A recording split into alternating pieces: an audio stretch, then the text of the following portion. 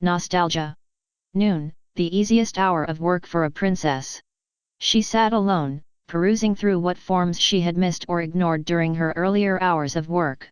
A small pot of tea sat on a nearby stand, a thin column of steam rising from the spout.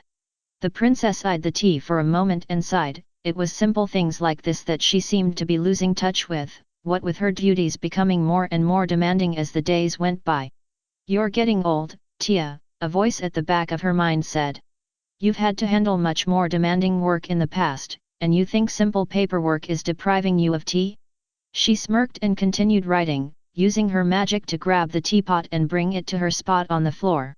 She fluffed her wings once more and continued working, the sound of her pen scratching across the parchment the only sound she could hear. She continued for several minutes before something landed on her back. She turned and saw Philomena, the phoenix's red and gold feathers a welcome sight for the princess. Philomena cawed again and moved closer. "Hello, my friend," Celestia said, smiling at Philomena. "Have you been watching the rest of the castle as I asked?" Philomena chirped and bobbed her head. "Thank you. I don't know what I would do without you." Philomena chirped again and took off, but instead of heading for her normal perch she landed outside a closet on the far side of the room. "What do you want, Philomena?" the phoenix chirped and pointed a wing at the door. "Oh, you know I can't do that. I'm not that kind of pony anymore," the phoenix squawked in annoyance and pointed back at the door. Celestia sighed and stood, crossing the room to where the bird was standing. "Listen to me. I could not do that. I may lose myself and, well, remember what happened last time?" Philomena squawked. "Well, yes, she had declared war on my throne, but you didn't see the rest of the guard. They were terrified of me, that their leader could be so ruthless." The bird chirped and took off, landing on the knob of the door and allowing her weight to open the door. "I swear, you're worse than Luna was." She moved to close the door, but a small glint of light caught her eye. She hesitated, before sighing once more. "Well, 5 minutes, then we'll have no more of this." Philomena chirped in happiness as Celestia pulled open the door. Inside the closet was a suit of armor, scratched from repeated use but still shining as brightly as the day she had forged it in the fires of ancient Equestria. Unlike the armor of her guards, which was more for ceremony, this was designed for war. Each plate was more than 4 inches thick, forged from a material capable of withstanding the concentrated power of a star. Her neck and forelegs were protected beneath 2 massive shoulder pads, the first adorned by an etching of her cutie mark, while the second held the image of a giant eagle, wings spread and talons extended as if ready to strike. The chest contained the insignia of her old life, a double-headed eagle, both heads turned outward towards her shoulders. Using her magic, she pulled on each individual piece of the armor, the joints clicking into place. As each piece was applied, energy began to flow through the joints and seams of the suit, allowing her freedom of movement that no other living being would be capable of when wearing similar armor. When the armor was assembled, she pulled out the final aspect of her past, a long sword, elegantly crafted and adorned with an ape-like skull in the pommel. She used her magic to attach the sword to a clamp on her flank before closing the door and walking towards the balcony. "I feel silly, dressing up in this," she muttered, hoping Philomena was still within earshot. The bird paid her no mind, swooping down from her perch and landing on her left shoulder, her talons hooking into a groove in the armor. Philomena chirped again, stroking her head against Celestia's neck. Celestia smiled. "Well, maybe not as silly as I think." Celestia normally kept a rein on her ego, but being as she was alone she allowed a little bit to slip through. She looked out across Equestria, her home and kingdom. She remembered all that had happened since she had been brought here, forming and encouraging life, raising the sentient races from the muck of creation. She remembered forming Equestria, battling against the forces of destruction and chaos. She remembered slaying the last of the Wendigos, remembering how her blade had cracked and sparked as the last of the forces of nightmare were torn asunder by her wrath. She remembered her battle with Discord, striking him from the heavens and confronting him on the open plains. She remembered. Her mind drifted to another time, another universe. There, she commanded legions against the ruinous powers, purging the galaxy of the unclean. She remembered the heresy, channeling her powers to smite her traitorous son. She remembered being entombed inside the throne, watching in agony as her body rotted and her utopia degraded into the very hell she had fought against. She remembered being freed, and striking with the full of her power. Mutants, hellspawn, even the gods of chaos themselves, nothing stood to slow her wrath. Countless fell with each sweep of her mighty blade, their blood staining the ground black as she purged them from the galaxy. I smote the gods of chaos. I brought humanity back from the ashes and set them on the path to an age of prosperity and glory. I forged this world from dust, and I crushed the last traces of chaos beneath my hooves. I possess more power than any before me, and I have used it to forge the society I would have wished to rule over. Princess Celestia, Princess Celestia. Celestia was pulled from her memories. Some mortal was intruding on her, of all ponies. Keeping her temper at a minimum, she unsheathed her sword and activated it, arcane power flowing down the length of the blade. "Do you think that you can just intrude upon my presence at will?" she growled. "You are not one of my regular messengers, so I must assume you are some infiltrator hoping to get close to me. Leave now, or I shall destroy you and everything you hold dear in your pathetic life." The only response she got from her threat was, crying. Celestia blinked and turned to see her opponent, a small lavender filly, barely 7 years of age, cringing and crying at Celestia's warning. "I'm sorry, Princess, I'm sorry," the filly cried. I didn't mean to. I'm really sorry. Please don't be mad, I didn't mean to. Oh, please don't hurt me. Please." Celestia deactivated the sword and lowered it. Her mind was pulled back to reality. She was no longer a commander during a time of war, but a teacher who had just threatened to kill her favored student. "Oh no, I went too far again. Twilight. I'm really sorry, I didn't. Oh, please, don't hurt me, I only wanted to. Twilight could not hold back before bursting into tears, a small puddle collecting beneath her hooves. Celestia dropped her sword and raced towards the filly, her armored boots causing small tremors as she ran. "Please, Twilight, don't cry," Celestia said, wrapping an armored foreleg around the crying filly. "That was my fault, Twilight, I got carried away for a moment. Don't cry, I did not mean to harm you." But you were shouting, and you had that sword," Twilight said through her sobs. "Artifacts from an older life, Twilight. I would never do anything to hurt you." Celestia leaned in and nuzzled Twilight, the filly's crying dying down to sniffles. "Please, calm down, please." Twilight sniffled some more before nodding. "Oh okay," she said, her voice quivering. "Good. Breathe easy, Twilight. Here." Celestia grabbed the teapot and poured a cup for the filly. "Drink this, it will make you feel better." Twilight hesitated for a moment before nodding and taking the cup in her hooves. Thanks you, Princess." "You're welcome, Twilight." Now, Celestia turned the filly around to fully face her. "What is it you wanted to tell me?" There was a pause before Twilight spoke again. Well, I was just reading some things, and I found something that, Twilight stopped talking. Celestia raised an eyebrow in confusion before tracing the filly's gaze to her chest. Celestia sighed and lowered her head, a small smile gracing her lips. "Is my armor distracting you, Twilight?" Yes." The filly said, shying away slightly. "You wouldn't be the first. I normally don't wear this, as most ponies have a similar reaction. I guess I got nostalgic and decided to wear it. If you're curious, you can come and get a closer look." But you got really mad when Twilight, that is in the past. I was a much different pony when I first became ruler of Equestria, and I guess I lapsed back into that habit when I put on this thing." "Oh." Twilight stood and crossed the room, stopping once she reached her mentor.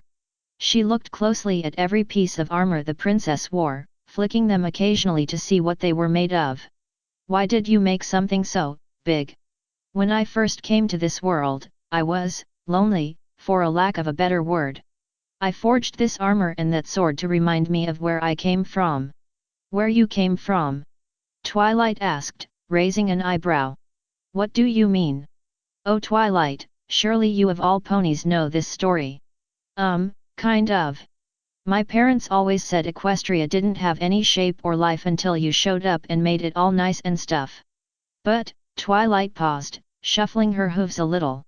But you couldn't have just shown up from nowhere. There had to be somewhere you came from. Correct, my little filly. Celestia grabbed Twilight with her magic and placed the filly in front of her. And where I came from was not a nice place to live. That's why I needed this armor. Can I ask what it was like? Coming to Equestria and all. You can, but let me warn you, it is not a pleasant or short story. Celestia flared her wings and shuffled around a little to make herself comfortable, no easy task when wearing heavy armor. I came from a world known as Earth, she began. But most people dash. What? People? I used to be a human. But humans don't exist. Twilight said, defiantly pointing her hoof in the air. No they don't, not here, anyway. Celestia shook her head. That is a thought for another time. As I said, I came from a world known as Earth, but most called it Holy Terra, the heart of the Imperium of man. Humans had spread out across the galaxy, forming a mighty empire that they felt would last for eternity. However, the Imperium was everything Equestria is not. Humans lived in filth and decay, fearing for their lives as the years went on. Ravaging hordes of monsters and barbarians savaged their borders, wiping out entire planets and untold billions of lives. Legions of corrupt and heretical forces poured out of what was known as the Immaterium, bent on destroying all that could be seen as good and pure. I was a leader during the strife. I guided the forces of humanity against the Chaos Spawn and the Alien, destroying many in costly wars. The humans venerated me as a mighty king, a ruler of all humans to have ever lived. Wait, king? Twilight asked, an eyebrow raised in confusion. You're not a stallion, so how can you be a king? A bad joke from a chaos daemon, Celestia thought, bristling with anger for a brief moment before composing herself. I was changed when I came to this realm, but that will come up later. As I was saying, thousands would bow to me, swear in my name, and the mere mention of my power and presence was enough to sunder the forces of chaos like a wave against a rock. The humans called me the God Emperor of mankind. And I am here because of my sacrifice for them. The Emperor's last command. The last Black Crusade had broken like a tidal wave upon the Imperium. Kadai lay in ruins, her armies butchered by uncaring hosts, the fleets of the Imperium savaged beyond repair, and try as they might the warriors of the Adeptus Asteroutes, the most powerful soldiers the galaxy had ever known, could not stem the tide of daemons and traitor marines streaming towards Holy Terra. While they could not defeat the forces of chaos, they could definitely bloody them. The daemonette hissed as Captain Titus rammed his blade into its chest, splattering his armored gauntlets with black blood. The servant of chaos tried desperately to free itself, but the space marine was having none of that. With his free hand Titus grabbed the abomination by the throat and with a roar pulled upwards, splitting the daemonette in half and showering the ground with blood before the daemonette dissolved into a cloud of warp energy. Titus charged, hitting the rest of the daemons with as much force and rage as he could muster. His blade flashed forward, severing limbs and heads as he pushed forward, heedless of the monster's attempts to slow him. Titus spun around, plunging the combat blade deep into the head of another daemonette while simultaneously stomping a second flat beneath the might of his power armor. Another daemonette latched onto the ultramarine captain's shoulders, clawing for his head. He dipped forward, using his massive bulk to fling the daemon off his shoulders, but before he could recover a second daemon threw itself at him. The weight of the daemons slowed him down, and soon three more were clawing at his armor, trying to get at the squishy human beneath. Titus' deliverance came when the largest of the daemonettes screamed as a blade bisected it. The daemons turned as a second space marine, this one clad in green armor and a cape of scales, slammed into the group. Seeing his opening, Titus killed the daemon currently pinning him while his savior dispatched the remaining daemons. "You'll need to shape up if you are going to survive as the new master of Makruj," said Fukin Histan, Forge Father of the Salamanders. He offered a hand to Titus, pulling the captain up from where he lay. "Calgar has fallen?" Titus asked. "And Sicarius, and Tigurius, well over half your chapter. They died with honor, though, and at least Fateweaver's armies will not arrive. Little comfort, but it is better than nothing. Titus looked across the battlefield, his vision marred by smoke and piles of rubble.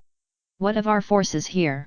I am unsure, but I would say several thousand guards, maybe about half their number in marines. Stan replied. More are coming, but the heretics have cut off our supply by air and it will take some time before we can win it back.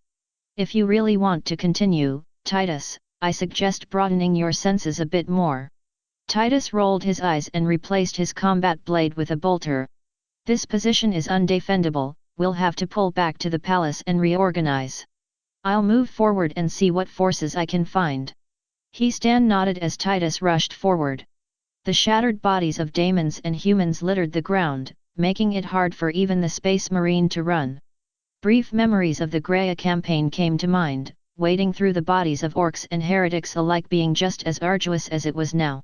It had been worse during several missions in the Death Watch, where Titus and the other chosen Marines tore through thousands of alien monstrosities before being cast through the warp and spat out here. Titus pushed these memories out of his mind and ducked as a squad of corrupted guardsmen fired, las bolts and plasma impacting the ground behind him.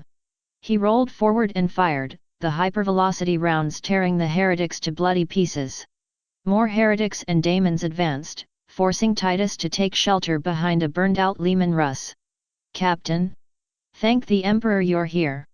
Titus turned and saw 3 more Asteroutes, 2 Ultramarines and a Salamander, along with a small group of Kadian shock troopers. I suppose it's Lord Macridge now, but that can wait. Titus said before reloading. What happened to the rest of your squadron? We were ambushed by a heretic sorcerer. Our squad was torn apart before a predator drove the daemons off, the lead ultramarine answered. I was separated from my unit by that last wave of daemonettes, the salamander said. And you? Titus nodded to the Kadians. Our commander was cut down by mutants, my lord. The nearest Kadian replied. We fell back, but nearly half our squad was lost. Titus muttered a curse under his breath before poking around the side of the wreck to fire another burst, dropping several mutants. The heretics are pressing in. We are falling back to a more defendable position. My brothers will provide covering fire until you can reach the Imperial Palace. Yes, my lord. May the Emperor protect you. Titus nodded in thanks before leaping out from behind the ruined Leman Russ, followed by the other Marines. There was the scream of a Melta firing and several daemons were vaporized, further depriving the heretical forces of a chance to attack Titus. He and the 2 Ultramarines fired, their bolters clattering away while the Salamander reduced another group of daemons to charred husks with his Melta. Having trouble, a voice crackled through Titus' Vox communicator. Cantor, thank the Emperor it's you. Listen, I need support as soon as possible. Tactical fallback is not working so well, is it? Titus rolled his eyes again. It's going fine, except for the part where I used myself as live bait. Get used to it, that's what we were created for. The communication cut off before 5 frag missiles slammed into the pavement ahead, showering the daemons with shrapnel. Smaller bits bounced harmlessly off Titus' armor, although dust and bits of shredded daemon made it difficult to see. We've done our job. Fall back to the palace. The other Space Marines nodded and began backtracking, their bolters and Melta still spitting death into the horde of daemons. The daemons attempted another advance, but a second salvo of missiles, supported by autocannon and lascannon fire, drove them back long enough for Titus and the Asteroutes to escape. In front of the gates to the Imperial Palace was a veritable fortress. Barricades of the highest quality had been constructed, sheltering scores of lascannons and heavy bolters from demonic assault. Guardsmen of all types, ranging from Kadians to Valhallans, held their positions at the guns, pouring fire down into the plaza below. Supporting them were fragments of countless Space Marine chapters, the mighty warriors helping to mend gaps in the guardsmen's lines and deal with larger foes. Titus spotted Space Wolves, Imperial Fists, Ultramarines, Salamanders, and several other chapters he could not identify off the top of his head, all working in fluid motion to smite the foes of the Emperor. Titus knew that this was only a small sector in the ring of steel that surrounded the palace, but his training as an Asteroutes told him to avoid worrying about their status, Other commanders and generals in those regions would be better suited for that, and he needed to remain focused on the immediate threat. He discarded his blood-stained combat blade, searching around for a chainsword among the various stacks of supplies. "You survived, Titus. Consider yourself lucky." Titus turned and saw Pedro Cantor, chapter master of the Crimson Fists, walking towards him. "Most of our brothers have fallen to our enemies. They died fighting for the Imperium, we cannot ask for more than that."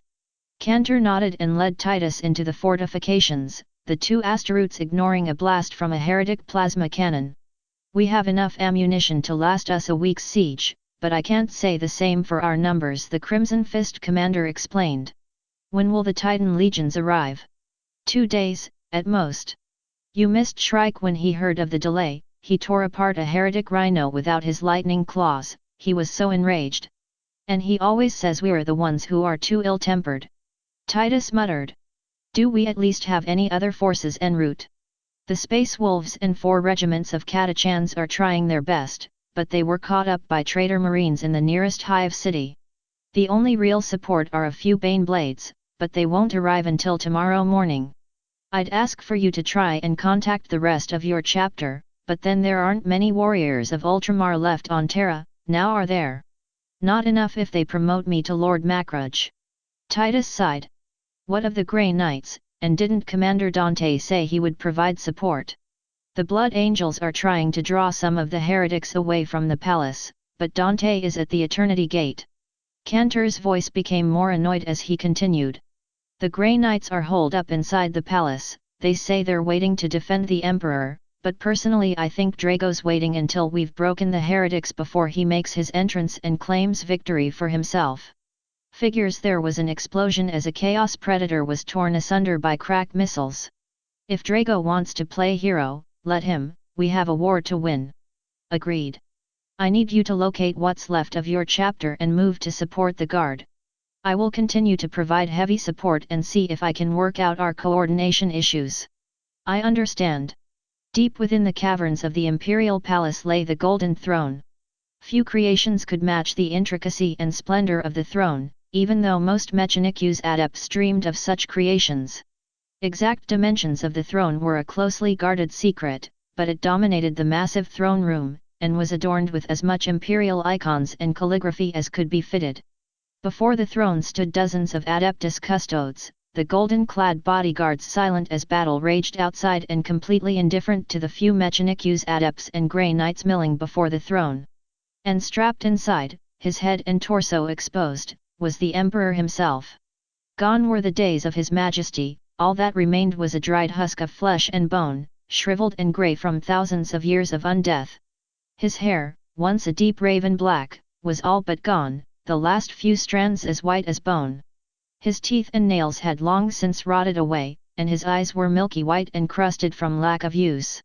The only sign of life came from the beeping of the machines attached to the throne and from a small line of drool running down his face. "Has anything changed?" asked Calder Drago, Supreme Grand Master of the Grey Knights. "No, my lord," the Mechanicus attendant said, drifting away from the throne and the Emperor. "But the forces of chaos are marching on us as we speak," shrieked Drago, grabbing the attendant with his free hand. "He is supposed to wake from his slumber and slay the heretics. Why isn't he doing so?" "I am not one to doubt his will, my lord." The attendant said. "He has a plan for everything, and we are not worthy enough to judge his plan." "Well, he shouldn't be so secretive." Drago released the attendant and began to pace across the floor in front of the throne. "Why are we just sitting here waiting? There has to be some way to dash. It is not possible or ethical to attempt to speed up the Emperor's awakening." "Relax, my lord, he will awaken when he so wishes. I wish you would stop interrupting me." "I am sorry, my lord." The attendant drifted off to another part of the room, leaving Drago alone. He considered going to the custodes for relief, but the silent sentinels did not even acknowledge he was there. He continued to pace before 2 more Grey Knights and some guardsmen burst into the room. "My lord," the lead guardsman said before kneeling, "we have heard rumors of demonic forces attempting to infiltrate this room. We came here to see if it was true." "There are no daemons here. Although that pesky attendant has been giving me some trouble. Because you wish to wake the Emperor before his plan can be fulfilled. The attendant called. Silence. If I wanted your opinion I would have asked for it. Drago snapped. Funny, and I was told the Grey Knights were more open in the sight of the Emperor, said a deep voice, dripping with malice and hatred. Drago and the other humans in the room turned to see a hulking brute clad in warped Terminator armor march out of the shadows surrounded by a score of traitor marines and lesser daemons. It seems as though I was misinformed. Before Drago and the others could react, the intruder let out a roar and charged forward, the other chaos spawn firing into the group. Drago raised his weapon to attack, but the intruder swatted him away with a mighty blow, the Grand Master slamming against the wall and going limp. The guardsmen returned fire, killing several daemons, but the traitor marines advanced and obliterated them. The last remaining Grey Knight fired several times at the Chaos Leader, who responded by grabbing the Astaroths by the head and twisting, severing the knight's torso from the rest of his body. Shame what passes for a lapdog of the Emperor these days. Abaddon the Despoiler growled, tossing the corpse of his last victim away. The traitors had little time to reorganize before the Custodes attacked, the golden-clad sentinels advancing towards the heretical forces. Daemons and traitor marines roared and charged, slamming full-on into the Custodes. The ringing of swords against guardian spears filled the throne room as Custodes and Abaddon's forces clashed, the bodies of the dying making it hard for even the most battle-hardened warriors to fight effectively. Abaddon tore through another custodian, tossing the shredded corpse over his head before lunging into another group. Even with their training, the Custodes could not stand against Abaddon's fury, and soon the talon of Horus was coated red from the blood of the fallen. Satisfied, Abaddon turned to the Emperor, the corpse god still unmoving upon his throne. So, we finally meet face to face, false Emperor. Abaddon spat at the base of the throne before continuing. Your defenses and armies have fallen, and the Lords of Chaos are ready to sweep the galaxy clean. You have failed, Emperor, and while it would bring me great joy to allow you to live and watch your precious Imperium crumbled away, my masters feel that killing you will only speed up our victory. The armies of man will be broken, and they will swear allegiance to their true masters. Abaddon laughed, a deep sound that could chill the bones of even the hardiest Astaroths. I hope this causes you as much pain as possible. With another roar, Abaddon swung his mighty hand towards the Emperor, fully intending to take the corpse god's head off. But before his strike could connect, a yellow glow enveloped his hand and stopped it mere inches from the Emperor's face. Do you honestly think I would leave myself defenseless? A disembodied voice echoed throughout the room. What sorcery is this? Abaddon roared, trying hard to pull his hand free of the glow. The exact schematics were lost during the Age of Strife, the voice explained. I had to create it from scratch based on what I remembered of the era before. It was designed to catch projectiles and stop them from killing important leaders, but increase the power tenfold and it will stop near anything, unless I allow it through. Abaddon growled in frustration as he tried to free his hand, but every time he struggled the field grew stronger. Release me, then present yourself so we may fight like true warriors. True warriors? You are no more true than a newborn Katachan who has just grasped their first knife, the voice laughed. As it stands, though, I have need of you. What? Well, I say you, but I really mean the warp energy that has infused your being. Over the last few centuries I finally found a way to cure myself, so that I can finally walk amongst my people and lead them back into the light. However, the thousands of psychers sacrificed to me were not enough, their warp presence being too weak and short-lived. You, on the other hand, have lived most of your life in the warp. It has infused your entire being, molded you into the beast standing before me. Also, Drago's blood, while not optimum in the least, will be enough to remove the demonic presence from your warp energies and allow me to rebuild. You bastard! Abaddon swung with his free hand, but that too was enveloped in a yellow glow. He could only watch at the head of the corpse Emperor turned towards him, leering all the way. My goal was to kill the Chaos Gods, the Emperor said, and I have awoken to do just that. A blinding light filled the room, engulfing Abaddon and the Emperor and causing the traitor marines and daemons to stagger back. Even the Custodes stopped their attack, taking the time to reorganize. The light continued to expand and glow brighter until a jet of warp flame shot from the center of the light, engulfing two of the traitor marines and vaporizing them before they even had a chance to cry out. The light faded, and all present in the room, demonic or otherwise, could only stare in awe. Gone was the corpse of a dying king. In its place stood a man, taller and broader than any mortal to have ever lived. Muscles rippled beneath a gold tunic, and his body was wrapped in a golden glow of warp energies. He gazed across the room, his eyes locating the demonic hosts readying themselves for an attack. The traitor marines fired, their demonic-enhanced weapons clattering as the lesser daemons rushed forward, weapons raised. The Emperor raised his hand and a wall of warp energy surged outward, knocking the heretical forces to the ground. A ball of flame formed around his left hand as he advanced, the heretics trying in vain to stand and fight. He thrust his hand forward and launched the fireball, slaying a score of traitors before assaulting the lesser daemons, warp flame and lightning arcing off his arms and destroying all that stood in his way. The custodes rallied and charged, laying into the traitors with bolter and guardian spear. The last survivor was a traitor marine, his legs and left arm mangled from a blast of warp flame. "Why, your defiance is in vain, false emperor," the traitor said as the emperor advanced. "The lords of chaos will smite you and devour all that serve under your name. They failed to kill me while I was entombed in the throne, when I was weak and helpless," the emperor snarled, raising the traitor up with his psychic powers. "I doubt they will be able to slay me when I have regained my power. Now, taste my wrath." The traitor squirmed before being engulfed in warp flame, his armor and flesh melting into liquid beneath the emperor's fury. The emperor released his victim and turned, singling out the terrified attendant lying petrified on the ground. I am sorry for disturbing you, my lord," the attendant stammered. The emperor walked towards the attendant, the lesser human curling into a tight ball. I only meant to serve you. Please, show mercy on your servant. I did not know the ruinous power were here. Please, do not purge me. Be at ease, my son." The emperor knelt next to the attendant, placing a hand against his head. "You performed your duty to the fullest, and I cannot ask for more than that. I foresaw the ruinous powers breaking in here to slay me. You were merely an unnecessary victim. Any sins you may have procured have been absolved."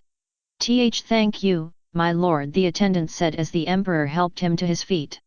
"Now, we must not waste time. The ruinous powers are advancing and my sons can only hold them for so long. The barrier between the materium and the immaterium has grown weak, and I must act upon its weakness. Fetch me my armor and weapons, then prepare yourself." "Why, yes, my lord." The attendant scurried off, leaving the emperor alone with his custodes. For a moment he opened his soul to the immaterium, feeling as the storms of the warp lashed against his aura. It was nothing new to the emperor, but finally stepping back into the physical realm, it was a feeling he would not soon forget. He was interrupted by the sound of the Eternity Gate opening. The emperor watched as a score of Astaroths in blood-red armor entered, led by a figure clad in golden armor and jump pack.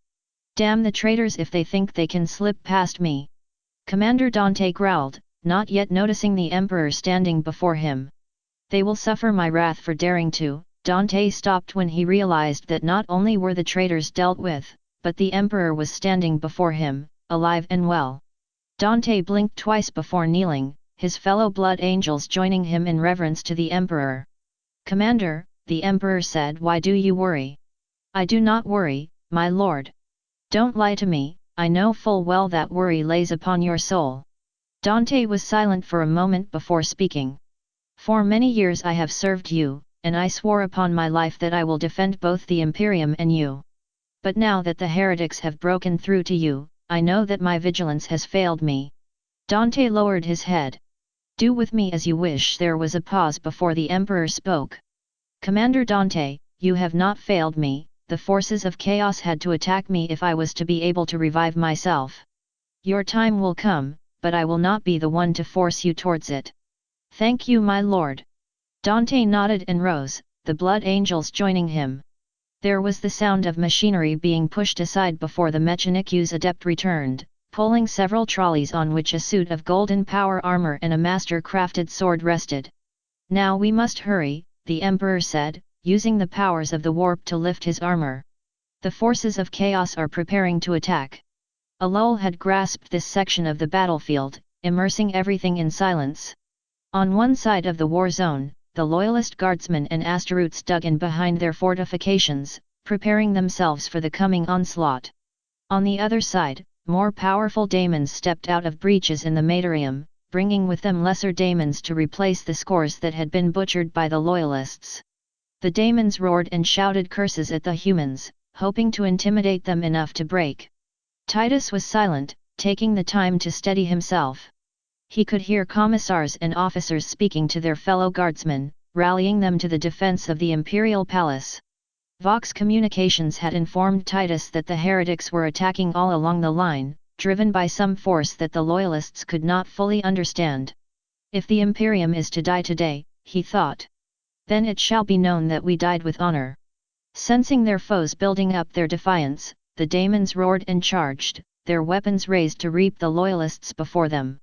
The first weapons to fire were the las cannons and missile launchers. The heavy las bolts easily passed through the bodies of lesser daemons and badly wounded several greater daemons, while frag missiles cut down many in a storm of shrapnel. The daemons charged on, heedless of loss, before running into a wall of heavy bolters and sniper rifles. Demonic bodies exploded into black mist as heavy shells tore through flesh and bone, but only enraged the charging enemy. Next came what few assault cannons the loyalists had, the rapid-firing weapons shredding the first rank of daemons and tearing into the second rank. The daemons would have none of it, and a blast of warp flame washed over the barricade, roasting several gun crews and badly maiming a number of guards and Asteroutes. To make matters worse, the flames wrapped around a large supply of bolter ammunition, superheating their charges and blasting a hole the size of a dreadnought in the fortifications, the explosion showering the defenders with dust and the shattered remains of their comrades. Bolter fire from traitor marines tore into the defenders, shattering guardsmen and Asteroutes alike, and the demonic assault pressed forward. Finally, the multitude of meltas, las guns, plasma guns, and bolters the loyalists had on hand opened fire, their position becoming obscured by a cloud of light from hundreds of muzzle flashes. The daemons returned fire, their accuracy not hindered in the least, and on both sides casualties began to pile up, the corpses of the fallen bogging down the defenders and tripping up the attackers. Titus ducked as a stream of bolter shells raced over his head. Behind him, he could hear the screams of guardsmen torn asunder by the attackers, their flak jackets proving useless against the armor-piercing shells. Muttering yet another curse, he leveled his bolter and fired, daemons and heretics bursting as he sent shell after shell downrange. Las bolts and shells exploded around Titus, showering the Asteroutes with dust and rubble and throwing off Titus' aim slightly. "We can't hold out like this for much longer," another Asteroutes shouted over the din. "Tell me something I don't already know," Titus said, firing the last of his current clip of ammunition into a group of plague-bearers, the bloated corpse daemons exploding into a shower of green ooze. "Contact Cantor and have him lay down more suppressing fire, then go back and bring some more troops to the front." "Yes, Captain." The Ultramarine's head exploded as a bolt pierced his visor and detonated. The corpse staggered and collapsed, a river of blood collecting on the ground. Titus cursed and fired again, catching the traitor marine that had killed the Asteroutes and severing its legs from the rest of its body. Titus heard someone leap down next to him and saw Histan, the Forge Father's armor flecked with burns and scratches. "I heard you were looking for more troops." Histan was soon joined by a squad of salamanders, their meltas and flamers roasting the attacking daemons as they fired. "Before you ask, you left your vox on, you need to be more careful lest the traitors can listen in." "Apologies." "Don't apologize to me, I am not your commanding officer." Histan raised his bolt pistol and fired, killing another pair of plague-bearers.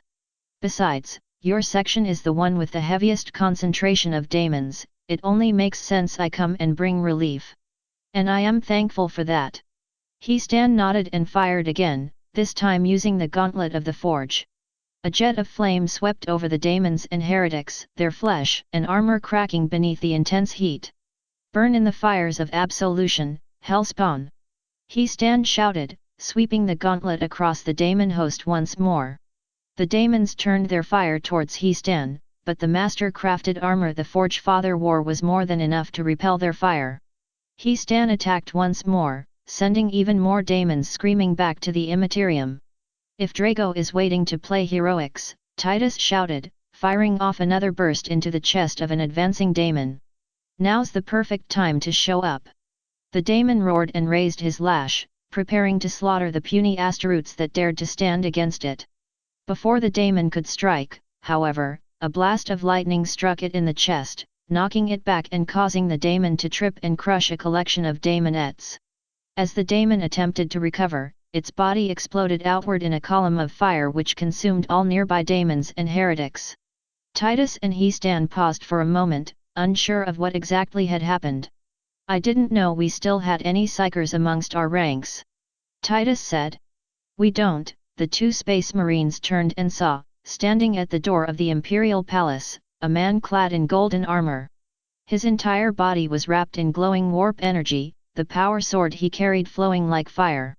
He raised his left hand and sent forth a blast of fire, vaporizing two squads of traitor marines in an instant. It's him," Titus said, lowering his bolt gun. "He has returned." The Emperor stepped forward, followed by what remained of the Grey Knights, Custodes, and Dante's Blood Angels. "Sons of the Imperium!" he shouted, his voice carrying across the battlefield. "I, your Emperor, have risen from the Golden Throne to smite the forces of chaos once and for all. You have fought well, and the demonic hosts have fallen to your will. Now, rise up, my sons! Strike back at the daemons and drive them back to the warp." With that, he vanished in a flash of light, appearing again right in front of the chaos hordes. His sword flashed with light as dozens of daemons were sent flying, their strength and armor useless against his wrath. He-Stan climbed over the barricade, raising the spear of Fukin high over his head. "Forward, sons of the Emperor! For the Imperium!" Every human, Astaroths, or guardsman, let out a cheer before surging forward, the Astaroths acting as a shield to protect the lightly armored guardsmen. The forces of humanity slammed into the heretics, daemons, and mutants being cut down by the blades and fists of the Space Marines. In the center of it all stood the Emperor, his golden armor stained black from demonic blood. The Emperor's attack were fluid, his blade moving faster than the mortal eye could track. Daemons and traitors found themselves bisected before they had realized they were being attacked, their bodies being crushed beneath the boots of the Emperor. With his titanic might he tossed daemons and mutants aside, rendering them only smears against the ground. None withstood his fury, and scores were cut down as he waded through the demonic force. There was a shimmer to his right, and as he turned a daemon prince stepped forward, the beast's axe dripping with the blood of the Imperium's warriors. The daemon raised his axe, sneering at the Emperor with jaws filled with teeth. "Now is when you die, anathema," the daemon rumbled. "Fear me, for I have butchered thousands of your soldiers on thousands of worlds." "Bold words," the Emperor said, raising his own blade, but words with little meaning. The daemon charged forward, swinging his axe in an arc towards the Emperor's head. The Emperor blocked with his power sword, sparks flying as the two weapons collided. He slipped out from under his attacker and swung out, but the daemon parried and thrust forward, striking the Emperor in the chest with the blunt edge of the axe. The Emperor staggered back, but managed to block another strike from the daemon. The Emperor struck again, aiming for the daemon's head, but the beast blocked and countered, the axe missing the Emperor's head by inches. The two locked blades, the daemon trying to force the Emperor back using his superior strength, while the Emperor's armor made it nearly impossible for him to be moved. "You are weak, anathema," the daemon prince said. "Your subjects call you a god, yet here you are and you can barely overpower someone who is your equal. You are not my equal." The Emperor pulled his left hand free of his sword and grabbed the daemon's face. Warp flame erupted around the Emperor's hand, burning the daemon and causing it to stagger back. Seeing his opening, the Emperor rushed forward and swung low, his power sword slicing through the daemon's leg with ease. As the daemon fell, the Emperor leapt up and landed on its back before plunging his sword deep into the daemon's back, blood spilling over his gauntlet. The daemon hit the ground with a crash, the Emperor withdrawing his sword and leaping clear before impact. "Forward, my sons! Cleanse the earth of the unclean!" Fighting lasted until dawn, with the Emperor's return, the forces of chaos were put on the defensive. Up and down the line the demonic host was assaulted by the Emperor and his army, and soon the ground was coated black and red from the blood of both humans and heretics. Fighting shifted away from the palace and to the hives of Terra, the Emperor's forces fighting block by block against the heretics. The might of chaos was finally broken when, as more and more daemons converged on the Emperor's position, a force of Bane blades supported by Leman Russ battle tanks struck the rear of the Chaos army, throwing them into disarray and allowing the Emperor to slaughter them to a man. By the time the sun rose the next day, the forces of Chaos were in full retreat, sliding back into the warp and headed towards the Eye of Terror. The Emperor stood atop a ruined monastery, looking out across the shattered world that was Holy Terra. Mighty cathedrals and palaces lay in ruins, and cities that once held some of the greatest of mankind were little more than piles of ash and rubble. The bodies of men, women, and children lay in the streets, the sheer multitude of corpses blocking the ground from view. The shattered remains of predators, whirlwinds, land raiders, bane blades, basilisks, chimeras, and thunderhawk gunships dotted the landscape, smoke billowing from destroyed engines and breached hulls. The war for the Materium is over, he thought. But the war for the Immaterium must still be won. He turned to the sound of boots crunching rubble and saw the remainder of his army, led by Histan, Cantor, Dante, and Titus. The assembled soldiers kneeled, turning their gaze down to avoid staring directly at him.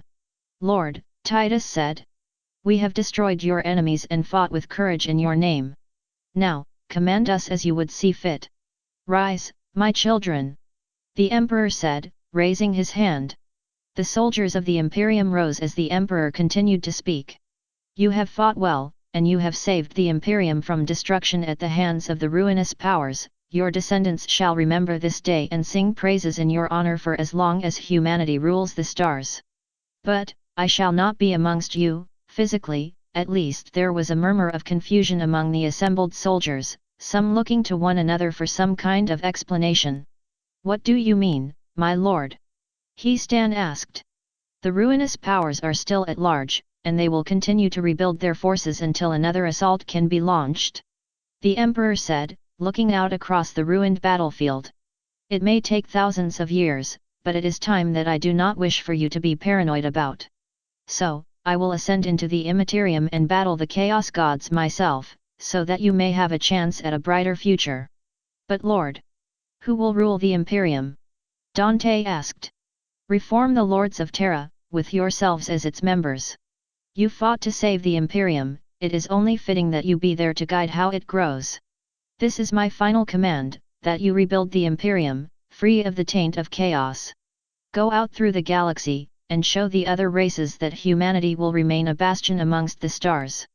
"Yes, Lord." The Emperor's forces bowed once again. "As you command." The Emperor nodded and turned back to the ruined landscape, arms outstretched. "I call upon the powers of the warp, for they are mine to command," the Emperor cried out, glowing energy rippling down his arms. At first, nothing happened, a small breeze blowing through the land. Then, a column of light engulfed the Emperor, bathing all humans' presence in an unearthly glow. When it dissipated, the Emperor had vanished, with only a small light to mark his presence. The warp is incomprehensible to most beings, it has no end, yet it contains borders, time flows slowly, yet events are over in an instant. There is no up or down, but there is direction, no gravity, yet there is weight. The closest thing a mortal could compare the warp to would be a sea being struck by a hurricane, and even that was nowhere near the whole truth. Standing amongst the blackness is the Emperor, a shining light in an otherwise cruel land. The storms of the warp lash against him, but his indomitable will scatters the storms about. He stands, waiting, preparing himself for the task at hand. "You have come a long way to die, anathema." A deep voice rumbles from the blackness. The Emperor is alerted to four beings, beings of unimaginable power and malice. "You know full well what shall happen today," the Emperor says. "Your reign as the masters of the galaxy is over. And you, a mere mortal, have come to deliver it," a second voice wheezes from the void. "Oh, I just love when mortals become overconfident," says a third voice, younger and much more feminine. "It is so much more satisfying when they finally break." You assaulted me throughout the time I was in the throne, every assault failed. And how do you know that wasn't the intended plan, the final voice says. Perhaps we wanted to make you feel confident, to draw you in where we could crush you fully. Your intimidation tactics won't work on me, Tsianch. One of your prophets informed me of what would transpire here, that I would face off against you and your ilk in fair combat. Fair? Fair? You are but a child pretending to be a warrior, you know not of fair combat, especially against the true masters. Your skull shall make a fine addition to my throne, anathema. You are nothing but a brute, Kern. I smote the finest of your warriors and spilled the blood of your princes, and none of them provided me with anything resembling a decent fight. This draws a roar from the void. You dare mock me? I am Kern, the god of warriors and bravery, the mightiest fighter to have ever traveled the warp. My armies slaughtered millions before your pathetic race invented projectile weaponry. Each one of my followers is better than a legion of your underlings. If they are so brave, how come they ran in terror as I went to challenge them? There is a snigger from the third voice and a growl from the first. The fourth voice sighs and speaks again. Fate has already spoken, our armies will clash, and the galaxy will be crushed. Army? He has no army. As if on cue, there is the sound of 1,000 metal boots marching in unison. The Emperor turns as shapes march out of the void, bolters and chainswords drawn. Their armor is black as night, their eyes glowing like burning embers. Behind them marches a second army, this one more numerous than the first. They bear the markings of countless regiments and chapters, the fallen of both space marines and guardsmen alike forming up behind him. He turns his attention back to the voices, spotting a horde of daemons marching from the void. It matters not, Nurgle wheezes. You are outnumbered, and weaker than any one of us. I may be outnumbered, the Emperor raises his sword, but you are still outmatched. He thrusts his sword forward and charges, the legion of the damned and the souls of humanity's fallen warriors following behind him. The demonic armies roar and charge as well, rushing forward in an unending wave stretching on for millions of miles. The war for the Immaterium lasts for eternities, yet is over in seconds. Daemons and legionnaires slam into each other with a force to crush planets, weapons spitting forward hellfire and screaming like tearing metal. Millions are erased from existence itself, their souls crying out in the warp as if part of some otherworldly choir. Charges and sieges punctuate costly campaigns as the Emperor clashes with the forces of chaos. The first god to confront him is Slaanesh, the youngest and least experienced in combat of the four. Her forces are spent as the Emperor marches toward her refuge, monuments to pleasure and sensuality burning as he advances. With a mighty kick the gates of Slaanesh fall, the Emperor's forces pouring into the inner sanctums and slaughtering all that stand in their way. The Emperor raises his sword, advancing towards Slaanesh. The Chaos Lord of lust and pleasure, usually formless and unidentifiable, has taken the form of a woman, fair-skinned with deep violet eyes. She wears only a semi-transparent silk robe, tied against her body to reveal every single curve. She smiles at her foe, who ignores her charms as he advances towards her. So, I'm the first to deal with you. Slaanesh says, a girlish giggle slipping past her lips. I honestly feel honored by this. It will be fun to brag to Kern that I was the one to bring you down. Silence, witch. The Emperor says. Your corruption of men's minds and wills shall end today. Corruption? Me? Slaanesh laughs. I do not corrupt men. I release them, show them their true capacity for pleasure and feeling. She walks forward, moving in such a way that would break the wills of lesser men. But you wouldn't know what that feels like, would you? You wrap yourself up in your armor and your regulations, cutting yourself off from the world around you.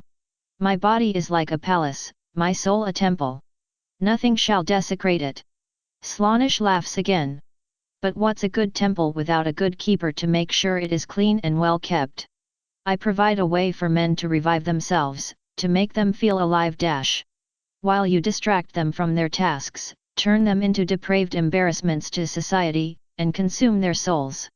I never said my followers were intelligent.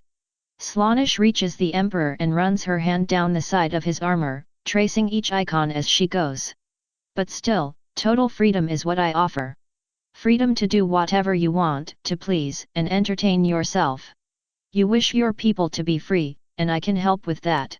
You can do anything. The emperor notices that she has slowly opened her robe, exposing soft pink flesh. With a jerk, he shoves her back and plunges his sword deep into her chest. Slaanesh gasps in shock and pain as the emperor lowers her to the ground. Beware the seductress, he growls, driving the sword deeper into the Chaos Lord's chest. She draws men away from their tasks and fills their minds with images of impurity and corruption.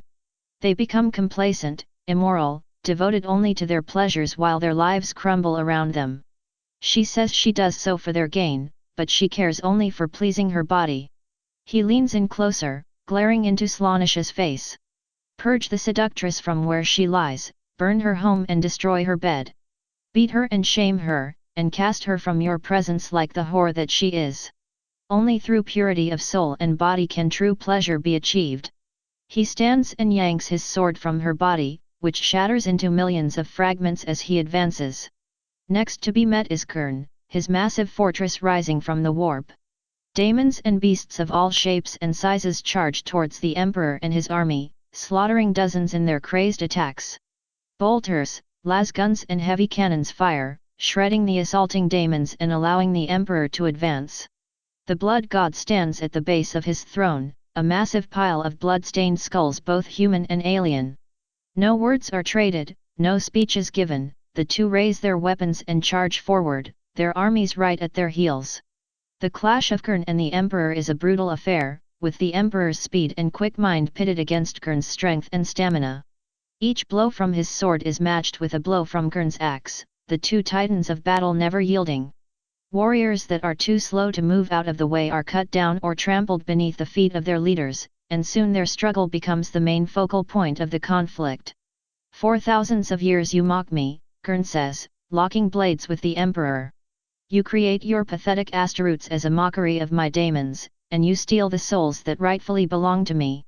They were never your souls to take. The emperor says, breaking the lock and stepping back. Their blood was reaped, it seemed only fair I collect the rest. Somehow I don't believe that. Believe what you will, anathema. Kern roars and charges forward, knocking the emperor back and relieving him of his sword. The blood god raises his axe for the final blow, but the emperor fires a bolt of lightning and strikes Kern in the chest, knocking the chaos god back. The emperor leaps for his sword and manages to grab it and block a swing from Kern. Traitor! Coward! The blood god roars, swinging his axe wildly in an attempt to overwhelm the emperor with a flurry of blows. You dare to use sorcery against me? You fool, I shall tear your soul apart for the rest of eternity. Did you say the same thing to Tsianch when he first manipulated you? Or Slaanesh when she first charmed you into her bed? I had nothing to do with that self-centered whore. That's not what some of my followers say. Kern surges forward again, screaming with fury, but he is so consumed in his rage and bloodlust that the emperor is capable of dodging every strike with ease. Finally, deciding he has had enough, the emperor sidesteps another charge and brings his sword down on Kern's back, the blade slicing through the blood god and severing his legs from his body. Beware the warmonger, the emperor says, pinning the dying Kern with his foot. He speaks of fire, but strikes like a newborn. He orders his followers forward to great slaughter and bathes in the blood of battle, caring not for who wins, only that there is conflicts to revel in. He cares not for cause, because he lives on bloodshed. He creates weapons and makes speeches, but on the battlefield he cackles and dances, never once lifting a blade against his enemy. Purge the warmonger with fire and with steel, turn his weapons against him and force him to wallow in his own blood. Rally not to his words, but take cause against him, for battle without cause cannot be won, and only duty and devotion can carry the day. The emperor raises his sword and with a mighty sweep removes Kern's head. He picks it up from where it lays and tosses it against the fallen god's throne, splashing the skulls with fresh blood. Enjoy your place on your throne, Kern. The emperor cleanses his blade and advances as the fortress of the blood god crumbles to dust. Battle rages among the swamps and putrid sewers that support Nurgle's domain, corpse daemons rising from the muck to attack the intruders. The stench of filth and disease fills the air, choking many and slowing the assault. The Emperor attacks with the power of the warp, lightning, and fire-burning demonic foes. The daemons flee, driven from the field by his wrath. "Why do you oppose me, anathema?" says Nergal, the massive Chaos Lord, not much more than a bloated sack of rotting organs, diseased flesh, and dying bones that towers over the Emperor. "I bring great gifts to the mortal realm, yet you come in here, slaughter my followers, and proclaim that I am evil. Your disease destroys men's souls as well as their bodies," the Emperor says, pointing his sword at Nergal's head. "You slaughter billions just to see if your latest creation works, and you turn your followers into mindless husks that do not know reason. They ask for it. I save them from pain, from having to suffer from wounds that would kill even the strongest of warriors. They no longer fear death, and thus can enjoy life. I do not see living as a bloated corpse as life. And without death, we fall into complacency and boredom, causing us to become further depraved and unclean. You do not have to lecture me on death." Nergal chuckles before continuing. "I know full well the cycle of life, death, and decay. I helped to create it, after all. I shower my children with love and kindness, helping them grow strong, and they love me for it. But those that your diseases don't kill, what of them? They despise you and curse your name, and they work hard to destroy your gifts as fast as they can. Your children are the most hated beings in the universe, and your love for them is the cause. You drive them away from the galaxy and constrict them within their own little worlds. That is why I ask them to spread my love, to bring gifts to others. And that is why I must destroy you." The Emperor leaps for Nergal, his sword blazing with light. Nergal swings out with his hand, striking the Emperor with a wet punch. As the Emperor falls away, a cloud of noxious gases rises from Nergal's body, blanketing the area in a green haze. The Emperor struggles back to his feet, channeling his powers for attack. Nergal swings again, but the Emperor becomes wreathed in flame, Nergal's flesh sizzling once his attack connects. The flame expands outward, burning away the rot and disease and clearing the air as the Emperor strides forward, blade in hand. "Beware the plague bearer," the Emperor says as he blocks a strike from Nergal. His body may appear clean, but his mind is desecrated.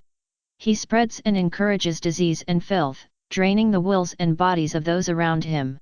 Nergal pins the Emperor with a hand, but a swing from his sword removes the hand from the Chaos Lord's body. While others race to cure him, he devours their supplies and resources. He is a hungry beast, demanding more than what is needed to cleanse his body. As long as he stands, others shall fall into his ways. "Purge the plague bearer, both in body and in mind." The Emperor leaps again, stabbing his blade into Nergal's shoulder and hoisting himself up. "Cut him off from society and cleanse his body with medicine and holy fire. Should others turn to his ways, burn out their heretical thoughts and scour their bodies of decay. Cleanse your world and your mind, and destroy those that would spread plagues and filth drawing from the warp." The Emperor blasts Nergal with a column of lightning, tearing the Chaos God apart in ragged chunks. "I suppose my fall should be inevitable, anathema," Nergal says, with no sign of hate or malice, before he sinks back into the swamp that was his home. The Emperor turns, but instead of leaving to find Tsianch, he goes deeper into the swamp, searching for a light in the darkness. He finds that light in the form of an Eldar maiden, bound inside a closed-off area of Nergal's realm. Her body is covered in sores and scars, residue from many of Nergal's gifts to her, and her breathing is choppy from liquids collecting in her lungs. The Emperor steps forward, lowering his blade to calm the Eldar. "Why have you come here, human?" Isha asks. "Your kind hates my people. Chaos drove your people to becoming what it is now. With Slaanesh slain, they can change. You will help them. You are an idealist. My kind is too arrogant to accept you, and yours is too fanatical to accept mine. I never said it would be easy." He raises his blade and swings, severing Isha's bonds. The Eldar goddess stands, turning to face the Emperor. "May your blade be swift as you smite the lords of chaos, Emperor. Go in peace, Isha, may you bring life back to a dying galaxy." Isha bows and disappears, leaving the Emperor alone once again. He brings forth his blade again, the remaining specters of the Emperor's army forming up behind him. Tsianch's realm stretches on, a mass of shifting pathways and mighty sorcerers. Warp flame and lightning rains down upon the forces of humanity, who responded with bolter fire and roaring blades. The Emperor blasts apart constructs with his powers, ripping through walls that should have been impenetrable, while his soldiers strike down all that stand in their path. So, you finally arrived, the raven-like form of Psianch says. A little behind schedule for my original plan, but then freeing the Eldar goddess was always an interesting factor to deal with. Enough with your prophecies, Psianch. Once you are dead, the might of chaos will be broken and the Materium shall be free. So, you actually encourage stagnation? And you always struck me as the progressive type.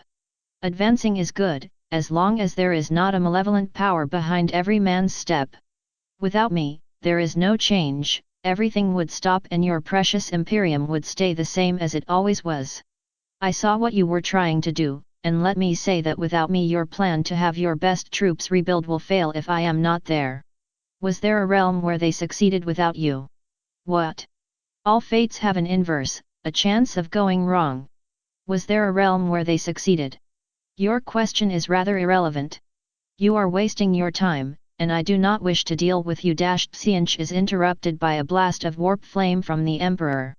He disappears and reforms elsewhere in his maze, but the Emperor does not allow him to slip away that easily. Lightning arcs through the Immaterium, chasing the god of change through his realm. Answer me, the Emperor roars, launching more of his power at Psianch. Fine, fine. Geez, you're worse than Kern. Psianch lands on a ruined building, leering down at the Emperor. Yes, I did see a world where my death did not stop the Imperium from prospering. No, it still wasn't a nice place, and no, it did not change very rapidly, but yes, it was getting better. However, the chances of you possibly causing that reality to happen Your words alone make it so. The Emperor launches a psychic blast at Psianch, the Chaos God parrying with his own strike. Lightning collects around Psianch's hands before he thrusts them forward, a column of energy striking the Emperor in the chest and knocking him down. The Emperor pulls himself back up, but Psianch pounces on him, the two beings striking each other with as much force as they can muster. Psianch hurls the Emperor against a wall, the masonry crumbling as his armored form struck it. This is real change, Emperor! Psianch yells, circling his opponent as the Emperor recovers. How long has it been since you first felt pain such as this? Since Horus tore you apart piece by piece? Your arrogance has cost you victory, and now your Imperium dies with you. Psianch leaps towards the Emperor, but he slams his fist into the Chaos Lord and pins him to the ground. My arrogance died the day I blasted Horus into the warp. It is your faith in what you see as the truth that has blinded you, for what are paths if there is no way to deviate from them? The Emperor's hand begins to glow, causing Psianch to struggle. Beware the silent manipulator. He hides in alleys and dark rooms, waiting for unsuspecting victims to stroll into his trap. He fills their heads with lies and points them down the path he designates. He sets them on rails to their doom, and when they try to fight back he wails and diverts them down another path until they have become lost inside a web of half-truths. Destroy the manipulator above all else, throw his plans in his face and refuse his offerings. Seek out trust and honesty, and consecrate yourself so you are not pulled in by soft words. Be truthful to those around you, and to yourself, for within the heart of every man lies the ability to judge the gods. The Emperor's hand is engulfed in flame, setting Psianch ablaze. The Chaos God screams and withers beneath his grasp, but is unable to break free. He burns, feathers and flesh melting under the intense heat, leaving only a charred skeleton pinned beneath the Emperor's fist. Embrace the change of your death, Psianch. The Emperor stands as Psianch's lair collapses. With no gods to rule them, the remaining daemons scattered to the farthest reaches of the warp, many dying of psychic backlash from their masters dying. Mighty storms break through the warp, consuming everything and sending the Legion of the Damned swirling off into the unknown. It is one of these storms that the Emperor allows himself to be claimed by. He disappears, his being flying through the warp like a leaf on the wind. Through reality he flies, carted away to realms untouched by chaos, untouched by anything that reached his home galaxy. The warp is in disarray, and a new ruler steps forward. Igneous rock was the only thing to stop the Emperor's fall. He tumbled head over heels until crashing into a cooled lava flow, shattering the rocks and scattering them to the wind. He groaned and pulled himself up, shaking his body to remove any remaining fragments. "The warp is finished," he said, "but I expected it to take me instead of leaving me, somewhere." He looked up at the sky, seeing only smoke and the stars beyond them. In the distance, volcanoes spewed out magma and ash, choking the landscape under a blanket of suffocating toxins. "This world is young, very young. Xianch probably planned to cast me here in the event of his defeat." He sighed, raising a hoof to his head. "Perhaps I should find a way to re-enter the warp and make sure that he's fully dash." "Wait, hoof?" The Emperor pulled back. Sure enough, where his right hand should have been was now a snowy white hoof. He blinked, waving the hoof in front of his face to make sure he was actually seeing the truth. He turned his head and gasped. 4 legs ending in hooves. A slender frame. Eagle's wings. A tail and mane comprised of 3 colors, all moving in some unseen wind. A stylized sun on each rear flank. I am a Xenos?" the Emperor asked before placing a hoof against his throat. His voice had raised several octaves, and was now much more bell-like and regal rather than harsh and commanding. "A female Xenos?" For whatever reason, his eyes drifted to the top of his head and saw a horn protruding from his skull. "What the frak happened to me?" New world, new problems. The world is harsh, a landscape of lava flows and volcanoes. The air is strangled by clouds and gases, and supercharged particles cause sporadic lightning strikes to destroy bedrock and reinvigorate dead flows. Although, not all the lightning was caused purely by atmospheric disturbances. Xianch, the former emperor of mankind, screamed, slamming his, or rather, her, hooves into the ground. "This is your attempt at defeating me. What are you, some kind of child? I should have hunted you down and killed you first instead of going after that horse Lanish." She planted her hooves and drew as much energy as possible, in an attempt to smash her way back into the immaterium. However, in her rage, she drew too much energy and was blasted back, the ground shattering as she hit. The Emperor groaned and pulled herself up from the ground, small bits of rock falling off her back. Stuck in the body of a female Xenos, tossed through the immaterium, stranded on some barren speck of rock. Some victory this is. She walked over to a nearby crag of rock and sat down, staring out across the landscape that was her new home. Seeing nothing better to do, she opened her soul to the immaterium, hoping to glean any sort of information as to where exactly she was. She found nothing. The immaterium was, for lack of a better term, clear. Where there were storms of emotion and the corruption of daemons, there were now calm pools of energy. Small tremors that could be mistaken for demonic presence came and went in the blink of an eye, dying out from the lack of emotions to sustain themselves. Even the oppressive void of the hive mind was gone, the sound of innumerable monstrosities no longer echoing throughout the immaterium. Still, there was some advantage to having the immaterium being so calm. With no daemons to worry about, she could utilize more warp energy than she normally could. How to properly channel and store that energy would have to be worked out later, but for now she was content to know her powers had increased. She recalled her soul, looking around again at the wasteland she resided in. "The threats of the old world are gone," she said, thinking long and hard upon the implications. "Perhaps I have been looking at this wrong. With the ruinous powers scattered, the hive mind vanished, and no other Xenos to be seen, I can rebuild." She smiled as images of a new Imperium, shining bright and pure as the rising sun, flashed through her mind. She saw cities of industrious people, all working together to build the Imperium, protected by thousands of devoted and beloved guards and soldiers. All of humanity, working as one, for a leader who looked like some geneticist's worst nightmare. No more humans. They served me well, but they must go on without me. I shall create new followers to rebuild my Imperium. The Chaos Gods thought they cursed me, she chuckled. But now I am in a position and have the power to build the universe to my design. She smiled, plans for her new empire already forming in her head. First, though, this world is too harsh. She looked up at the sky once more, watching the clouds of smoke drifting along. It's said that Earth was allowed life when a second planet crashed into it while it was still young. I could recreate that phenomenon. Tapping into the immaterium once more, she searched her new realm for a planet or planetoid of sufficient size. Several she found would have worked, had they not been so far away, and the closest ones she did find were too small to have much effect. Finally she found one. It was about the size of Mars, and similar in color to Holy Terra.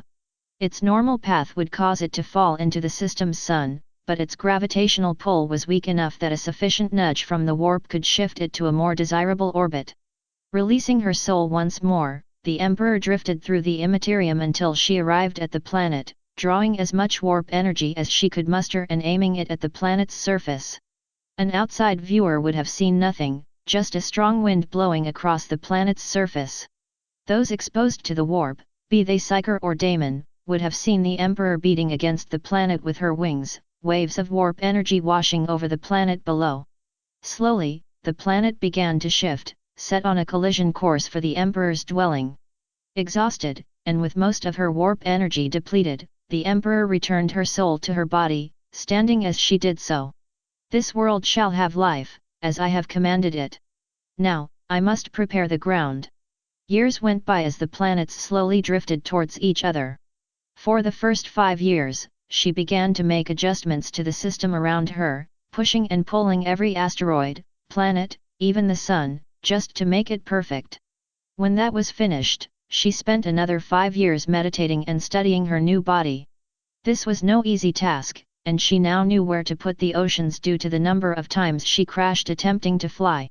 Flying aside, she had figured out that the horn she carried was very efficient at conducting warp energy, and much safer than her normal methods of manipulating the warp.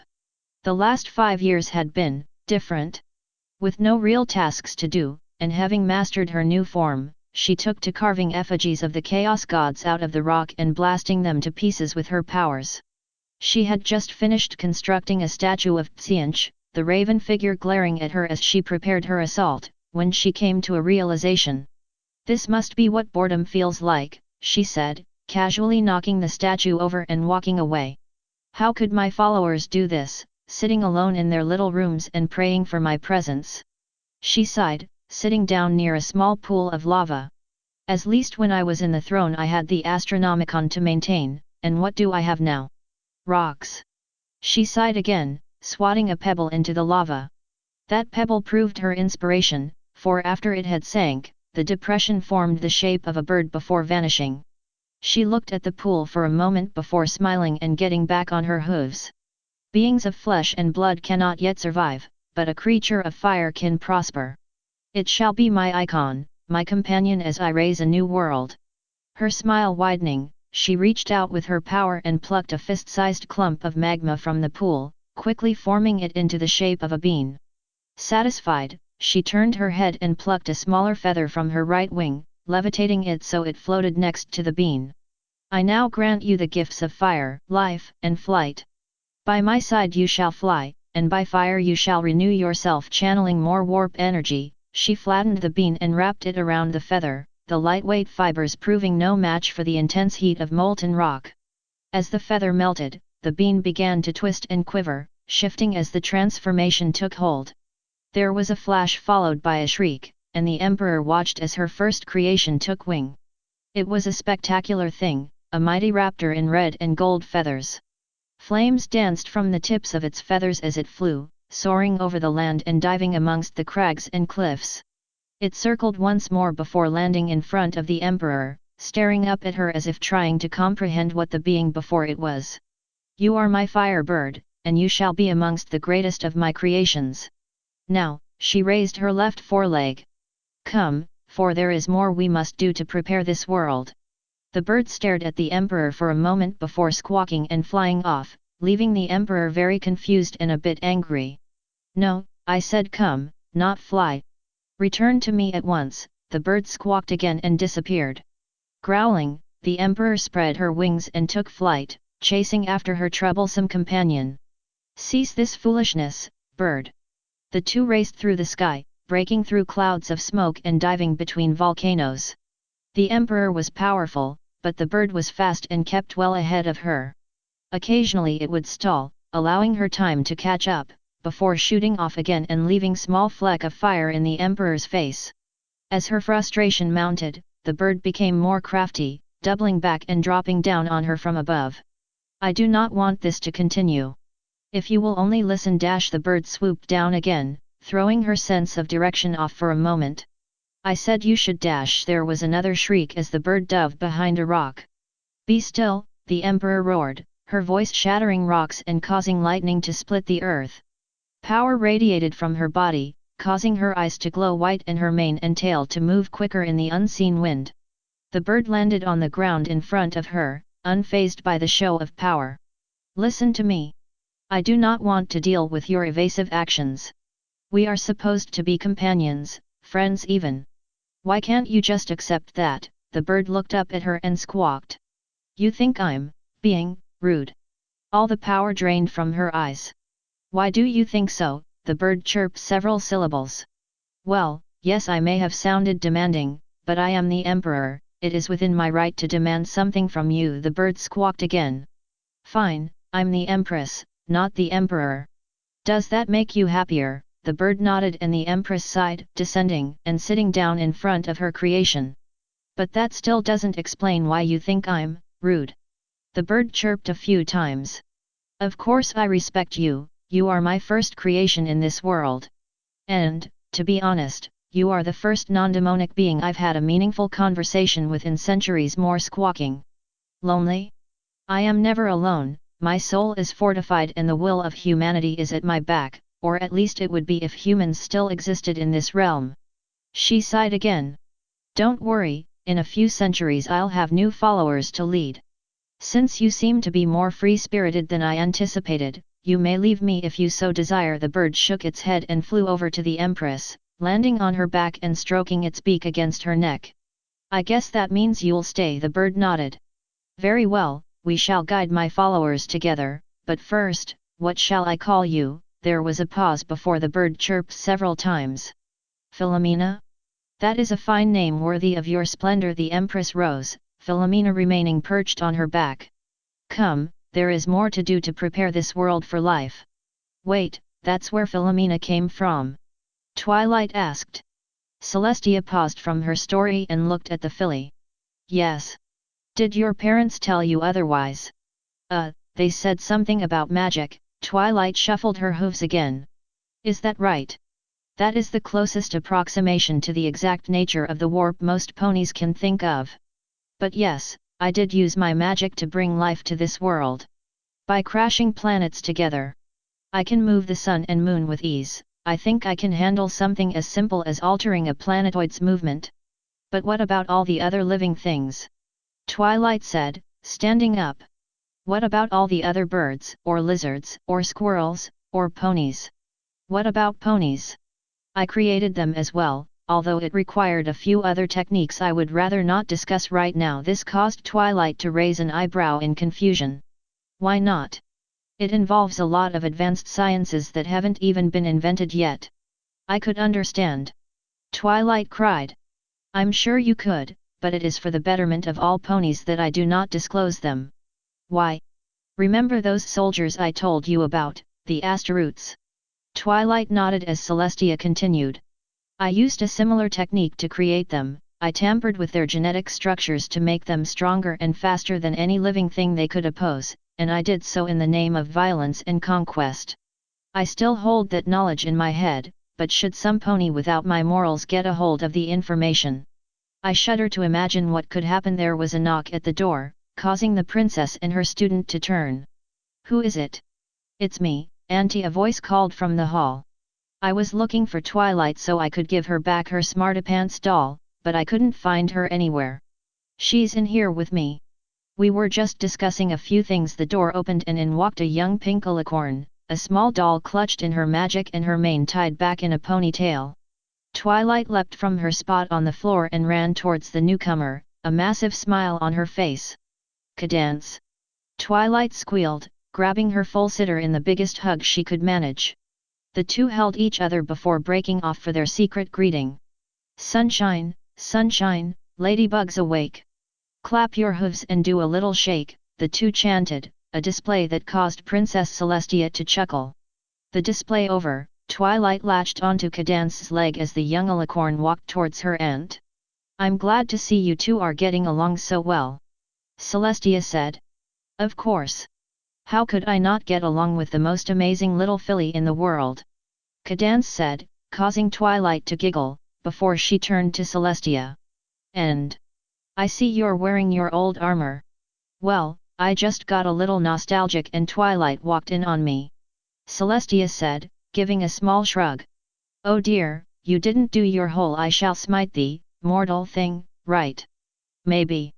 She was all big and scary, too," Twilight said, finally letting go of Cadance's leg. "But she's really cool, too. She was this big emperor guy and fought all these monsters to save a whole bunch of soldiers and stuff." "Oh really?" Cadance smiled. "I remember when you told me that story when I was a filly." She stepped back and raised her right hoof, trying to look as dramatic as possible. "I also remember that you used to get carried away sometimes, especially when you took control of Equestria. The god Empress of Ponykind, eternal ruler of Equestria and commander of the 20 legions." Celestia gave another chuckle. "Well, we haven't gotten that far yet.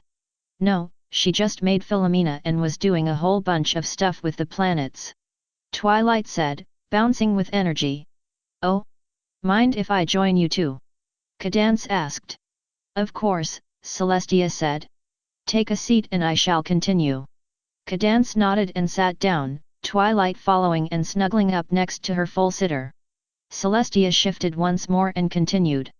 "It would still be another 2 years before the planets finally collided. Philomena's presence helped me immensely, and I believe those 2 years were some of the happiest ones I had in a long time.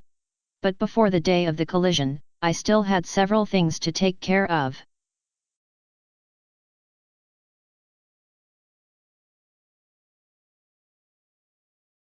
Forging. Already, the second planet was looming large in the sky, like the great rocks orcs used to invade planets. The Empress paid it no mind, turning her attention back to the river of lava before her. Reaching out with her powers, she began to sift through the molten rock, searching for any elements that could be of use. She felt a presence on her back as Philomena returned from her daily flight. The bird preened herself for a minute before chirping. "I am searching for metals, if you must know more." Chirping. "Well, I was hoping for adamantium and possibly gold, but adamantium seems to be in small quantities here. I'll have to make do with some other material. Perhaps once the planets collide there will be more for my next project." A squawk. "A genetics lab, there's only so much I can pull from the warp, and working genes is not one of them. I don't suppose you have any ideas on what I should create first." A chirp. "No, a maid for you shall have to wait." She continued to sift through the magma before Philomena chirped again. "No, a maid for me is even lower on my list of priorities." "Why is it that you think I'm lonely?" A chirp. "The feather told you all that," the bird nodded. "Well, it was probably carrying some of my DNA, so it is very likely that you have gleaned some of my memories." There was a chirp. "Recreate the Primarchs? That's ridiculous, and more trouble than it's worth, although, thinking back, they were not as troublesome as I thought." An image of a young man in silver armor flared in her memory. She shook her head and continued her search. "No, no more sons, no more children. It shall be me and you, Empress, and her phoenix." Philomena chirped again. "I can manage this world quite well.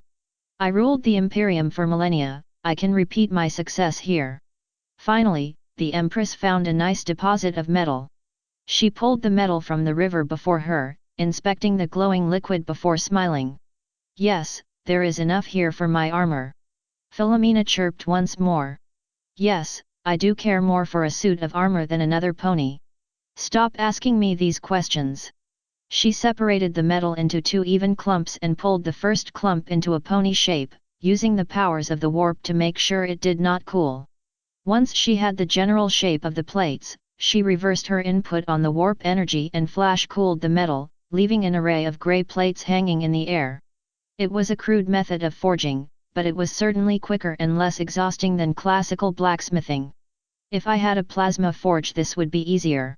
She took the second clump and spread it out into strips, weaving them together before laying them over the base metal. The process took over 3 hours, but she had her armor. The neck seems exposed, and infusing it with warp energy could increase its strength, don't you agree? She asked Philomena. There was a chirp. Oh, of course, you didn't gain any of my knowledge regarding craftsmanship. Fukin or Ferris would have given some kind of input. She began to mold the shoulder pauldrons when Philomena squawked again and stroked her neck. Just because I mention their names does not mean I miss them. They may have been my sons, but any relation between me and them was as a commander to his soldiers. Another chirp, and the Empress almost dropped the pauldrons. She turned and glared at Philomena. Don't you dare say that was why Horus fell. He was drawn in by the powers of chaos, nothing more. Thinking that he fell because I mistreated him is absurd. Philomena returned her glare and chirped her response. I had the utmost respect for Horus, he was my finest general and one of my greatest statesmen. Philomena chirped once more, causing the Empress' gaze to soften. Did I love him? Well, of course I did, remember what I just said. The bird interrupted her with another chirp. No, not that kind of love. You may be right, but that still does not change my opinion on the subject. Philomena did the nearest thing to a smile she could manage while the Empress finished her pauldrons.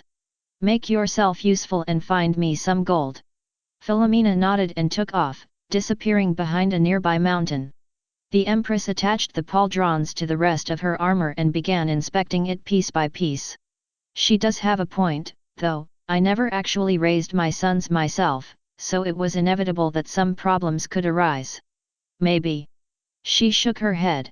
No, that's just the changes in my body speaking. I am the Empress, not some housewife, but maybe, just maybe, I could raise a child on my own, a true and proper heir free from the taint of chaos. She shook her head once more. No, I will not have another son or daughter. As she tried to return to her work, her imagination started to wander. Perhaps a sibling then. No, I must finish my work. She continued her inspection when there was a shriek from above. She looked up and saw Philomena returning, her feathers covered in dust and 2 small nuggets of gold in her talons. Good work, this should be enough to provide a solid layer. She took the nuggets from Philomena and began to flatten them, laying them against the armor and fusing the 2 metals together for better structure. Satisfied, she used up the last amounts of her warp energy to mold and indent several parts of the armor, crafting icons and images to better suit her position as Empress. First, the mark of my new reign, she said, caving in part of the right pauldron into the shape of the mark on her flanks. Then, an honor to your help and status as my companion. She etched the image of a bird of prey into the left pauldron, occasionally looking over her shoulder at Philomena to make sure she was getting everything correct. And finally, in remembrance of the old Imperium, the mighty Aquila. The chest plate warped until the image of a 2-headed eagle formed, wings spread wide and crossing the entire piece. Satisfied, she took each piece of the armor and strapped it on, pushing Philomena out of the way so she could finish. Standing next to a river of fire, clad in golden armor and with her companion at her side, the Empress was ready for forging a new world. Oh, stop complaining, it's only a vacuum, the Empress said as Philomena squawked in fear. I could have built a homeostasis suit for you if I had a little more time, but you'll have to trust that my powers can protect you. A chirp. I can manage, I've had to survive in much worse conditions, another squawk. Sanguinius survived Bale, you can survive the vacuum, yet another squawk. I thought we settled this matter.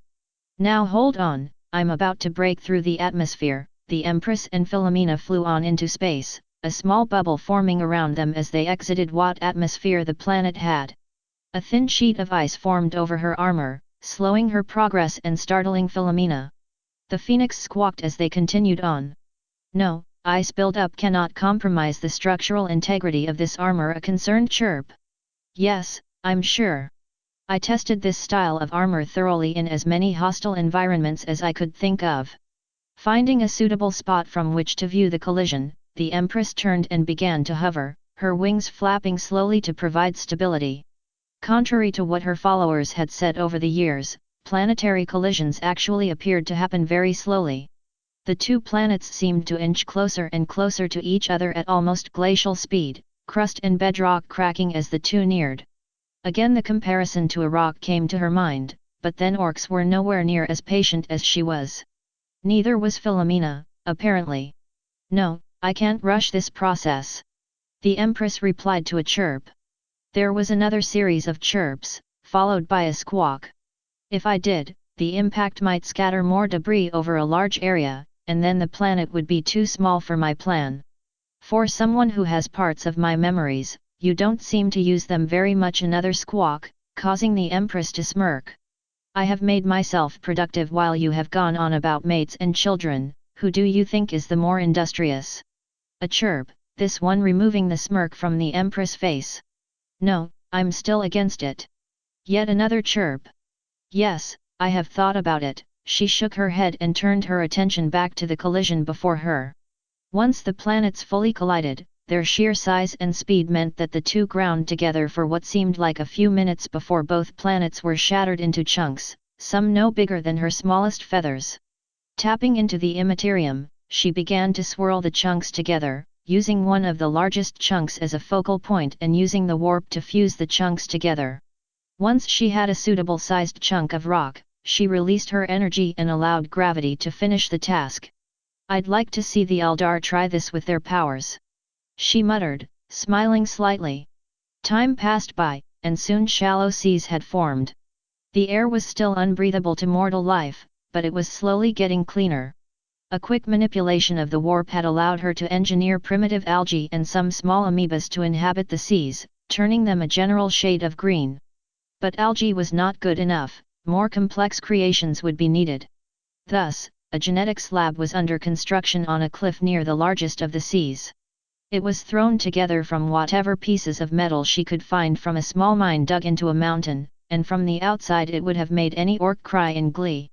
Still it was functional, and she set to work on her first project. There should be enough calcium carbonate in this limestone. She lifted a small white rock and placed it next to the first genetic manipulator to create a simple carapace. "I just need to manipulate the genetic structure of a few amoebas to accept the carapace." "Philomena," she pulled a small vial from a pouch in her armor and handed it to the phoenix. "Draw some water, and try to burn as much of the algae away without killing any other organisms." Philomena took the vial and flew out over the ocean, swooping down once she found a nice patch of seawater. There was a flash and Philomena returned, a thin column of steam rising from the vial. The Empress took the vial and examined it. "Well, there's not much here, but it should be enough." She poured the contents of the vial into the manipulator, a small screen producing an image of several single-cell organisms swimming about. "Philomena, I would like it if you do not disturb me while I'm working. This is a delicate procedure and I do not want to accidentally recreate the hive mind." The bird chirped and flew off, leaving the Empress alone. This won't be as simple as making the primarchas, she thought, pulling up a scan of the genetic structure of the amoebas. This is an entire new species, no backdrops, no previous structure, nothing. This shall be a challenge worthy of an Empress, to give an entire planet life. She smiled and began her manipulation, deleting and altering any genes she deemed unnecessary. Time continued on as the Empress worked, and due to the limitations of the equipment she had, by the time she finished the sun was only a thin line across the horizon. Philomena returned to her usual perch, the Empress left paw drawn. "Impressive, isn't it?" she said, lifting her creation out of the manipulator. It was small, about the size of a bolter shell, and colored a weathered brown. It had 8 claw-like legs and 2 small pincers, and a thin tail protruded from the rear of its carapace. "I call it the Scorpia. What do you think?" Philomena looked at the crustacean and squawked. "No, it's nothing like a foal, but it's still a whole new species. Imagine what else I could do." A chirp. "Yes, growing a pony is perfectly within my grasp, but I said I don't want to deal with that again." The Empress spread her wings and flew out over the ocean, her creation grasped in a telekinetic aura. She found a shallow part of the sea, one ripe with algae, and placed the Scorpia into the water. "I grant you access to the oceans and their splendor. Feed and multiply, as I have commanded it." Philomena chirped and flew off, heading back to the genetics lab. She'll stop eventually. Once she realizes I don't need a mate or child, she'll stop. The Scorpias were successful. Too successful, actually. When she went back to check on her creation a few months later, the Empress found the seabed thick with Scorpias. They clambered over each other in their search for food, often crushing smaller comrades under their weight. Dead and dying Scorpias littered the sea and washed up on shore, the smell of rotting shellfish reaching to the higher levels of the planet's still thin atmosphere. "I'm an idiot," the Empress said, smacking herself in the head with an armored hoof. "I produced a race of herbivores without looking for a way to stabilize their population and clean up after waste. Why didn't I think of this problem sooner?" She paused and looked down at herself. "I suppose that comes from inhabiting the body of a prey animal. I shall have to remedy the situation." She concentrated for a moment, and then 6 Scorpias broke the surface of the water and levitated in front of her. She placed them back in the genetic manipulator and started over, shifting through the genetic codes in search for the right combinations. Philomena returned from her daily flight and circled the Empress while she worked. "You still think I'm lonely, don't you?" The bird nodded and landed. "So what if I am? How is making another pony going to help?" The bird chirped. "No, there's too much pain with raising a child, or foal, as the case may be." A chirp. "Rule together? My status as Empress means I must be supreme ruler. You can't have 2 Empresses ruling a country together." Another chirp and a few squawks. "Second in command could work, and if she was of my own flesh and blood and brought up with loyalty to me, then she could be less likely to commit heresy than Horus." She sighed and returned to her work.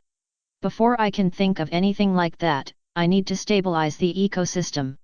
She finished the first of her new creations and pulled it from the manipulator. It was 3 times the size of a normal Scorpia, and its front pair of legs had been replaced by 2 scythe-like talons. Its back was arched and covered in small spines, and a small club had been added to its tail. "Behold, the Scorpia carnifex. This should be able to stabilize the ecosystem and kill off some of the Scorpias." She set the Scorpia carnifex aside and began working on the second creature. She made the next one smaller than the normal Scorpia, and less aggressive, but increased the size of its claws for breaking open discarded carapaces. A scavenger should also be able to clean up the dead. Philomena rolled her eyes and chirped. "Okay, fine, you win. Once I finish building a stable ecosystem, I'll create someone to keep me company so you'll stop annoying me. Go and gloat somewhere else if it will make you happier." 2 years in, and already the sea was teeming with life. The original Scorpias had not been able to withstand the onslaught of the Carnifex, so they were modified for schooling behaviors and allowed to breed a little faster. Inspired, the Empress had created several more creatures to inhabit the oceans, some based on the original Scorpia while others were completely new designs. Small plants and moss had begun to grow on land, and the Empress had expanded her genetics lab for further projects. But now, egged on by Philomena, she was about to embark on a new project. Before her was a modified genetic manipulator, designed to take in massive amounts of warp energy without exploding, which had happened to her first attempt. At least she now had tide pools to monitor. Connected to the manipulator was an artificial womb, designed to give all the necessary nutrients to a growing organism without inhibiting the Empress' ability to work. Syringes and test tubes lay on a table next to the manipulator, and the Empress had removed her armor for better mobility. "I still have my reservations about this," she said to Philomena. "I could end up creating a second Angron. But I have equal chance for creating a second Sanguinius. If I should fail, both of us shall share the blame." Philomena nodded while the Empress brought forth the first syringe. "She shall be of my own flesh and blood, but she shall not be my daughter." There was a flash of pain as she pressed the syringe into her leg, crimson liquid filling the syringe as she drew her blood. "All of my strengths, my powers, my capacity of knowledge, all these I give unto her." She injected the blood into the manipulator, scanning the DNA strands that appeared.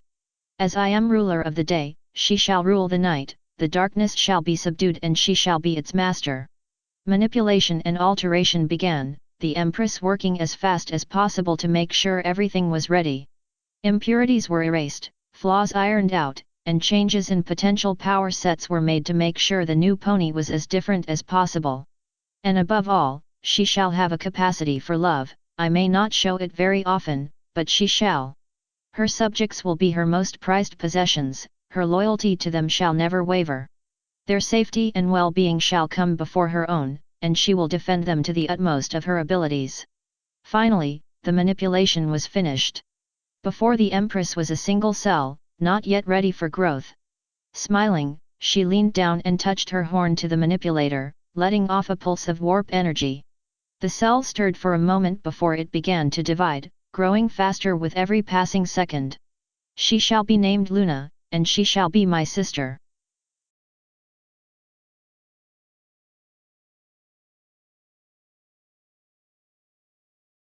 Raising the Moon. A power sword had been added to the Empress arsenal. It was an impressive weapon, finely crafted and well balanced, and she had actually found a way to infuse small crystals to act as a conduit for the energy field that made the power sword a deadly weapon.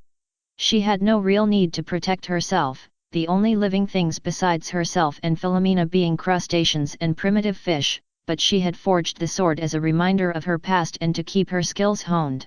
Shrubs and small trees dotted the land, and the number of active volcanoes had decreased. Cloud banks had begun to form, and the Empress was glad she could breathe actual air again. Her armored boots sank slightly into the dirt as she walked, small rocks being crushed to dust under their heavy weight. She continued walking until she found a rock nearly twice her size. It was a massive slab, left over from when the planet was formed, and a layer of moss had grown over one side. She inspected the rock closely, poking and prodding to see if it would suit her purpose. "It is sufficient," she said, stepping back and raising her sword with her telekinesis. The power sword activated, bluish energy running down the length of the blade, before she let out a cry and charged, swinging the sword in a wide arc. Stone met metal as the Empress struck her target. The energy field around the power sword, originally designed for cleaving through heavy armor, allowed the blade to easily split the rock as if it were no more than damp paper. Combined with the force that the Empress struck the stone, the upper half was knocked 40 feet away from her, shattering once it hit the ground. "My forging skills are still sharp," she said, deactivating the sword and attaching it to the mag clamp on her flank. "If the ruinous powers were still active, I would have loved to have seen how well this form functions in combat against them. I suppose I shall have to wait until my creations get bigger before I can better hone my combat skills." On the subject of creations, she focused more of her warp energy until there was a pop and she was standing next to her genetics lab. To cover more ground, she had added several more genetic manipulators and a second incubator, and was currently in the process of creating more advanced aquatic forms and, hopefully, amphibians before the year was up. But the crown jewel of her genetics program lay in the center, the artificial womb that held Luna, the pony that would be her sister.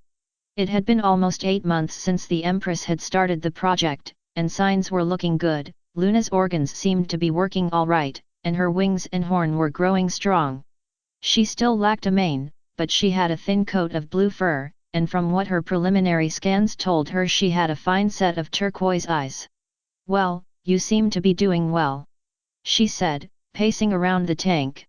"I'm not detecting any signs of abnormalities or mutations. Your potential to tap into the immaterium is slightly lower than I expected, but still strong for someone so young." She paused, noticing a small dent in the rear of the chamber. "And it appears your physical strength has increased as well." "I'm sure that was a fine kick." A quick push with the warp removed the dent.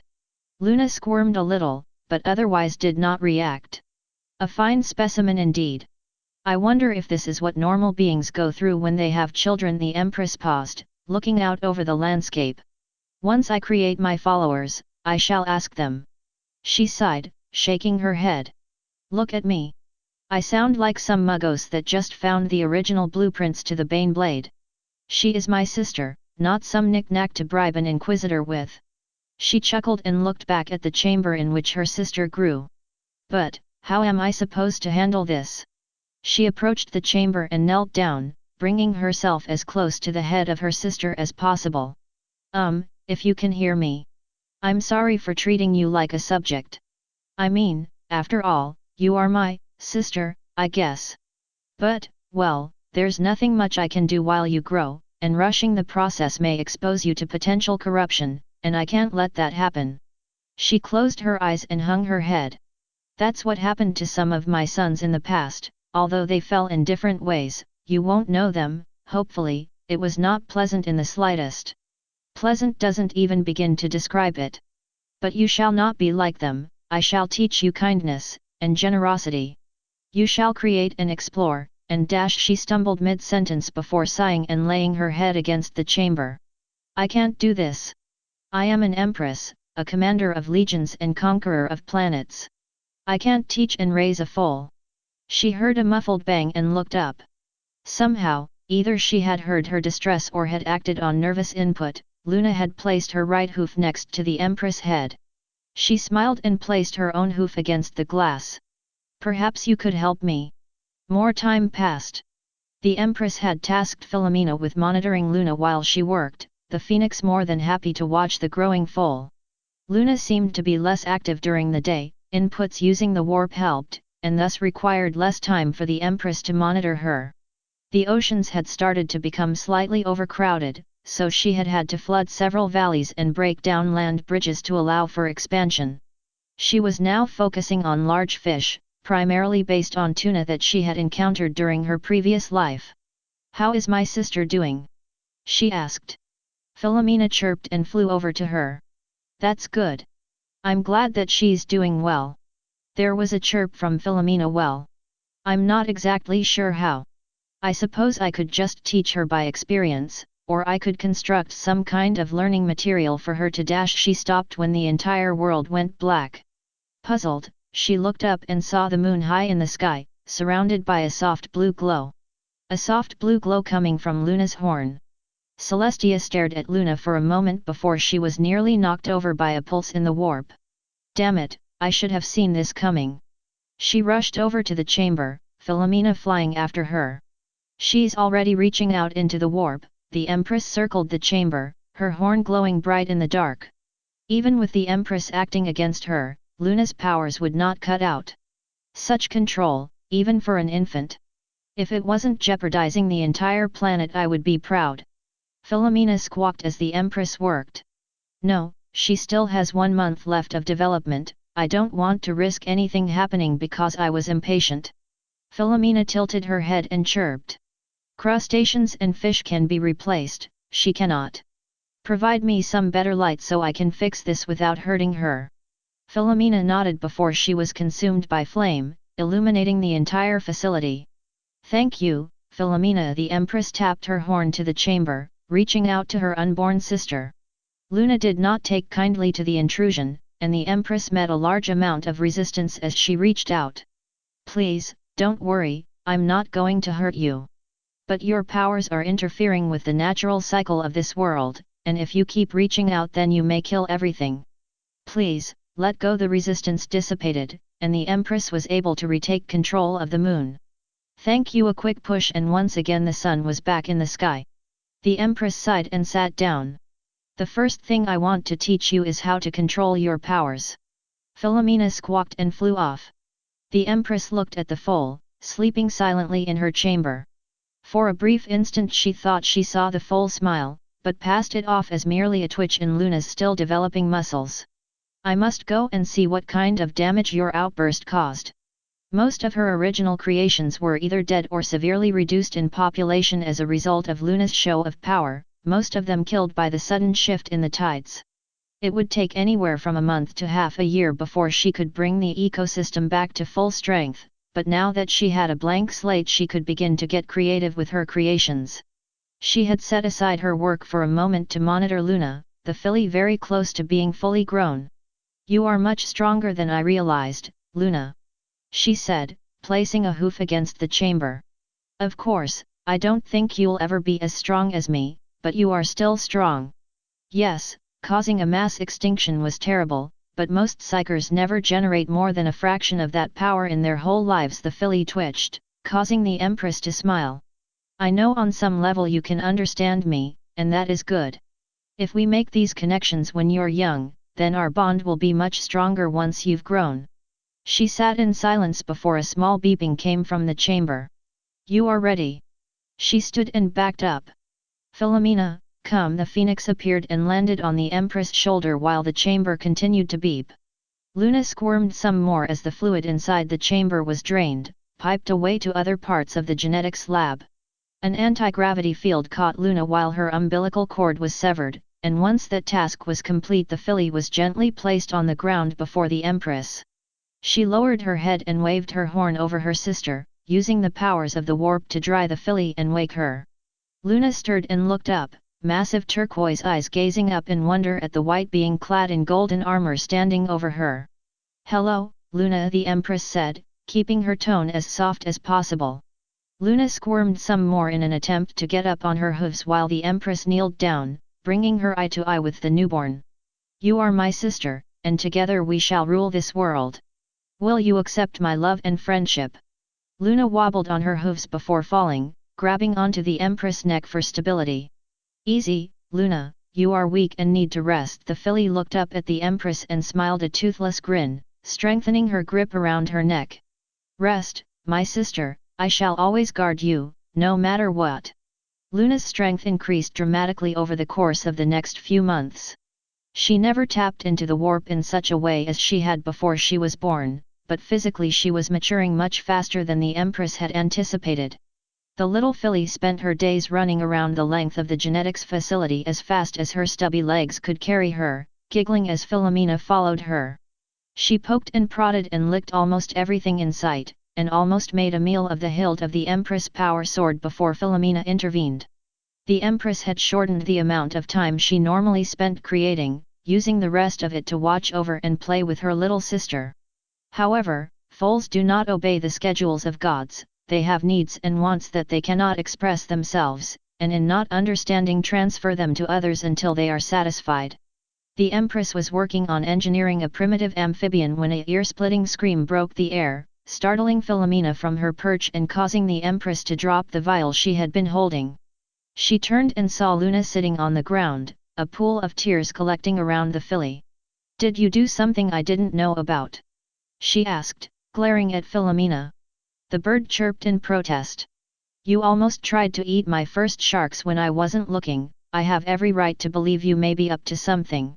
Philomena's response was drowned out by Luna's crying, the little filly having rolled over on her back and started waving her legs in the air.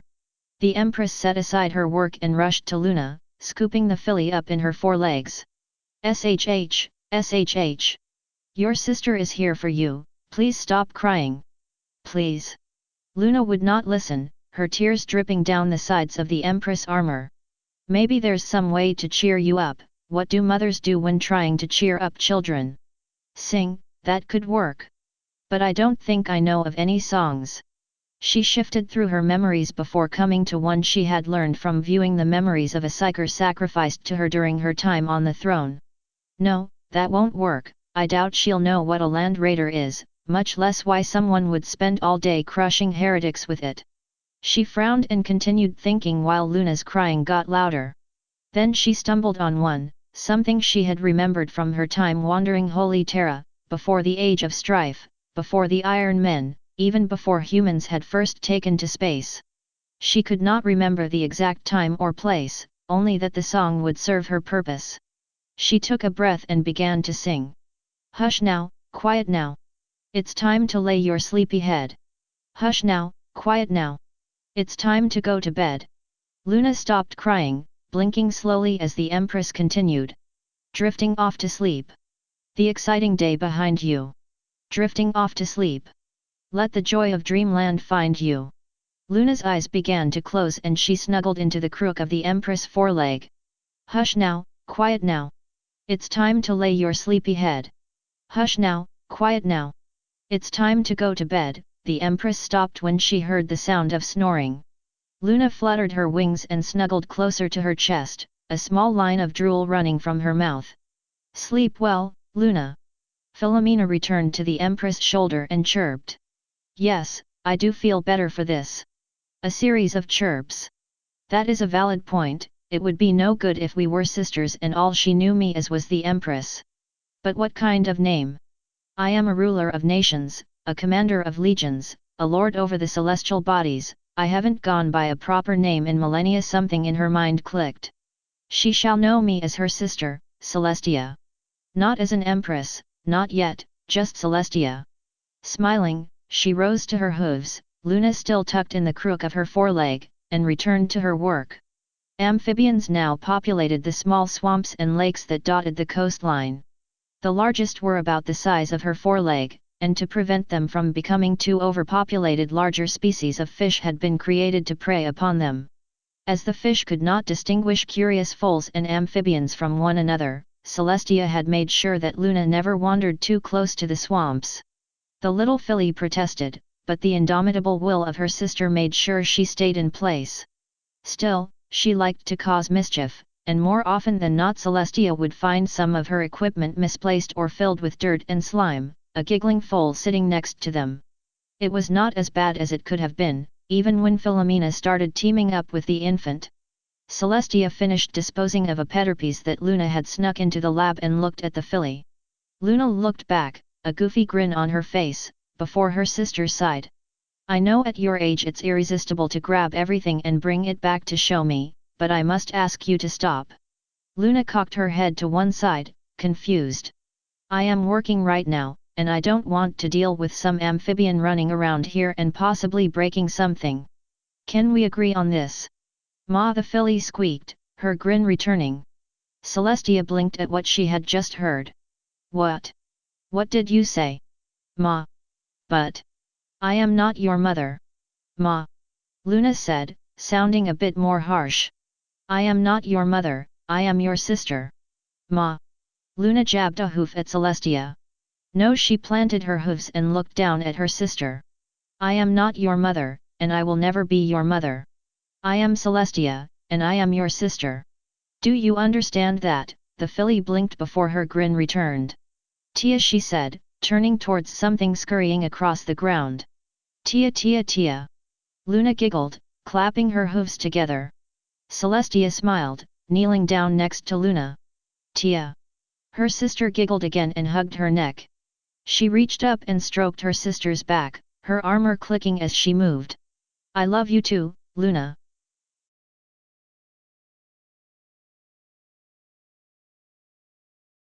Tales in the forest. Trees had begun to overrun the land, forcing Celestia, Luna, and Philomena to move into a cave. The damp environment did slow her work, but Luna was fascinated by the cave, wandering around inside using Philomena as her guide/torch. She would ask questions, lots of questions, and Celestia had to draw from her vast knowledge to satiate the filly's appetite for knowledge. What also drew her attention was Luna's imagination. The filly would wander off for a minute or two before returning with some wild tale about all the animals she had seen during her life, sometimes creating new ones out of the blue.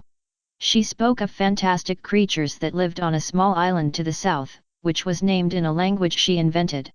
She told tales of other ponies living with these creatures, and how all of them worked together and fought the evil powers of evil. One story sounded eerily similar to the destruction of Sondheim V, but she passed it off as coincidence.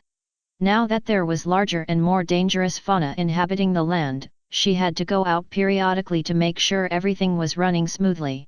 Her armor and power sword helped immensely, and most creatures were hesitant to attack once their comrades were bisected by the golden avatar of death. Usually the treks were long, and she would pack some extra supplies to keep her going. She did not necessarily have to eat, but having something to chew on was always welcome. She was about to head out when something small, blue, and fuzzy latched onto her leg. Tia. Luna chirped, squeezing as tight as possible. Can I go with you? No, Celestia said, trying to move with Luna hanging off her leg. But Tia, I wanna see all the animals and stuff. Please, can I go with you? Luna let go of Celestia's leg, but continued to follow after her. No, Luna. The forest is dangerous for a little filly like you, and you'll just slow me down. No, I won't, and you're all shiny and stuff so you can protect us. My answer is still no. Please? Please, can I go? I'll be good. Luna gave a small pout, trying her best to win her sister over. No. Please. Celestia looked down at Luna, the younger pony's eyes huge and sparkling, before sighing. Fine, but stay close and don't wander dash. Yay! Luna latched on to Celestia's leg once more. I have the bestest big sister in the world. Celestia sighed again and stepped out into the forest, Luna letting go and walking after her. So, you ever see anything really amazing when you do all your walking around and stuff? Everything here is amazing, Luna. Celestia stopped by a small patch of ferns. Every single organism, specifically engineered to my design, unique in structure and function. Not even the greatest geneticists of my old home could imagine something like this. She continued walking, Luna scampering along beside her. "'Cause you were really smart and they weren't. There are varying degrees of intelligence, Luna. I could be smart in one thing, but be a mere apprentice in another." Luna paused for a moment, eyebrow raised in confusion. "Like? Well, that will have to be a story for another time." This got a disappointed groan from Luna as the two ponies walked on. Their progress was slow, Luna's wings being too small for flight and her legs still being stubby, and Celestia found herself having to wait for her sister to catch up. They exited the forest and entered a field, small ferns and shrubs substituting for grass. Their presence startled a herd of small bipedal reptiles, who shrieked and darted off towards the woods at the other end of the field, much to Luna's amusement. "Why did you make them so weird looking?" she said between giggles. "Weird? They're graceful animals." "No, they're weird, they have those skinny legs and tiny heads and they run around like birds." "Why didn't you make them birds since they look like birds?" "Every organism has its own niche, some designs just happen to work well in multiple niches." Celestia continued on before Luna circled around in front of her. "Can you teach me some of those things?" "When you're older, Luna. But I want to learn now." "Be patient, sister, you're still young, and still growing. I need to know you are mature enough to handle genetics." "I am mature," says the filly that replaced Philomena's bedding with mud. Luna's cheeks flushed red and she glared at Celestia. "Come on now, we're wasting time." Celestia continued walking, Luna following behind her. A few more minutes of walking, Luna started whining. "Tia, I'm hungry." "Then eat." "But there's nothing to eat." Celestia sighed and turned to face her sister. "We are herbivores and we are in a forest, you can eat whatever you like." Here, her horn lit up and a soft yellow glow enveloped a few ferns. "Eat this." "Okay." Luna walked over at the ferns and began to nip at the leaves. "Eat faster. Don't rush me." Luna snapped before she continued to nip at the ferns. When she was finished, the two continued walking before Luna complained again. "Tia, I have to go to the bathroom." "There's a tree over there, go behind that." "It's too small." Celestia let out a frustrated sigh. "The shrub next to it should be fine." Luna grumbled and ducked behind the bush. There was a pause before Luna shrieked. "Tia! There's a snake looking at me," the filly cried. Celestia's ears perked up a little. Snakes were not much of a threat to her, but Luna was still young, relatively speaking, and not as strong as she was. "What does it look like?" There was a pause. "It's all green and snake. Why? I thought I taught her how to describe animals better than that. Perhaps I missed something." "That kind of snake won't hurt you." "Yes it will." Luna stopped complaining and go to the bathroom. Another groan from Luna, and soon the filly returned to Celestia's side. They walked on before Luna spoke again. "Tia, I'm tired." "Wonderful. You shouldn't have spent all last night playing with Philomena." "Not that kind of tired. My legs hurt." "Can I ride on your back?" "No." "But tie. "Fine." Celestia sighed and kneeled down. Luna clambered onto her back and took up position between her wings. Another few minutes passed before Luna spoke again. "Tia, I'm bored." Celestia tried her best not to give Luna too intense a glare. "Why did you come with me in the first place?" she asked. "I wanted to spend time with my big sister, but you're only looking at the scenery and stuff. Can you tell me a story?" That's new, Celestia thought. She's never asked for a story before. I suppose I could. Yay! Luna's mood improved instantly, and had she been standing on solid ground she most likely would have been bouncing with joy. "Can you tell me a story from where you were before I was here?" "Well, most of those stories aren't very pleasant," Celestia started, but Luna would not be denied. "I want a story." "Fine, fine." Celestia stepped over a fallen tree and began her story. Once there was a man dash. "A what?" "A pony, a colt." "What's a colt?" Luna asked. "It's a male pony." "Why aren't there any around here?" "Because the world is not ready for them." "Now hush." Celestia and Luna walked out into another field while the elder sister continued. "Once there was a colt, and he was an odd sort, clever, but not the best in his studies. Personally, I don't think he ever gave himself enough credit, but even with my powers and position I could never really tell. Anyway, I always found it amusing to watch him, since it allowed me some peace from my daily troubles." "Like?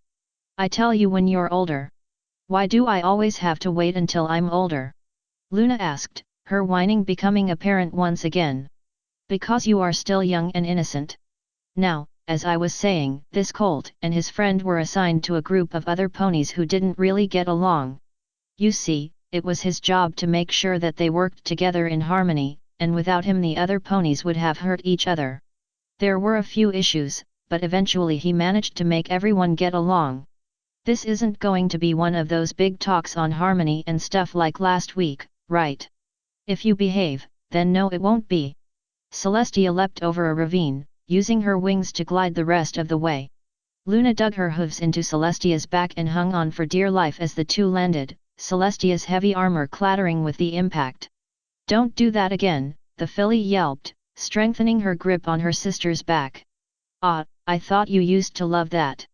"Well, I was really little and we didn't go so high. Can you finish the story now?" "Of course." Celestia made sure that Luna was secure before continuing her journey. Anyway, he and his new friends were on their way to this planet that was being threatened by the Tao, a species that loved peace and harmony but only on their terms. What were those? Tao society was divided into several rigid castes. No one could move from their caste, so innovation or ambition was stifled.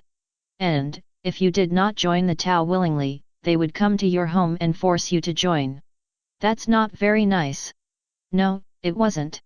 Celestia neglected to mention that she had never fought against the Tao, and that she saw them as a lesser evil than many of the threats she had faced, but continued on regardless. Anyway, the planet the Colt and his friends arrived on was considering joining the Tao, and tensions were running high. He settled down for a bit, met up with a few other friends, and met a very nice young mare who worked for the Inquisition. "The Inqua what now?" "The Inquisition." Celestia turned her head to look at Luna. "They went around and looked for ponies that might want to do evil things and hurt other ponies." "Oh. Now, things were going okay until one of the diplomats was hurt. The Tao and the ponies started arguing and soon a big fight started, but it wasn't either side's fault." "But dash. Let me finish. You see, there was a third group, one that Nopany had seen. They called themselves Gene Stealers, and they wanted to call their masters to the planet so they could consume it. Getting rid of the Tao and the ponies was just the quickest way to leave the planet defenseless. Now, the Colt and his friends went underground to get rid of the Gene Stealers while the Tao and other ponies battled the Gene Stealers in the city dash. But I thought ponies didn't like the Tao." "Yes, but Gene Stealers are worse. They care neither for friendship or harmony, only that their masters eat and consume biomass. They can't be reasoned with or bribed, only purged." Well, there was a fight and the Colt's friend was hurt, but he and the mare from the Inquisition fought back and killed the Gene Stealers' leader. The Tao and the Colt's other friends got rid of the remaining forces. He was declared a hero, and both sides went on their way. There was a long pause before Luna spoke. "That's it. I could give you a more detailed explanation, but I was distracted and did not see all of it. Now, there was another pony that I was able to pay more attention to." "What was that like?" "Well, he was a brilliant commander placed in charge of a group of light infantry. One day, he dash." Celestia stopped, her ear flicking to one side. "He what? What did he do?" "Luna, be quiet for a moment." Luna stopped talking and watched as her sister looked around. The forest was quiet, with only a few insects buzzing around. Celestia swiveled her head around again, slowly using her telekinesis to draw her sword. Luna, I want you to jump off my back and get beneath my legs, you should be safe there while I dash. Celestia never finished before something green tackled her, knocking Luna into a bush. Celestia twisted around as claws raked against her armor, the creature trying desperately to break through. With a roar she swung her right foreleg, catching her attacker in the side and knocking it away. She stood back up and activated the sword. Luna! Here I am! Luna said, galloping out of the bush and next to her older sister. As the little filly ran to Celestia, more of their attackers came out of the forest. They were not exactly tall, the largest only coming up to Celestia's chest, and they were covered in green feathers. They had clawed hands and feet, with the second toe claw being larger than the others, and they hissed at the two sisters, revealing jaws filled with razor-sharp teeth. Celestia raised her sword, energy crackling as she swung upward, and she pulled Luna closer to her. Don't worry, Luna. I'll keep you safe. Celestia swung the sword around, trying to intimidate the attackers. The beasts skirted around her and circled, trying to find a weak point from which to attack. Come now, she said to the circling animals. Your attempt at surprise has failed. Come and try to claim your prize. One of the smaller ones hissed and leapt forward, claws outstretched. Celestia whipped around and swung, her sword slicing through the air. She struck the attacker in the side with the flat of her blade, the energy field shocking the creature and causing it to yelp in surprise. As that one fell to the ground, a second darted forward at Luna, jaws snapping shut only a few inches from the filly's flank. Celestia kicked out, her armor-covered leg snapping the predator in half and knocking it against a tree. There was another snarl as two more leapt at her. She swung the sword around and stabbed one, but the second landed on top of her and knocked her down. The creature lunged at her neck, but managed to only clamp onto her collar. She brought her hooves up and slammed them together, crushing the body of her attacker before pitching it to one side. As she pulled herself back up, another predator leapt onto her side. She felt a sting of pain as the creature bit into her wing, crimson blood running down her armor. With a grunt of pain she threw herself to the ground and rolled, her armored bulk crushing her attacker and leaving a large red smear on her. She stood and turned, just as the last attacker leapt at Luna. Celestia reached out with the warp and yanked Luna away, the predator crashing to the ground confused as to where its meal went. As it stood back up, Celestia rushed forward and tackled it, knocking it against a tree and pinning it with a hoof. It hissed at her before she plunged the sword down its throat, twisted and pulled up, the blade passing through flesh and bone easily. The fight was over, and Luna was safe. She deactivated the power sword and attached it to the clamp on her blood-stained side. Tia! Luna cried, rushing over to her sister. You're hurt. I know. Celestia looked back at her mangled wing. None of the flesh had been ripped away, but it was covered in deep wounds, turning her snowy white coat a disgusting pink color. I've survived worse.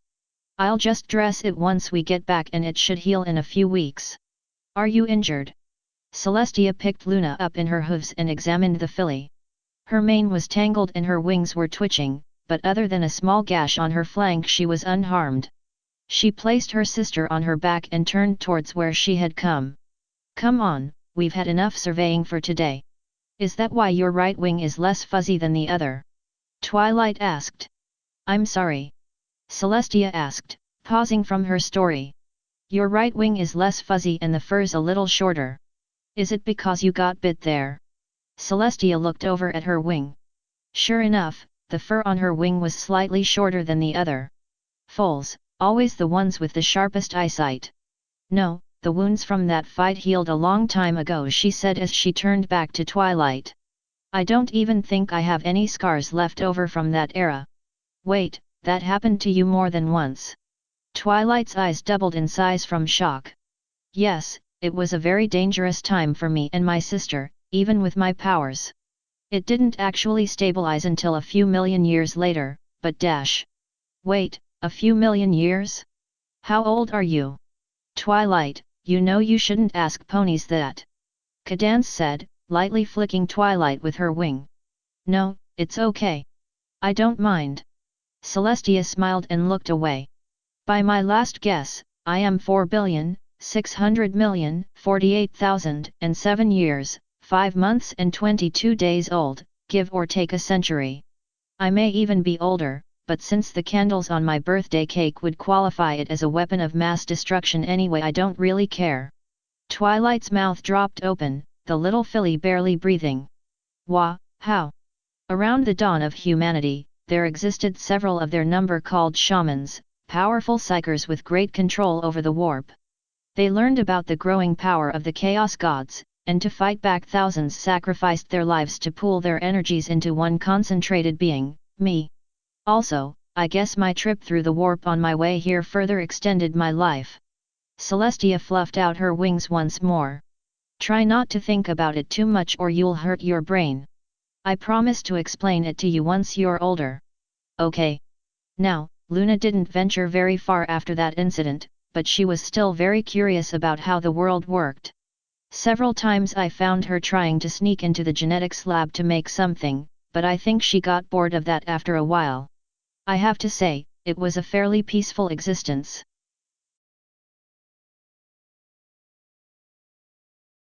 Creation, marks, and games. Luna's scream echoed down the expanse of the cave. Celestia looked up from her work, more complex mammals, and saw Luna running towards her, tears streaming down the filly's face. Luna, what's wrong? She asked. I don't know. Luna cried. I was just playing around and I was waiting for you to raise the moon and then my horn started glowing. The moon rose up and this happened. The filly turned and showed that her flank was now adorned by an image of a crescent moon against the night sky. I tried washing it off but it won't go away. Am I sick? Am I gonna die? Celestia looked at the mark and blinked. I think it's harmless, but that doesn't make any sense.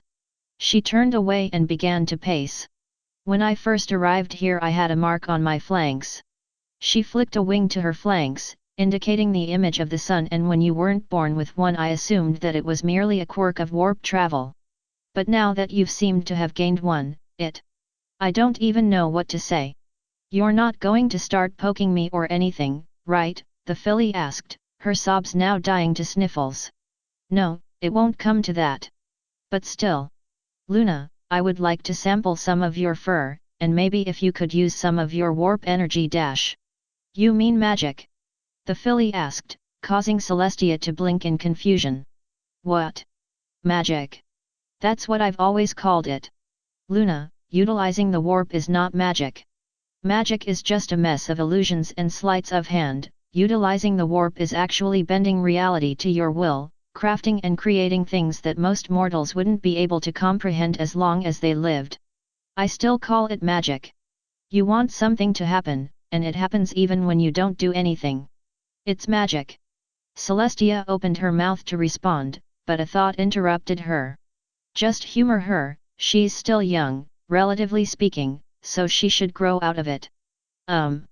Well, then, if you want to call it magic then go ahead. Now, I'll just need some of this.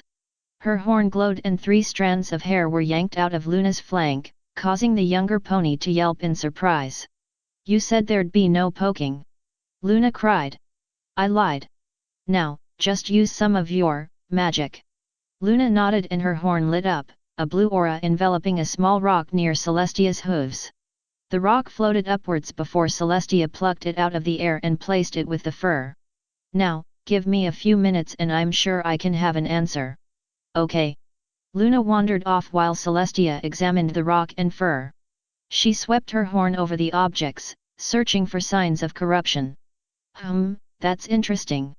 Luna's actually growing stronger. She did another sweep.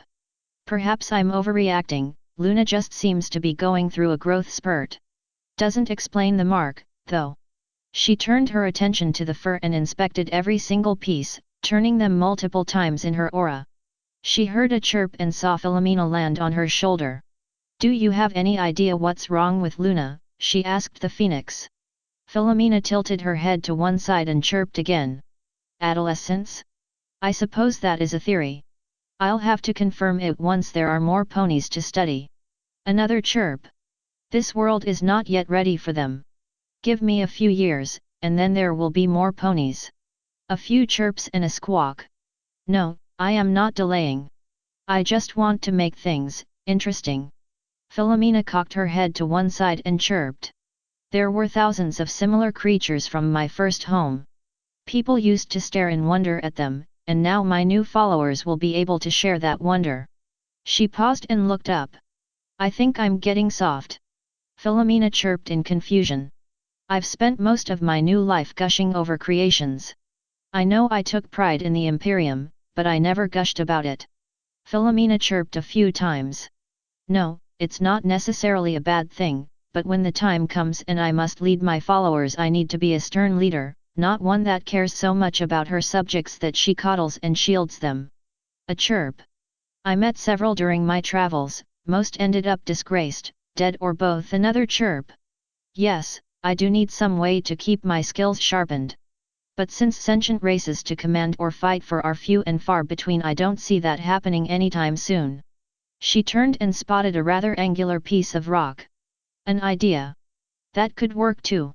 Luna awoke to the sound of something chipping against rock.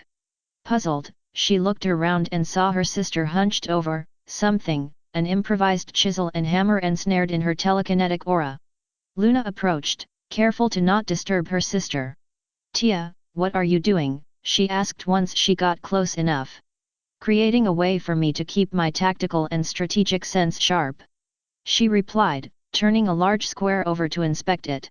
Luna saw that a grid had been etched into one side of the board, and every other square had been blackened slightly. How is that supposed to help? There is more to this than a simple board, Luna.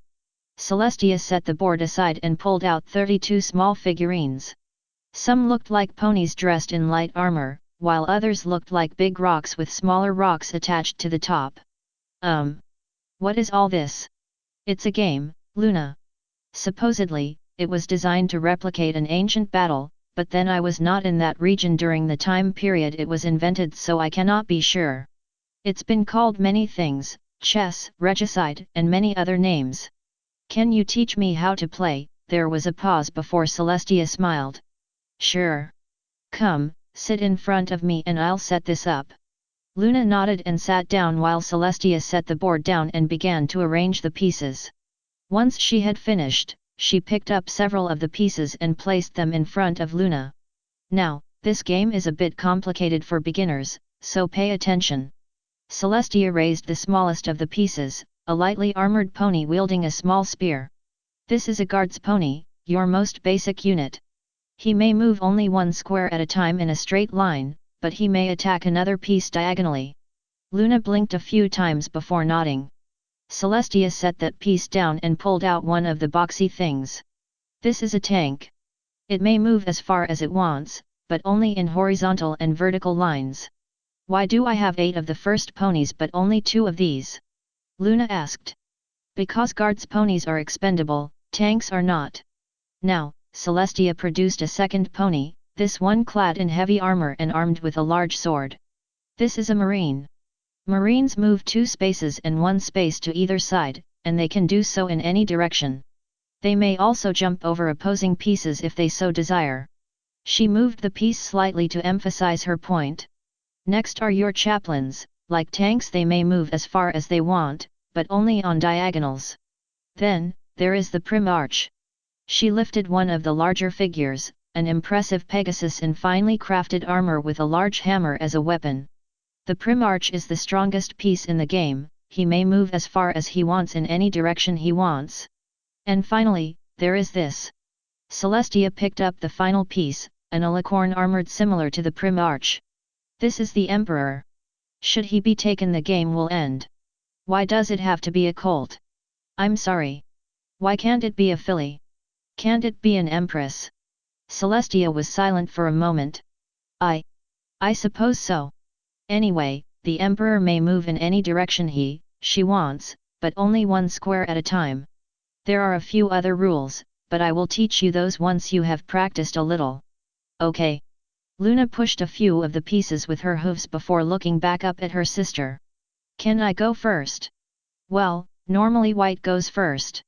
But I thought you would enjoy playing as black since I want to go first. Luna interrupted, flaring her wings for emphasis. There was a pause before Celestia smiled again. Okay. Her horn shimmered and the board rotated until the white pieces were in front of Luna. It's your move. Luna looked down at her pieces, unsure of what to do. Remembering the movements that her older sister had shown her and slowly pushed one of her guard's ponies into the center of the board. You know you can use your telekinesis to speed things up. Celestia said as she moved her own piece to counter Luna's advance. No. I'm not using any magic until you figure out what happened to me. Luna pushed another guard's pony forward using her nose. Celestia advanced one of her marines forward, eyeing Luna for any signs of change. Another guard's pony moved forward, and Luna watched in dismay as Celestia's marine took the piece. Try using some of your back row to support your weaker units. Celestia said as she placed the fallen guard's pony on the ground next to her. I knew that. Luna pushed a marine out to cover her guard's ponies. Celestia moved a chaplain forward, and with a smile Luna pushed the marine forward and took the first of Celestia's guard's ponies. The smile turned to a look of despair as Celestia's Primarch surged forward and eliminated the offending marine, the piece joining the guard's pony on the ground. This isn't fair, the little alicorn said as she moved her own Primarch forward. Why? Celestia asked, making her move. You're better at this than me. You know how everything works. That I do, but think for a moment. There will come a time where you will have to stand alone without my help, and are you going to say that something is not fair? Yes. This did not appear to be the answer Celestia wanted. Say you were commanding an army of real ponies. Now, if your enemy was pressing against you, and the lives of thousands lay on the line, would you say to your enemy that what they were doing is not fair? Well, they're hurting a bunch of nice ponies, so that's not fair anyway. Luna said. Luna, Celestia's face hardened slightly. Should you ever be in a situation such as that, you must remember that your enemies do not play by rules. There will be times that they will be more numerous than you, stronger than you, and more intelligent than you. You must never lose faith in your own abilities, for there lies temptation and falling to chaos. How? Say some pony was smarter than you, and you got jealous. Now, a normal pony would go and study, devoting their time to texts and knowledge to learn what the others were better at. However, some would think themselves too inadequate to gain such intelligence, so they looked for other ways to become the others' equal. They make deals, commit rituals, ask favors for intelligence.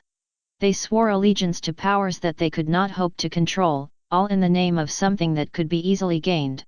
In the end, they gain their intelligence, but their mind lies shattered and their soul forfeit to the dark gods. I'd never do anything like that. I hope so. They continued to play in silence, the number of pieces on the board slowly shrinking. For the most part, Luna did her best to defend as many of her pieces as possible from Celestia's onslaught, no easy task considering the elder sister still had both of her marines left. Time wore on and they paused only for the two of them to lower the sun, just to make sure what happened to Luna earlier was not affecting the natural order of things. Finally, Luna was left with her Empress, with one chaplain and one marine defending it, and two guards ponies near the last row on Celestia's side. Celestia's Primarch was threatening the two guards ponies, while her chaplains and last remaining tank kept the rest of Luna's pieces pinned down. It was Luna's turn to move. She eyed the pieces a bit before moving her Empress toward Celestia's Primarch.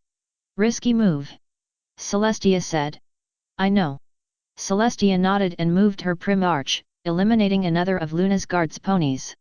Luna pushed the last guard's pony forward until it was inside Celestia's bottom rank. What happens now? Since you managed to get your guard's pony across, you may promote him to any other piece you would like. Really? I want my marine. There was another pause. Really? Are you sure you do not want your Primarch? No, I want my marine. Celestia shrugged and replaced the guard's pony with the marine. The elder sister moved one of her chaplains forward and watched as Luna pushed her new marine back towards the fight. In the process, she managed to fork Celestia's Primarch and Emperor. Is that good? Yes, very good.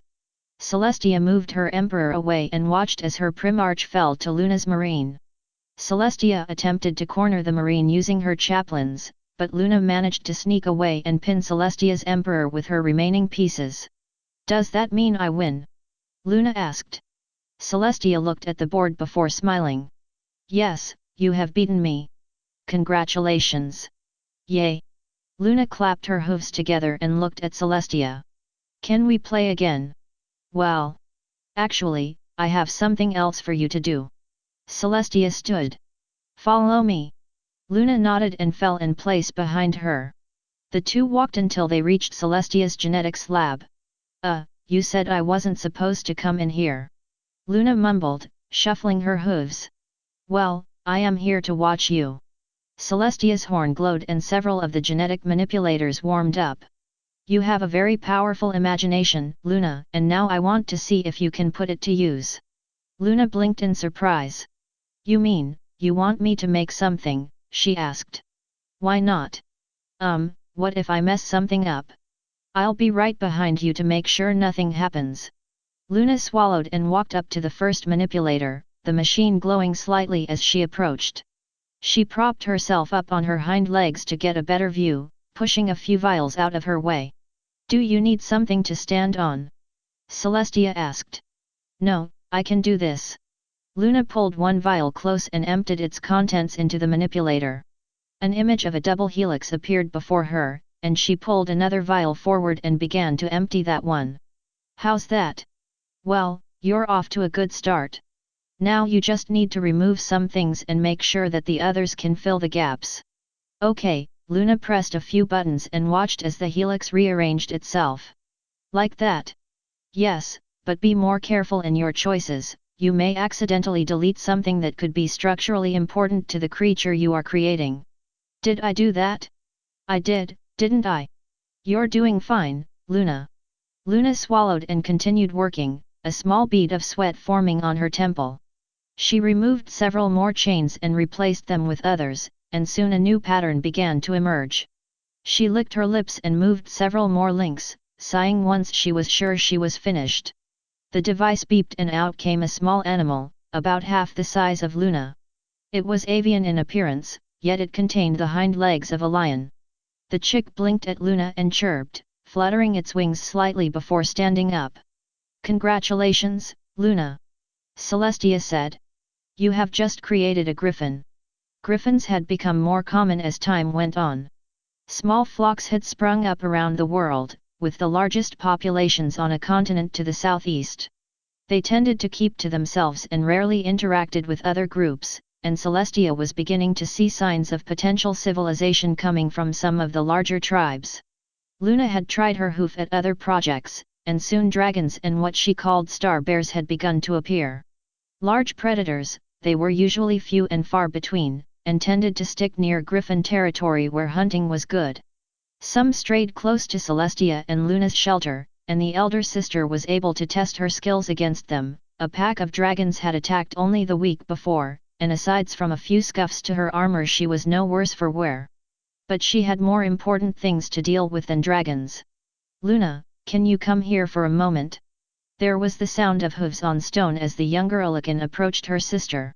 Luna had grown again, and was now up to Celestia's chest.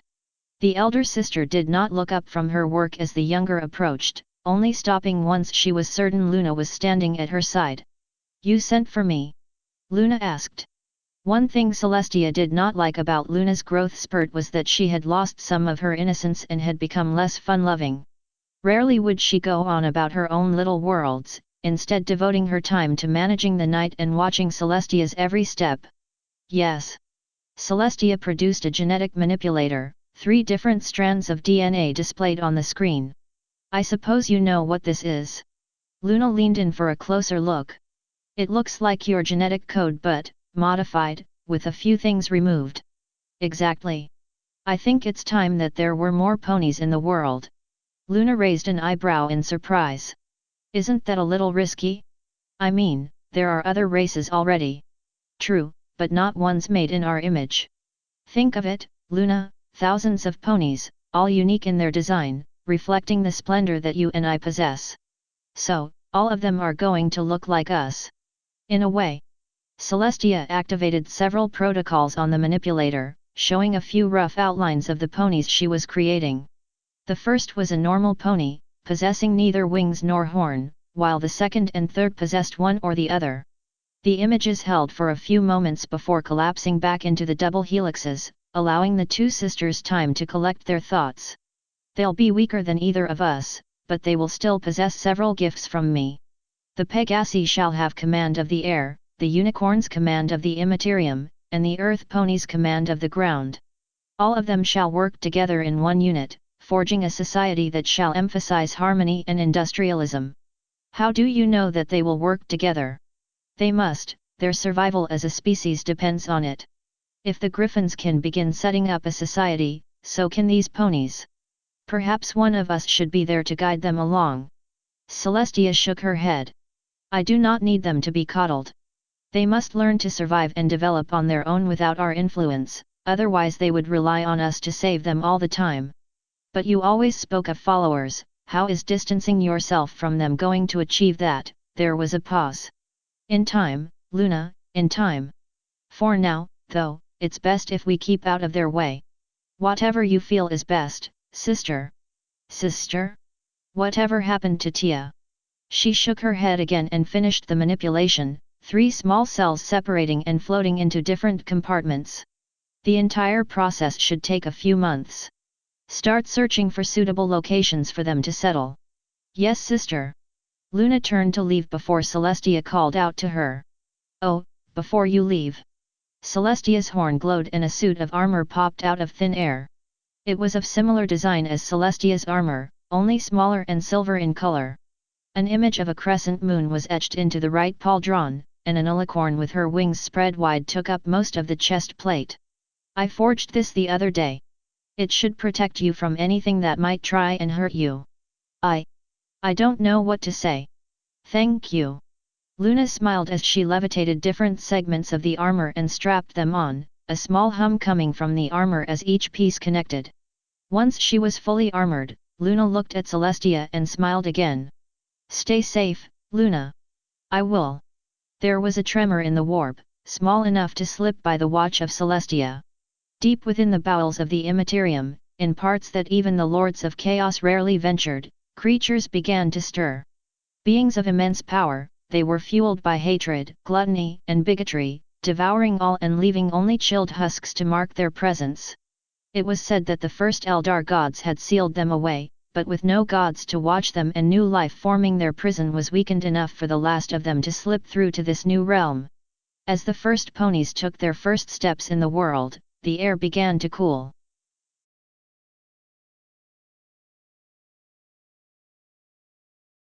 Harmony. Ponies had exploded across the land, small nations sprung up across the continents, all developing their own unique cultures and views on the world. There were a few conflicts with the griffins, but after a few years these had been ironed out. Celestia and Luna would spend their time watching the new nations, watching as ponies got together and formed new communities. However, Celestia spent a good amount of time fretting over 3 nations on the largest continent. They had divided themselves, splitting into tribes of unicorns, Pegasi, and earth ponies, and spent more time arguing amongst each other than actually building a society. Even Lehman Russ and Magnus didn't argue this much. She growled, pacing back and forth at the base of a mountain close to the Pegasi capital. I swear, they're like children sometimes. Well, you did say you wanted to let them lead themselves. Luna said from her resting place beneath a nearby tree. Yes, but not to shut themselves off like some band of monks. I thought you liked monks. I do, but at least they agreed with each other. She grumbled and continued pacing. Look, if this is working you up like this, why don't you take control? Luna suggested. Because there is still hope for them, some of them actually care about unity and peace, and from what I've observed they have become a bit more vocal. If only I could get some of them in power, then they could develop more. Why this group, though? What about the others? I mean, the Germains and Napaints respect and admire us for what we've done. They respect and admire an abstract figure that just happens to be us, only they don't know it. Celestia looked at her sister. These ponies are different, they are more connected to us, and they are certainly closer in their interpretations. Is it just because you chose them to settle here? Luna asked. No, it's not. I bet it is. It is not. Celestia stepped forward, but stopped when her hoof touched something soft and cold. She looked down and saw a small patch of snow beneath her, the ice slowly melting beneath the sun. That's odd, it shouldn't start snowing for another 5 weeks. Maybe it's just early this year. Maybe. She bent down and sniffed the snow. Something about it was off. Most of her senses tingled as she examined the snow, and she felt a strange force coming off the particles as they melted. She closed her eyes and opened her soul to the warp, but instead of drifting aimlessly as she usually did, she erected several mental shields before entering. A wave of energy exploded across her vision, casting colors that would be invisible if not incomprehensible to the mortal eye. She shifted again, trying to find the source of the wave. Her hunt was inconclusive until she heard a howling sound, like wind against a cave entrance. Putting up another shield, she approached, ready to pull herself out of the immaterium as quickly as possible. She stopped once the howling reached a crescendo, scanning over the vast expanses of the immaterium. The source spotted her at the same time she spotted it. It rushed towards her, howling and shrieking as it advanced, clawing at her shields. She released a blast of warp energy, knocking her attackers back, before calling her soul back, collapsing to the ground once she was free of the immaterium. Sister! Luna cried, rushing over to Celestia's side. I am fine, Luna. Celestia shook her head and pulled herself back to her hooves. I must say, it's been a long time since anything has attacked me while I was traveling in the warp. What was it? I'm not sure. I've never seen anything like what attacked me, and the energies they gave off were not demonic in nature. She blinked a few times and looked around. Whatever it is, though, it does not have the best interest of Ponykind in mind. How can you be sure? It attacked me, and all I could glean from it was hatred, malice. If it's affecting the materium like this, she jabbed her head towards the patch of snow. Then there's no knowing what kind of damage they could cause. How exactly do you plan to fight them, though? Celestia opened her mouth to speak, but froze. I don't know, honestly. Since they exist in the warp, I can't just hunt them down and attack them here. I've managed to enter the warp and fight there, but that was when I had a conduit to get from one world to the. An idea. We need a conduit. I'm not letting you sacrifice some poor pony just so you can use them to fight these creatures. Luna said, eyes narrowing. No, only those following chaos would stoop that low. There was a pause as Luna thought of a different idea. Well, you said that you saw hatred, right? What if you reversed it and used positive emotions to construct your conduit? That might actually work. But unless you are willing to use yourself as the necessary source for these emotions, then I don't see how that could be achieved. An individual pony doesn't have enough access to the immaterium to generate that level of emotional response. Give me some time to think on this. Luna nodded and turned away.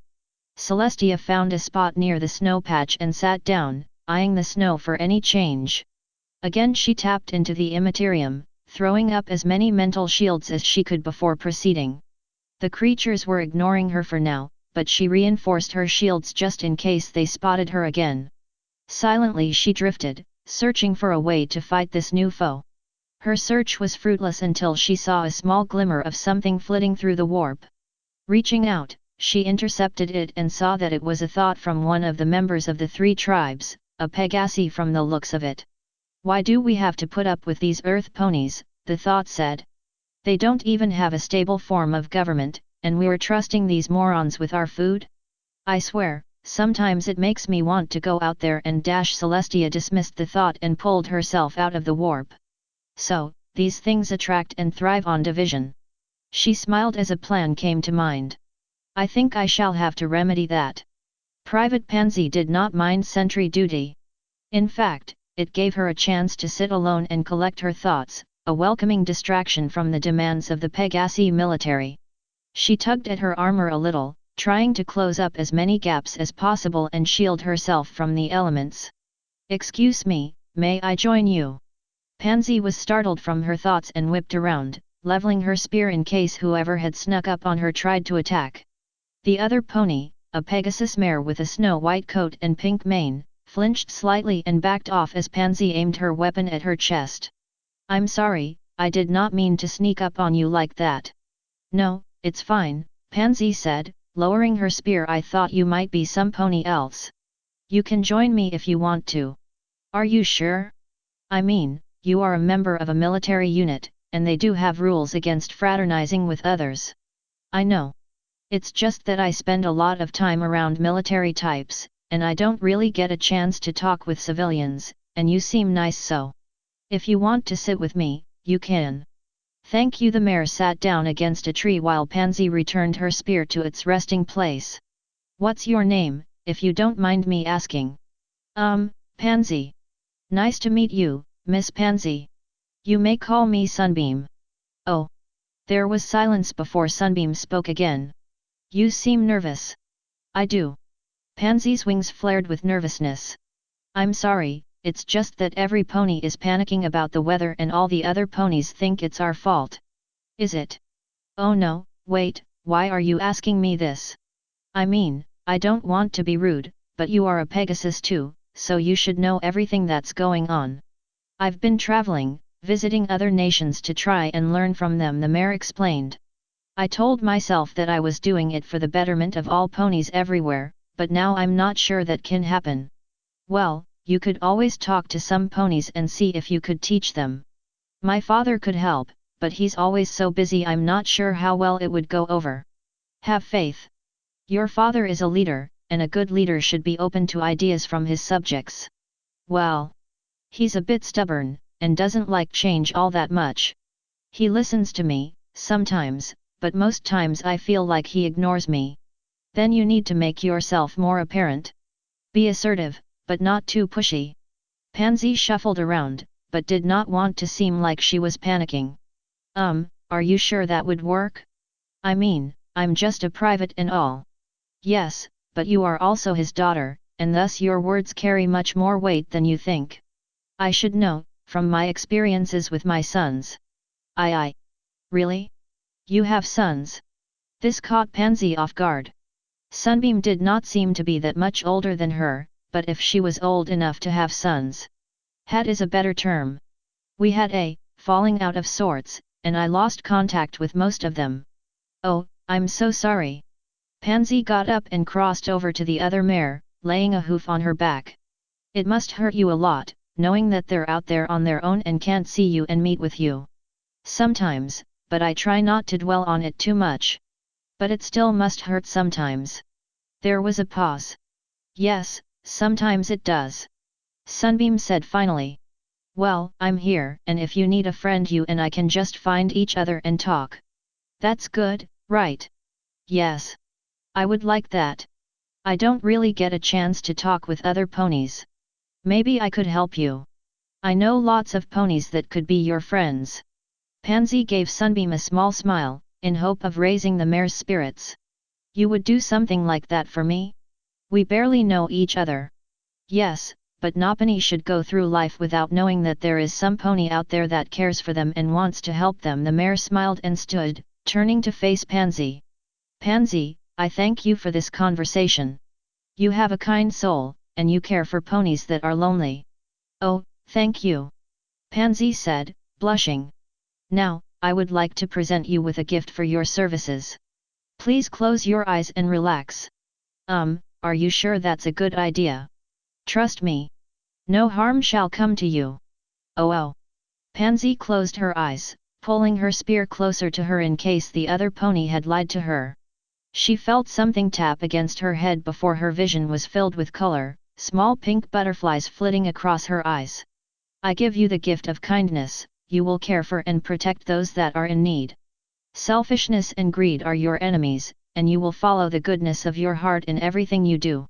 Hold fast to your friends, for they will help you in ways that you cannot yet imagine."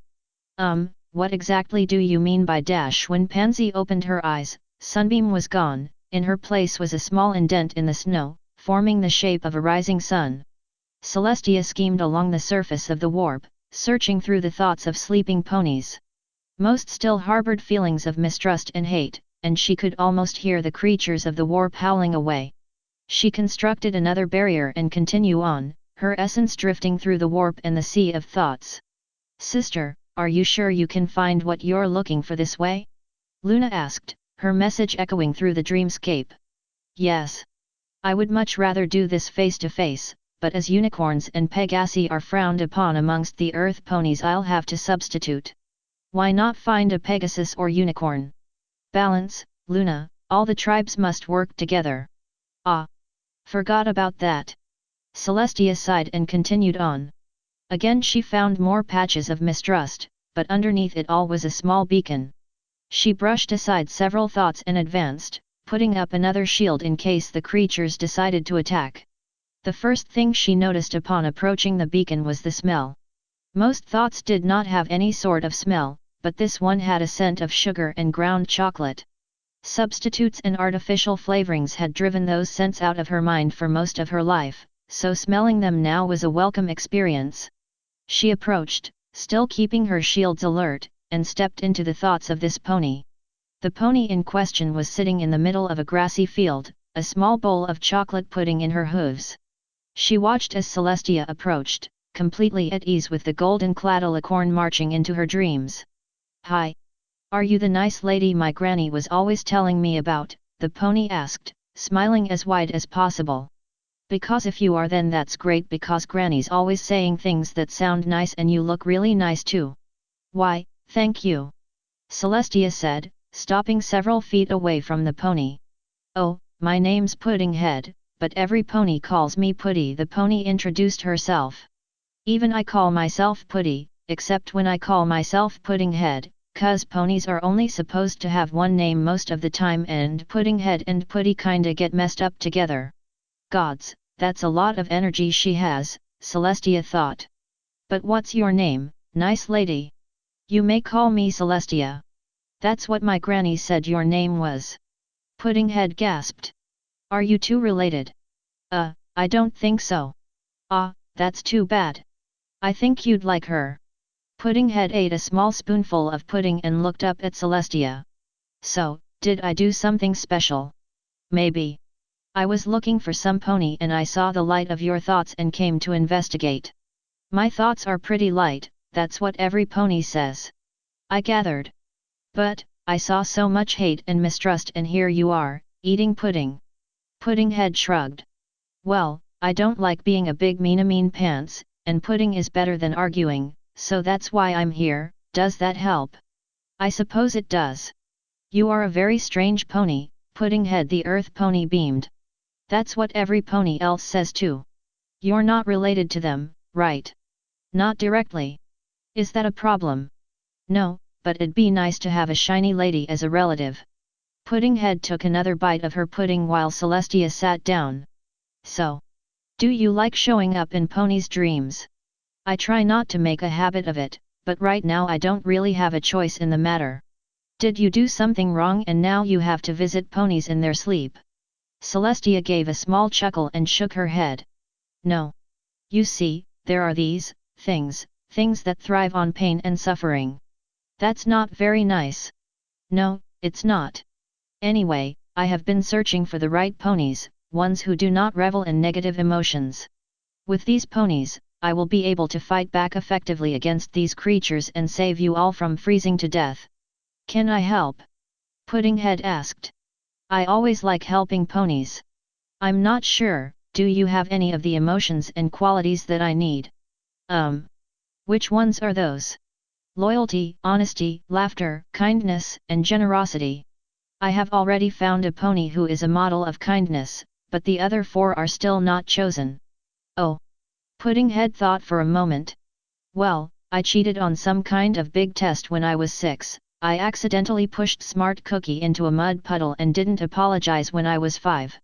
I don't think I'm good at any of those. Well, you're thinking a little too narrow.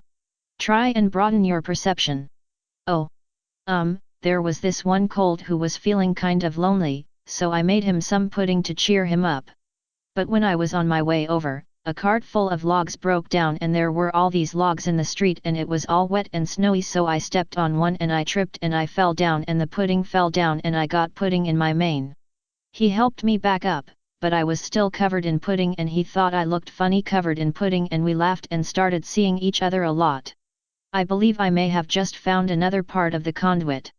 There, that's more like it. Anything else closer to that incident? Celestia asked. Well, there was another time when I was really little and Granny said I should try to make something. I got all these big boards together and made these weird little arch things, but when I showed my parents and Granny I sneezed and they all fell over on top of me and I got covered in sawdust and couldn't stop sneezing. Then they got covered in sawdust and they started sneezing and we were all sneezing and Granny said we were all crazy and we started laughing and sneezing and stuff. Celestia smiled and nodded. Thank you, Puddinghead, you have shown me what I need. I did? Puddinghead asked, confused. Yes. Now, I want you to close your eyes. This won't hurt, right? I cannot harm you in the dreamscape, and I don't really want to. Now, close your eyes. Puddinghead nodded and closed her eyes, pulling her bowl of pudding closer for comfort. Soon a kaleidoscope of balloons and streamers exploded across her vision, filling her with joy and warmth. I grant you the gift of laughter, you and your descendants will strive to bring joy and happiness to all ponies, no matter the circumstances. With boundless energy you will go through life, and others will follow and be invigorated by your charm. Remember to keep your friends close, and encourage them to find joy in all things. Yay! What do I do now? Puddinghead opened her eyes and looked at Celestia. Go about your life, the time for action has not yet come, but you must be alert for when it does come. Celestia turned to leave, but another thought came to mind. That colt you met. What was his name? Oh, him? Humble Pie. Why do you ask? You too have my blessing in all that you do. I'm sure you will have fine foals. But we've never done anything like dash. Before Puddinghead could finish, Celestia had vanished, leaving behind a mark in the shape of a sundae. Oh, bye now. You can come back and talk some more if you want. I'll make more pudding. Platinum could not sleep. She tossed and turned, unable to find a comfortable spot. Finally she gave up and got out of bed, crossing to the corner of the room where she had pitched her crown. Queen, she grumbled, picking the crown up and setting it on a nearby table. My father has barely even settled in his grave and they're already calling me queen.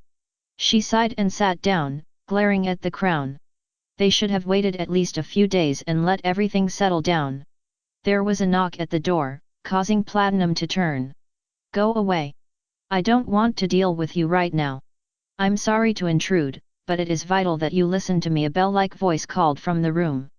Confused, Platinum opened the door with her magic and saw a snow-white unicorn with a pink mane step in. Realizing that it was not one of her new counselors, she jumped up to her hooves and ran towards the mare. I am so sorry about that. I didn't mean to sound rude, I just thought you were one of my nobles, she said, blushing in embarrassment. That's quite all right, Platinum. I should have approached you at a different time, the mare said before entering Platinum's room. You mean you tried to speak with me before? Not exactly. I was waylaid slightly on my way here and I was hoping to speak with you last week. Platinum's eyes widened in shock. Last week? Dear me, whatever happened? A few run-ins with some more aggressive creatures, but other than a few small injuries I was otherwise unharmed, the mare said, showing Platinum that she was not injured in any way. Still, it must have been a harrowing journey if it was almost a week before she had arrived at the palace. Oh, you poor thing. Here, Platinum grabbed a pillow and placed it on the floor in front of the mare. Just sit down and relax. Forget all about those creatures and just let yourself calm down. You really don't have to dash, the mare began, but Platinum shushed her. No, I insist. It's the least I can do for guests. Well, thank you for your hospitality. The mare sat down while Platinum grabbed a second pillow. So, why have you come to visit me? Platinum asked. I wished to discuss you, and your future amongst these ponies. Platinum's spirits dropped as the mare spoke. Well. I can see why it would have been better if you'd arrived on time. How so? The mare asked, confused. Well, you see, my father died 2 nights ago. There was silence. I am sorry for your loss, the mare said, hanging her head in respect. If it's any consolation, I know what it's like to lose some pony you love. Thank you. You're the only pony that seems to care. Platinum sat down and sighed. Every pony else is like queen this and supreme ruler that. Nobody ever asked me how I would feel. They didn't even have a scheduled day for mourning. I take it there's more than just titles and mourning. Yes, I don't want to be a queen, not yet. Platinum looked away. I don't want to have to sit on some stupid throne all day and listen to a bunch of idiotic nobles complain about their wine cellars freezing over. And there they come, forcing this on me when I have barely prepared myself for what's ahead. They have no respect whatsoever. They're afraid, the mare offered. They think that without a ruler then all the wealth and prestige they have gathered will fall into the hooves of those they feel would spoil it. If that were true, why would they trust me? They know I don't like them. They spend their days just sitting in their mansions while thousands of ponies have to sleep outside in the snow. This appeared to catch the mare's attention. I take it you care about those outside a lot, she asked. Of course. Platinum adjusted her position a little, just to feel a bit more comfortable. They are my subjects, after all. I remember once my father told me that I should go out amongst them and get to know them better, so if and when I had to become ruler I'd be ready to help them. And I spent a year living in a small hut in the farthest town I could find. I admit the first few weeks were rough, but I came to enjoy it. I actually felt like I was contributing something to the community instead of lording over all of them. At least I was doing more for them than the nobles ever did. My father said he did the same when he was my age. There was a pause before the mare spoke. I don't see why you are worried. I think you will be a great queen. But what about Platinum began, but Celestia cut her off. Do not worry, Platinum. Although you may not see it, the ponies you now lead do care about your father and mourn his passing. But now is a time of crisis, and mourning shall have to come later. I have seen that you care for those you lead, and would do anything to ensure their safety, even if it meant giving away everything you held dear. But I don't. You must. You cannot place yourself before your subjects in a manner such as this. You must take your father's place as ruler. But, how can I trust you? I barely know you, and here you are saying that I have to take this responsibility. If trust is what you want, the mare stood. Close your eyes, and I shall show you that you can trust me. No, I can't. Please, Platinum. Not for me, but for your subjects. Fine. Platinum closed her eyes. But if you try and kill me, my first act as queen is to order your execution. It shall not come to that. There was a pause before a blinding light filled the room, causing Platinum to close her eyes tighter and turn away. She peeked slightly, and gasped at what stood before her. The simple mare she had seen before was gone. In her place stood a majestic alicorn clad in armor. The armor was gold with the image of a twin-headed eagle etched into the chest plate, and 2 massive pauldrons protected her neck and shoulders. A long sword dangled from a clamp on her flank, and her mane had been transfigured into a swirling mass of pastel colors. I am the creator of all things on this world. I molded life from the dust, and I forged the mountains and rivers from the very rock we stand upon. You may call me Celestia, forger of world, the morning star. Platinum could only stare in shock. When she was but a filly, she had been told stories of a majestic pony clad in gold, one who watched over all Ponykind. And now that mare was standing before her, all Platinum could do was stare in shock. Platinum collapsed at Celestia's hooves, not looking up from the floor. I am unworthy of your presence, my lady. It is you who should lead these ponies, not me. No, Platinum, Celestia kneeled, bringing her head level with the terrified pony before her.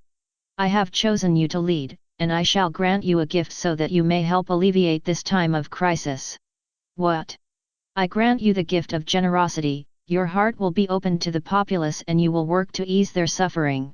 Selfish ambition will be your enemy, and you will always remember those that do not have enough and strive to give to them and protect them in any way possible.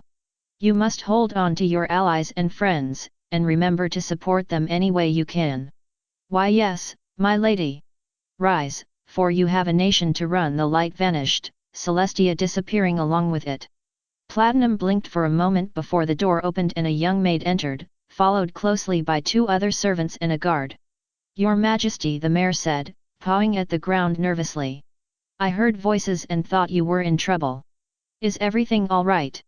Why yes, I'm fine. Hurricane was dreaming. Again. He was stranded on some battlefield, wounded, alone. Again. Pulling his spear up from the snow, he started heading in the direction he believed his troops were, his pace slowed by a bad leg wound. Wind lashed against his body as he walked on, snow blurring his vision and stinging his face. Commander, a voice called over the wind. Hurricane ignored it at first, pressing on even as the snow worsened. Commander. Who's there? He lowered his spear in the direction the voice came from. Show yourself. Not yet, Commander. You are wounded, the voice said. Hurricane kept his spear level, just in case the voice turned out to be a threat. I've noticed. Are you here to point out the obvious? No, Commander. But I can help you. You have a field hospital stashed somewhere in this blizzard? Hurricane asked, hoping that the voice would grow annoyed with him and leave. No. But I can help you. Fine, help me. He lowered his spear slightly. But what's in it for you? You don't trust me. I'm a soldier, we're not known for blindly trusting voices in the snow. Why do you want to help me? You are a strong pony, Commander. The voice said, in a tone that sent a chill up his spine. I admire strength. I will heal you, if you will come with me. You're trying to seduce me. I am trying to help you. Come with me. I will help you, and we will be together. Well, I wouldn't mind the company. He said. He had always enjoyed the company of Marrays. But I still have an army to command, why don't you help me find the rest of my soldiers and you can come back with me to Dash? No, the voice screamed, the force causing Hurricane to back up. They will take you away from me. I don't want them to take you away from me. Calm down, they're not that bad. You say that, but you don't see them the way I do. Come away with me, forget about them, and we'll be happy together. No, Hurricane raised his spear. I will not abandon my soldiers. My first duty is to them, all other pleasure and devotion must come after. If you cannot accept that, then I will not go with you. There was silence before the voice spoke again. Very well, the dream shifted, and Hurricane found himself on a battlefield. Pegasi were locked in combat with various creatures, most of which Hurricane could not identify. Many looked like some kind of ape, but their bodies had been warped and twisted into mockeries of their true forms, some sported claws and tails, while others were bloated and rotting. They swarmed over the hills, scratching and clawing at their opponents. I think I was enjoying the seductress more, he muttered. That Pegasi down there, the voice said, a yellow glow enveloping the indicated soldier. Why do you hate him? Hate him? Hurricane shook his head in protest. I don't hate him, I just don't like him very much. Is that so different? Yes. Hate implies that I want him dead and his head mounted on a pike. Do you? The voice said, sounding rather eager. Of course not. I'm a soldier, not some diamond dog raider. He thought he heard the voice mutter something about a sister, but ignored it. Why do you ask? I have my reasons. If you do not like him, why deal with him? Why not remove him and place someone whom you actually care for in his place? He's a pain, but he's a good soldier. Replacing him would be more trouble than it's worth. That's what you think. But there are many others that would be just as qualified. Perhaps your daughter. She's only a private, he countered, but the vice seemed unconvinced. Privates have been known to do great things. Yes, I know, but that is usually under situations of extreme pressure. I don't want to have to force her into something she wouldn't be able to handle. Then someone else could fill his role. You'd feel much better about the whole situation. Isn't that what you want? No. It'd end up hurting me, since whoever I'd replace him with would be some generic yes pony and I'd probably end up doing something stupid. I'd probably end up giving my fellow ponies over to you if I wasn't careful. Another pause before the voice chuckled. Interesting, the dream shifted once more and Hurricane found himself standing on a mountain.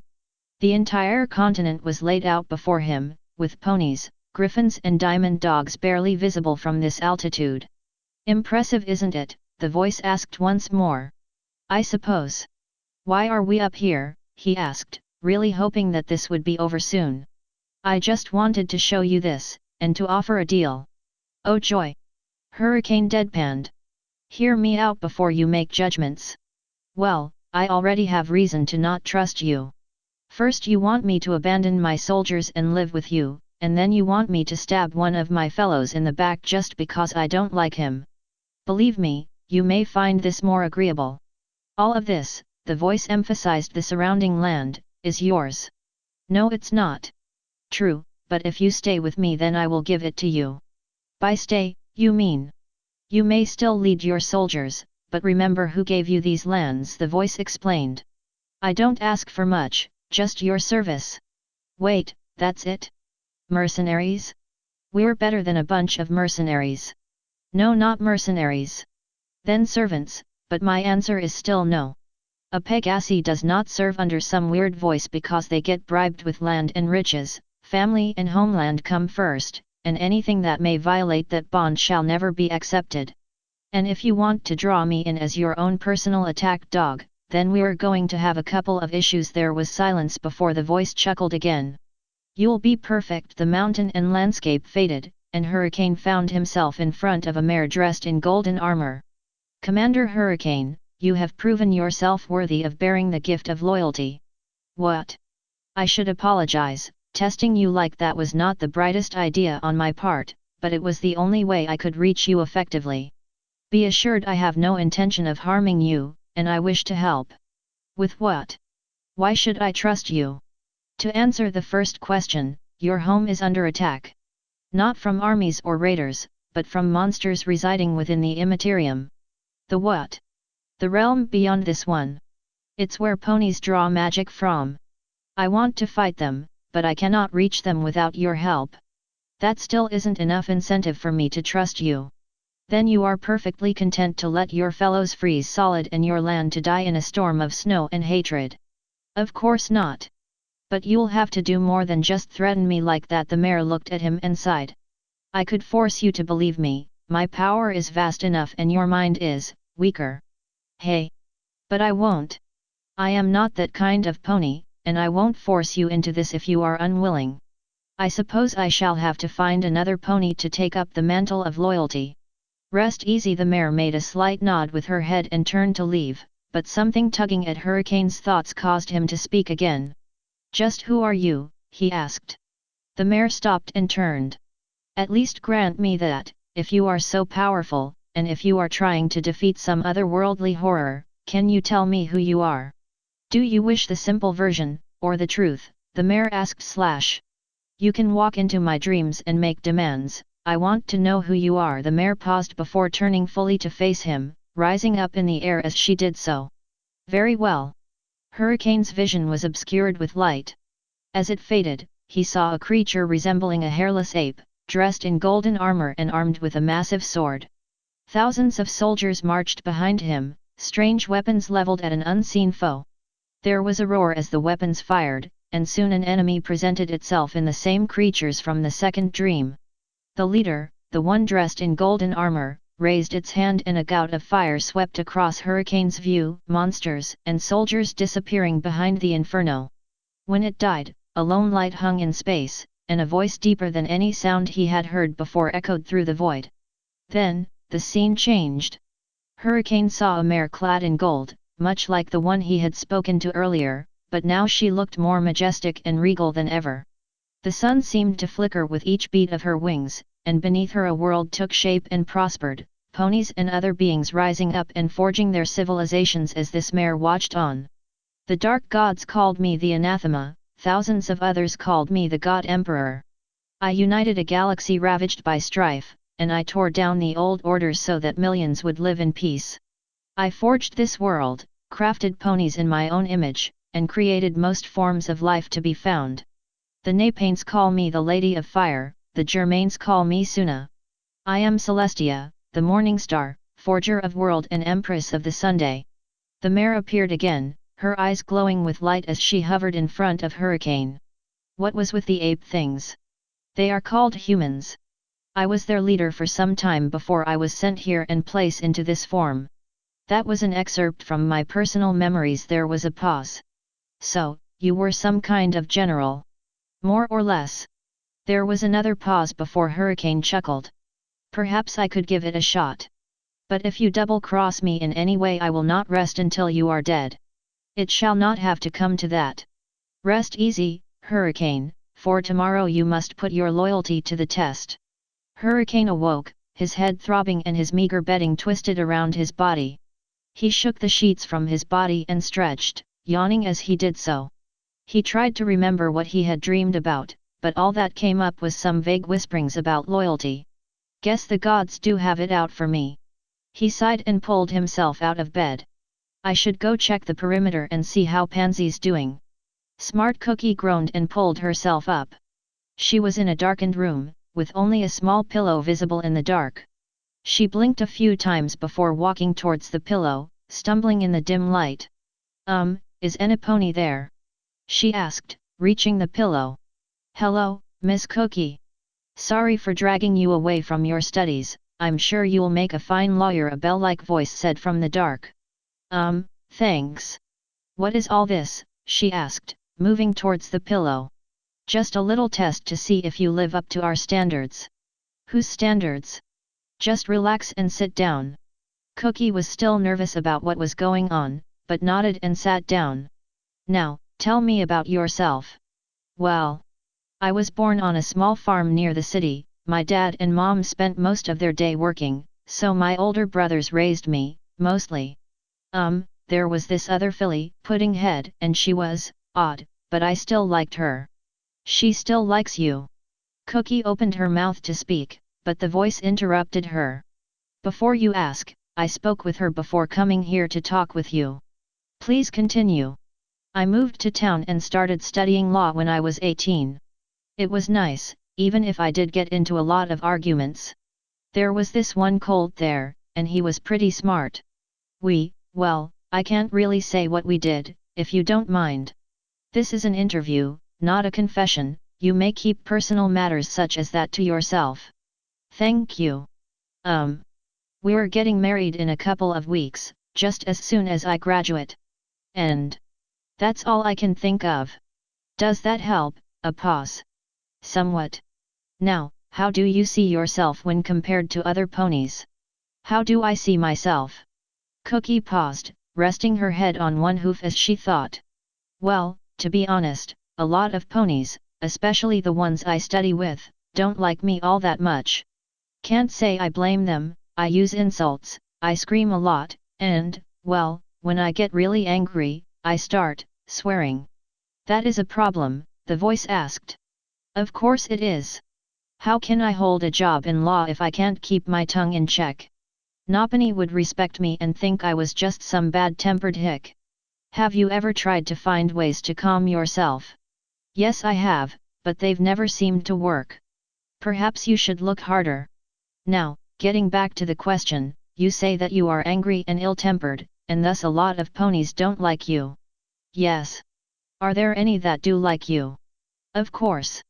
My family and I still love each other. My fiancé's a good colt, and I help the other ponies in town as much as I can, not just with legal problems. How so? Smart Cookie tried to think of the best words to say. You know, just helping out, harvesting crops if the weather wasn't killing them off, setting up shelters, helping with sick ponies, that sort of thing. Very interesting. Now, my last question, to you, what is the most important thing in life? Cookie thought for a moment, and again her head returned to her hoof. There was silence before she spoke again. Guess it'd probably be community, maybe full-on unity if the tribes ever worked together. My mom always said as long as we have each other, we're okay. I don't really understand what exactly she meant, but it's still stuck with me after all this time. There was a pause before the voice chuckled. Very interesting. Well, Miss Cookie, I have to say that you are well suited for the task I have for you. Thank you, ma'am. What task? I've been going around to various ponies, searching for the right personalities and emotional mixes to aid me in a fight against a terrible foe. Tell me, do you know why the world around you is freezing? There are creatures that thrive on hate and intolerance, and they are killing this land. I can fight them, but I need your help to do so. You know, that is actually one of the less crazy things I've heard in my life. When the voice did not respond, Smart Cookie continued. How can I help? Live your life and spread your honesty, embrace truth and understanding, and allow others to see it as you do. Hold fast to your friends and family, as they will be your greatest supporters. Right, whoever she was talking to, a most likely crazy, but Smart Cookie decided to humor her. After all, there were worse things than leading an honest life. Is that it? That is all. You are free to go. Clover the Clever tugged at her cloak as the wind whipped around her, Smart Cookie, and Private Pansy. She could barely see them, but she knew that the Wendigos were above them, circling and releasing their powers to freeze her, her new friends, and the entire land. They could have defeated them, could have fought back, but Commander Hurricane and Princess Platinum had to start arguing about which side of the room to cast the spell from. Well, if I am going to die, at least I'm with friends. She gave a sad smile and closed her eyes as ice began to creep up her cloak, leaning into her new friends for comfort and whatever warmth could be drawn from them. Do not lose faith, child. A voice echoed through her thoughts. What? Who's there? I am here to help you. You have the power of your friends behind you, making you strong and keeping you from the corruption of these creatures. Now, release that power and purge your enemy from the world. I've tried, really I have. I'm not strong enough to. That's because you only released a bit of your power. Release your full might, allow your magic to flow through every single aspect of your being. I can help you, and you will emerge victorious. But who are you? How can you be so powerful and not take care of this problem before it actually got to this point? You may call me Celestia if you so wish. Clover's mind shorted out for a few seconds before she could respond. You were the pony who approached Platinum all those years ago. Indeed I was. To answer your second question, I cannot change a pony's thoughts and feelings, and I cannot waltz in and out of the Immaterium at my leisure. I need your help to return and fight on their terms. But what about me and my friends? No harm shall come to them, the entire process is quite painless. Just release your magic and I will take care of the rest. Clover focused as hard as she could, ignoring the ice collecting around her neck. Her horn sparked slightly as more power built up, the strain burrowing into her skull and causing her head to ache. Still she concentrated more magic, even as ice froze around her head. Finally, something gave way and the ice around her, Pansy and Cookie shattered. Clover was yanked into the air by an unseen force, her eyes and horn glowing bright with power. A column of fire shot from her horn and engulfed the Wendigos, the beasts roaring in pain and anger as the fire consumed them. Her friends couldn't see them, but they could still hear their death cries. After all her magic burned out, she dropped to the ground, leaving a large heart made of purple fire floating in the air above her. What was that? Pansy asked, rushing to Clover's side. I didn't know unicorns could do that. Cookie said. I didn't either, Clover said as she pulled herself up from the ground. Nothing like this has ever happened before. But I know it couldn't have been just me, it came from all three of us, joined together in friendship. The other two smiled, happy that the three of them had helped to save their new home. Of course, none of them really saw how the Wendigos had died. The Wendigos circle on the edge of the warp, feeding off the streams of hate and mistrust the ponies below give them. Their mere presence chills the world, reaching as far south as Saddle Arabia. Most of the regions are able to withstand the cold, some even repelling it, but the Wendigos are not focusing their attention on border states. The three tribes of the largest continent are a veritable feast of emotions, very tempting to the half-starved Wendigos. They realize too late that these three tribes have a protector. There is a roar that echoes through the warp, one not produced by the Wendigos. They continue on until the leading Wendigo is torn in half, a mighty sword sweeping through its body and casting the two parts aside. Out of the swirling currents steps a pony dressed in golden armor, her wings flared and her horn alight with power. She swings her sword around again, aiming it for the nearest Wendigo. You made a grave error when you chose these ponies as your target, Celestia says. Now, you have brought upon your own demise. The Wendigos, heedless of Celestia's warning, let out a roar and surge forward, waves of ice and snow rushing towards the armor-clad pony. Celestia leaps into the air and dives, swinging the sword around in an arc and catching the first Wendigo with a strike to the base of the neck. A second tackles her from the side, ice crusting over the side of her armor and weighing her down. A blast of warp energy throws her attacker off and allows her a moment to recover, swatting away an attack from a third with her sword. Unbeknownst to her, the first Wendigo to fall has reformed, angered by the attack. It circles behind her and prepares to strike, but before it can, two short swords flash out from the immaterium and stab the beast in the side, throwing off its attack and alerting Celestia to its presence. A second Alicorn joins the fray, smaller and clad in silver armor. She joins her sister at her side, bringing her swords up to defend from incoming attacks. "Don't think I would let you do this alone, sister," Luna says. Celestia smiles before launching a blast at a Wendigo, the creature disappearing in a puff of steam. The others circle as the fallen reform, swooping in to search for weaknesses. Celestia shields Luna from the worst attacks, countering with blasts of warp energy and thrusts from her sword. One Wendigo strays too close, and Celestia tackles the creature before hoisting it up with one hoof. With a snarl she slams her sword into the Wendigo's head, twisting it around several times before ripping the top half of the Wendigo from the rest of its body. Two leap for Luna, and the younger Alicorn vanishes in a cloud of blue smoke. The Wendigos search in vain before Luna appears above them, her swords crackling with lightning as they sweep through their targets. She twirls around and stabs another through the chest, tossing it up for Celestia to finish off. As the two sisters regroup, the fallen Wendigos pull themselves back together. Their numbers restored, they rush forward, jagged spears of ice glancing off the heavy armor of Celestia and Luna. "These things just don't understand the concept of death, do they?" Celestia says as she constructs a shield and deflects an attack from two Wendigos. "Have you figured out a way to kill them permanently yet?" Luna asks before stabbing a Wendigo in the throat and decapitating it with her second sword. "Have patience, Luna. I will once there are no ice monsters trying to attack me." Luna kicks out and hits a Wendigo in the chest. "Wait. They're creatures of ice. Why didn't I think of that sooner? Luna, I need you to hold them off for a moment. And what was that you said about wanting me to stay safe? I need to concentrate. Hold them off for a moment." "Fine." Luna unleashes a warp blast of her own while Celestia focuses, her eyes closing as she pulls her sword in front of her. "I am the fire that burns in the heart of every stallion, mare and foal," she says, her sword becoming wreathed in warp flame.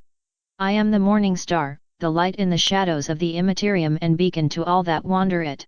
Flame runs down her horn and over her armor, bathing the immaterium with light. "I am the anathema, the bane of chaos and butcher of the ruinous powers. I am the god Empress of Ponykind, the most powerful being to have ever lived." Her eyes open, glowing white with energy as flames dance off her armor. "And the warp is mine to command." She charges, a flaming avatar of her wrath and power. The first Wendigo she hits is vaporized instantly, its very essence pulled in to empower Celestia as she swings her sword around, severing heads and limbs in her rampage. Luna joins her, twirling her swords and constructing shields to guard from the Wendigo's attacks. The remaining Wendigos try to flee, but Celestia storms forward while Luna uses her own powers to corral them together. Warp flame and lightning tear into the beasts, their screams falling on deaf ears as Celestia and Luna advance. "Burn in the fires of absolution, beasts!" Celestia growls as the last of the Wendigos disappears. "That's not how it happened," Twilight said. "Oh." Celestia fluffed her wings again and looked at the filly. "And how did it happen?" "Well, the leader ponies weren't really nice, and they were arguing over who owned the cave they were hiding in, or something. That's a common misconception created from years of mistranslation and shoddy acting." Celestia sighed. "I tried to have the true story told several times but I gave up after ponies kept rejecting the truth." "Why?" It's easier to grasp the broadest of ideas than the whole truth, I suppose. Celestia sighed again. I've had to deal with similar instances many times when I was ruler of humanity. Most times it was innocent enough, but sometimes they could do terrible things in their ignorance. Oh. So, after that, you came and started leading all the ponies, right? Wrong. Hey. Twilight looked at Celestia in confusion. But then how did you become princess? I allowed the newly formed country of Equestria to govern itself for a few years, a little gift to them after saving them from the Wendigos. However, during my fight, something slipped through. It hid out amongst the ponies for quite some time, and I barely even noticed what it was doing until it was almost too late. I may have destroyed the Wendigos, but they were nothing compared to the reign of discord. The reign of discord.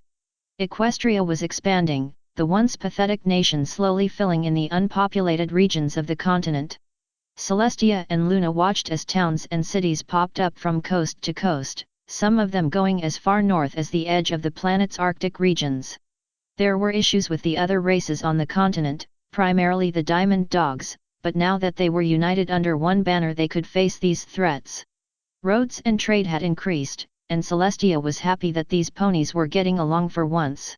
She was sitting near the edge of a forest, her eyes closed and her wings drawn in at her side.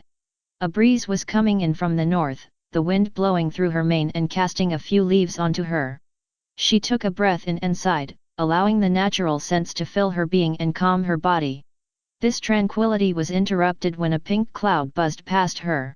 She opened one eye and watched the cloud stop, change direction, and fly off in another direction.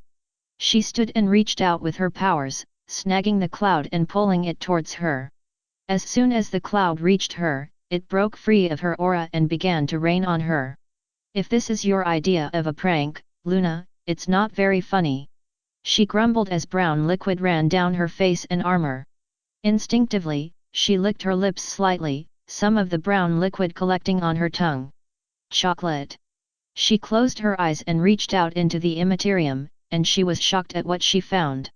Like the snow created by the Wendigos, the cloud hovering above her practically glowed with unnatural powers, only this was much more twisted. With a quick thrust she destroyed the cloud, scattering its components to the wind, before turning towards her shelter as more pink clouds began to gather on the horizon. A teleport brought her to the entrance to the cave, where Luna was currently charging her powers for an attack. Please tell me you did this. She shouted over the sound of a blast of lightning as several more clouds exploded into nothing. If I did, I would be laughing. Celestia constructed a barrier and placed it over the entrance, sealing her and Luna off from the rest of the world. The pink clouds continued to zip by, and soon herds of warped rabbits and pigs began to pass. What's happening? Luna asked. I don't know exactly, but it has to be of chaotic origin. Have you seen anything that might be identifiable as a cult? Other than the ones that worship you, no I haven't. Celestia began pacing, her armored shoes clicking on the stone beneath her. This makes even less sense. Daemons can't just barge their way into the Materium, well, some can, but usually they have mortals pull them in. Either we missed at least one cult, or we're facing a threat that is way beyond most of what I've had to face. She looked at Luna. Grab your weapons and armor, we're going to find the source of this corruption and slaughter them all. Using the Immaterium as a beacon, the two sisters began their journey. The chaotic forces at work threw off Celestia's direction several times, and they began to drift off towards the west. Eventually Luna suggested following the chaos to where it was most concentrated, and the two began heading southwest until they reached a town.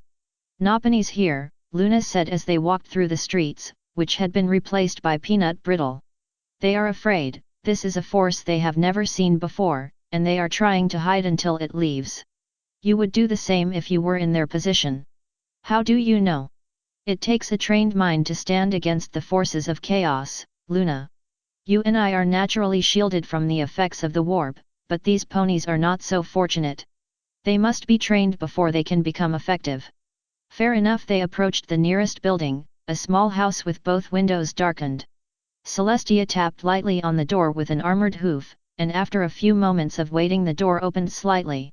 Who are you? A voice said from behind the door. A friend. Celestia said, I am here to help. You. You are? Yes. Now tell me, what exactly happened here? You don't know. Let's say, for a moment, that my sister and I were in a different country, unable to learn of what is transpiring here. How would you explain it? There was a pause before the voice spoke.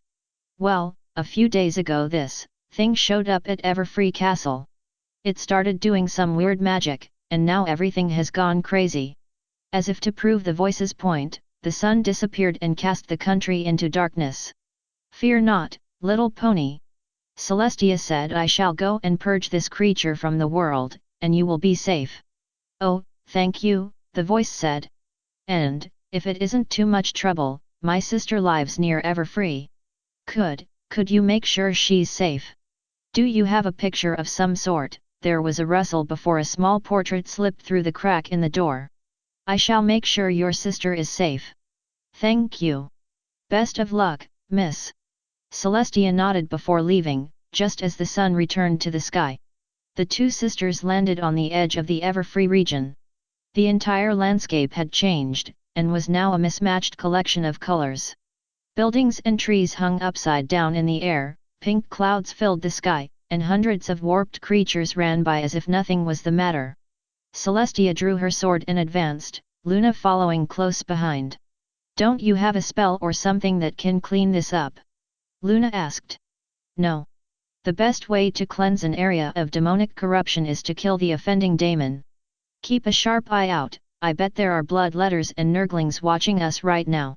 Luna drew her own weapons and pulled closer to Celestia, the elder sister sweeping her gaze across the area. Odd, I was expecting more dead bodies and less flying pigs. Luna asked as a flock of the creatures flew past. Yes. Compared to what I've seen of the ruinous powers, this is almost tame. She shook her head and continued forward. It's a trick, it has to be. Maybe this is a younger daemon. No, daemons aren't like ponies, they are not born in the sense that a pony is, and they are filled with malice and corruption from the instant they are spawned from the immaterium. Luna was silent after that, and they kept walking until they found their quarry. Just outside the castle, which had been painted a disgusting shade of pink, there was a black throne. Seated in the throne was a creature, snake-like in appearance but possessing the head of a goat, the wings of a bat, the tail of a dragon, the paw of a lion and the talon of an eagle. Its eyes seemed mismatched, and a small beard of white hair hung from its chin. And it was snoring. Fairly loudly, in fact. It's asleep. Celestia planted her hooves. Why would it be asleep if it was trying to corrupt this world? Well, won't it be easier to kill now? Luna asked. I suppose. Before Celestia could act, the creature shifted and yawned. Its eyes fluttered open as it pulled itself up, eyeing the two ponies standing before it. What's this? I have guests now. The creature chuckled. I guess sleeping actually has its advantages. Enough. Celestia said, taking a step forward. You are corrupting this world, and I have come to defend it. Corrupt? Me, the creature laughed. This isn't corrupting, this is just me trying to liven the place up. To be very honest, it's kinda boring around here. You call destroying the natural order of things livening the place up? The creature seemed genuinely confused at Celestia's objections. Yeah? You have a problem with that? I wouldn't be standing here if I didn't. Well, maybe it was my exceptional physique that brought you here. The creature vanished in a flash of light and appeared again standing on Celestia's back, posing as if it were a bodybuilder. Admit it, you've never seen a finer specimen than me. I think you are an abomination. Oh, you flatter me. The creature disappeared again, only to reappear leaning against one of Luna's pauldrons. So, what brings you out here, miss? I am Celestia, daemon. Although you may know me as the anathema, the creature looked thoughtful for a moment before shaking its head. Nah, doesn't ring a bell. Mind if I call you Sully? No, Celestia growled. It was good while it lasted. The creature teleported back to his throne. Suppose I should introduce myself, right? You can call me Discord, or John, but I prefer Discord. Enough of this chatter. Celestia aimed her sword at Discord's chest. Undo your destruction and leave this realm. No. I'm having fun right now, and I don't want some sore loser coming in and ruining it for me. Discord looked at Luna. Is your mother always this grouchy? She's my sister, not my mother. Luna said, pawing at the ground. Keep telling yourself that. Discord looked back at Celestia. So, Celestia, are you absolutely sure you want to do this? Yes. Celestia replied, never lowering her sword for an instant. You are a blight upon this world, and I will banish you back to the warp where you belong. Yes, we've established that you don't like me already. Discord emphasized his point by summoning a poster of his face with Public Enemy number 1 written on it. But come on, you can't just have the same old boring thing over and over again, now can you? I mean, at least that guy I saved had a sense for change. Celestia froze, lowering her sword slightly. Who did you save? Discord looked thoughtful again before shrugging. Can't remember, he wasn't much for talking. It matters not, Celestia raised her sword again. Defend yourself, Discord. Oh, we're doing the fighting thing now? Alright, have at it. With a snarl, Celestia lunged forward, arcane power running down the length of her sword. She swung the sword towards Discord's head, but the creature vanished and Celestia only managed to destroy his throne. Ah, I liked that chair. Discord said as he reappeared behind Celestia. Well, chairs can be replaced. Celestia twisted around and fired a blast of warp energy, but Discord caught the blast and reformed it into another pink cloud. He tossed the cloud away and took off, circling over the sisters. Well. Growling, Celestia took off to face Discord, her sword rising with her. She charged forward again, but hit only air as Discord twisted around and appeared behind her. She channeled more energy and shot a blast of warp flame at the daemon, and once again Discord dodged the blast and disappeared. Wow, you're worse at this than I thought. Discord appeared again, standing on Celestia's back. You dare taunt me? Sure, why not? Discord was interrupted when a bolt of lightning struck him in the chest and knocked him from his position. He recovered quickly, just in time to dodge another rush from Celestia. Can't we talk about this for a bit? No, Celestia growled. Come on, what do you have against a little chaos? You warp and corrupt ponies' souls. You drive them to insanity, and for what? So you can sit on your throne and have fun. Hey, insane ponies are funny. Celestia spun around and swung her sword at Discord, again missing as he dodged. The two began to circle, eyeing each other for openings. Hey, quick question, whatever happened to that sister of yours? Behind you. Luna said. Discord turned just before a silver-clad hoof slammed into his face, knocking him through the air. Celestia rushed forward and tackled the creature, the two twisting around before Celestia grabbed him and dove, hitting the ground and creating a massive crater. Celestia pulled away and climbed back into the sky, sword at the ready. Discord pulled himself out of the crater, dust and rubble dropping off his body. He twisted something around in his mouth before spitting out a fairly large tooth, which sank into the ground once it landed. He stared at the tooth for a moment before looking up at Celestia and Luna. The lightning wasn't actually that bad, but that hurt. I doubt you have a concept of pain. Celestia growled. Me? Not knowing pain? Discord laughed before straightening himself. Let's remedy that problem, shall we? With that, Discord threw himself into the air, his eagle talon glowing yellow with power. Celestia threw up a shield and dove, a small mock cone forming around her as she neared Discord. The two beings striking against each other unleashed a force of the likes Equestria had never experienced. The earth shook as a massive explosion of light tore through the sky, the light blinding any pony that was unlucky to look up at that very instant. Trees were uprooted, mountains shook, and windows in far-off Philadelphia were shattered as Discord and Celestia collided. Despite her immense physical and psychic strength, the force of the impact was too much for Celestia. She could hear her armor strain under immense pressure being exerted against her, and the aura around her sword flickered like a dying candle.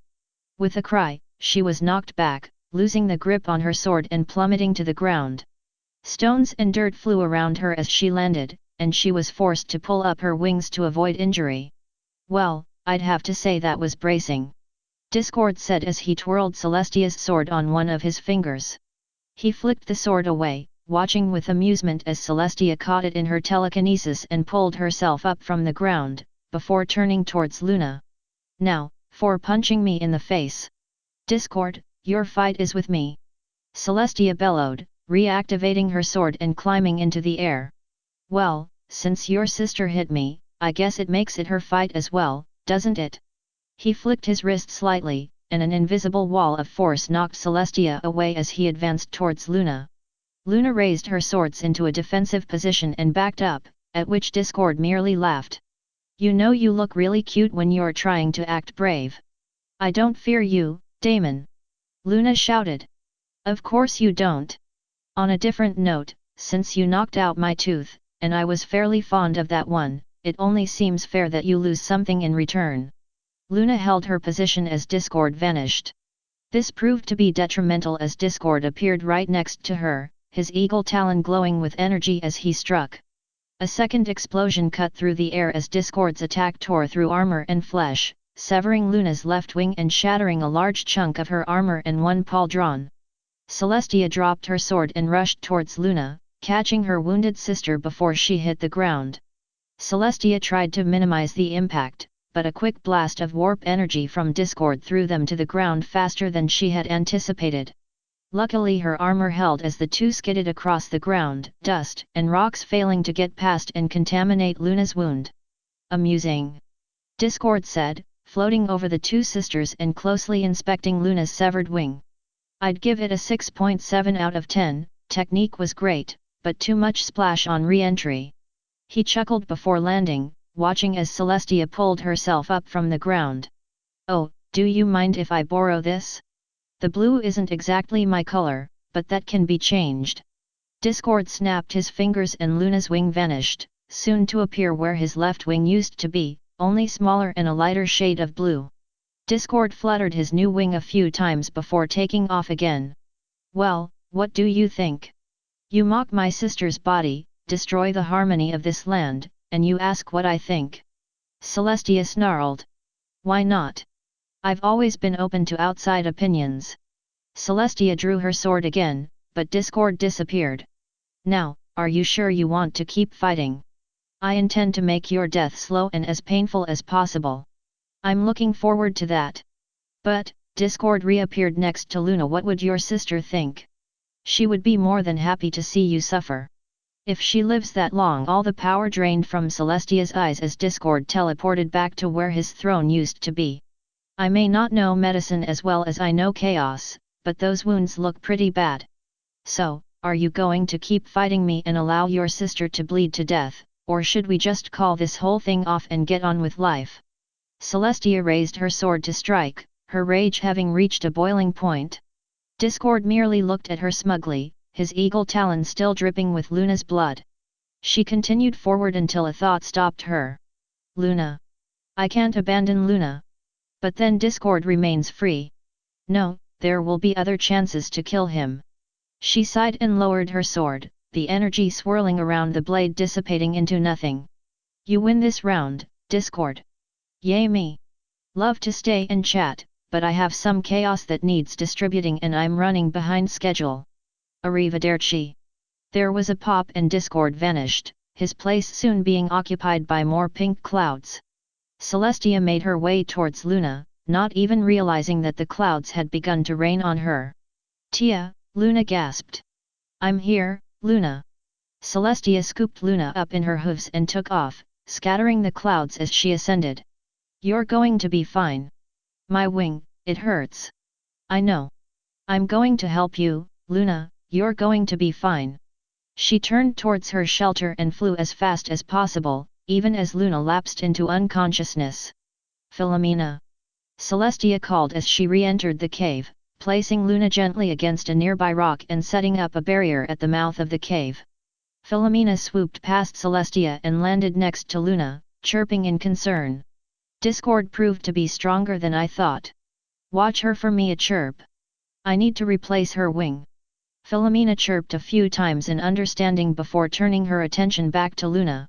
Celestia ventured deeper, returning to her genetics lab, now covered in a thin layer of dust from lack of use. A quick manipulation of the warp saw the dust carted off to a small corner, and she began to inspect the pieces of equipment. If Horus had held off his revolution for a few more months, I could have had the webway and organic limb replacement available for use. She grumbled before turning to another part of the lab. I don't have the time or energy to grow Luna a new limb. But a bionic would frighten ponies. She grumbled again before an idea came to mind. She raised her horn, encasing the machines in a yellow glow. Glass components and wiring were removed, set aside for later use, and the remaining metal was warped and molded into a vaguely winged-shaped device. Next, Celestia brought forth the electrical components, reprogramming and rearranging them to better suit the task at hand. A bit of Luna's blood that had splattered onto her armor was added for DNA recognition, and soon the bionic was finished. Satisfied, Celestia focused her powers again and reappeared next to Luna, the younger pony having regained consciousness. "What's that?" Luna asked, slightly dazed from blood loss. "A new wing." "Now hold still." Celestia kneeled next to Luna. "This will probably hurt." Luna nodded, closing her eyes and tensing slightly in anticipation. Celestia moved Luna slightly to better access the wound, flecking dried blood and shattered armor off the younger pony. Once the wound was cleaned, she gently pressed the bionic against the wound and activated it, watching as tiny wires and hooks clamped the new wing into place. Luna winced as the bionic finished installation, the new wing flapping gently on nervous impulse. "That could have been worse," Luna said. "I'm not finished yet." Celestia's horn shimmered, a small light engulfing the flesh at the base of the bionic. With a quick impulse, the flesh was pulled up and began to wrap around the bionic, hiding it from view. Luna screamed as her flesh and muscle were pulled, with only a calming hoof to keep her from running off and ruining the process. More power was poured into the process, causing Celestia to sweat as more strain was placed on her powers. As the flesh sealed away the bionic, a small layer of blue fur began to sprout up, hiding away any scar tissue and giving the wing an organic look. Her task complete, Celestia released her power and collapsed, a small puddle of sweat having collected around her. She lay there, panting as the stress she had built up left her body. She could barely feel her sister leaning over to nuzzle her. "Thank you, sister," Luna said softly, a pained smile gracing her lips. "You shouldn't thank me," Celestia muttered, resting her head against the floor of the cave. "I failed, Luna, I couldn't defeat Discord, and I couldn't keep you safe. I went with you on my own accord, and I accepted the dangers that were present. I know. I wish there was more that I could have done," Celestia sighed. "I need to rest, as do you. After that, we shall have to come up with a new plan to defeat Discord." A few weeks had passed, and Luna had grown used to the bionic wing. The new wing was now completely indistinguishable from a normal wing, especially when new feathers grew in to replace old. Celestia had spent her time repairing armor and weapons, while Philomena kept constant vigil over the outside world and observed as Discord's corruption spread. Discord himself never really left Everfree, allowing his natural chaotic energy to radiate outward and mess with the rest of the countryside. None of it really had an effect on the area surrounding their shelter, and Celestia was content to leave it at that for now. However, Discord's encroaching turned out to be a bit more resilient than she had anticipated. Every attempt by her to undo some of the damage yielded nothing, sometimes causing the chaos to spread faster. Luna tried to help, but to no real effect. "Do you have any other ideas?" Luna asked after another failed attempt at rolling back the corruption. "Other than going back and killing Discord, no. And before you ask, I don't think we're quite ready for that." Celestia turned away, heading back towards their shelter. "Well, what would you do in your past life? My followers would have dropped several thousand space marines here, and if that didn't work, issue exterminatus. As I do not wish to see this world destroyed, I cannot take the latter route." "Well, can't you at least raise an army?" "I can't replicate the asteroids with what technology one have, and merely going from town to town is not going to produce the necessary skills to fight something of that level of power." "Oh. Well, I'm sure you'll think of something." The two continued to walk in silence back to the shelter. "I'll go check on Philomena and see if she's spotted any changes." Celestia nodded as her younger sister took to the air. Once she reached the safety of the shelter, Celestia sat down and closed her eyes, allowing her soul to drift through the immaterium. She could feel the presence of discord, a constant stabbing pain at the back of her mind. She erected a few more shields and continued on, putting a considerable distance between her and discord. She was not really looking for anything, just a calm spot to collect her thoughts. However, she made notice of a presence trailing behind her. Unlike the presence of discord, this one was much calmer. Still, she knew of the deception of daemons, and reinforced her shields before confronting this new presence. "Who are you, and why are you following me?" she asked. "Please, Your Highness, find pleasure in us, your servants," a small chorus of voices replied. Celestia loosened her shielding slightly when she recognized them. "You are the founders of Equestria, are you not?" "Yes, we are," the voices replied. "And we want to help."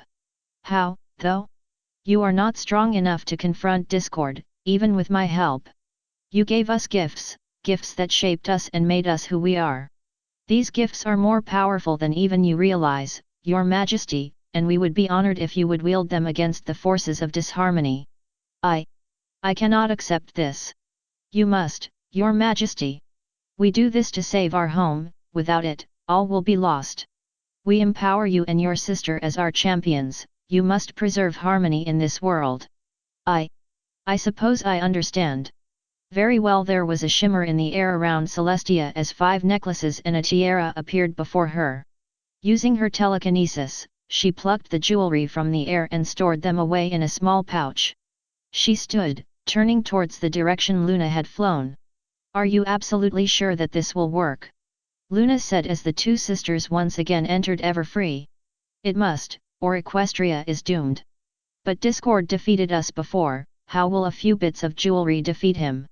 Have faith, Luna, we will be victorious on this day." "I hope you're right." They continued on, walking through the mass of chaos that made up discord's realm. Now, though, Celestia began to notice ponies hiding away amongst what remained of the buildings, cowering as the two sisters walked past. Celestia paused for a moment, turning towards one group. "You there," she said. "Come here." There was a brief moment of silence before a small group of ponies, many of them foals, came out from the shelter of the building. With a bit of focus, Celestia recognized the leader as the mare the other pony had asked for her to look for all those days ago. "Why yes," the first pony said. "Are you scared of what is around you?" "Yes." "Fear not, my child," Celestia gave the pony a smile, "for I have come to free this world of the ruinous powers." "Ah, how touching!" Celestia and Luna turned to see Discord standing on a nearby roof. "I can almost feel my heart melting from here." "You have come to witness your defeat," Celestia said, raising her sword. "Actually, I was just taking a stroll and I saw you and your sister walking along, so I was thinking that maybe you just couldn't stay away from me. So, Discord conjured up a few slips of paper and a heart-shaped box. "Do 2 movie tickets sound good for our next date? Your attempts to distract me are worthless, Discord, my soul is consecrated and cannot be swayed, even as the forces of chaos beat against them." Yeah, we get it. "Oh, look at me. I don't like chaos and I'm going to make big speeches about it." "Seriously, do you ever do anything else? We've already established that you don't like me. It's not just the chaos, Discord." Celestia took a step forward. "You don't care for these ponies, they are merely your playthings to abuse at your leisure. You are no ruler, you are a confused, malicious child being placed in charge of an entire world. So what are you going to do? Spank me and send me to my room with no dessert?" "Perhaps." Celestia rose into the air, summoning 2 of the necklaces and the tiara. "Attack me, if you so wish." Discord looked at Celestia for a moment before chuckling. "Seriously? Just like that? Come on, you're the one who wanted to do the whole arch-enemies thing, aren't you going to try and beat me up for a little bit?" "What, you mean like this?" Discord was blasted off the roof by a huge wall of warp flame, hitting the ground with a wet smack. Exactly. Discord vanished and reappeared standing on a different building. You and me are just going to chase each other around for a few minutes, then I'm actually going to care, and you go away and leave me alone. Why don't you just leave and we'll cut out all the rest? Why? Do you think that you are so powerful that you don't even need to be bothered with someone like me? Celestia laughed. I've seen bloodletters cause more destruction than you. Was that an attempt to annoy me? Maybe, but I thought you, a practitioner of chaos, would love to know that he was being outdone by a mere weakling in the chaos hierarchy. Maybe that's why you're alone, you aren't actually that powerful. I mean, a Lord of Change or a great unclean one would have destroyed this planet in a few hours, but you? Cheap parlor tricks, nothing more. Discord bristled slightly, but otherwise did not seem all that affected. Yeah, your attempts to get me mad have worked so well. Now what, is Luna going to sneak up behind me and punch me again? No, but she did finish casting a null spell over the area. As if on cue, the world became tinted blue, with Luna sauntering out of the shadows of a building with a smug look on her face. And, that's supposed to threaten me? Discord asked, to which Celestia smiled slightly. I don't know, does it? Discord chuckled a little before snapping his fingers. The blue tint flickered a little, but returned to full strength soon after. Puzzled, Discord snapped his fingers again, but once more nothing happened. He tried again several more times before looking back at Celestia. What did you do? Nullification of the presence of the Immaterium, Celestia said. Several psychers I knew of used similar techniques in battle against opposing psychers. Most of your powers have been cut off. Oh, and I suppose you are perfectly fine. Wrong. I have lost quite a bit of my own power, but then there are other forms of power besides manipulating the Immaterium, aren't there? Celestia charged forward, sweeping her sword towards Discord. He dodged, but lacking the ability to teleport away meant he was tackled by Celestia's armored bulk. He rolled away, but Luna pounced on him and pinned him to the ground. Celestia twisted around and bucked Discord in the face, metal boots colliding with his skull and stunning him for a moment. Discord recovered and twisted out of Luna's grasp, taking to the air to avoid the two sisters. Celestia and Luna circled Discord, waiting for him to make the first move. He eyed them for a moment before rising higher, trying to find an area where the null zone would not affect him. Luna, not having that, raced up and grabbed Discord, slowing him down and pulling him back towards Celestia. Discord twisted around once more and punched Luna, knocking the younger pony back, but before he could get away Celestia had flown above him and cut off his escape. So, if you kill me, what does that accomplish? He asked. With you gone, these ponies shall be able to live in peace and harmony. She looked past Discord and saw that Luna had summoned the other necklaces. But killing you is out of the question. What? You will just respawn within the Immaterium if you die. It would be better if you were sealed away, under my watch. I don't do this for my own pleasure, I do this so that all ponies may stay safe. I've suffered worse. Discord smiled and took a pose. I'll just break out in 1,000 years or so and try again. I doubt it. The necklaces and tiara began to shine, streams of light twirling around Celestia and Luna.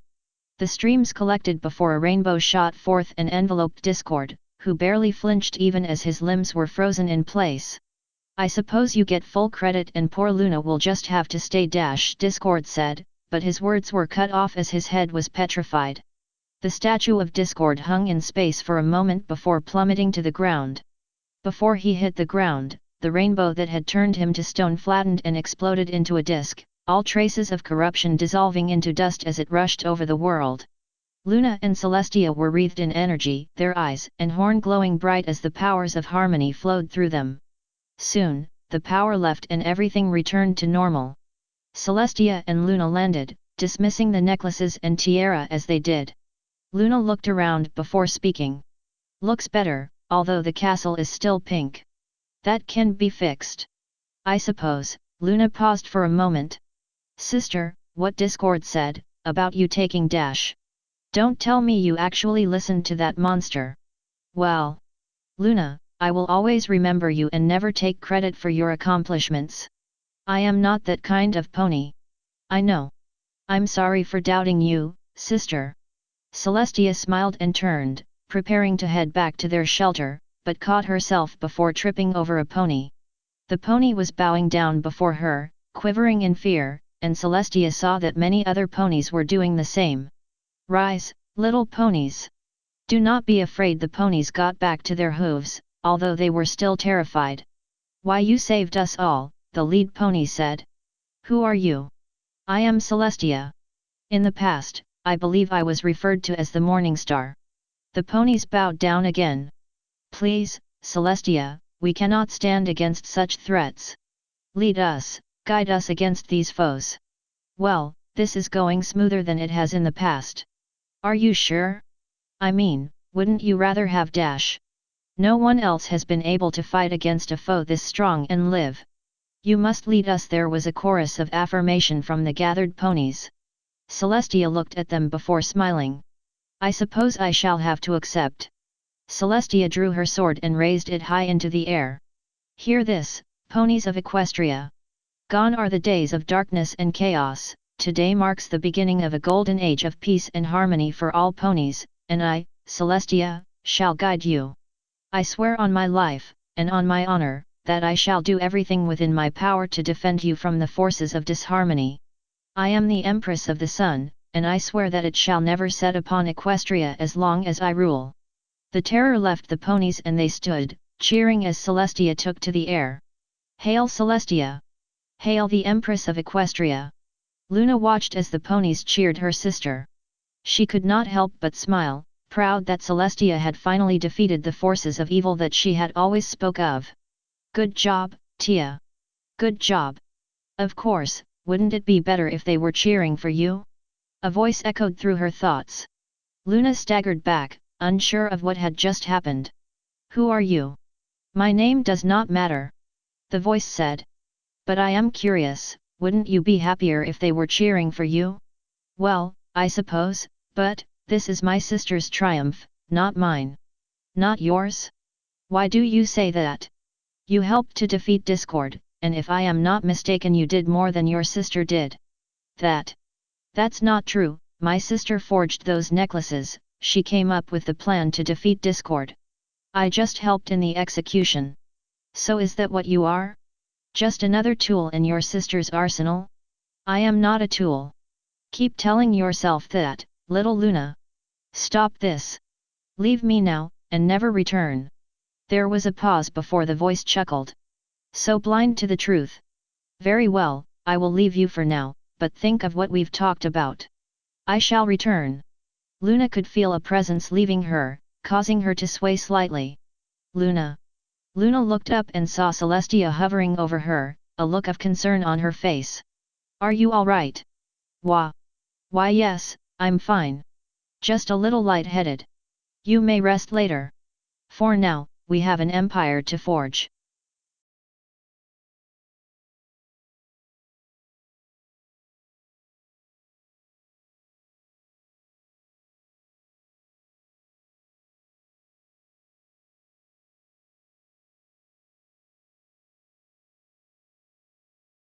Celestia rising. The castle had been repaired, and the last traces of discord's reign were swept away under a coat of white paint. The new administrators and what remained of the old nobility had been sure to send out as many letters and notices as possible to inform the ponies in the far-off provinces about the new ruler in Everfree. Celestia was currently standing in a small hallway leading to the throne room, Luna behind her and Philomena perched on her shoulder. A few nervous attendants watched them from the shadows of a nearby archway, casting worried glances as if they feared the act of looking at their ruler would have them executed. I suppose we'll have to think of a better way to reach out to the populace. Celestia said. Give it time, sister, I'm sure they'll come around. Luna replied. But do you think you could come up with a few ideas in your spare time? I'll see what I can do. Celestia smiled and made a few more adjustments to her armor. Philomena chirped a few times and fluttered her wings. No, I haven't forgotten you. Why do you ask? Another chirp. Consider yourself my icon, then. Celestia said. Philomena chirped a few more times and stroked Celestia's neck. Celestia fluffed her wings a little before approaching the door. She could hear the sound of a pony speaking to the crowd, probably to calm the populace before she made her entrance. Just like the Imperium, Tia. Just like the Imperium. She made one last adjustment to her armor before stepping out into the throne room, light glinting off her armor as she stepped forward. The instant she had become visible, the entire throne room had broken out in cheering. While it was not the usual groups of soldiers or mobs of awestruck civilians she remembered from her last few years before the heresy, numbering only a few hundred ponies, it was a step towards familiarity that she had been missing for quite some time. She raised a hoof to quiet the ponies, and most seemed to calm down.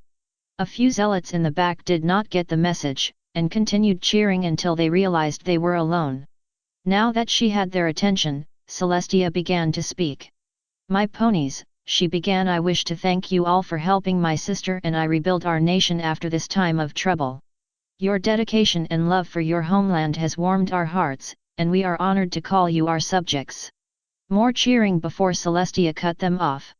"Still, I wish to address a few things. First and foremost, you are scared of me and my sister, you don't know what lies ahead for Equestria, and you don't know how we, your rulers, intend to guide you. So, I will take this time now to address as many questions as possible." Celestia smiled. "So, ask away." There was silence in the throne room, and Celestia could see quite a few ponies looking at each other, waiting for some pony else to speak. Finally, a colt in the center of the group mustered his courage and spoke. "We're not going to get taxed too much, right? I will not allow rates to rise higher than necessary." Celestia replied. "There may be times where rebuilding and defense may require more funds, but hopefully those will be few and far between." "That's another thing," an orange mare in the front said. "What are ya gonna do 'bout them diamond dogs in the south? They're stealin' all our crops and taking our families as slaves."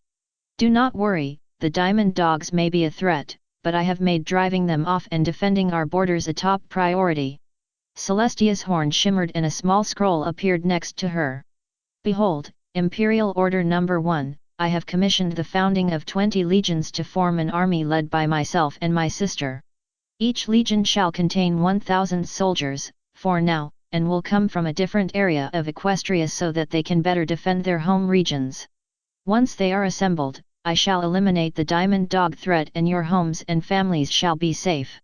The mare nodded her thanks as several other ponies made their agreement known. Celestia surveyed the group once more, eyeing several colts in the front that seemed a bit too happy to see her. "Before anyone asks me," Celestia said, "my sister and I shall take neither mate or lover, our first devotion is to Equestria, and to place any pony before the nation would compromise our leadership." She smiled slightly when she saw most of the colts in the front slink off to the back, muttering something that she could not hear. She turned her attention back to the group at large. "Now, is there anything else I can answer?" Celestia was interrupted by the sound of knocking. She, Twilight and Cadance looked towards the door, confused. "Who is it?" Corporal Shining Armor, ma'am," a voice replied. "I was, sent here by Commander Steel Rain to, guard you, or something. So, I just wanted to let you know before I took my post." "He's doing more of his deep striking Pegasi drills, isn't he?" Celestia asked, her voice a bit more deadpan than she would have liked. "Yes ma'am, yes he is. That explains it, he's always been a bit too obsessive about his flanking maneuvers. You may come in if you would like." The door opened and in stepped a young unicorn colt dressed in gold armor that was a size too big for him. He had a white coat and striped blue mane, and Celestia could spot a few sparring bruises that were still healing. Twilight leapt up to her hooves and ran towards Shining Armor.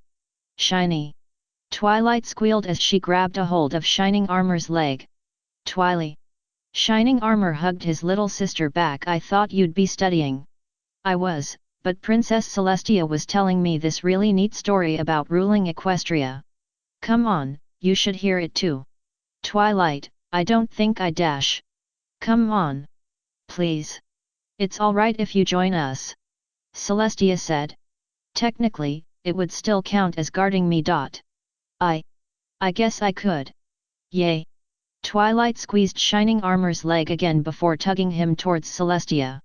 "Come on, you can sit next to Cadance and me.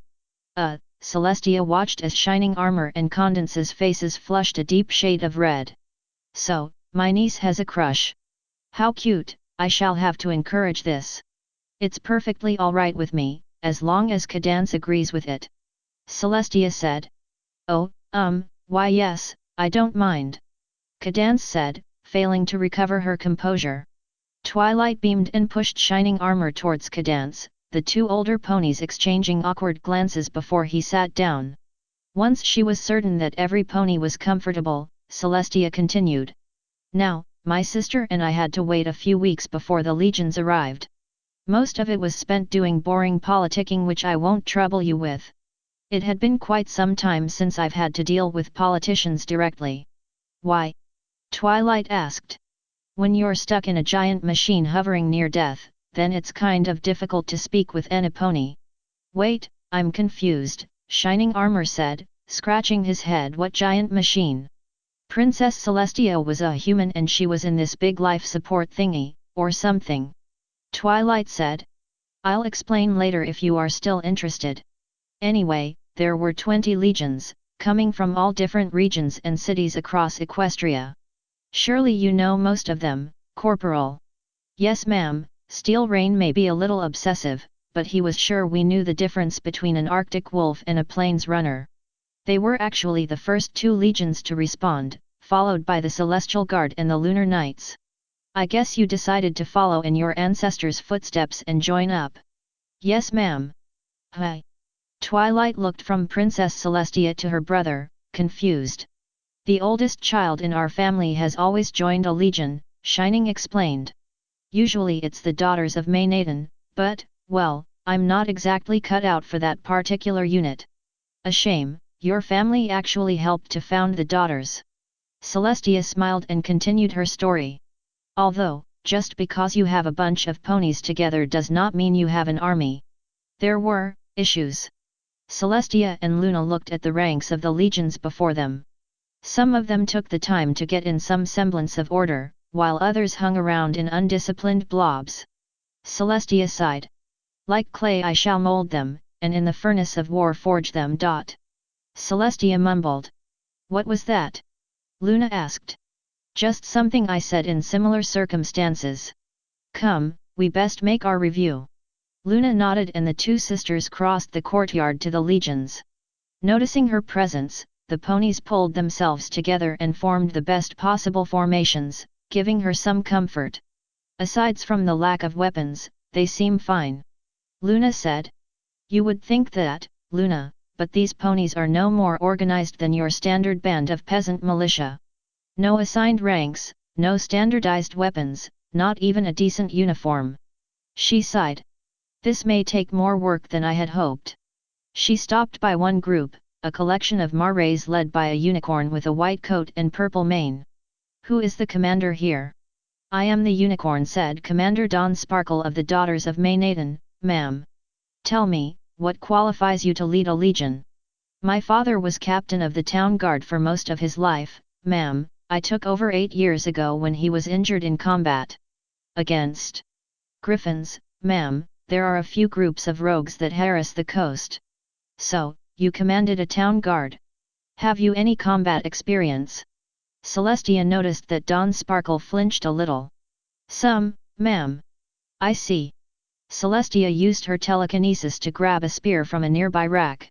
She tossed it to Dawn Sparkle, who caught it easily with her own telekinesis. Attack me. I'm sorry. Attack me, I wish to see your skills. Commander, attack me. That is an order. Dawn Sparkle looked around before nodding. Yes ma'am.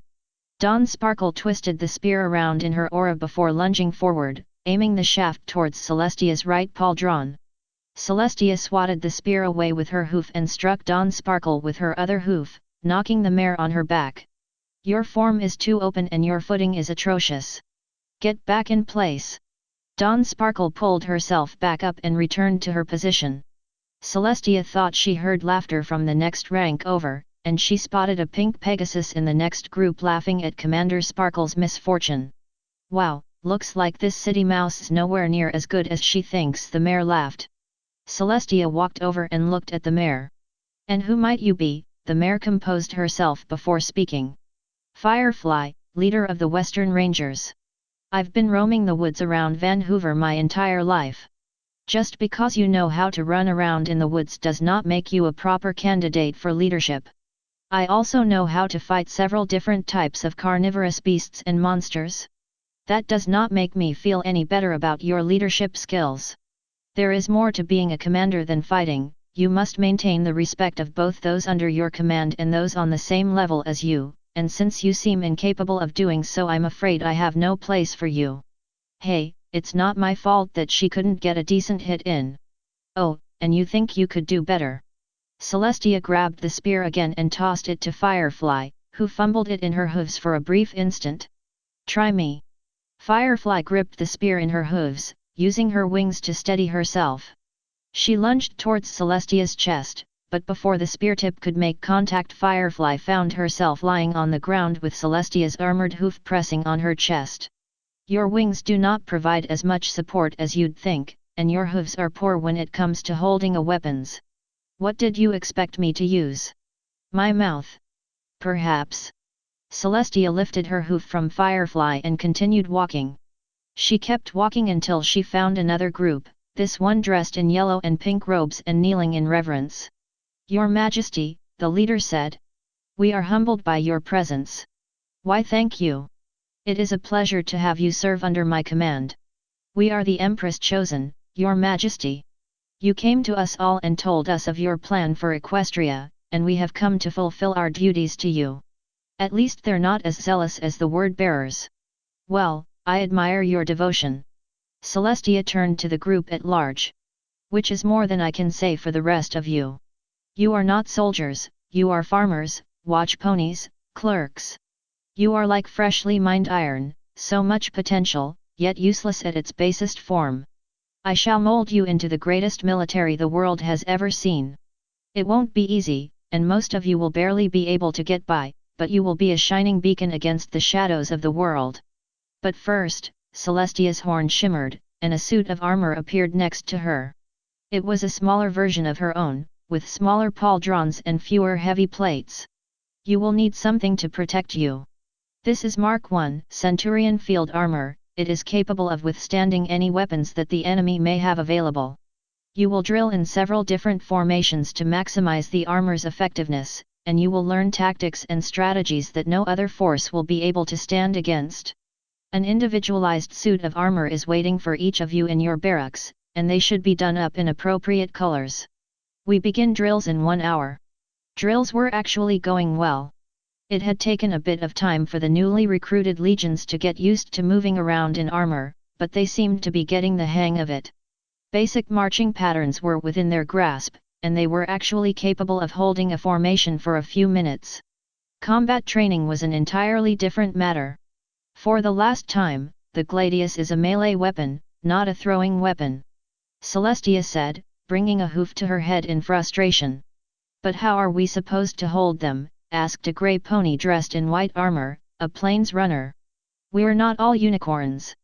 Celestia paused before returning her hoof to her forehead. I'm sorry, I was so caught up in getting you disciplined that I forgot a vital piece of equipment. Her horn shimmered once more and a small headset materialized on the ground next to her. It was nothing fancy, just a small metal band with a tiny horn-like protrusion on the front. Put this on. She passed the headset to the plains runner, who nodded his thanks before putting the headset on. He looked around for a few moments as if expecting something to happen, but other than a small beep the headset did nothing. It's nice, but what does it do? Pick up your sword. The plains runner nodded and reached down to grab the sword. No, not with your mouth, use the headset. How am I supposed to dash? Just imagine that you are holding the sword. The pony gave her a weird look and concentrated, his brow furrowed slightly.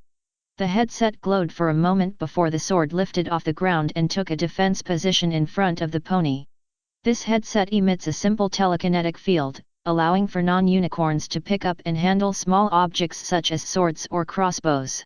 There should be one in the packs that came with the armor. All of the available earth ponies and Pegasi looked into the packs and pulled out a headset. Continue with your drills. Celestia was beginning to see a rivalry developing between the Western Rangers and the Daughters of Maynaden, specifically their commanders. While normally she would not worry about it, at this stage in training it would only cause them to be uncooperative if ever deployed in the field. Especially when their commanders were on the verge of taking each other's head off. Celestia was drawn from instructing several groups of legionnaires on the importance of combined arms tactics by the sound of shouting. After picking up a string of expletives from Commander Don Sparkle that Leman Russ would have been proud of, Celestia sighed and made her way to the source of the problem. Commanders Don Sparkle and Firefly were at each other's throats, literally. The Pegasus had her hoof drawn back in preparation to throw a punch, while Don Sparkle had her sword at the ready. Around them a small group of their fellow legionnaires had assembled, watching and waiting to see what would happen between their two commanders. "What's going on here?" Celestia asked, catching the attention of all the assembled ponies. "This half-blind Pegasus tried to stab me," Don Sparkle shouted, jabbing a hoof at Firefly. "That's only because one of your clumsy subordinates knocked me off balance," Firefly responded, pointing to the mare in question. "The daughters are not clumsy, and if you actually possessed enough intelligence and reason to understand that swinging a sword around like it's a child's toy dash. Are you calling me stupid, you stuck-up piece of dash?" Firefly drew her hoof back, but before either commander could attack they were knocked over by a small-scale warp blast. "Enough of this!" Celestia snapped, allowing a small bit of her power to flare in her eyes. "Both of you, come with me. The rest continue with your drills." The other legionnaires nodded and returned to the drills as Celestia led Don Sparkle and Firefly away from the training grounds. "What exactly is your problem with each other?" she asked once they were far enough away from the camp. "I had nothing against her until she started calling me city mouse and trying to kill me," Don Sparkle said, keeping her voice even. "Well, that's what you are." Firefly spat. "Seriously, my baby sister can do better field drills than you can." "Oh, I imagine there are some other things she can do better in the field," the Daughter of Maynaden said, giving her hips a wiggle to emphasize just what she was talking about. "What? Come now, you spend all day in the woods, you must get bored sometimes." It took Firefly a moment to understand the insult, but once she did her glare seemed to grow more intense. "City mouse! Tree shagger! Skank! Bitch! Enough!" Celestia bellowed, causing the two Marais to stagger back. "Listen to yourselves, you sound like schoolyard fillies, not commanders. You let these arguments get out of hoof, it will trickle down to your legions. What will happen if one of you needs to support the other? Will you allow your rivalry to cloud your judgment and leadership capabilities?" "Of course not." Don Sparkle began before Celestia cut her off. "Silence. I am going to say this once, you two are a threat to my army's integrity and coherence, and if you do not bury your rivalry this instant, I will kill you both with my bare hooves and let some pony else take your position. Do I make myself clear?" There was silence, the two Marais looking uneasily at one another. "Answer my question." "Why yes, ma'am," Firefly stammered. "We heard you perfectly." "Good. Get back to your legions."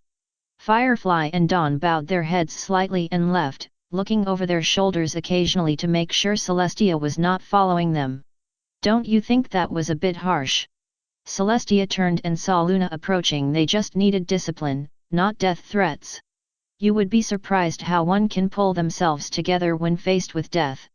Besides, I allowed rivalries like that to go unaddressed for so long during my previous reign. They sparked a civil war. Consider this cutting the head off a snake before it has the chance to strike.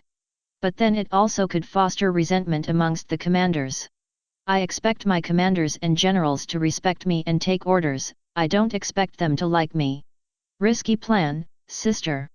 I hope you know what you are doing. It will work out, Luna. Trust me." She looked up to the sky and sighed. "Watch over the drills for a few hours, please, I have some administration work that needs to be completed."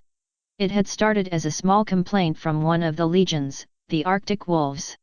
Used to having brave harsh conditions and much tougher foes, they were not fond of the swords Celestia had issued as a standard weapon.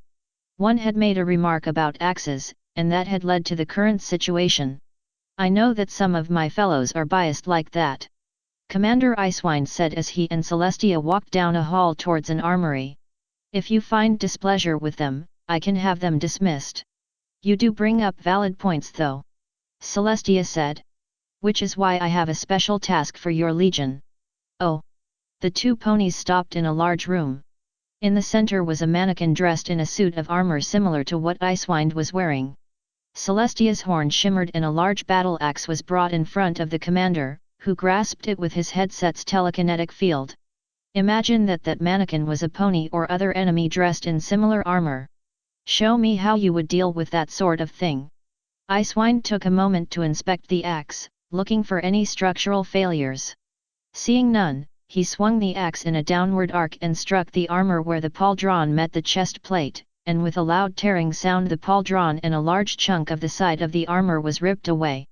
I think there may be something wrong with the armor. No, the downward force you applied, along with finding a weak spot in the armor, was more than satisfactory. Why did you ask me to come here? Icewind asked, giving Celestia a sideways glance. Listen to me.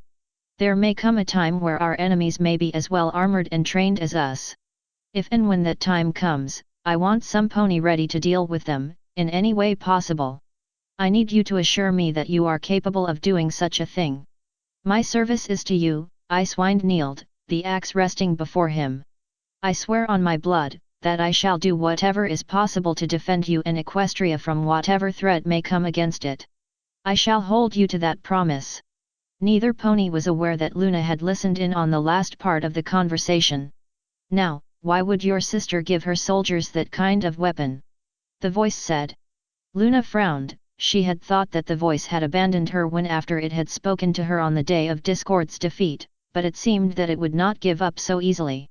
Well, there is a chance that some pony might find out how to forge armor of similar toughness. Luna responded.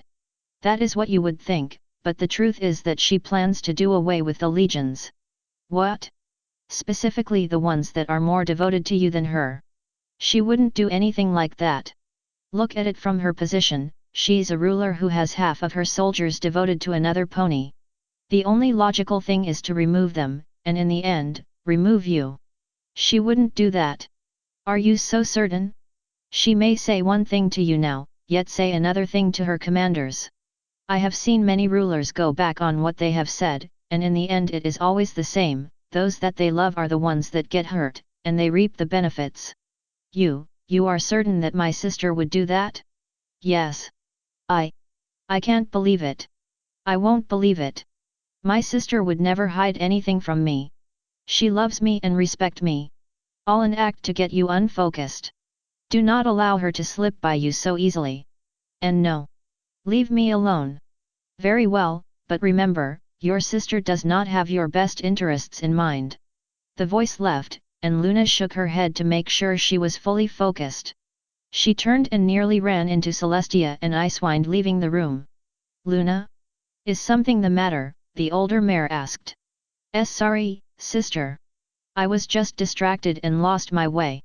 Inside, Luna was panicking. She knew her sister was powerful, and it was possible that she already knew about the voice in her head and would call Luna out on her lie. If she inquired about it, would she invade Luna's mind to get rid of it? You know she will. She cares not for your strength or your desires. The voice whispered in her mind. If Celestia did know something, she did not make it apparent. Remember to keep your focus, Luna. You may end up hurting yourself more than you know. Celestia said before she walked past Luna, Icewind following behind her. See what I mean? I thought I told you to leave. Not now. The proof is before you, and you are still unwilling to accept it. My sister meant nothing by what she said. You're just not looking close enough. Try harder, and we will speak again. Luna blinked a few more times. The voice was getting annoying, and she hoped that soon it would learn that she would not betray her sister. But, would her sister do the same? She shook her head and kept walking, pushing all thoughts of the conversation out of her head. She knew she would have to tell Celestia sooner or later about the voice, but doing so now, with the stresses of building a strong nation resting on her mind, seemed rather impractical. I'll just have to keep this to myself for now. When the time is right, I'll tell Celestia. She was unaware that, for a brief instant, her eyes had flashed an emerald green and her pupils had become cat-like in appearance. Celestia had added crossbows to the arsenal of her legions. Most of the soldiers were not particularly good with them, and the unicorns preferred to use their powers, but the Pegasi-heavy legions, such as the Western Rangers, the Wonderbolts, the Firebirds, and the Black Ravens, had grown very fond of them. The Wonderbolts especially had started to perfect crossbow usage, with members coming up with tactics and maneuvers to maximize the weapon's effectiveness and make the Pegasus a much more effective force in combat. She watched in silence as squads of blue-clad Pegasi swooped across the sky, twisting and turning as they attempted to one-up one another. The display itself was highly reminiscent of several battles she had witnessed, and she found herself smiling at the memory. "What do you think, if you don't mind me asking, ma'am?" Celestia turned and saw Rolling Thunder, commander of the Wonderbolts, landing next to her. "I'm impressed that you could come up with those maneuvers so quickly. Well, when I was younger I used to do tricks to keep myself in shape. I guess I just tried to apply some of that experience to this. Have you any other experience besides that?" "I used to lead a weather team back home in Cloudsdale. And, well, we had to break up a few mobs when Discord threw everything out the window. So you can handle groups of ponies and know how to control and disperse mobs." "Yes. It's not exactly military service, but it's better than nothing. I guess. Hopefully, you will get a chance to prove yourself to me and the rest of Equestria." "I would love the opportunity, ma'am." Rolling Thunder bowed and took off, rejoining his fellow Wonderbolts and leaving Celestia alone again. She surveyed the training field once more, noticing that the commanders of the Black Ravens and the Firebirds were watching Rolling Thunder closely, possibly in envy. "Perhaps there are a few more snakes that need beheading. I'd say the legions are almost ready," Celestia said as she and Luna walked past the training soldiers, followed by two pairs of guards from their personal legions, the Celestial Guard and the Lunar Knights respectively. "You would know better, sister," Luna said. "I see that some of the legions are fairly fond of you." They are. Of course they are. You've been a bit distracted as of late, so I think you would like to know that." I guess I have been distracted. I'll try to be more focused." "Do so, I do not wish to see you mess something up because you lack focus." There was a pause before Celestia spoke again. "Luna, I have been thinking." "Oh. Yes. You possess my strength and many of my powers, yet you are still untrained in many things in regard to keeping Equestria safe. I still hope to learn from you, sister," Luna replied, giving Celestia a small smile. "I hope that I teach you well. To build upon this, I have realized that while some of the legions favor you, they are still wholly deferential to me." "That's a bad thing? You are the Empress, after all." "I know, but there may come a time when a legion may balk at your orders, as they do not believe they come from me. So, I have decided to appoint you as my war mistress." "What exactly does that title mean?" Luna asked, one eyebrow raised. "At times, I may be here dealing with administration, or I may be in another part of Equestria on campaign. Under those circumstances, I grant you complete control over the legions assembled under you. Your orders shall carry the same weight as mine, and the legionnaires are to follow them to the letter or face both my wrath and yours." I'm thankful for this, sister." Luna paused for a moment, bowing her head in respect. "I promise you, I shall perform my task as war mistress to the best of my abilities, and I shall never back down from your service." "I have no doubt that you will." They were interrupted by the arrival of a messenger, panting from having run across the courtyard. "Sorry for disturbing you, Empress," the messenger said, passing her a small note, "but this just came in from the southern border." Celestia opened the note, scanning it as quickly as possible. She frowned slightly before folding the note up, turning towards Luna. "It looks like we shall have to put our legions to the test. The Diamond Dogs seem to be increasing activity and making threats." She gave Luna a small smirk. "We shall have to remedy that problem, now won't we?" "Yes, sister."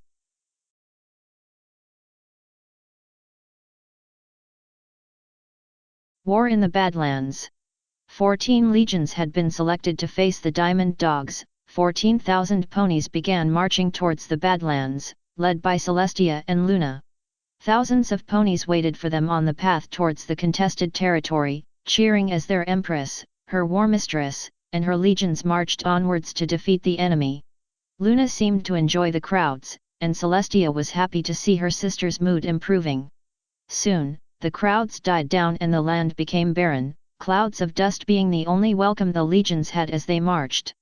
Forests were replaced by dried shrubs, hills replaced by craggy rocks, and as the army continued on, Celestia thought that she could smell the presence of sweat coming from her legionnaires. What kind of army would live in such a place, muttered Luna as they continued their march. I know of several, but they cannot affect this particular realm. Celestia crested another hill and surveyed the area. We'll stop here for the night.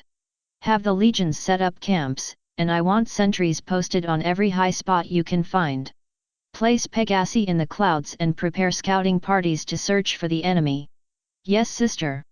Luna turned back to the group, shouting orders as she did so. Celestia continued her survey, her eyes sweeping back and forth across the desert before her. The area was flat, save for a small canyon at the very edge of her field of vision. A quick search through the immaterium turned up nothing, only a few disturbances that she passed off as latent emotions. She recalled her soul and kept looking, scanning the horizon once more for any sign of motion. Don't stare at it too much, it gets tired.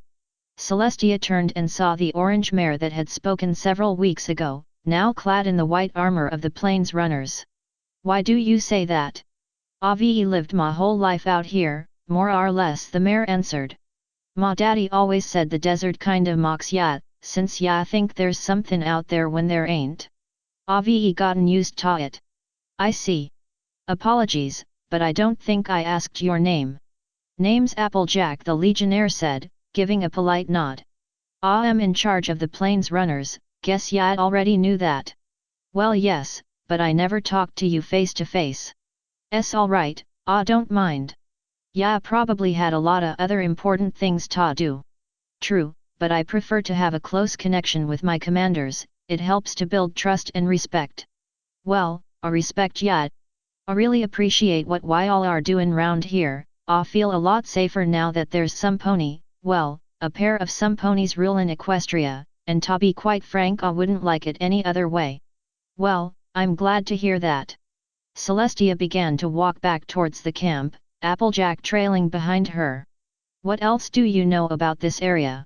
Lotta canyons, and a lot of gems and other bits like that.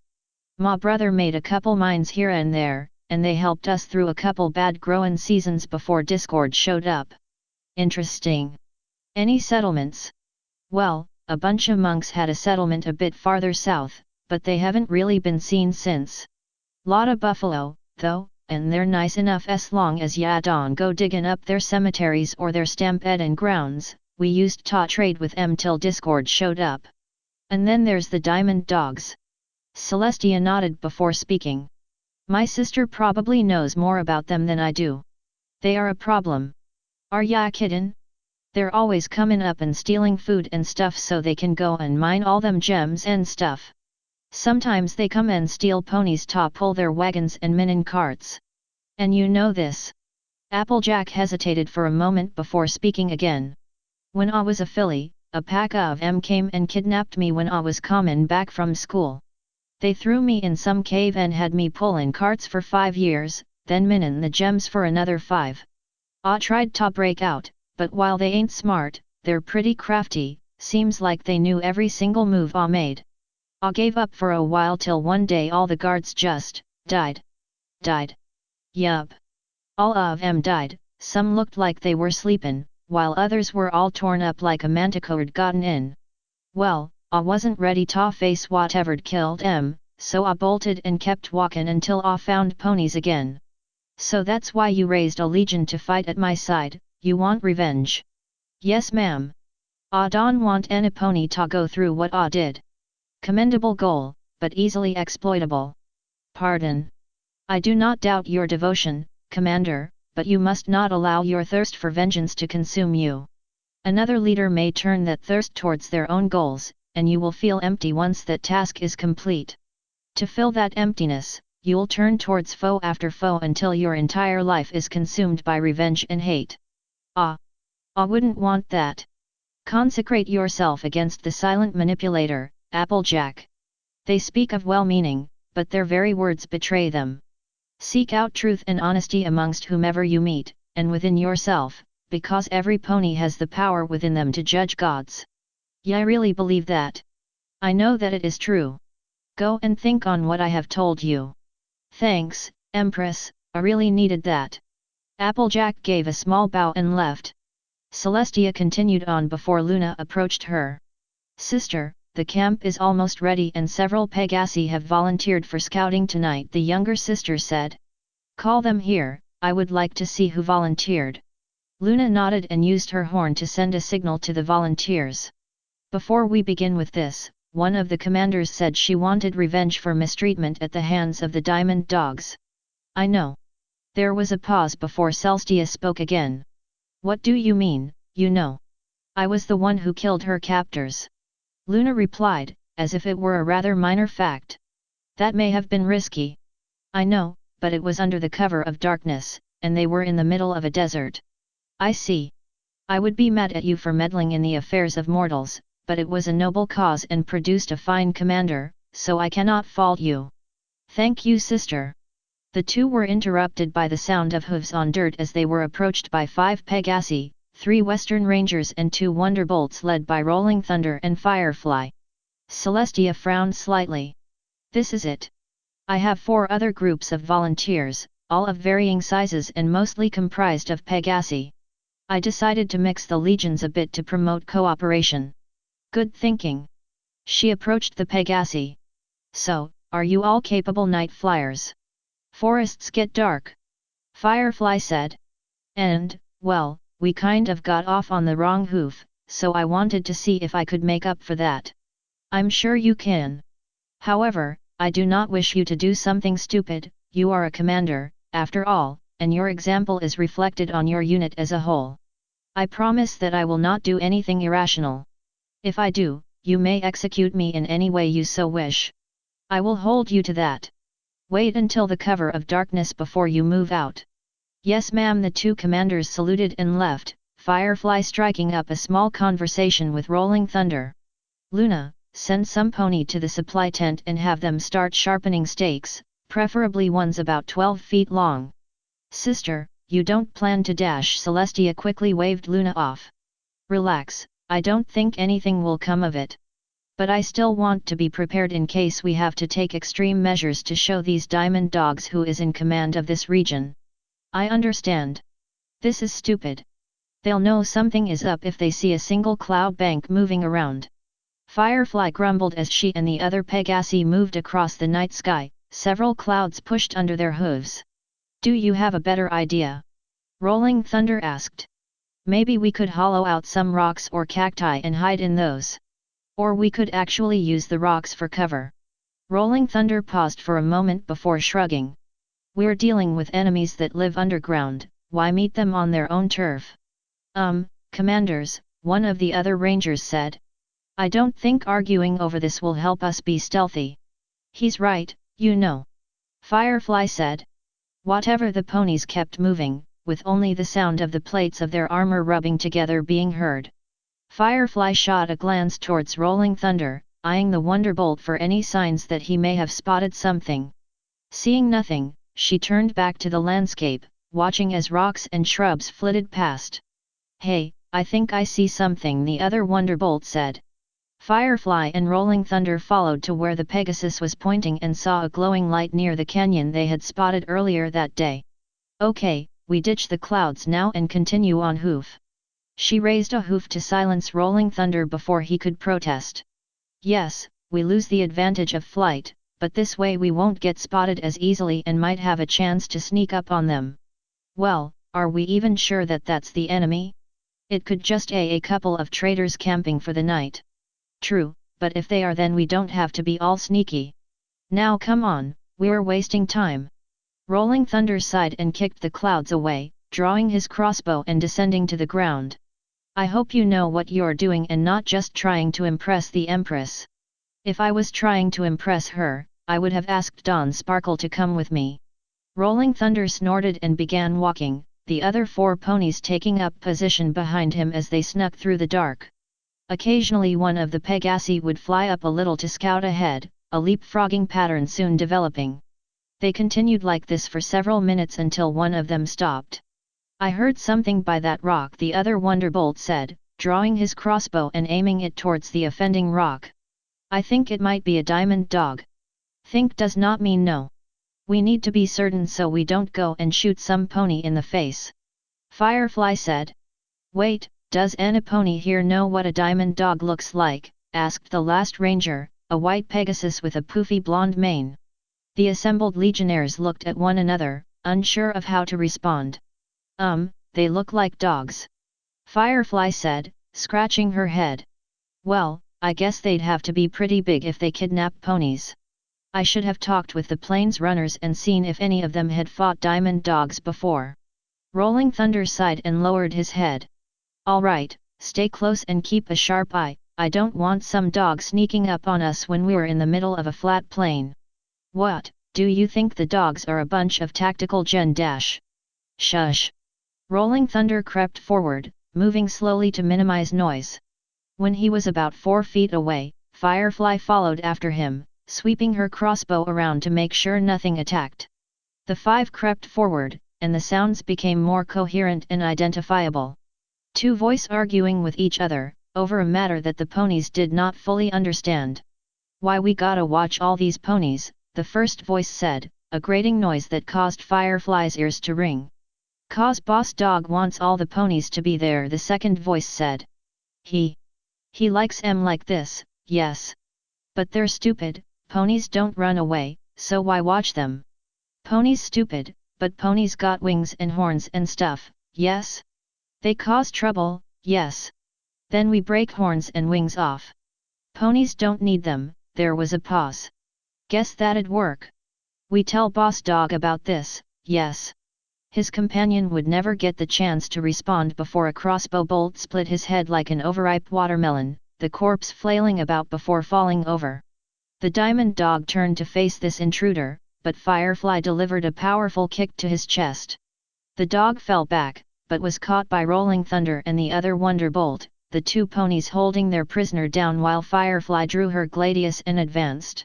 So, you know where we can find some ponies around here? She asked, twirling the sword around for a moment. Ponies can't fight back, the dog whined. Oh really? I suppose you're used to us cowering in fear when you raid farms and smash down doors. She rested the sword against the diamond dog's neck, the creature giving a small whimper of fear as the blade touched his fur. So, me and my friends are kind of lost, would you be so kind as to give us directions to your buddies so we can pay them a visit? Boss Dog wouldn't like that. Firefly frowned before a thin smile spread across her face. Nice eyes, she said, raising her sword slightly. Be a shame if anything bad happened. She looked towards Rolling Thunder, who looked back at her in confusion. Taking that as a sign to go ahead, she flicked the point of the gladius into the diamond dog's eye, the creature screaming as steel pierced soft tissue. Firefly, are you insane? Rolling Thunder hissed. What? He needed motivation to talk. You can't just go about torturing things, even if they hurt other ponies. And since when did you become the moral judge? Firefly turned to the wounded diamond dog, aiming the sword at the dog's good eye. Now, would you like to go 2 for 2? Pony is bad, the dog wailed. I think we've established that fact. Now are you going to tell us where your friends are? And no. Guess you'll have to find your way back without your eyes. Firefly drew back before the diamond dog cried out. That way. It's that way, the dog pointed towards a larger collection of lights. Pony will stop hurting me, yes. Firefly looked to where the dog was pointing. It may have been a trap, but it was a better lead than nothing. Fine. She put her sword away and turned towards the lights. Get rid of him. How? I don't really care how, just get rid of him. Rolling Thunder looked at the other Pegasi before speaking again. Get me some rags. The blonde ranger nodded and pulled out several strips of pink cloth. Rolling Thunder took the strips and began to bind them across the diamond dog's head, making sure to cover both the dog's eyes and nose. Satisfied, Rolling Thunder pulled the diamond dog up and turned it towards the desert. Now, walk in that direction, and don't take the cloth off until we say so. Now, off you go. The dog nodded and began walking, stumbling slightly over bits of rock. Once it was out of sight, Rolling Thunder turned to Firefly. What? She asked. I won't tell the Empress about this as long as you promise me to never do this again, he said. Is that a threat? The Empress has a very low tolerance for things she deems unsatisfactory. How do you think she'll react? Firefly opened her mouth, but an image of a sharpened stake flitting through her mind made her think better. Okay, no more torture. I'll be a good little filly from now on. Firefly puckered her lips a little and looked at Rolling Thunder as if she were an innocent foal. The commander of the Wonderbolts looked at her for a moment before shrugging. I'll hold you to that. Let's get moving. Firefly resumed her normal composure and the 5 ponies made their way towards the lights. There were a few more scares, the blonde Pegasus being a bit more jumpy than what was previously let on, but they were able to reach the lights without much incident. The source of the light was a small bonfire, where a collection of a dozen diamond dogs was seated. Some of the bulkier ones were armored, but they seemed to be armed only with a stone-tipped spear or two amongst them. Some were sleeping, but most were talking amongst each other, passing a small bowl of something between themselves. Behind them were a collection of cages, but the legionnaires could not see what was inside. Okay, 12 of them, not much in the way of weapons. Firefly raised her crossbow and ducked behind a rock. I think we can take them. Think being the key phrase. We don't know if these crossbows will work against that armor. Rolling Thunder said, placing a restraining hoof on Firefly. Well, we've got a lot of bolts and some spare time, I could go for some target practice. Hey, I think they have ropes, the blonde ranger said. Firefly looked and saw a couple of crude lassos lying on the ground near the biggest dog. They must use those to catch ponies. Firefly said. So, and a pony got a plan. I think we need a distraction. Rolling Thunder said. What? We can get in and get out without any of the dogs knowing we're here, and without having to fight them, if we have some pony draw them away for long enough. What we need is something loud, and fast. There was a pause before the 2 commanders looked at the blonde Pegasus. Corporal Surprise? Firefly asked. Surprise looked at Firefly, smiling happily. Yes, Commander. Hey! Hey! Over here! Hey! The diamond dogs looked and saw a white Pegasus waving at them. Hi! Here I am! Hey, it's a pony, one dog said, leaping to his feet. Boss Dog likes ponies.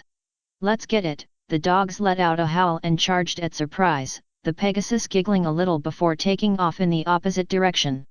Once they were gone, the other 4 Pegasi, slowed slightly due to carrying Surprise's armor, snuck into the camp. I can see why you chose Surprise to come with us. Rolling Thunder said. She and I grew up together. Firefly said, collecting any discarded weapons the dogs left behind. I think she enjoyed sweets a bit more than what is normal for a pony. And by that, you mean orgasmic. Oh, Rolling Thunder shuddered slightly. Well, let's get this over with and get back to camp before the dogs come back. Agreed. The 4 ponies began to sweep the camp, grabbing anything that would help the diamond dogs if there was a fight and tossing what could be burned into the fire. A few herbs were gathered from a sack on the far end of the camp, and any weapons that the dogs may have left behind were broken and scattered. Then came the cages. Due to poor lighting, the Pegasi could not see if they were occupied or not, even when they closed in. The cages themselves were made of rusting metal, haphazardly cobbled together in a vaguely cage shape.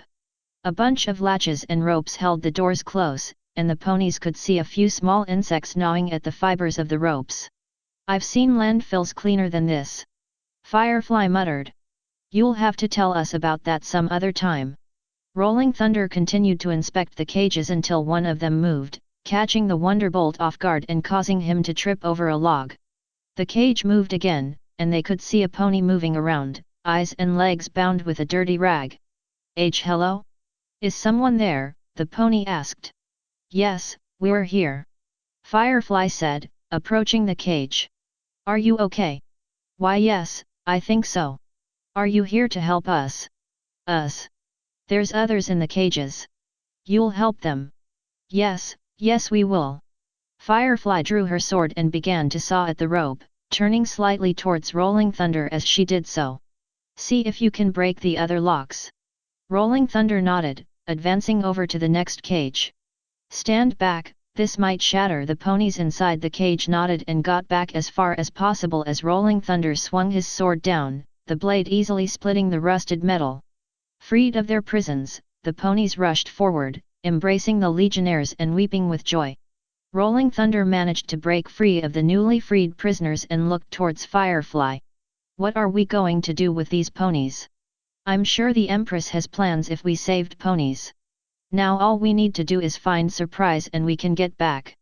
Here I am. The 4 legionnaires looked and saw the white Pegasus standing on the other side of the camp. Surprise? You're back. Last time I checked, the Pegasus said, looking around. What happened to the diamond dogs? Rolling Thunder asked. Oh, they're still chasing me. What? The ponies were interrupted by the sound of diamond dogs howling. Firefly spotted them charging towards the camp, clouds of dust rising into the air as they rushed forward. Damn it, Surprise! Firefly hissed. Of all the ways you could have screwed this up, you had to choose the way that gets us all killed or captured. Well, now you can see if we can take them. Rolling Thunder rose into the air, a rope twisted around one foreleg and his sword at the ready. Surprise, get your armor on and guard the civvies. We'll hold them off. Firefly drew her own sword and grabbed a piece of wood from the fire. As the first dog charged into the camp, Firefly hurled the wood at the attacker, sparks and charcoal flying into the air as the piece of wood exploded against the dog's head. 2 more rushed in, sweeping at the ponies with their massive paws, but Rolling Thunder easily sidestepped and bucked the lead diamond dog in the face. He spun around and brought his sword down on the second dog's head, causing it to stumble and trip into the fire. The other dogs hesitated, and Rolling Thunder saw his opening. He rushed forward, twirling the rope on his leg into a loop. One dog tossed a spear at him, and he was forced to dodge and deflect the spear with his sword. He rose into the air and started circling the diamond dogs, his wings pumping as hard as possible to build up enough speed. The diamond dogs clumped together, thinking that Rolling Thunder was intending to attack. Smiling, the Wonderbolt tossed the rope, allowing the pull of the miniature cyclone to pull the rope around the dogs. He increased his speed before pulling tight, the rope binding the dogs together and causing them to collapse in a heap. Where did ponies come from? The biggest of the dogs yelled, thrashing to get away as Rolling Thunder and Firefly applied more ropes. Cloudsdale, if you're interested. Rolling Thunder said, finishing off the last of the knots and pulling the diamond dogs to their feet. All right, douse the fire and make it seem like we were never here. These doggies have a date with the Empress. Celestia was meditating, allowing her body to rest and her soul to drift through the immaterium. There had been some disturbances, but nothing that could have threatened her or her legions. She sighed, calling her soul back to her body and stretching her wings. She was taken out of her meditative state by the sound of some pony entering her tent. She turned and saw a young earth pony, a Trottingham knight, with a small kettle and cup balanced on his flanks. Empress, the pony stammered. What is it? Well, I saw you sitting in here alone, and, well, I thought that maybe you'd like some tea, or something, you know, to calm down. Celestia rose, walking over to the legionnaire. The pony, for his part, managed to not cower in fear and awe as she approached, but he was still shaking at the thought of upsetting the Empress. I'll take it away if you don't want it. You don't want it, right? I never said that. She kneeled to get at eye level with the young knight. This was a thoughtful gesture, and I thank you for that. It would be rude of me to not accept it. Oh, thank you, Empress. Celestia smiled and grasped the kettle and cup in her telekinesis. Relieved of his burden, the knight bowed and left, still shivering from the potential disaster that could have happened. I have to find a way to make them more at ease around me. She muttered, pouring some of the tea into the cup. Yes, fear is a good way to instill respect, but then they'll start being irrational to win my favor. She sighed and raised the teacup to her lips, warm liquid slipping past them and down her throat. Celestia was very old, and therefore had experienced things as simple as drinking tea millions of times over. But in that instant, sitting out in the desert with her legions, something that small and insignificant provided more pleasure for her than anything she had experienced in a very long time. Her wings fluffed involuntarily and her entire body warmed considerably, and her lips curled into a smile as she took another sip. I must find that night and get this blend. She chuckled before blinking at what she had just said. Wait, since when have I cared about tea blends? I'm an empress, not a spice merchant. I'm supposed to be planning a war. But it was still rather pleasant, she sighed and shook her head. I really must be getting old if I break down over tea. Sister, your presence is needed. Luna called from outside the tent. Celestia set her tea aside and exited, joining her sister as the two made their way towards the south end of the camp. Was it such a problem that you couldn't handle it yourself? Celestia asked. Well, the legionnaires asked for you, specifically. Luna shook her head. I think they are still getting used to the idea of my title of War Mistress. Anyway, one of our scouting units rescued several ponies and took prisoners, and they want to know what to do with them. Prisoners, so soon? Guess this campaign won't be as difficult as we thought if the dogs let themselves be captured so easily. This may be but a one-time occurrence or a stroke of luck. We cannot count on this happening again, lest we become complacent and allow the enemy to slip by us. Luna was silent until the two sisters reached the prisoners. Rolling Thunder and Firefly were hovering over the 12 diamond dogs, the Wonderbolt giving the Western Rangers commander a weird look. I hope you are not doing this to impress me. Far from it, if I wanted to impress you I'd have tried to get more. Celestia rolled her eyes and looked towards the prisoners. How did you come across them? They had this camp in a bunch of ponies in cages. We decided to deal with that. Firefly answered. Glad to see that you are taking initiative. Untie them. They could try to escape. Rolling Thunder said. I doubt they could defeat me, my sister, and 14,000 legionnaires. Untie them. Rolling Thunder hesitated for a moment, but nodded before moving to untie the diamond dogs. Celestia unstrapped her sword and tapped the tip against the ground, allowing the energy field to ignite for intimidation. The dogs flinched a little as energy crackled down the blade of her sword, and she smiled slightly at their fear. Your fear shows your weakness. A good soldier would have consecrated themselves before facing an enemy leader. Pony is weak, not us, the lead dog said, just before Celestia tapped her sword against the diamond dog's chin, fur sizzling slightly against the energy field. Letting yourself be captured by half your number, that is a real show of your strength. You are my prisoners now, as such it is within my power to do whatever I please with you. She removed the sword from the dog's chin, still keeping it visible in case her prisoners tried anything. Now, who is your commander, and where is he? Commander? What is commander? Who hired you to come out here and kidnap my subjects? What was Luna thinking when she made creatures this stupid? We's not hired, and we's not stealing ponies. We're protecting them, yes. Celestia was not amused. From what? Big Lizard. He lives over in town that way. The dog pointed off to the southwest. Eats dogs and ponies, yes. Lizard? You mean dragon? Yes. Big flying lizard. There was a pause before Celestia smirked. I've faced worse. But if you were trying to protect these ponies from dragons, why would you put them in cages? We didn't. Then how come my soldiers say you did? Are you calling them liars? Yes. Celestia looked at Rolling Thunder and Firefly. Want us to fly back and get the cages for you? The Western Rangers commander asked. There's no need for that. But, if you would be so kind as to fetch me a steak, that would be appreciated.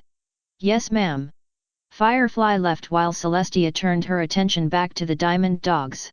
I don't suppose you have any stories about some pony capturing others they found less desirable, do you? And no, the dog answered. Well, I do. See, a long time ago there was a stallion, I can't quite recall his name. Now, he was a ruler of a stretch of land, and he used his power to maintain order and stability throughout his territory. One day his land was invaded by an army. This army sought to destroy everything he believed in, and he was determined to keep them away. Now, he was outnumbered, so how could he fight against this army? Celestia smiled. Terror, that's how, make the enemy think that they were not fighting a mere stallion, but a daemon from the deepest pits of the immaterium. And he was very effective at what he did.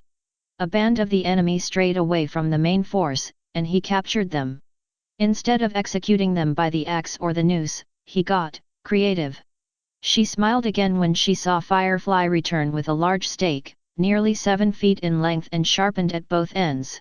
I was there, observing how he did away with those that opposed him. Some he would kill and have their heads mounted on spears, while others would be impaled while they were still alive. It would take days to die, stuck up on those stakes with no food or shelter from the elements. I am a curious mare, and from what I learned the pain is excruciating. And, he was a bit unhinged, so he did this more than you would like to know. Pony is lying. Am I, now? She turned to Firefly. This one doesn't seem to be very cooperative, he goes first. Firefly spun the stake around and advanced towards the diamond dog, but intimidation had taken its toll. Boss Dog told us to get more ponies, the dog whined, trying to make as much room as possible between him and Firefly.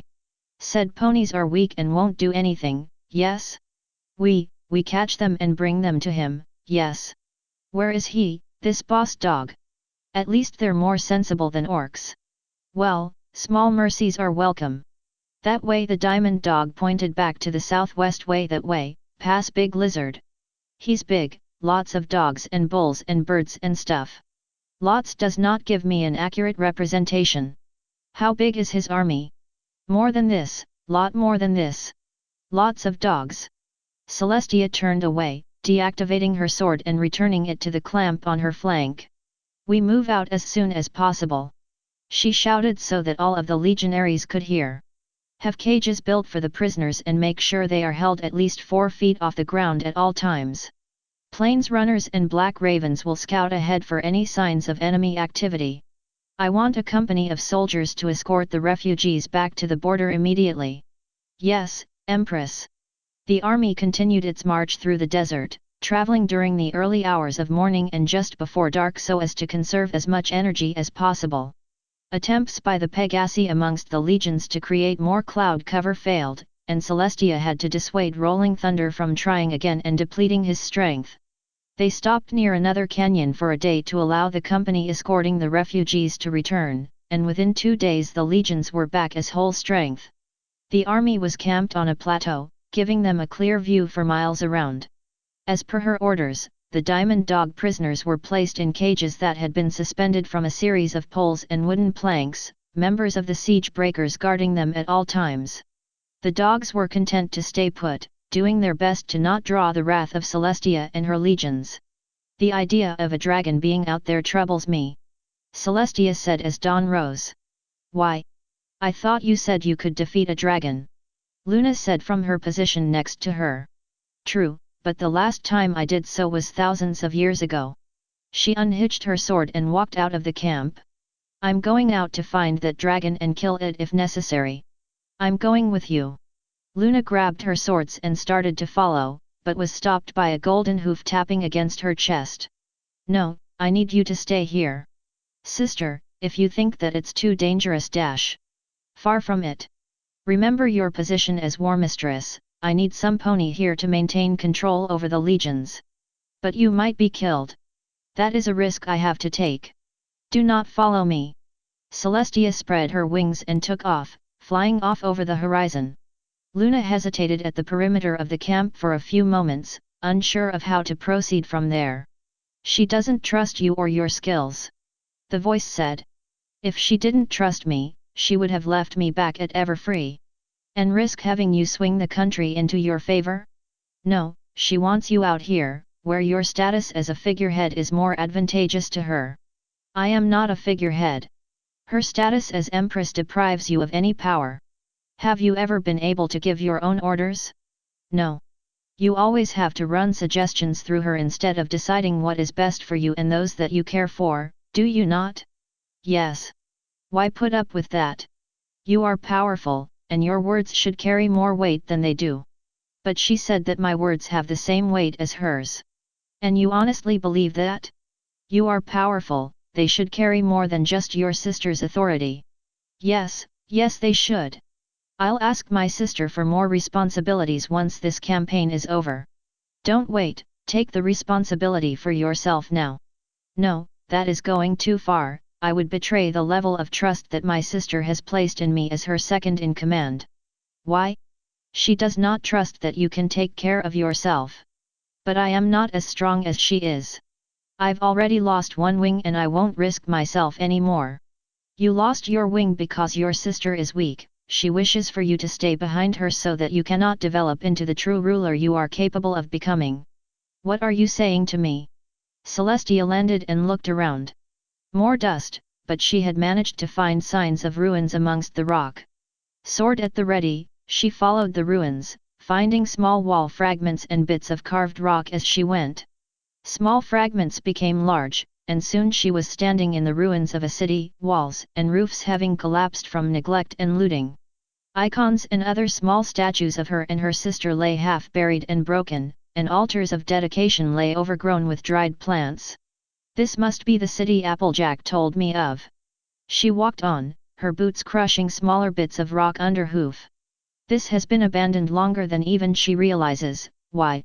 She walked on, stopping a few times to inspect the damage. There was no sign of damage caused by weapons, and the only skeletons she found were of small animals. The only hoof prints she could see were her own, the desert having reclaimed any similar signs. However, in her searching she allowed her guard to drop. She neared a crumbling chapel when there was an earth-shaking crash. The force threw her to the ground and knocked the sword out of her grasp, and small rocks rained down on her.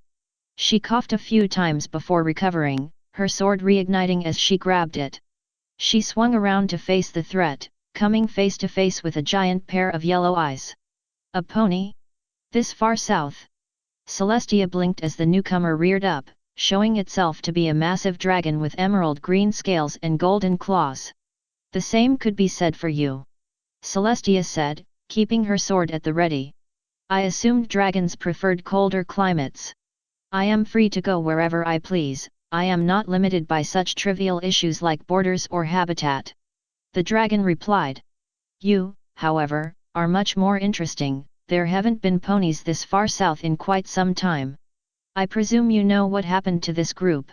If you assume foul play, I can say I am not responsible. The dragon relaxed and lay down before Celestia, its massive head resting mere feet from her.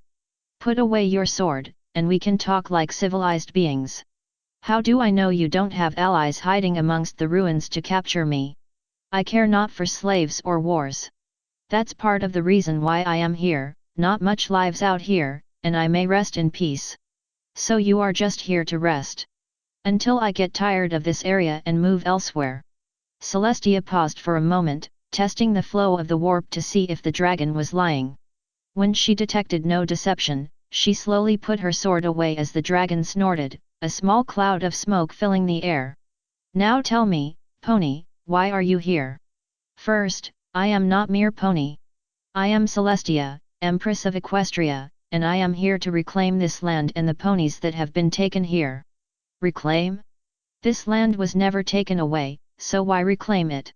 It has fallen into the sway of those that would see my ponies their slaves. I intend to destroy them all, as they have incurred my wrath. Bold statement. Perhaps you may be able to help, you know this land, so you must have seen something. I do not meddle in the affairs of nations and rulers, it matters not which army is where and who is in control. I come and go as I please, and I am not ruled by any empress or king. So you will not help me. I don't see why I should, this is your war, not mine. All wars affect those that claim to be uninvolved. You may think you are safe in your home, but soon raiders and thieves will come to steal from you, and with no force to stop them then they will continue to press against you. I shall have to avoid them. But the world is shrinking around you. A day will come when you can no longer stay out of what is going on around you, and you may very well be forced into conflict with either my ponies or some other group. You cannot stay neutral forever, so now is your chance to decide who to support. You say that with such conviction. And what if you fail? If I do, then I fail, you have nothing to lose in this. Yes, I do. I let you come through here, and within months you will have your own treasure hunters and raiders come here to steal my hoard. I trade one annoyance for another. I doubt it will come to that. I swear upon my honor as Empress that I will send Nopani to steal what belongs to you. How do I know that you will hold up your bargain? You may come to Everfree and strike me dead if you find any pony with orders from me to raid your hoard. I will need more assurance than that. Very well. Look into my eyes, and tell me what you see. The dragon looked at Celestia for a moment before scoffing. Is that it? Yes. Look into my eyes, if you see any deception or ill will, I will leave. The dragon snorted again and made eye contact with Celestia, the two staring at each other for some time.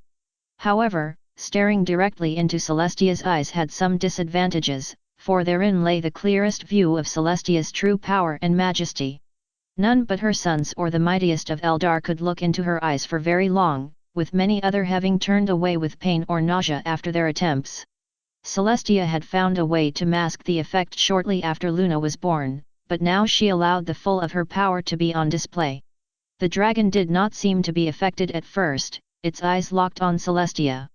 But, as time wore on, she could see changes. The dragon's eyes dilated to take in less information, small muscles began to twitch to avoid contact, and signs of fatigue came on faster than normal. She maintained her composure so as to not look smug before speaking. Well, I must say, you are a very interesting pony. The dragon chuckled again before breaking direct eye contact. You are in possession of an impressive amount of power, more than I've ever seen in any mortal. I am no mortal. I gathered, your wings and horn denote your relations to the gods. Far be it for me to oppose their will. The dragon rose up and looked towards the south. 2 miles in that direction is an army, probably 40,000 diamond dogs. They come here sometimes to try and find my hoard, but they are easily fooled. They do have a large collection of mercenaries, mainly griffins and minotaurs, but not enough to be a dominating force. Any fortifications? None that you and I would think of as fortifications. Their leader is more interested in digging and wealth than actual military coherency. You seem to know a lot about war for someone who claims to avoid meddling in nations' affairs. Just because I do not fight wars does not mean I cannot study them. This is all the information I will give you. It will suffice. Celestia bowed and turned, preparing to head back to the legions. She paused before taking off, looking around the ruined city she and the dragon were resting in. This is a fine city. I would like to see it restored, with your permission. You need not ask for my permission, the dragon said. I am leaving soon, to where I don't know, perhaps Napan. They seem more peaceful than equestrians. Do with this city whatever you wish. May you be safe in your travels. Celestia spread her wings and took off, watching as the city and dragon shrank into the horizon. Another day's march, and the army had arrived in the city. Some of the legionnaires, especially the plains runners, had gotten to work rebuilding, and soon some of the old cathedrals and housing had been repaired. The legions were glad to have better shelter from the sun, and Celestia and Luna welcomed the chance to have somewhere to plan. From what I've been able to gather, Celestia said, laying out a map on a makeshift table, the enemy is somewhere near this canyon. She circled an area of land south of their current location. Where exactly I don't know, but we shall find out soon enough. I doubt they will stay there and allow us to build up our forces. Luna said. Their leader is, by all accounts, nothing more than a particularly nasty mining boss. The only advantage he has over us is numbers. By how much? One of the assembled commanders, Icewind, asked. At least 3 dogs for every 1 pony, and that is not including mercenaries. There was a chorus of murmurs amongst the commanders. Attacking a force that size head-on? We'd be routed, even with better armor and tactics. Dawn Sparkle said. I have a plan. Luna, Celestia looked to her sister. I want you to take the Lunar Knights, Black Ravens, and Drake Guard to this point here. She jabbed at a ridge several miles to the east of where the Diamond Dog camp was supposed to be located. When the battle begins, wait 10 minutes before advancing against the Diamond Dog's flank, that should cut off their chance of retreat. How will I know when to begin counting the 10 minutes? I will signal you when the time comes. Now, the remaining legions will assemble thusly, the Celestial Guard, myself included, will be in the center, with the Daughters and Arctic Wolves flanking left and right respectively. The Western Rangers, Stalliongrad Guards, and Trottingham Knights will make up the second rank, and the Iron Hooves will be in the rear on the left. The Ever-Free Sentinels and the Siege Breakers will be held in reserve for artillery support and to protect our own flanks. What about us? Rolling Thunder asked, pointing to himself and Applejack. The Plains Runners will be deployed on the far left, with instructions to intercept any cavalry charges the enemy may make. Cavalry, ma'am. Buffalo, specifically, the dogs may have hired out or forced some of the tribes to act as shock troopers. Applejack whistled. Not much that can stop a buffalo stampede, Empress, she said. You are faster and they are most likely not wearing armor. Should they launch a charge, I want you to attack from the rear and sides. Sure thing, Empress, I won't let ya down. Rolling Thunder, Celestia looked at the commander of the Wonderbolts. I want you to gather all your Pegasi together and find somewhere high from which you can observe the battlefield. If and when the enemy's main force charges, I want you to take your legion and attack the enemy from above. Reloading on the fly is pretty difficult, Empress, we may only be able to make one pass. That may be all we need. Before we finish this meeting, I would also like to discuss the high chance of mercenaries that the enemy may deploy. But we've already talked about Buffalo. Don Sparkle said. I'm not speaking of Buffalo. I speak of griffins, minotaurs and other creatures like that. Give a minotaur a club and some scraps of metal for armor and you'll need 20 ponies to take him down. Icewind said. We get raiders from time to time up north, and while one's bad enough, fighting an entire tribe of them is murder. That was before I gave you this armor and better weapons. Celestia countered. True, but it still won't be an easy fight. And then there's the griffins. Rolling Thunder said. They're just as fast as a Pegasus, and much more aggressive. They could very well intercept us before we finish our pass over the army. I trained you to be proficient in both ranged combat and melee, you should be able to defend yourself if you are attacked in such a manner. Celestia looked at the group as a whole. Now, is there anything else we would like to discuss for the spies? Spies? Luna raised an eyebrow in confusion. What spies? Celestia's horn shimmered and the farthest wall collapsed inward. 3 diamond dogs hovered in Celestia's telekinetic grasp, flailing around helplessly to get free. These spies? They've been hiding outside for close to 10 minutes. How did Pony know? The lead diamond dog cried. I am a psychic of unmatched skill, I sensed you nearing the camp several hours ago. Celestia brought the diamond dogs closer. So you must have heard everything I said just now, right? Yes. Then I can't risk that you may get back to the enemy. Luna, she passed 2 of the diamond dogs over to her sister. Have these 2 executed immediately, and make sure it is quick. What of the other? Luna asked. I have a very special mission for him. Celestia, Luna, Icewind, and Applejack made their way across the desert, the diamond dog spy leading them towards the enemy camp. To make sure the dog could not spill their entire plan to any potential foes, Celestia had had the dog gagged and manipulated the warp in such a way that his vocal cords would not work properly. Icewind and Luna had called her paranoid, but otherwise raised no objection. As for how they were sure that the dog was leading them in the right direction? As it turned out, the mind of a diamond dog is very simple, and easy to bend to one's will. A quick suggestion from the Immaterium had made the dog a very useful puppet. Why exactly are we doing this again? Icewind asked. I need to make sure that this is actually a viable threat, and not just a trick by some pony to remove an annoyance. Celestia answered. But they are a threat. Applejack cried. If they are, then we will also be able to gain vital intelligence. I've had my fair share of manipulators pointing me at their own enemies, and I don't want that to happen again. Right, Ya told me about that. What makes you think that they will let 4 ponies just walk into their camp completely unopposed? Icewind asked. I wouldn't have gone out like this without a bargaining chip. She nodded towards the captured diamond dog. Unless they are completely selfish, they wouldn't want to see one of their own in the care of an enemy. And what if they don't care? 2 of the most powerful ponies to have ever lived, a mare with a long-lasting grudge, and a battle-hardened northerner against several thousand diamond dogs? I think we'll be okay. If you say so. The 4 walked in silence for a few minutes, their captive leading them on. As they went on, an odd smell began to drift through the air. The 2 commanders looked around in confusion while Celestia and Luna advanced undisturbed. I don't want to sound like I'm complaining, Icewind said. But what is that smell? That.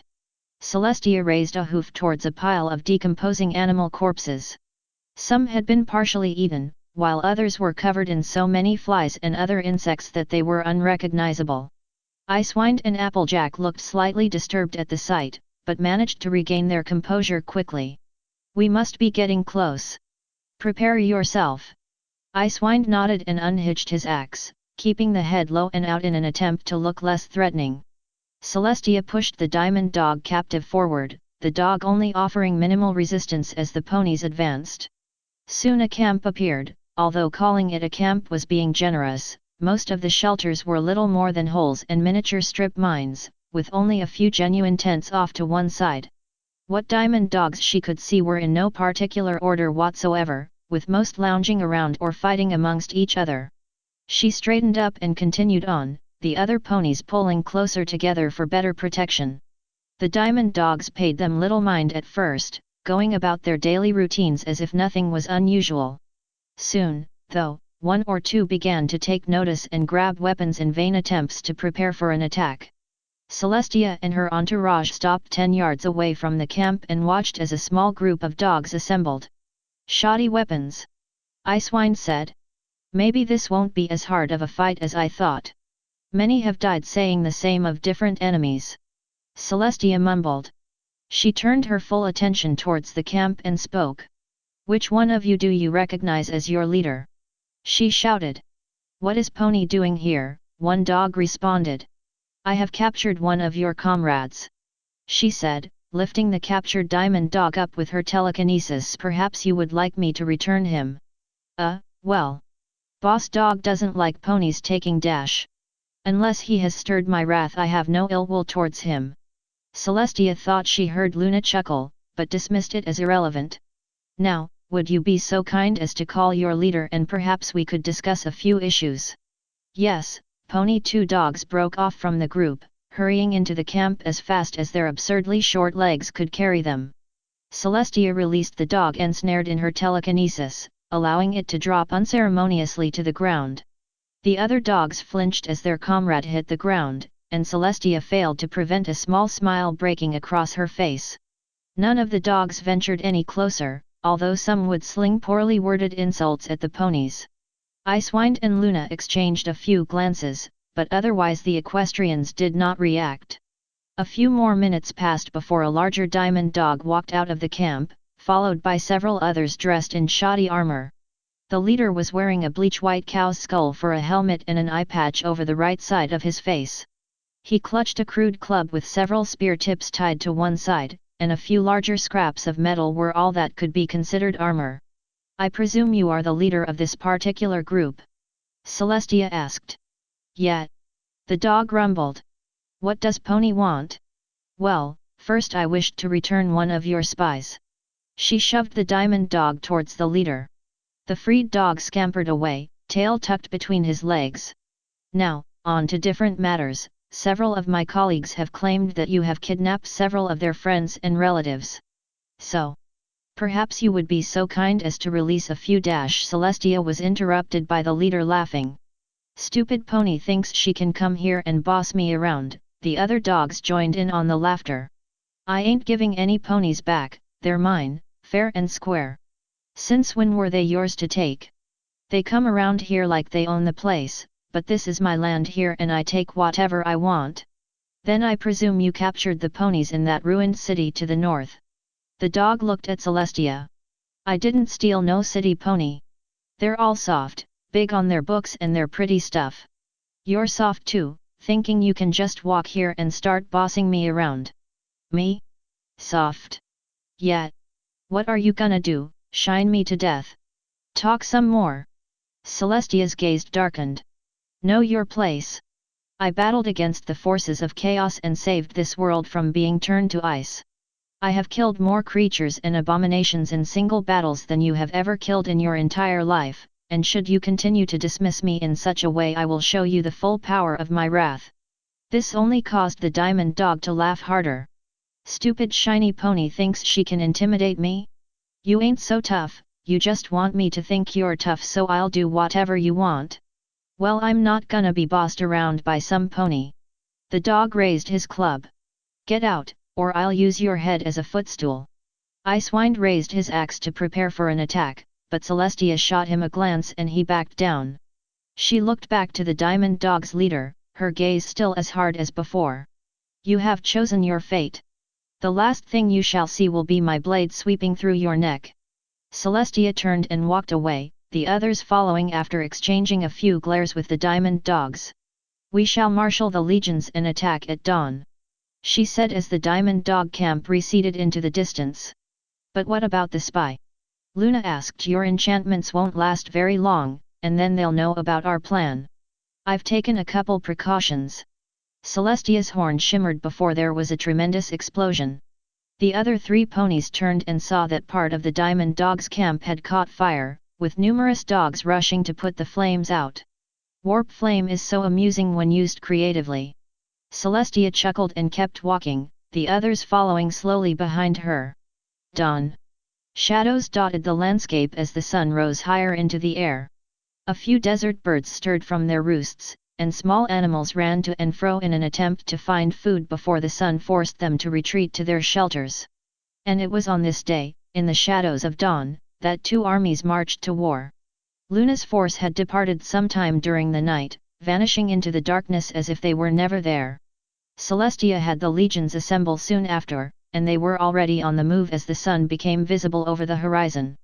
She marched at the front of the army, her sword drawn and her body glowing with power, an impressive sight amongst the rocks and dust. 14,000 ponies, clad in a wide spectrum of color, led by a glowing avatar of all that Ponykind represented. The sound of hooves trotting on stone and dust mixed with the sound of armor plates knocking together could be heard for miles, a foreboding sound that would have chilled the hearts of any pony that heard it. Before them was the Diamond Dog Army, a seething horde that stretched across the horizon. Like their leader, most were dressed in thrown-together armor and armed with makeshift clubs and spears, shambling forward in no particular order. The dogs howled battle cries and banged their weapons together, the sound of the horde drowning out all others. Behind them several hundred griffins hovered, their silence in stark contrast to the bellowing horde. The diamond dogs stopped advancing, their howls and battle cries reaching a crescendo. The legions halted their advance, standing in silence as they watched the enemy force. Celestia looked about her soldiers, and saw some of them exchanging nervous glances with each other. "Do not allow your fear to rule you," she said, looking over her forces. "They think that fear is their ally, that it will break you down and cause you to flee. Let us show them the true meaning of fear." Her horn lit up as 4 red streaks shot up into the sky, the streaks exploding in a shower of light. Luna watched as the 4 streaks exploded in the sky. She finished strapping on her armor and turned to her appointed legions. "Prepare yourself," she said, drawing her swords and rising into the air. "My sister has sent the signal, and we must be ready to attack. Gather your weapons and armor, we move out in 10 minutes." The legionnaires nodded and scrambled to get into formation, pulling on any spare armor and weaponry that may have been forgotten. "Soon you shall show the world what you are truly capable of." "Perhaps I shall." Luna was so focused on preparing her forces that she was unaware of a second voice calling out from the void, one that had gone unnoticed by any other being capable of peering into the warp. In the early years of her time as Emperor, Celestia had been called paranoid by many of her fellow commanders. She did not see it that way, preferring to think of it as preparation for any challenge that might present itself. Now, she hoped that such planning would pay off. Behind the main formation of the legions, the siege breakers had set up a line of light catapults. Normally such an arrangement would be impractical, but the mass of diamond dogs was so condensed that any impracticalities were nullified. As soon as Celestia's signal exploded in the sky, the Legion had launched their first salvo at the enemy formation, dozens of heavy stones hurtling towards the opposing force. The diamond dogs stopped their howling long enough to watch as the stones arched through the air. They had even less time before the stones impacted the ground, crushing any unlucky enough to be beneath them to a bloody paste. The stones bounced and skipped through the enemy formation, smashing limbs and staining the dirt with red. The dogs recovered just as the second salvo hit, screams of the dying replacing any lingering battle cries. "Interesting," Celestia muttered, her expression stony and reserved. "Empress, look!" one of the celestial guard said, pointing a hoof towards a cloud of dust rushing towards them. Celestia squinted and saw a small group of buffalo charging towards the legions, heedless of the bombardment ravaging the main force. "There is no need to worry, the plains runners have the situation under control." She nodded towards a second cloud of dust rushing to intercept the first. Applejack's heart pounded in her chest as she and the other plains runners rushed forward. The charging buffalo paid them no mind, focused entirely on the main force. This allowed the plains runners to get right alongside them without being noticed, a perfect position from which to attack. Normally Applejack would have called to her fellows, but she felt as though there was no need for it now. She merely glanced over her shoulder at the other ponies and nodded, unclipping a crossbow and twisting so that the bow was aimed over her shoulder at the buffalo stampede. She slowed a little to steady herself before firing, the bolt whistling through the air before striking and burying itself deep in the buffalo's neck, the hit throwing up a splash of red and sending the buffalo tumbling head over hooves into the ground. The rest of the plains runners fired and more buffalo dropped, the once intimidating charge breaking up under volley after volley of bolts. The plains runners pressed against the charge, redirecting it so the stampeding enemy would not cause a major impact in the battle. Crossbows were swapped for swords as the ponies closed in, using their smaller size and superior training to duck between the buffalo and take out key individuals with quick strikes. Some, lacking room to get between the combatants, leapt up on the backs of some of the buffalo, stabbing downward at their opponents. The buffalo charge had been defeated, and the Empress of Equestria was preparing her next move. Another signal, and the legions began to advance slowly while the siege breakers continued their bombardment. Finally deciding that they had had enough, the diamond dogs let out another howl and charged forward, heedless of the siege breakers' attacks. The griffin mercenaries hung back, content to let the diamond dogs grind themselves down before moving in. High above the enemy, Rolling Thunder finished his final preparations. His armor fully secured and his crossbow primed, he turned to the rest of the Wonderbolts, the Pegasi ready and awaiting his orders. "Remember, we only have enough time for one pass, two if we're lucky. Keep your wing ponies in sight at all times, and do not under any circumstances engage a griffin in single combat. Check your targets before firing and don't try anything fancy." The Pegasi nodded as Rolling Thunder turned his attention to the battle, watching as the diamond dogs slowed to skirt the buffalo corpses. "For the Empress!"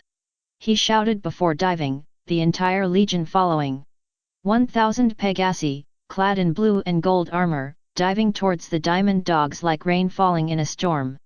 The angle from which the Wonderbolts attacked meant that the diamond dogs could not maneuver to deal with this threat properly, even if they did have ranged weapons. The Pegasi pulled up slightly to prevent from crashing into the ground, and after a few moments they fired. Rolling Thunder raised his crossbow and fired, the bolt hitting a large diamond dog in the eye. His target flailed and hit several other dogs, who were trampled under the rush of their fellows. The other Pegasi fired to similar effect, although some had to dodge to avoid incoming bombardment from the siege breakers. Rolling Thunder reloaded as quickly as possible and fired again, the bolt going wide and snapping upon striking a rock. He pulled up and circled around, taking a moment to survey the situation. The Wonderbolt's attack had broken up the diamond dogs a little, but they were still charging towards the main force. One group of griffins was now moving up to intercept the ponies, while the other continued to hang back away from the fighting. Rolling Thunder reloaded and rose into the air, preparing to face off against the new threat. "All units converge on those griffins," make sure they stay as far away as possible from the main force. Celestia stopped, raising her sword into the air. The legions halted as well, with unicorns and Eniponi wielding a crossbow moving to the front. The diamond dogs had recovered from the bombardment and the Wonderbolt's attack, and continued their mad charge towards the equestrians. Now she could see several other creatures interspersed between the diamond dogs, minotaurs, towering over even the largest diamond dog and wielding massive clubs and axes. These mercenaries roared as they charged, sometimes pushing or trampling diamond dogs in their rush to reach the enemy. Celestia smirked and turned her head slightly. "Fire at will! Aim for the legs and torso!" she shouted before swinging her sword down. As her blade descended, every unicorn and crossbow that had a clear shot fired, a wall of light rushing towards the enemy. High-energy spells punched through multiple diamond dogs before exploding, the heat generated by the explosion melting armor and eyes. Crossbow bolts tore into flesh and bone, leaving deep wounds and sometimes severing limbs from bodies as they sailed through the sky. Diamond dogs tripped over their fellows, some even impaling themselves on scattered weaponry, and the attack stalled long enough for a second salvo of spells and crossbow bolts to hit. In the center of the equestrian forces, Celestia had begun to build up power. Her eyes glowed and her armor sparkled as more and more power was drawn from the immaterium, the sheer volume she was drawing upon being enough to kill even the most powerful psykers, and for a brief instant she wondered if perhaps she was drawing in too much power. That instant vanished when she released her energy. A solid beam of light shot from Celestia's horn and struck the diamond dogs. Any foe that was standing directly in its path was instantly carbonized, their bodies crumbling to dust and being carried away in the attack. The beam scythed through the massed ranks of the diamond dogs, killing and blinding dozed upon dozens of them. Even the blood-crazed minotaurs stalled upon seeing Celestia release her power, allowing the other ponies time to adjust their aim and pick them off with precision shots. With the diamond dogs' assault breaking up, Celestia turned to the legions. "Forward! Strike them down and purge them from this realm!" Her horn shimmered and Celestia vanished, reappearing with an explosion amongst the diamond dogs. She waded into the horde, her sword sweeping through diamond dogs as if she was cutting through air. Armor offered no protection, bone and tendons no support, all torn asunder by her wrath.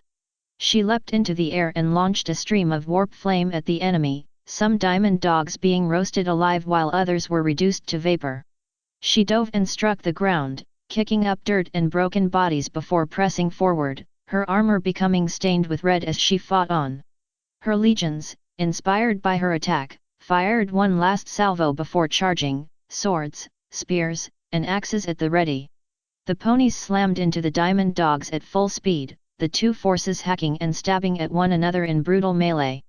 The ponies' momentum allowed them to slice through the ranks of the diamond dogs, pressing through and routing those that were lucky enough to survive. Ahead, Celestia continued to plow through the enemy, stopping only to fire blasts of warp energy and get an idea of where her forces were. "Flee, for judgment has fallen upon you!" she bellowed, calling down a strike of lightning amongst the diamond dogs. Icewind buried his axe in the chest of a diamond dog, the heavy blade almost cleaving the enemy in half. He yanked the axe out of his opponent and swung it around in a wide arc, catching two more diamond dogs and relieving them of their heads. His grey armor now flecked with red, Icewind surged forward, the rest of the Arctic wolves forming up and charging after him.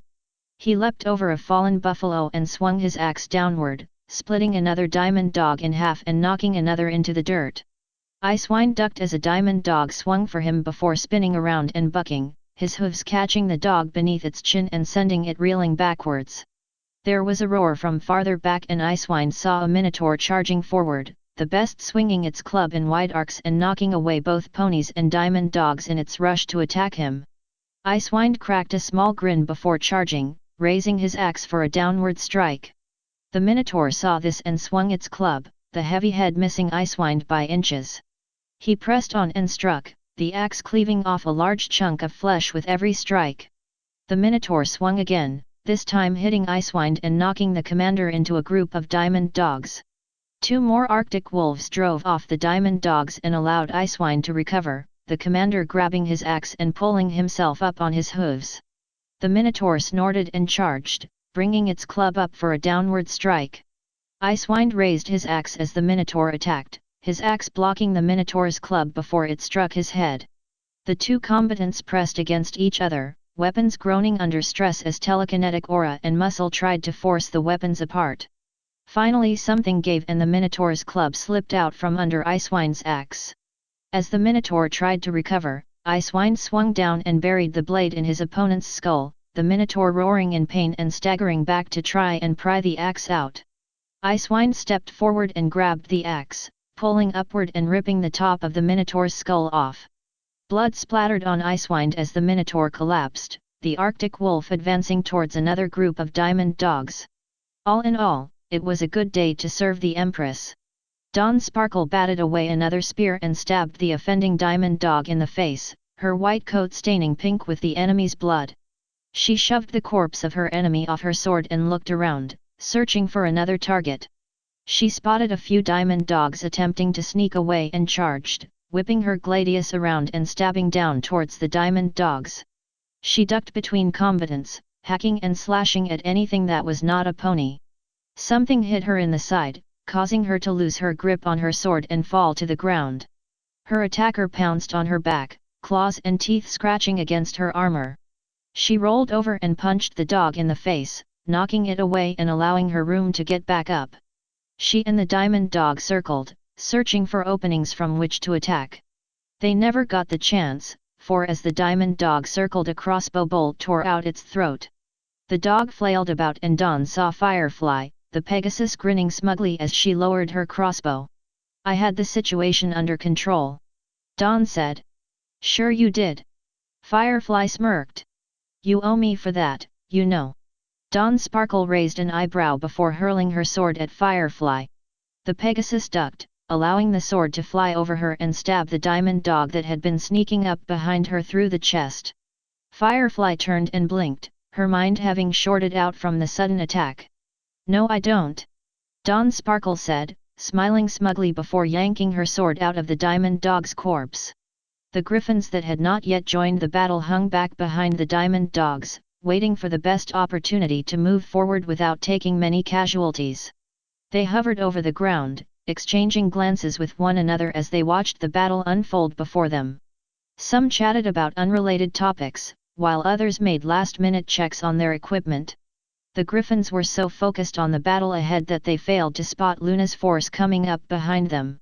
The legions advanced quickly, their hoof steps being drowned out by the sound of battle and allowing them to sneak up on the griffins. Luna shot her commanders a few glances before drawing her swords and advancing, flying low to the ground to avoid detection. "You can do this, Luna. You will show your sister that you are a capable leader." She nodded slightly and began to draw in power for her attack, wisps of energy collecting around her as her horn shimmered. It was not the same level as Celestia's attack, but it was still enough power to cripple or kill a lesser pony. Her eyes glowing, Luna launched her attack at the griffins, catching the mercenaries off guard as a ball of lightning exploded amongst them, bolts arching through bodies and weapons before the bodies of the target griffins shattered like glass. As the enemy turned to face this new threat, Luna shot into the air and struck out with her swords, the blades ripping through flesh and armor with ease. The griffins had no time to recover and broke, flying away in an unorganized mass and leaving the diamond dog's rear completely exposed. "Come!" Luna shouted, pointing a sword at the enemy force. "The enemy is exposed and ripe for the taking. Forward my legions!" For Equestria, the soldiers returned her cries and advanced, crossbow bolts and spells flying forward and tearing into the diamond dogs. Now being attacked from the rear, the enemy was thrown into confusion as the two forces pressed against them, some dropping their weapons and running in any direction to escape the blades of the ponies. The battle was ending, the diamond dogs broken against the might of Equestria. Celestia strode forward, her coat and armor stained red and her sword crackling with energy. A small knot of diamond dogs stood before her, with the leader of this group placing his lessers between Celestia and himself. She glanced past him and saw Luna approaching, the younger pony not nearly as battered as she was but still flecked with dirt and blood. She smirked, for the briefest instant she did not see her sister but a man dressed in silver and gold armor, happy to serve and fight alongside her. She dismissed her memories and approached the diamond dogs, her sword raised for an attack. Your army has fallen, but surrender now and you will be spared. Asking enemies to surrender was not exactly her normal response in war, but coming to this realm had made her a bit generous. No. I'm still here, and I won't be bossed by some pony. The diamond dog charged forward, swinging his weapon wildly in an attempt to take off Celestia's head. She shrugged and held forth her sword, allowing the club to strike against it as the energy field bisected the weapon, the two halves collapsing to the ground. The diamond dog looked in shock as his weapon was destroyed, unsure of how to proceed. Power weapons, Celestia said, smiling. You should have attempted to look into them. She brought her sword up and swung, the blade passing easily through the diamond dog's neck and knocking his head away. Before the corpse had collapsed to the ground, the other diamond dogs had thrown down their weapons and started running away as fast as possible. Celestia watched as the enemy army fled, deactivating her sword and clamping it back on her flank. I take it this battle could have been worse? Luna asked. Any battle could be worse, but hopefully the diamond dogs will no longer be a threat. She turned towards her sister. Go and have the soldiers gather up our dead. They'll be taken back to Equestria for proper burial. Yes, sister.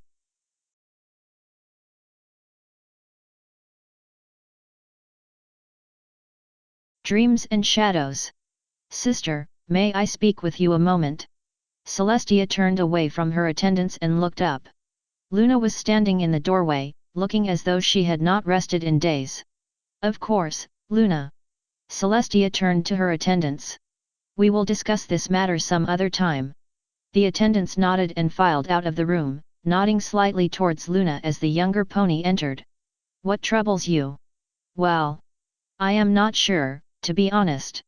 I was trying to get some rest this afternoon when, Luna hesitated, looking around the room and pawing at the ground. When what? I had a dream. Celestia blinked. Part of her wanted to dismiss Luna for disturbing her about dreams, but another part of her knew that some dreams were not to be taken lightly. What kind of dream? She asked. Well, there were these two things. I can't really describe them, but they seemed familiar, somehow. Anyway, the things seemed to like each other, I would say like a parent and child, but it also felt like they were siblings. They seemed happy, and I was happy. But then, something happened. I don't know what, but something caused a rift to form between them. I tried to help them, but they wouldn't listen to me. They hated each other, and they fought and argued with each other until they died. Luna shivered. Both of them, dead because of their disagreement. I couldn't do anything and I felt so powerless. I've never felt powerless in dreams before. Why do you say that? Luna backed up, looking around the room with shifty eyes. I may have dabbled in dream walking, a little. Celestia frowned. Dream walking is a dangerous skill, Luna. One may end up sealing their soul inside another pony if they are not careful. I possess more power than most ponies do, so I don't have to worry about that happening, but you are not as strong as I am and may be at risk. I've been careful, Luna replied, pawing at the ground with one hoof. And I'm just as powerful as you are. I never meant that you weren't powerful, just that you were untrained. I will teach you a few different techniques that can help you if you ever decide to dream walk again. This did seem to lighten Luna's mood slightly, the younger mare giving Celestia the faintest hint of a smile. Thank you, sister. Now, was there anything else in this dream of yours besides these things dying? Well, there was one last bit. After they died, I heard a word. You and I have met a lot of ponies, and usually words in dreams sound like some pony you know, but not this one. Celestia raised an eyebrow at this. You think someone else may have infiltrated your dreams? She asked, at which Luna shook her head. No, of course not. That would be impossible. Very well. What did this, whatever you heard, what did it say? Don't. Celestia frowned. Even some Eldar she had encountered had been more specific when dispersing prophecies. She shook her head again and turned away. It's probably nothing, but I would recommend avoiding dream walking for a few weeks. If this happens again, Tell me and I will help you set up some mental shields. Thank you, sister. Is there anything else that is troubling you? Luna was about to answer when a messenger burst into the room. I am sorry to disturb you, Empress, the messenger said, bowing. But the commander of the sentries of Philadelphia just sent in this report. The messenger produced a small note and passed it to Celestia. She scanned through it quickly before closing it and looking up at the messenger. Thank you for your message. You are dismissed. The messenger bowed and left. That's another thing, Luna said. I don't like it how ponies act as if I am not here. A simple hello would suffice, but no, they seem overly fond of you.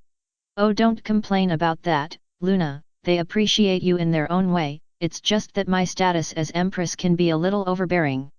But I am your war mistress. You said ponies would respect me in the same way they respect you. As I said, the ponies of Equestria do appreciate what you do for them. Celestia had hoped that this would be the last of it, but Luna was persistent. I don't see them building me statues or singing praises in my name, at least without you being brought up in the process. Luna, that seems to be a rather petty outlook on life. Luna scowled at this. I would just like ponies to recognize me more, she said. Is that too much to ask for? Give it time, Luna. I would love to discuss this more, but we have more pressing issues. Celestia raised the note up to Luna's face. There have been some disturbances near Philadelphia, and they have requested my presence in case things get out of hoof. I could go. Luna said, bouncing on her hooves slightly. Celestia thought for a moment. No, it's best if I go, I have had more experience in this sort of matter. But how am I supposed to learn if you go and take up anything that may present a challenge to me? I don't want to just drop you into a situation that you could not handle. The best method is to ease you into this so that you do not overreact under stress and do something irrational. Again, Luna's scowl returned. Well, you did a fine job easing the legions into their tasks. It seems like you have more confidence in their abilities than mine. That's enough of that. Celestia snapped. I have the fullest confidence in your abilities, else I would not have given you control of the second force in the Diamond Dog Wars. And what of the rebellion in Canterlot? Do you think I allowed you to handle that just because it amused me? I do trust you, Luna, but I am also older than you and my status as Empress means I must consider everything that may hurt Equestria. Say, for instance, you overextended your power and ended up getting a lot of ponies hurt, the consequences could end up crippling Equestria for months if not years, and you would stand a very good chance of getting yourself hurt. And for whatever reason that can't happen to you. I never said that. It could happen to any pony, even me. You may be able to handle this situation fine, but there's that chance that you won't that I cannot risk. Luna opened her mouth to protest, but Celestia raised her hoof to silence her. We'll have no more arguing on this point. You will stay here and keep the government running. Do not follow me unless I specifically ask for you to come. Is that clear? Perfectly. Celestia nodded and exited the room, followed by Luna. Two attendants noted the sisters and hurried towards them. Send word to the sentries, I shall bring them aid. 4 legions had been called up, Celestia and her guard, the Empress chosen, the Trottingham Knights and the Iron Hooves were now camped outside Philadelphia. The structure of the legions had not changed, but the ponies that comprised them had been strengthened since the war in the desert, longswords had replaced the gladius, and Celestia had produced a large amount of Mark II Teutonic field armor to replace the heavier and more exposed Centurion armor. Now her legionnaires could move faster and battle larger foes with less risk of injury, greatly increasing the effectiveness of her armies. The city itself was small, numbering close to 20,000 ponies, with a forest to the south and a river leading to a large bay. The most prominent feature was a small citadel facing the river, and a wall surrounding the city was under construction. Celestia had found a small inn near the army and had called her commanders together. When you told me of disturbances, what exactly did you mean? She asked, conjuring a map and laying it out on a nearby table. It started last month, said the commander of the sentries of Philadelphia, a tan unicorn with a small scar on his left cheek. At first it was nothing much, a fire here and there, chickens or sheep disappearing for a few days. Then ponies started disappearing, and when they came back they seemed changed. How so? Well, physically they were fine, but I heard reports from my soldiers about them acting cold and distant. Perhaps there is something corrupting ponies inside the forest. Commander Morningstar of the Empress Chosen said. Let us not jump to corruption just yet. Celestia said. She scanned the map again before looking at the sentry's commander. What have you done so far? I've mobilized the legionnaires in case there is a revolt, and a curfew has been put in place, he replied. There will have to be more done. Speak with your captains and have them start patrolling the forest. Celestia looked to the commander of the Iron Hooves. Assist in building fortifications in case there is a fight. I shall remain at the citadel. Yes, Empress, the commander said with a nod. I do not wish to infringe upon your will, Empress. Morningstar said. But might I ask what you wish of my legion? I will discuss that matter at a later moment. Celestia answered. For now, I say that you remain vigilant and watch for anything suspicious. Yes, Empress.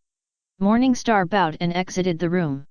Celestia looked to the rest of the assembled commanders. Is there anything else you wish to discuss? She asked. No, Empress. Very well, you are dismissed. I will head to the citadel now. The commanders bowed and left while Celestia gathered up her map. She focused the energies of the warp before a pop filled the air and she was standing outside the citadel, catching the legionnaires protecting it off guard. Oh! Empress! The first sentry stammered, regaining his composure. We didn't expect you to arrive so soon. Remember to remain vigilant, for perhaps that's why you are having these difficulties. She dusted herself off and faced the citadel. On closer inspection, it was in need of repair, the stones were weathered and loose, a layer of moss covered the rock, and numerous holes from birds' nests dotted the wall. Who is in charge of maintaining the citadel? No one, really, that citadel hasn't been used since hearth swarming. The commander wanted to renovate it, but we haven't had time or funds to do so. We've just been using it for storage. Celestia nodded before her horn shimmered. A thin stream of warp flame wrapped around the citadel, burning away moss and any signs of roosting birds. This should be a start. I shall contact the Iron Hooves and have them repair this citadel once they are finished with the walls. Now, if you would be so kind as to show me around the citadel. Oh, of course, Empress. The pony blushed and escorted Celestia towards the main gate. As they walked, Celestia noticed a few scratchings on the walls, but paid no mind to them. Again, we apologize for the poor condition of the citadel. It shall be fixed. But enough about the citadel, tell me a bit about you. Me? Yes, I like to know a little about my soldiers, it helps to build trust and understanding between us. Oh, thank you. Well, my family always lived in Philadelphia. Started off as missionaries, going from town to town talking about you, I guess. I presume this was before I arrived at Everfree. Yes. Well, we settled here and helped the town get set up, and we would have left if Discord hadn't shown up and you hadn't defeated him. I wanted to see if there was anything I could give back to you for saving Equestria, so I joined the sentries. Interesting. Do you have a family? Just my sister and mom, but I wanted them to stay in Maynaden until all of this is over. A wise choice. Celestia looked around the interior of the citadel and saw more scratches on the walls. Her curiosity piqued, she leaned in close to one scratch and saw that it was a carving of a two-headed alicorn, wings spread outward and one head slightly darkened by smoke. What do these carvings mean? Well, the legionnaire said, giving Celestia an embarrassed glance. Some of the ponies here really think you and your sister are gods. Yes. They carve those little icons here and there, saying that it purifies the building. We could tell them to stop, if you'd like. Celestia frowned, squinting at the markings on the wall. Part of her was ready to tell the guard to have any pony carving religious icons in her name arrested, but another told her to hold back and let these ponies do as they pleased. Both had their disadvantages, one encouraging heresy and another distancing her from her subjects even more. She sighed, thousands of terrible outcomes flowing through her mind. No. I will decide at a time when Philadelphia is not in danger. If Lorgar is still alive, he'll have all the more reason to want me dead." She remained silent for a moment, looking at the carvings in the wall. "Is something wrong, Empress?" the legionnaire asked. "No, just memories, that's all." She pulled back and turned to the other pony. "Continue your tour." "Yes, Empress." Celestia had been gone for about a day, and already Luna was bored. Administration work was easy to complete, so once those tasks had been finished she found herself with nothing to do. She lay on her bed, her armor set off to one side and a small feather resting on her forehead. "I'm right about your sister keeping you on the sidelines," the voice said. Luna had gotten used to the voice's presence within her thoughts. She kept reminding herself to speak to Celestia about it, but with each passing day she continued to push that time off, reasoning that she could continue to handle the annoyance without distracting her sister further. "I know, but she must have other reasons. She feels threatened by you, and does not want you to be able to unleash your power. Think for a moment, the times when she keeps you repressed are when you are capable of being a commander, of showing these ponies your true majesty. True. And then she passes it off as trying to keep you safe. Well, she is right." "No, she is not. You have just deluded yourself to the point that you can only see her as being in the right. Open your mind a little, and you can see through her deception." "No. Celestia has watched over me and protected me since I was a filly. She has saved my life countless times in the past, and I doubt that she would ever try to deceive me. Parents often lie to their children to shield them from the truth. She is not my mother." "Do you honestly believe that, or do you prefer to say that instead of believing the truth?" "She told me to never call her mother, and I don't think she qualifies as my mother." "Do you know why she doesn't want you to call her that?" "Do you know the truth?" "Yes, I do." "No, you don't. Your beloved sister, whom you place so much trust in, was once a brutal dictator that drove her sons into rebellion. She had them slain in cold blood, completely cut off from their pleas and suffering." "No, that's not true, that can't be true. Celestia would never." "Look past the delusions, you know that what I say is the truth." "And what if it is? My sister is not that kind of mare anymore." "Maybe she isn't, but do you really want to risk the chance that she may still be the dictator her sons failed to overthrow?" "No, I shall try to curb her power and take more responsibility for myself. I will assist you should anything else arise." Luna could feel the voice's presence leaving her, her legs and wings twitching slightly as it left. Again, she thought she heard a small voice calling up from her subconscious, but passed it off as nothing out of the ordinary. "I think I'm overreacting. I just need some more responsibilities, that's all." Celestia finished strapping her armor back on and stepped out of the citadel. A light drizzle had begun sometime during the night, and Celestia stood still for a moment to allow the rain to refresh her senses. "Empress." She turned and saw Morningstar approaching, a small jar resting between the commander's pauldrons. "I do not wish to intrude upon your presence, but some of my soldiers made a discovery." "Oh? Show me." Morningstar bowed and placed the jar before Celestia. She picked it up with her telekinesis and examined it. It was filled near the brim with green slime, and small bits of black could be seen floating around. "Where did you find this?" "A scout spotted something in the trees. When they went to investigate, they found nothing except this. No hoofprints and not much in the way of magic residue, so whatever they saw must be able to fly." Celestia opened the jar and inspected the slime closer. It smelled of honey, and it glowed slightly when she applied energy to it. "I have never seen anything like it," she said, returning the slime to the jar. "Now, I have a task for you." "What, Your Majesty?" "I cannot tell you, at least not by speaking. The possibility that there may be spies amongst us is too high." Celestia's horn shimmered and a small scroll floated out of a pouch on the side of her armor. "Take this, and do not show it to any pony except your captains. Do whatever is necessary to keep my orders out of sight from those that would exploit it." "Yes, my Empress." Morningstar bowed and left, tucking the note beneath a pauldron before leaving.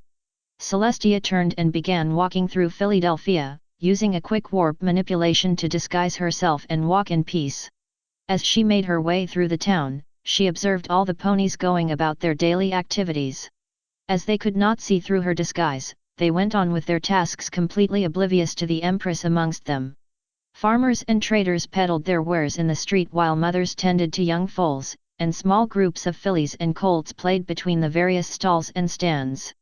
Celestia smiled as she watched her subjects. To see them happy, even in times of uncertainty, made her know that she was succeeding as their ruler. After almost half an hour of wandering, something flashed past the corner of her eye, catching her attention, a shadow beneath one of the buildings, appearing and vanishing in an instant, completely unseen to all except Celestia. She maintained her disguise until she was out of sight of the main street, and once she was out of sight she lowered her disguise, drew her sword and advanced into the alley. "You have failed to escape my vigilance," she growled, hoping that whatever it was that she had seen was within earshot. "Now reveal yourself so that you may face your judgment." She swept her gaze across the shadows, but saw nothing. She advanced further, keeping her movement to a minimum to prevent her armor from giving away her position. She continued on until something struck her in the side. Green energy washed over her armor, and she staggered from the force of the impact. Celestia whipped her head around and fired a blast of lightning towards her attacker, her target yelping in surprise and pain at her attack connected. Celestia collected herself and faced her attacker, sword at the ready in case it was still capable of fighting back. Her target was a pony, or at least looked like one. Instead of a coat it had rows of chitinous scales, with holes dotting the carapace. Two insect-like wings sprouted from the creature's back, and its tail was similar in appearance and texture to seaweed. The creature possessed a curved horn and blue compound eyes, and it hissed at Celestia through a mouth of fangs. "What are you, and why have you come here?" Celestia said, lowering her sword and aiming it at the creature's throat. "We are the swarm," it hissed. "This is our land, and we shall claim it from those that would steal it.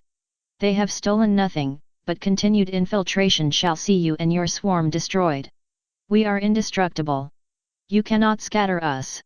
The creature glowed with green energy before exploding, showering Celestia with green blood and bits of chitin. Celestia deactivated her sword and inspected the remaining bits of the creature, passing her horn over what she could find. High concentration of warp energy, and apparently some connection to a hive mind. She reached out with her powers in an attempt to connect to the creature's hive mind, but failed to do so. She pulled her powers back in and looked around, searching for any more that may be watching. Sensing none, she closed her eyes and focused, concentrating enough warp energy to teleport to the main camp. The only significant change to the camp was the absence of any tent belonging to the Empress chosen, but she was not worried about that. The ponies on watch were not startled by her appearance, coming to attention as she advanced into the camp. "Empress!" Celestia saw the commanders of the Iron Hooves and the sentries of Philadelphia rushing to her. "What news do you bring?" "I was attacked in town by some creature resembling a pony. But we swept the town several times over," the commander of the Iron Hooves cried. "I have no doubt that you did, but whatever it was that attacked me has found a way to slip past your patrols, possibly using cloaking spells or shapeshifting.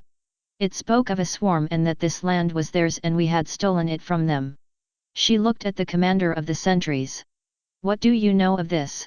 "Nothing, Empress, this land was unoccupied when the first settlers arrived." "Are you absolutely sure?" "Well, I wasn't there, so maybe something got overlooked. Begin searching through records for anything that may be of value. In the meantime I want this town closed off. Any pony or anything that attempts to leave must be arrested and brought to me. There may be more of these creatures waiting for us to make a move," the other commander said. "I know.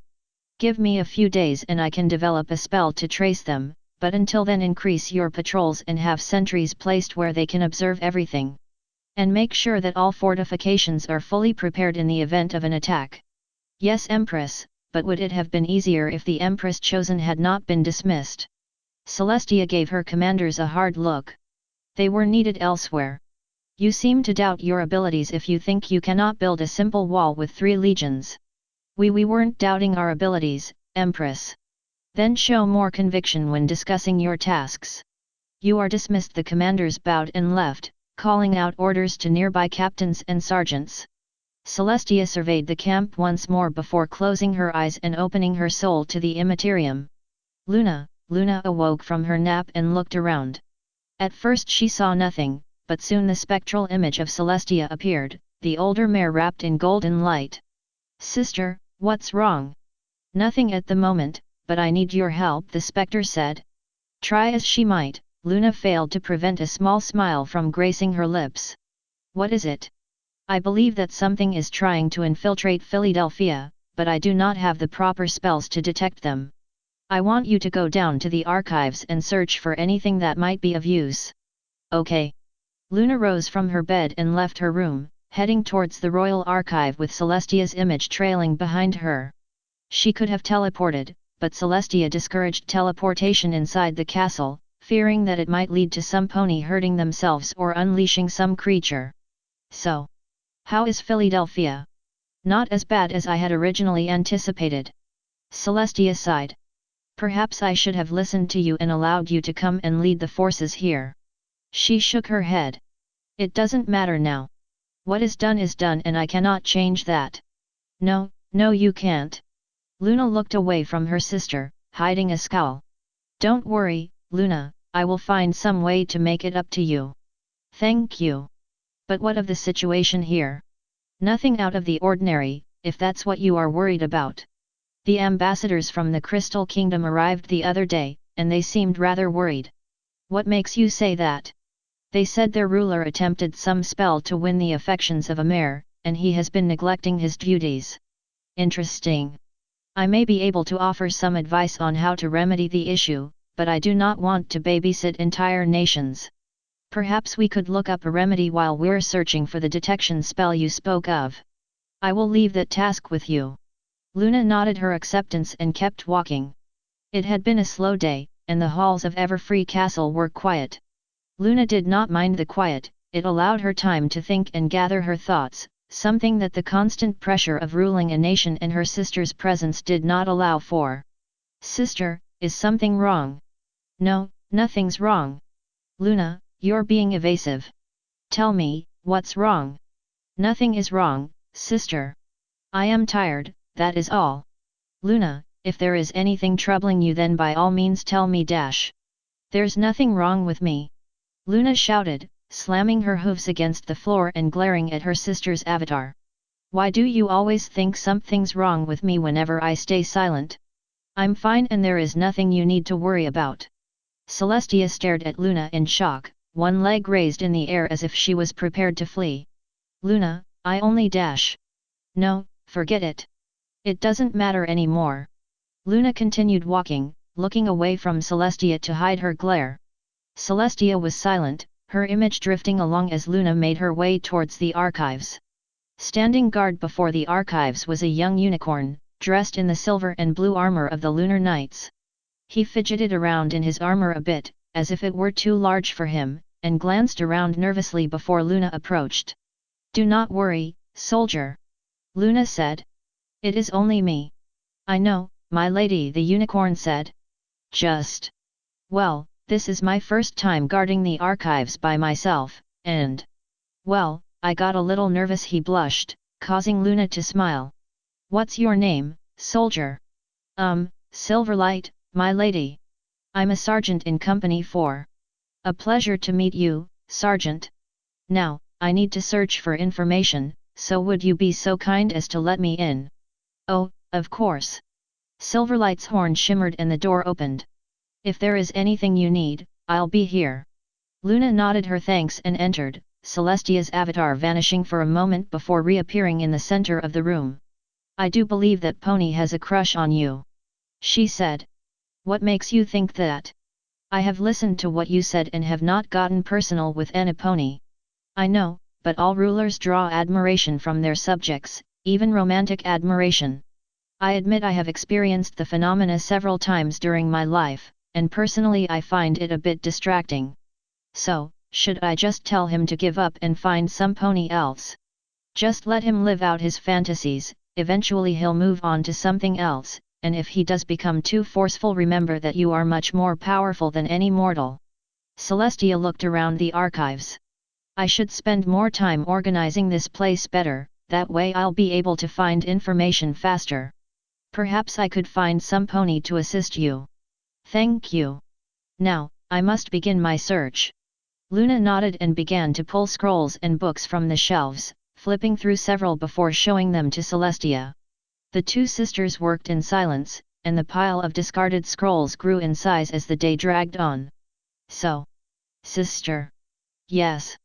I was thinking the other day that, maybe I could take on some more duties. That is a discussion that shall have to be put off until a later date. But sister dash. No, Luna, I have more pressing issues to attend to than your duties. We shall discuss this matter once I return to Everfree. Sister, I really think we should discuss this now. If I don't have any authority over Equestria, then how can I be an effective ruler? You do have authority, Luna. I mean real authority, everything has to go through you, you always get the recognition for everything, every pony talks about how mighty and graceful you are, but nobody ever talks about me. It's like I don't even exist. Luna, we've had this discussion before, the ponies of Equestria do love you. Well, they certainly don't show it. I'm tired of being shoved off to the side by every pony. I want to show them that I am capable of, but you haven't given me a chance. Luna, I know that this is important to you, but you must remember to place Equestria's best interests before your own ambitions. You will have a chance to show your greatness, and I am willing to guide you so that you may reach your full potential. But you must be patient first, power just does not come to you, you must earn it. Luna was silent, choosing to return to her search rather than respond to her sister. Several more scrolls joined the already substantial pile, and Luna's frustration began to mount as time wore on. Look at your sister, see how she ignores your pleas for equality? The voice said. Not wanting to risk having Celestia find out about the voice, Luna merely nodded and continued searching. Celestia did not notice anything, too focused on her own search to pay attention to Luna. Have you found anything yet, Luna? Celestia asked. I think so. Luna rolled out one scroll to analyze it closer. It needs some modification, but I think it is close to what you need. She levitated it in front of Celestia's avatar, allowing her to inspect it. Yes, this will suffice. Send it to me so I can write up changes. The image of Celestia shimmered and vanished, leaving Luna alone once more. The younger sister rolled the scroll up again and teleported it to Philadelphia, the parchment disappearing with a pop. You have your evidence, now cast your judgment. Celestia finished modifying the spell Luna had provided. It was crude, and would only last for a brief instant, but it would be enough to defeat the disguises of any infiltrators so her legions could deal with them. She rose, summoning her armor and sword in case there was an attack, and turned towards the west. Closing her eyes, she reached out into the immaterium, searching and noting any irregularities. So far so good. A few infiltrators, but they should be easy to take care of. Celestia focused and quickened the spread of the spell. I suppose, once this is done, I should think on what Luna was asking for. At least Horace didn't complain. She paused for a moment. Yes, he did. She sighed and continued her search.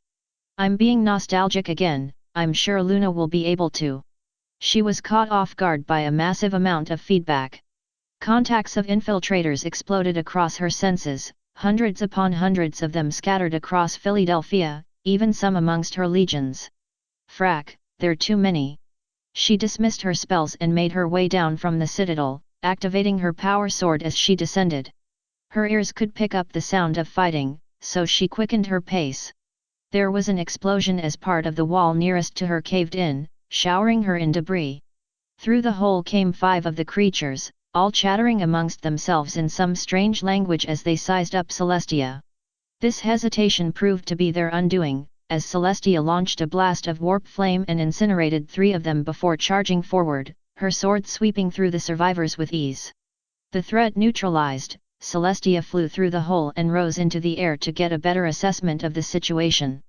Below her, her legions were trying their best to fight back against the swarm, but the surprise attack had caused them to break up into smaller, less forceful groups. Their armor was helping them immensely, holding off many blows that would otherwise be lethal, but it was still bulky enough that the enemy was able to evade many of the legionnaires' strikes. Celestia prepared to join and rally her forces, but a bolt of green energy struck her between her wings and knocked her from the air. Power rippled across her armor and she struggled to right herself, finally recovering before she could hit the ground. High power spell, designed to stun not kill. Celestia constructed a shield and charged upwards. Several more bolts of energy arced over the edge of the citadel, but with her power at full Celestia could easily bat away the attacks. She rose over the top of the citadel and whipped around, sword at the ready for anticipated attacks. Ah, so the great Empress of Equestria will grace me with her presence. The speaker was much like the infiltrator from the day before, only as tall as Celestia and dressed in dark armor. She smirked as Celestia landed, the Empress raising her sword in preparation for an attack. I didn't even believe some of my scouts when they said you were here, but it seems I am mistaken. Enough with the pleasantries, abomination. Power rippled down Celestia's sword and armor, her wings flared in an attempt to intimidate her foe. You have attacked my subjects in their homes, and now you shall suffer for your insolence. Insolence? Me? I am merely taking back what is rightfully mine. Celestia's opponent stared her down, unfazed by the Empress' show of power. And if you were intelligent, you would order your soldiers to stop fighting and go home.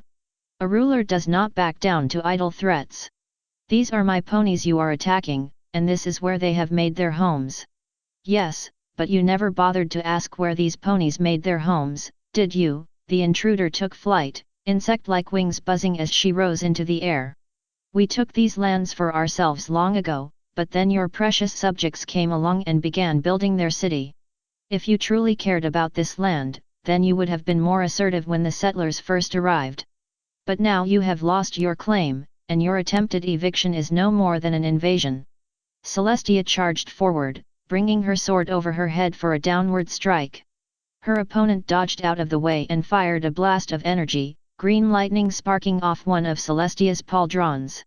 Celestia whipped around and fired her own blast, warp flame rippling through the air but failing to bring down her opponent. The two leaders circled, launching attacks at each other to test their strengths. I am disappointed, Empress, the intruder said, landing on the edge of the citadel while Celestia prepared for another attack. I heard rumors about your martial skills, and yet you can barely keep up with someone like me. Do not be so confident in your abilities, abomination. Celestia bellowed. Your power is leagues behind mine, and despite your speed you stand no chance in breaching my defenses. Maybe that's not my plan. The intruder fired another blast, smirking.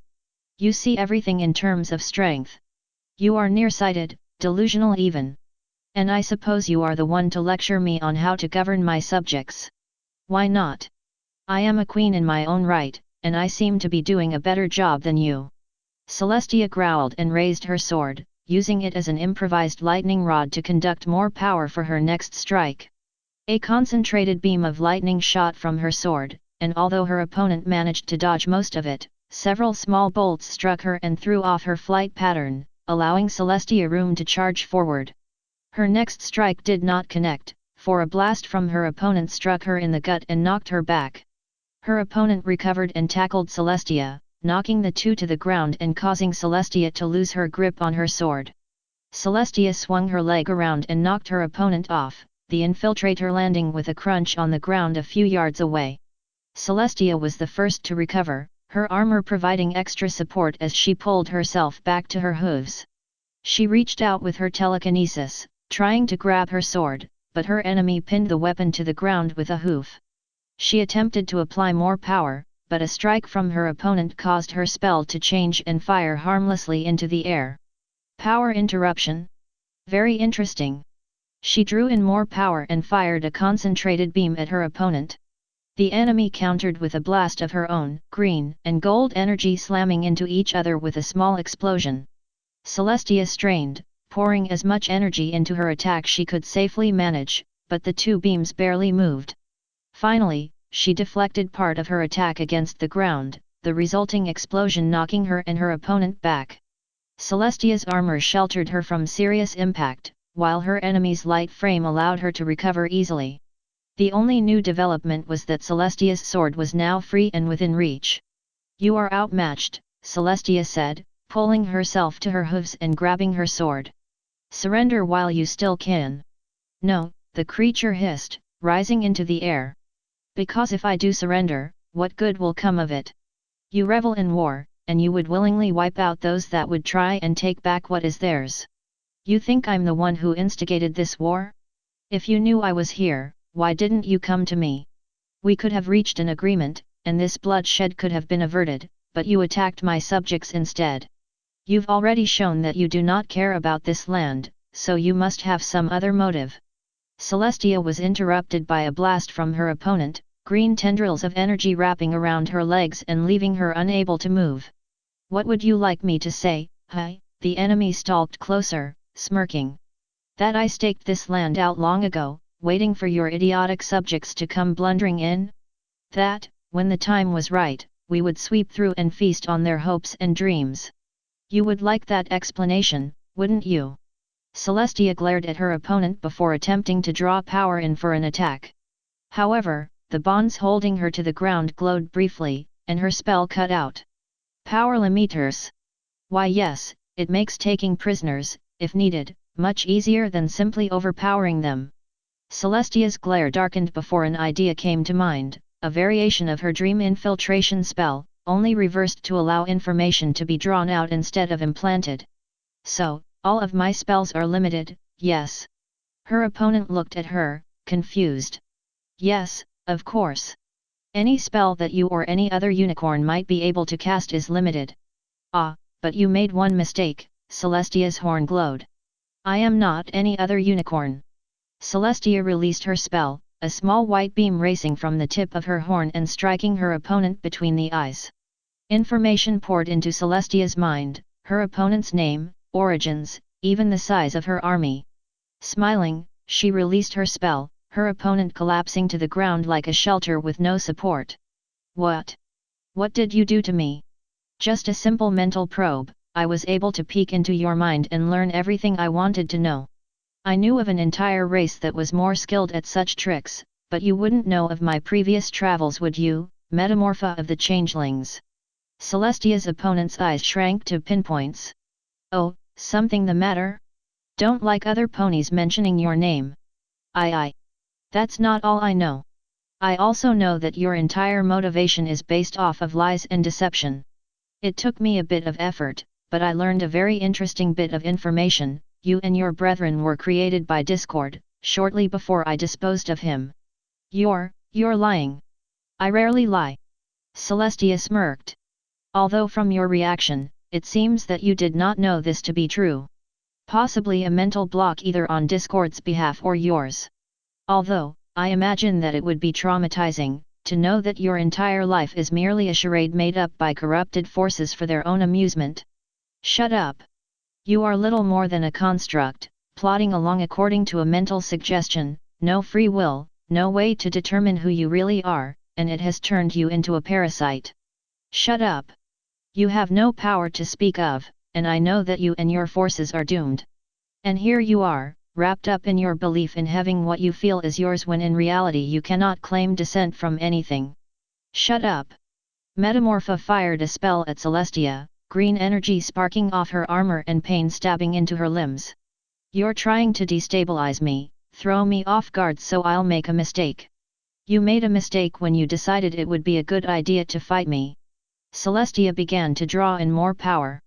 Her bonds glowed with energy, and the power limiters kicked in and nearly drained her, but she pressed on and drew in more power, energy crackling around her and her horn glowing bright. "You see me as an average pony, that I am just another charismatic and delusional ruler. But you are mistaken." There was an explosion of power as Celestia broke free of Metamorpha's spell. She rose into the air, reactivating her sword and raising it over her head. "I am more than just a pony, I am only 4 words away from being a true goddess." Celestia dove towards Metamorpha, sweeping her sword towards the changeling queen's head.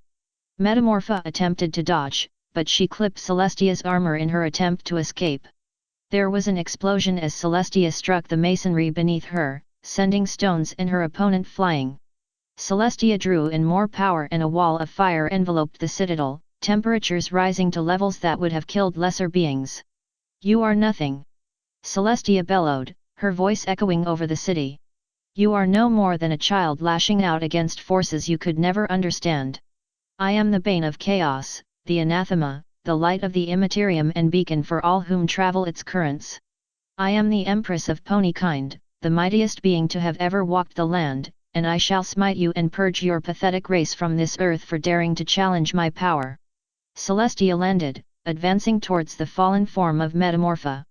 The changeling queen tried to pull herself back up on her hooves, but Celestia stopped that by pinning Metamorpha to the ground with a hoof. She raised her sword and swung, a single stroke being enough to sever her enemy's wing. For her part, Metamorpha did not react, instead glaring up at Celestia. "You think my death will bring you victory? My changelings outnumber you, and they will overpower your pathetic legions even if you intervene. I don't have to. I sent one of my legions away, the Empress chosen, to sweep a wider perimeter, but they will return should they find nothing. Once they return, I will have enough troops to easily destroy any attempts to resist." Celestia smirked. "For some pony who claims to have had scouts here, you seem to have overlooked that factor."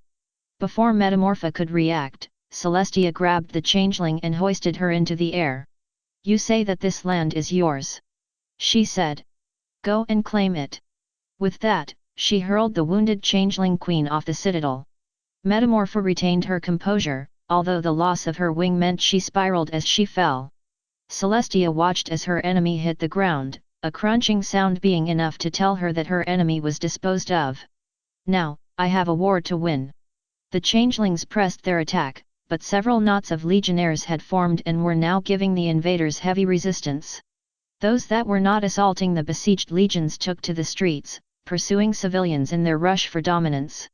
Some of the ponies managed to fight back, but with no real experience they were simply overwhelmed by the changelings.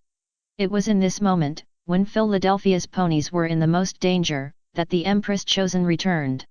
Commander Morningstar ordered the legion to halt, 1,000 ponies in gold and pink armor stopping at the edge of the forest. They stood in silence, taking in the scene before them. Some changelings spotted the assembling legion and prepared themselves, but with the others battling the other legions there were not enough changelings to adequately stand against the Empress chosen. "Soldiers of Her Serene Majesty!" Morningstar shouted, pacing in front of the assembled legionnaires. "Today the Empress has called us forth to smite her hated foe. These abominations mock her greatest design, and they desecrate that which has been dedicated to her holy name. As her chosen messengers, we will show these creatures the true might of the Empress. They shall be purged and their souls cleansed with the holy fire of retribution."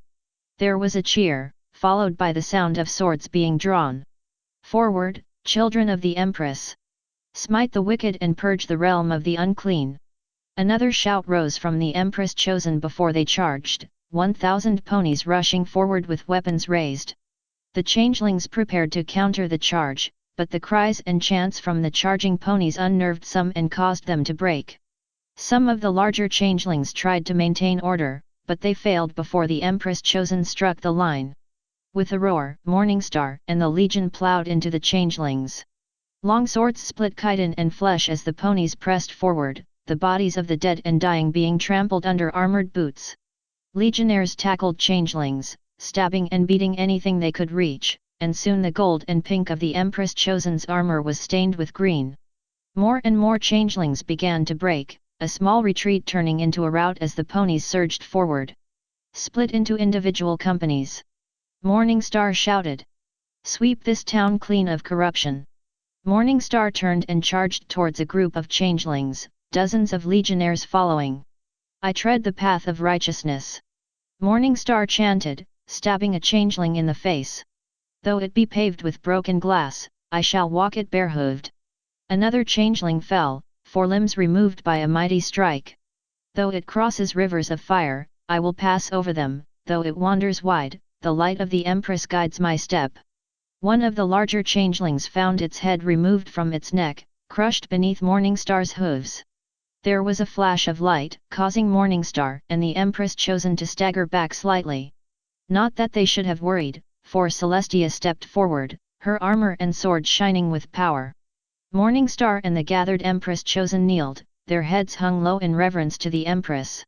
"My lady," Morningstar said, "we are humbled by your presence. What is your command?" "Rise, Commander."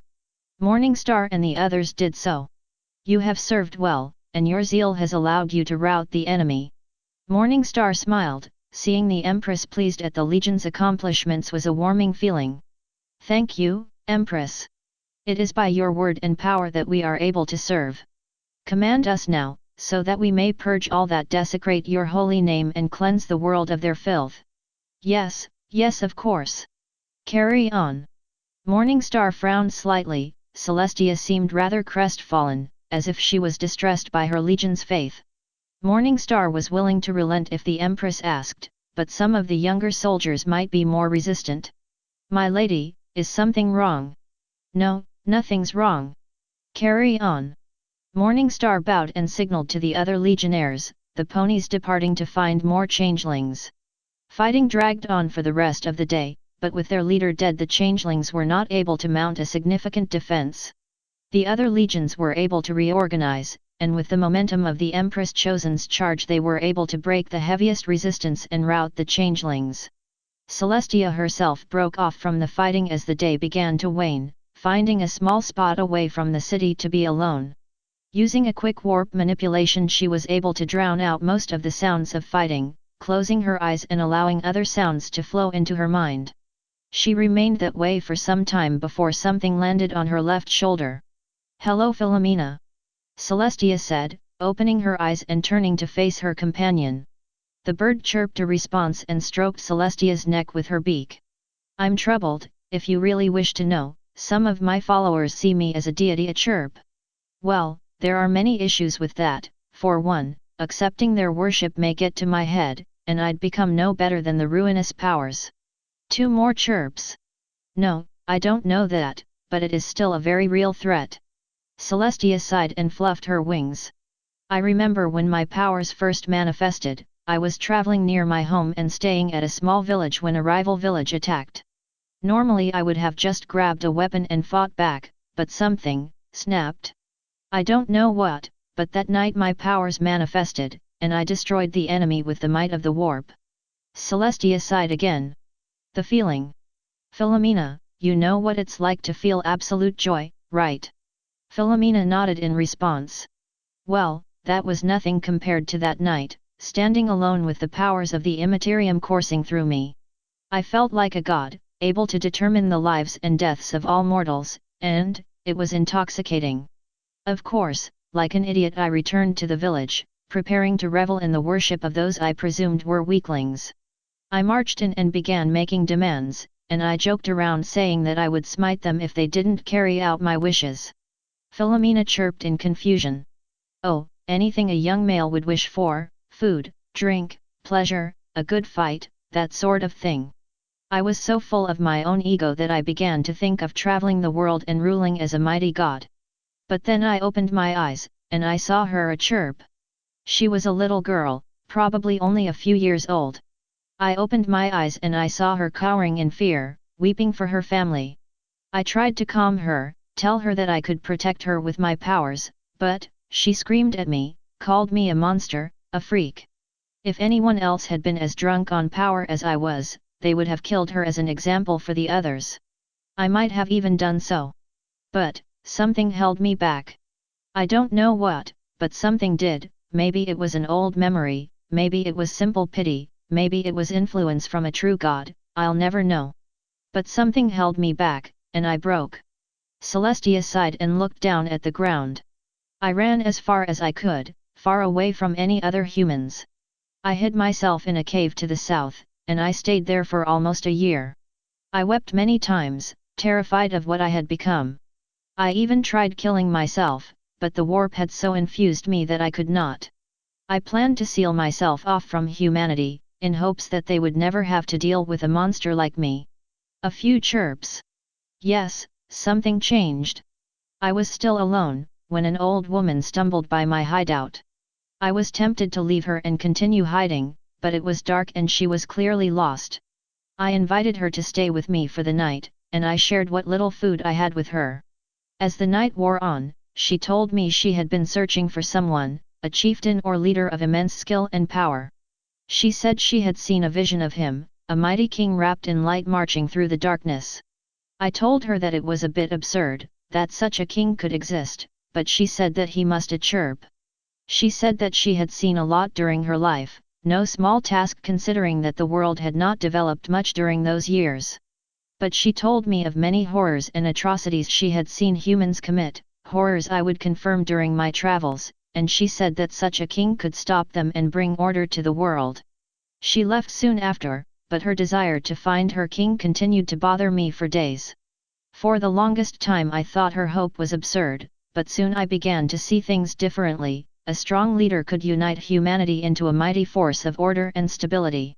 I used my newfound powers to reach out, just a quick peek in my curiosity to see if men were willing and able to be united. That was when I saw the truth and met the Lords of Chaos, and I knew that my powers were not here by accident. The dark gods were far worse than anything I could have managed, but I could lead humanity against them in time. So I set out with a new view on life, and that has brought me here. Chirp. I could have declared myself God whenever I pleased, but I still had images of that little girl all those centuries ago. I knew what would happen if I ever let myself go like that again and, well, it scares me. Philomena was silent for a long time, but chirped a few more times before stroking Celestia's neck. Yes, perhaps moderation is best. I think I should sleep on this. Celestia rose, preparing to head back to Philadelphia. Return to Everfree and tell Luna that I shall be returning. Philomena squawked a few times and took off, landing in front of Celestia. I don't understand, what has happened with the Crystal Kingdom? A few chirps. Well, I'll discuss the matter with Luna once I return. A few more squawks. Luna's done what?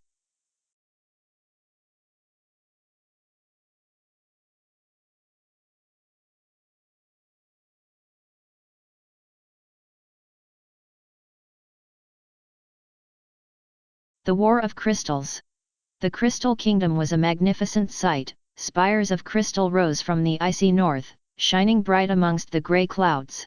Dozens of crystal ponies went about their business, wrapped in beautiful finery that sparkled brighter than the city. Compared to its southern neighbor, Equestria being more Spartan and caught between several conflicting factions, the Crystal Kingdom was paradise. However, there was trouble in paradise. An attendant to the Queen of the Crystal Kingdom hurried down one hallway, her hooves clicking against the crystal floor. Resting on her back were several empty vials, failed cures for whatever had afflicted the queen. She looked around frantically for a few moments before she spotted another attendant coming towards her. "Is there any news from the ambassadors?" the first attendant asked, pawing at the ground. "None yet. The ambassadors to Saddle Arabia shouldn't arrive until tomorrow, and the ones in Equestria have said they haven't been able to reach Empress Celestia." The second attendant sighed. "Why does everything have to go wrong like this?" "I don't know." The first attendant stopped pawing at the ground and prepared to leave. "I think the apothecaries have a few more healing salves ready." "Really? I thought they said they tried everything." "They're willing to try anything if it will get those two to stop fondling each other." The attendant shuddered. "I've taken to wearing earplugs whenever they start their whole schmoopy-doo routine again." "Is it still as annoying as during the dragon incident?" "Worse." The other attendant cringed. "Can I borrow those when I go on my shift?" "Sure." "Well, I've got to go finish my round." "I believe that won't be necessary," a third voice said. The two attendant turned and saw a unicorn walking out of the shadows. The unicorn had a grey coat hidden beneath a steel grey chest plate, and he fixed the two other ponies with a cold stare, his red eyes causing the attendants to squirm slightly. "Oh, Minister Sombra," the first attendant shuffled her hooves slightly.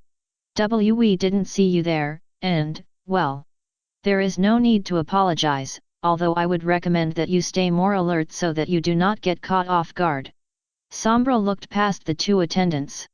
"Any change?" And no sir. They're still fawning over each other without a care in the world." "That is troubling." The unicorn looked back at the attendants. "And everything we've tried has failed." Yes sir," the second attendant said. perhaps you would know something. Me? Why do you say so? Well, you are a unicorn and all, and you must have traveled around some, perhaps, the first attendant said. So, maybe you've seen something like this and know how to remedy it, maybe. Sombra was silent.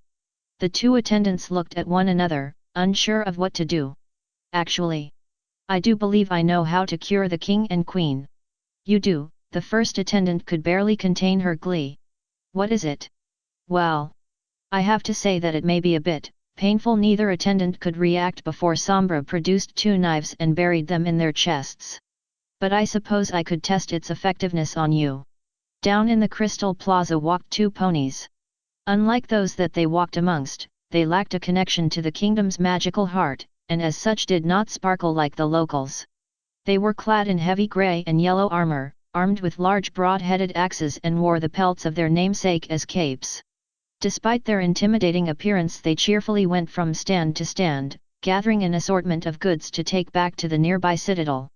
Sir, if you don't mind me asking, asked the younger pony, a Pegasus by the name of Fellhoof.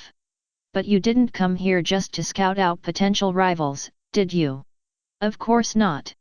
Icewine said, stopping in front of a small fruit stand. My father used to bring me here during some of his trips, and I found the crystal ponies to be most welcoming after a long slog through the ice and snow. Besides, the commander tossed Fellhoof a small bushel of crystal berries. Their fruit is pretty good. Fellhoof nibbled at some of the fruit, a smile breaking across his face. I see. Maybe we should send more requisitions here.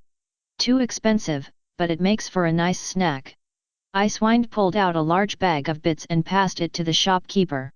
Hope you don't mind carrying a few crates back to the citadel, Fellhoof. Oh, shouldn't be that hard, sir. Icewine smiled as the younger pony made his way towards the stall to collect the fruit.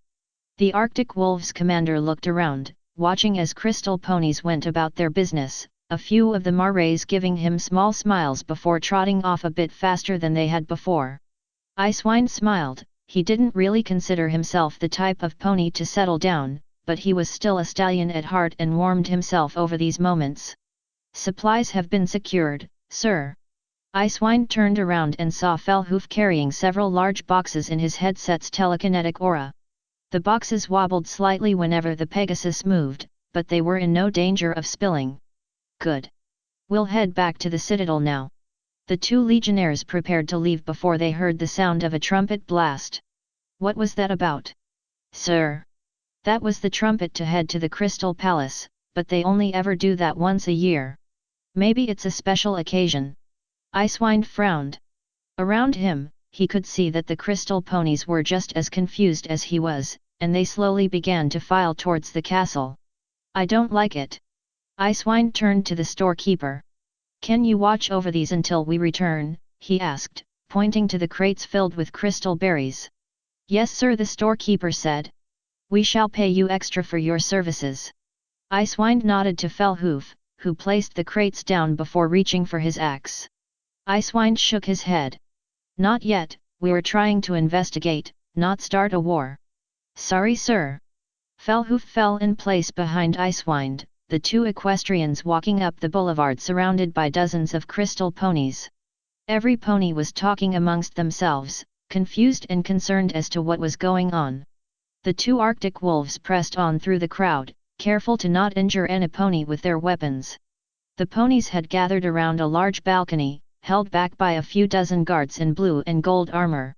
Knowing that the guards would be a bit hostile towards foreign troops approaching the palace, Icewine and Fellhoof stopped in the middle of the crown, using several other ponies as shields to hide them from watching eyes. Another trumpet blast, and the crowd fell silent. Sir, maybe we should leave. Fellhoof whispered. Normally I would agree, but something's wrong here, and we're too close to the citadel to just ignore a potential threat. The two soldiers looked up towards the balcony. There was movement behind the curtains leading into the palace before a unicorn stepped out. He was dark grey and dressed in a red cape and heavy armor, and his eyes were unnatural, glowing with some kind of power that Icewine could not identify. Maybe telling Fellhoof to skip the axe was a bad idea. Citizens of the Crystal Kingdom, the unicorn shouted, his voice carrying out over the plaza. I bring you most distressing news. Our beloved rulers, the king and queen, have fallen to their affliction. A gasp rose from the crowd, but the equestrians did not seem that fazed. Think it's a coup? Fellhoof asked. Maybe, Icewind answered as the unicorn continued. In light of this terrible tragedy, I cannot allow our nation to fall into anarchy and corruption. Until such a time as a suitable heir can be found, I, Sombra, will take my place as king. Sombra raised a hoof. So kneel, my fellow citizens, and together we shall prosper in this time of strife. Icewind could hear more murmuring from the crowd. The crystal ponies looked to one another, and some even looked to him and Fellhoof for guidance. Sombra did not seem to enjoy their hesitation, his face darkening. I don't believe you heard me properly. I said kneel. Sombra's eyes flashed with power, and every single crystal pony was enveloped in dark energy. Some cried out in fright, but none could resist as they were forcibly thrown to the ground. Icewind and Fellhoof were unaffected, and with the civilians out of the way they now had room to draw their axes and advance. Release them! Icewind shouted, raising his axe into a guard position. Sombra looked towards the commander, his eyes filled with anger. Equestrians, he hissed. You dare to oppose my authority? You have no authority over me. I am Icewind, Great Wolf and commander of the Arctic Wolves, veteran of the Diamond Dog Wars and loyal servant to Her Serene Majesty Celestia, Empress of Equestria. I swore upon my life that I would defend all of Ponykind, not just equestrians, from those that would see it oppressed and destroyed, and you Icewind pointed his axe at Sombra are among that group. You wish to take over the Crystal Kingdom's inhabitants? You may as soon as the last of my blood has been spilled. You are a fool, equestrian. Your devotion to serving what you deem is good has blinded you from reality. You are surrounded, outnumbered, and your precious Empress cannot reach you here. Why would you so willingly give your life for a cause you have no chance at winning? Who said I have no chance? Try as he might, Icewind could not suppress his grin, something that angered Sombra a great deal. Know your place, equestrian. I am master of this realm, not you. But you are not master of me. Icewind smiled as Sombra passed his breaking point. This has gone on long enough. Sombra's horn shimmered and the crowd of civilians parted, leaving Icewind and Fellhoof alone in the plaza. From the shadows of the palace came numerous guards, dragoons as the crystal ponies called them, and several other ponies armed with what appeared to be claws attached to their boots. Sir, Fellhoof said. There's more coming from behind. How many? 20. 25. Probably 40. Maybe more. Oh good, for a moment I thought we were in trouble. Icewind readied his axe, checked that Fellhoof had prepared himself, and charged headlong into Sombra's forces. Amongst the legions, the Arctic Wolves were considered some of the most dangerous soldiers Celestia employed. Their harsh environment and dangerous initiation rites meant that an Arctic Wolf private was tougher and more experienced in the art of killing than most officers of other legions. In war, they brutalized their foes, leaving behind a field of broken bodies and shattered armor. Nothing could stand against the axes of the Northerners. Icewind and Fellhoof slammed into the enemy, the heavily armored legionnaires knocking over several with their momentum alone. Icewind landed the first kill, his axe flecked with red as he separated a dragoon from his windpipe. He swung the axe around in a downward chop, taking another enemy's right foreleg off, before leaping over the dying pony and stomping on yet another enemy as he landed. Several dragoons moved into attack, but Fellhoof was able to intercept and dispatch them, the Pegasus' speed allowing him to strike before the dragoons realized they were being attacked.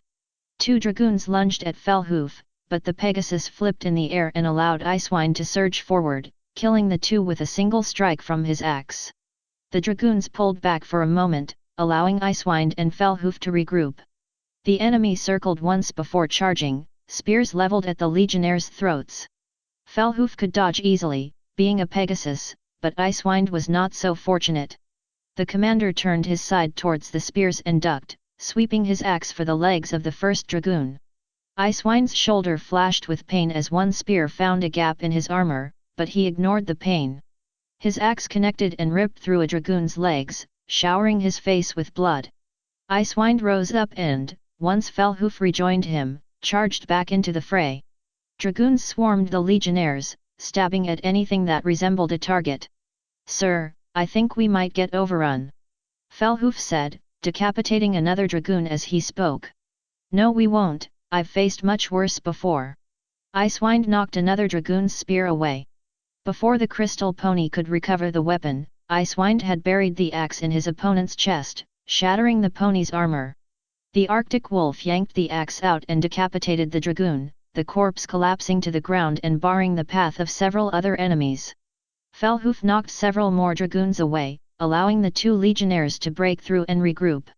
The dragoons had decided against another frontal assault against the Arctic wolves, instead regrouping and trying to herd the two equestrians into an area where they could not easily react. Icewind and Fellhoof tried a few feints to try and lure the crystal ponies forward, but to no avail. To make matters worse, the ponies with clawed boots had hung back from the fight, eyeing the fight with mild amusement. "Any other ideas?" Fellhoof asked, landing behind Icewind. "Their regulars can't do much, but those other ponies have me worried." Icewind shifted the position of his axe. "We need to find a more defendable position. Sir, we still might be surrounded and, well, this place doesn't really have a lot of good defensive positions."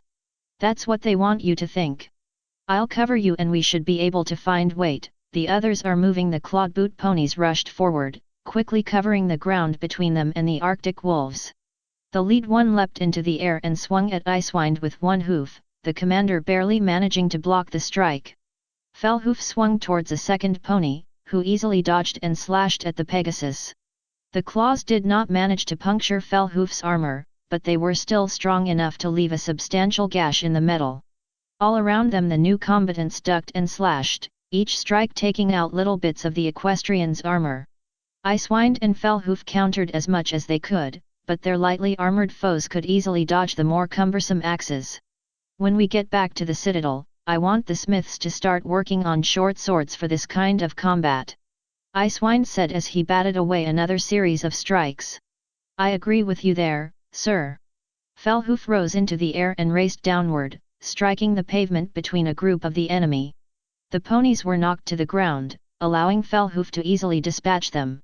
Of course, this also exposed the young legionnaire to attack, and Icewind had to move and intercept several other ponies to make sure Fellhoof was not killed. However, rushing to protect Fellhoof did not provide Icewind a lot of room to maneuver. He was soon swarmed by three enemies, all of them clawing at his armor to try and break through. He blocked one and killed another, but the third landed a strike on Icewind's face. His vision in his left eye blacked out immediately as his enemy's claws ripped through flesh and bone. Enraged more than anything else, Icewind tackled the offending crystal pony and began slamming his forehoofs against the enemy's head, not stopping until the pony's head was a smear on the ground. With his good eye, Icewind could see the dragoons advancing towards the fight, joined by several more of the clawed boot ponies.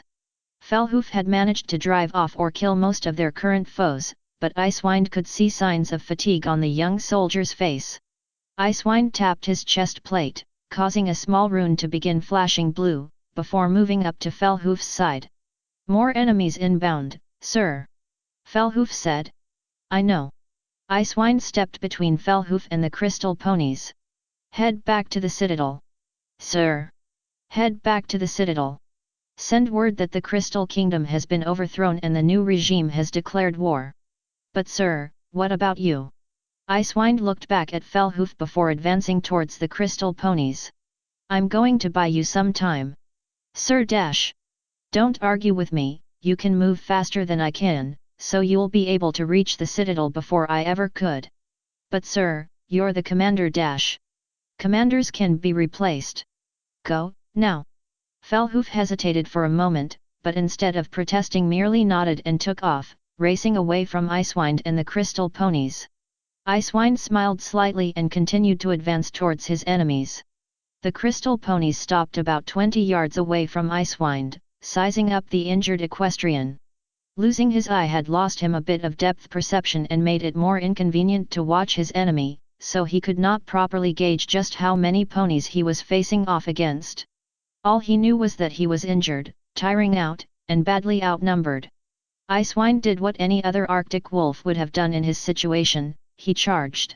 He fell upon the enemy like a pony possessed, swinging his axe in mighty arcs and ripping through dozens of ponies. Spears, armor, claws and flesh could not stop his charge, the only thing slowing him down being the numerous fresh corpses beneath his hooves. Onward through the line he pushed, chopping and kicking at anything he saw, blood splashing over his coat as he continued his rampage. Some of the younger dragoons turned and fled, hoping to escape Icewind's wrath. However, one pony alone, even one as strong and as skilled as Icewind, cannot stand against an army. For every 3 ponies the Arctic wolf killed, 3 more wounds were added to his body.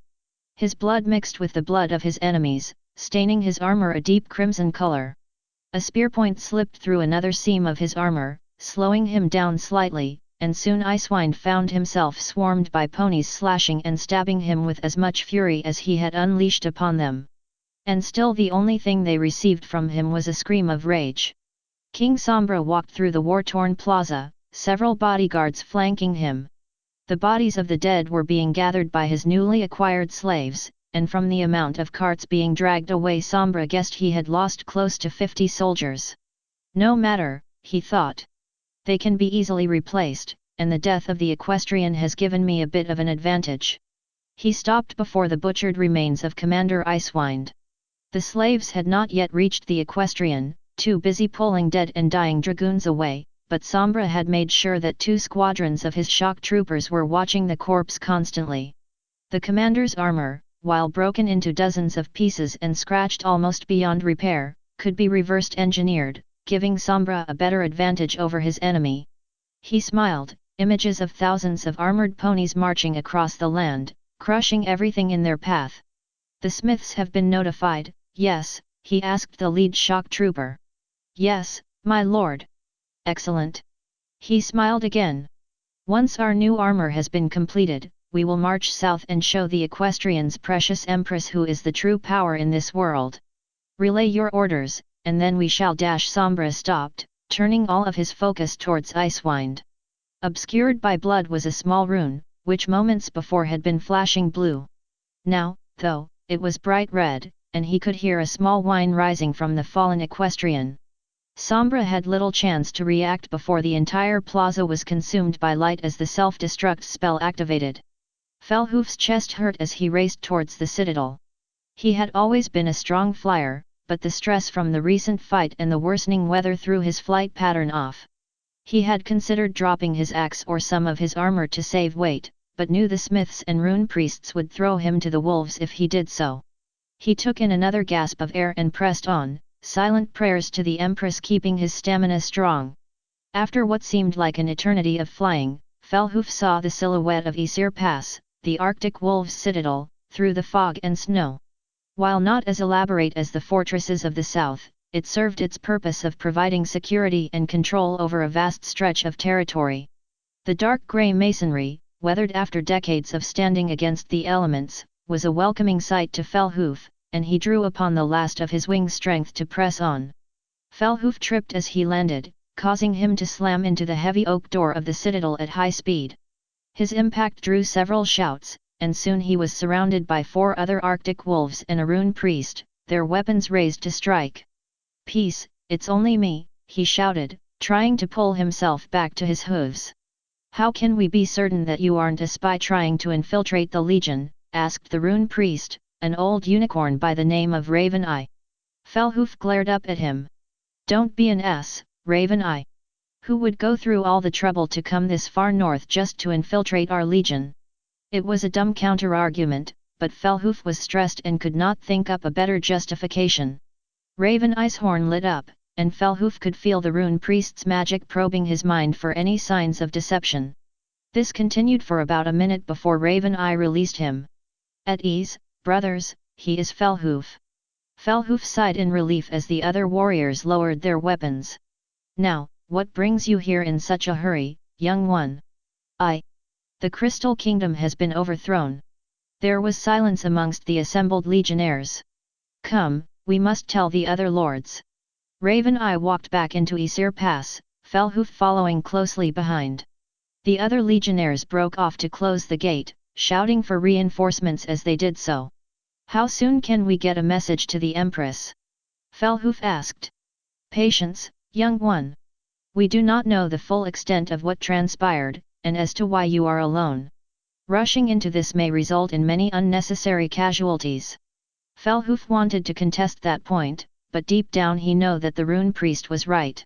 Fellhoof tugged at his armor a little and kept following, trying his best to keep up with Raven Eye and look as calm as possible. The two ponies approached a large oak door, beyond which lay the hall of the Wolf Lords. Except on days of celebration, only the lords and the rune priests were allowed to enter the hall, and Fellhoof hesitated as he and Raven Eye neared the door. "Why do you hesitate, Fellhoof?" the old unicorn asked. Well, I'm not supposed to go in there." "Fellhoof, you're overthinking things again. We are being threatened and all you worry about is traditions." "I'm sorry Dash. Don't apologize to me. You are young, and you still need to learn a lot about being a capable commander. Now come, we have wasted enough time as it is." Fellhoof nodded and the two ponies entered the hall. By a stroke of luck, several of the Wolf Lords were already present, talking amongst themselves about some other matter. "Lords," Raven Eye said, his voice echoing through the vast expanse of the hall. "Whatever matters you are dealing with will have to be put on hold." Priest Raven Eye, the leading Wolf Lord said, nodding his head slightly. "I take it by the sound of the others mobilizing that you come bearing bad news. And I thought that you enjoyed mobilization as a chance to enjoy a bit of combat. Perhaps you have spent too much time around the ever-free sentinels and have gotten soft." Two of the younger Wolf Lords chuckled, but out of respect and understanding rather than mockery. The leading lord did not respond to the others' laughter. "Archanus is a respected ally, but he thinks too much. Now, what would be so important that you bring in this young one?" The lord pointed to Fellhoof. "I shall allow him to speak his piece." Raven Eye and the assembled Wolf Lords looked to Fellhoof. He swallowed before speaking. "Lord Icewind and I were in the Crystal Kingdom gathering supplies when there was a signal to assemble in the plaza. Upon arriving, some unicorn by the name of Sombra Dash." "Sombra? Are you sure?" Raven Eye interrupted, the old unicorn looking much more worried than before. I believe that's what he called himself." "Why? It doesn't matter right now. Please continue." "Well, Sombra announced that the rulers of the Crystal Kingdom had died because of some affliction, or some sort of nonsense, and that he was to take their place as king until further notice. They seemed hesitant, so he used some kind of spell to force them to kneel." "And you and Icewind were not affected?" another Wolf Lord asked. "No, my lord, I think it was targeted only towards crystal ponies." "Such a spell is possible," Raven Eye said. "Difficult to master, but possible. Go on." "Lord Icewind and I tried to oppose them, and there was a fight. We killed many but we were overrun. Icewind stayed behind to allow me time to escape." Silence hung in the air. Fellhoof looked to Raven Eye for a sign, but the rune priest was not focused on him. Rather, his horn was shimmering and he was muttering some spell, and before long a small stone popped in front of his face. "The Great Wolf's soul stone is cold," Raven Eye said. "Commander Icewind has fallen." There was a murmur amongst the younger Wolf Lords. "What do we do now?" Fellhoof asked. The lead Wolf Lord looked towards him. "We'll just have to continue on without Icewind." Priest Raven Eye, the Wolf Lord turned towards Raven Eye. "You knew Icewind better than any of us. Once this crisis has passed, you will be in command of the Legion until a new Great Wolf is chosen." "I understand. And as much as I would like to face this King Sombra for killing Lord Icewind, we can't risk the chance that we may be overrun and expose Equestria to invasion. We could send out a smaller force to distract and harass his army until reinforcements arrive. That is an option, but we must make sure we actually have reinforcements on the way. Contact the Empress and any other legions that may be available, and then we can fight this war properly." "How soon can an army reach us?" another lord asked. 2 days, at least," Raven Eye said. "I have made the journey south many times over many paths. We should have enough supplies, weapons, and ponies to hold out for that amount of time." Any civilians that might impair our defenses will have to be evacuated. They'll need protection, the second lord said. We'll think of something. The first lord turned towards Fellhoof. Fellhoof, right?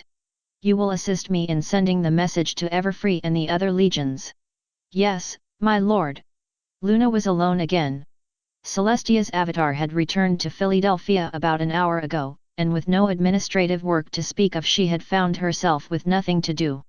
She considered finding some of her soldiers and talking to them, but since the only one she could find was Silverlight, she was forced to discard that plan. She wandered the halls of Everfree Castle, listening for anything and anyone. There is a pony approaching, the voice said. I feel that they come bearing good news. Why do you say that?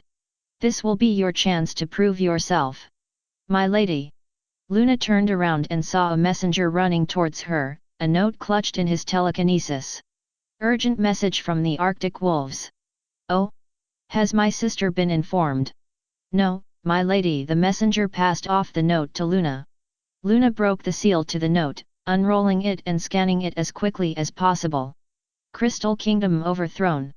Commander Icewind presumed killed in action. Request immediate reinforcements.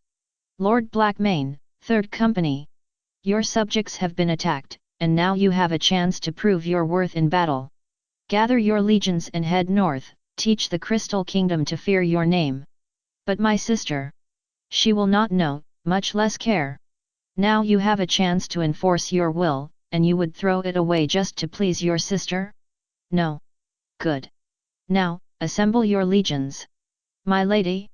Is something wrong? The messenger asked. I'm fine. Luna tucked the note away.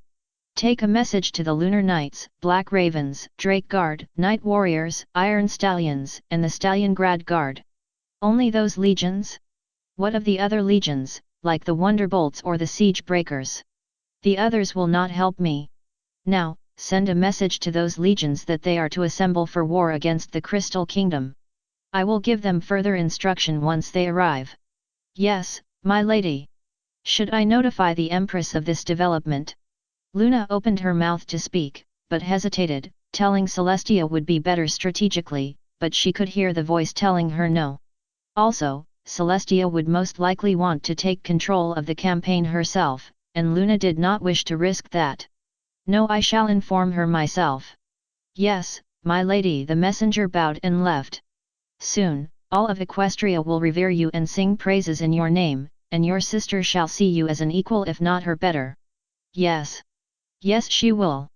Thirsty for vengeance against the Arctic wolves, Sombra had ordered his army south, towards the Legion's citadel.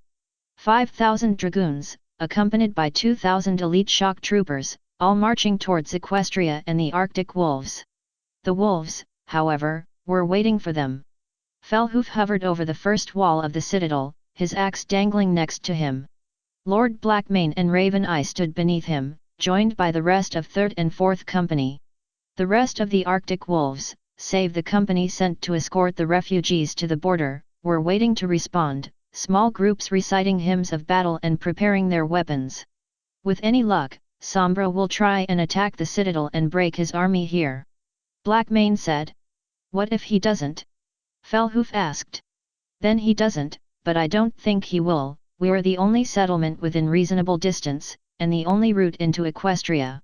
Unless he wants half of his army to freeze to death, we're the closest targets he has. But he has dark magics, who knows what he might be capable of. That is a true statement, but any magic cannot be sustained indefinitely. Raven Eye said. I would know. Also, you provoked him, and all rulers tend to get obsessive to potential blemishes to their reputation. Backstabbing dictators care about their reputations. Fellhoof asked. Blackmane would have responded, but he was cut short by a returning scout, the Pegasus breathing heavily in an attempt to catch his breath. Lord Blackmane, enemy forces have been spotted. Where? Heading towards the western flank. I'm not sure about numbers, but I would guess several thousand. Sombra underestimates us if he thinks only a few thousand can win him this fight. He may have more in reserve waiting for us to be worn down. Fellhoof said. True. Blackmane turned back to the scout. Alert the other commanders, then return to your post." "Yes, Lord," the scout saluted and flew off. Blackmane unhitched his axe from the clamp on his armor, tapping it against the ground in anticipation. Fellhoof tugged at his armor once more, looking first to Blackmane and then to Raven Eye before looking back out at the surrounding landscape. They were spotted soon after. They came out of the fog, marching slowly towards the citadel. Their armor, normally sparkling from the magic of the Crystal Kingdom, was dark and flecked with small marks of Sombra's presence. All of the ponies present, save the foremost shock troopers, seemed glum and somber, but the Arctic wolves could not tell if that was from dark magic or not. "Priest Raven Eye," Blackmane said, not taking his eyes off from the advancing army. "I trust that you have a way to deal with this army." "Yes, I do. Allow me to demonstrate." Raven Eye's horn shimmered before 3 red streaks shot up into the air, exploding high above the citadel and showering the battlefield in light. There was a pause before a multitude of green streaks rose above the fortress, pausing for a moment to locate Sombra's army. Once the crystal ponies were spotted, the streaks shot forward and exploded amongst the massed ranks of shock troopers and dragoons, magic blowing apart bodies and armor with ease. The army stalled under the assault, their momentum and chance at gaining the element of surprise shattered before a second salvo slammed into their ranks. The Arctic wolves' magical onslaught was halted, however, when several purple discs rose above the dragoons, deflecting the magic bolts and allowing the army to advance. Raven Eye sent up another signal, and the salvos of spells relented for a moment. "Archers!" Blackmane shouted. 3 volleys.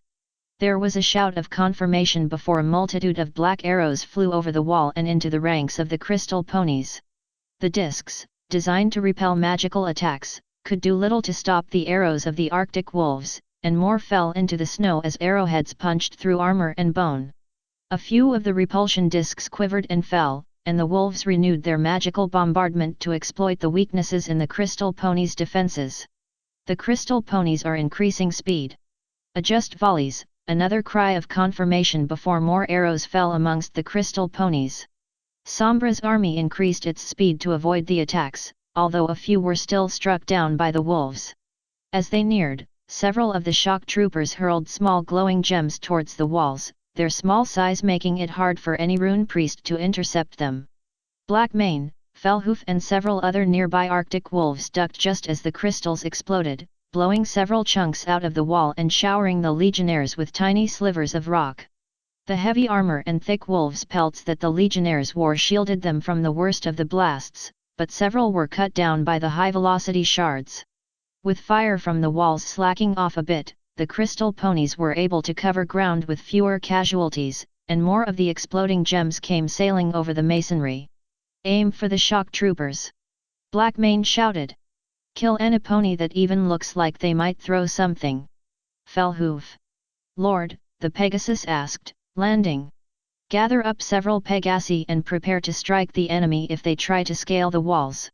That might expose us to enemy attack. That's a risk we'll have to take. Go, now." Fellhoof nodded and took off. The archers and rune priests had regrouped and were now pouring fire down at the massing crystal ponies, focusing primarily on the shock troopers.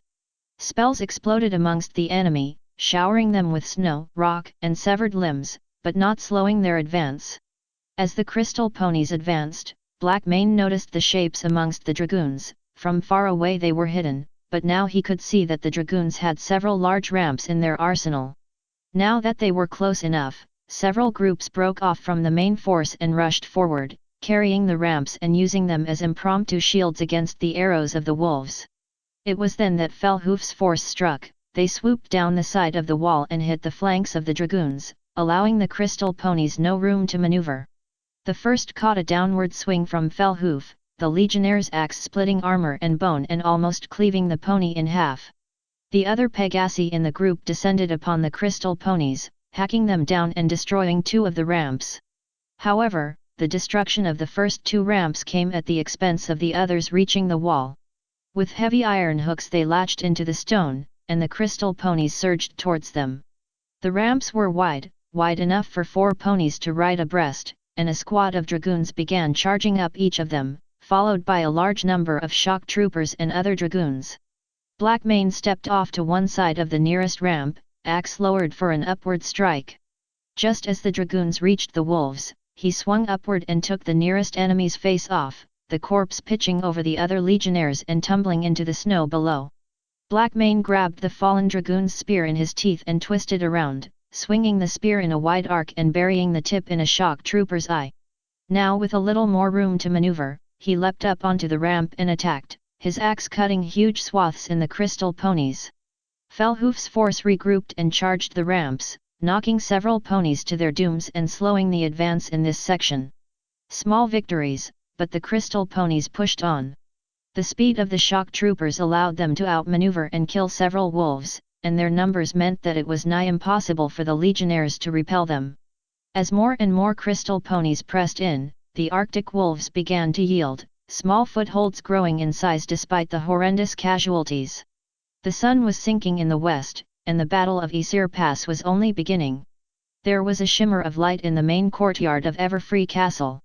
At first the servants and guards paid it little mind, but their interest grew as the shimmering increased. There was a brief whine before Celestia teleported into the courtyard, sword grasped in her telekinesis and Philomena perched on her shoulder. "My lady," the nearest attendant cried, rushing towards her. "We did not expect you back until dash. Where is my sister?" Celestia growled, fixing the attendant with a cold stare. We don't know, my lady, she left with her legion yesterday, I assume heading for Aesir Pass. Why was I not informed? I don't know, my lady. I was not the one who brought news of the attack. Then find me the one who was. And hurry." The attendant nodded and raced off, while Celestia put away her sword and walked off in the opposite direction. "Philomena, you have keener eyes than I do. Had Luna been acting strangely before she did this?" A few chirps. "Don't be like that, something's been off about how she's been acting around me. She snaps at me, she keeps going on about her duties, and now she's run off to fight a war without telling me." A chirp. "I have every right to be concerned, she is my sister, and I do not wish to see her hurt." A few chirps. "Horus knew when he was going beyond my orders." A few chirps. "No, punishing her may only worsen the problem. I will have to discuss what her duties cover and that charging ahead into a war zone will not be tolerated." Celestia stopped walking. "I'm an idiot." Philomena cocked her head to one side and chirped. "I should have been more clear about Luna's duties." A chirp.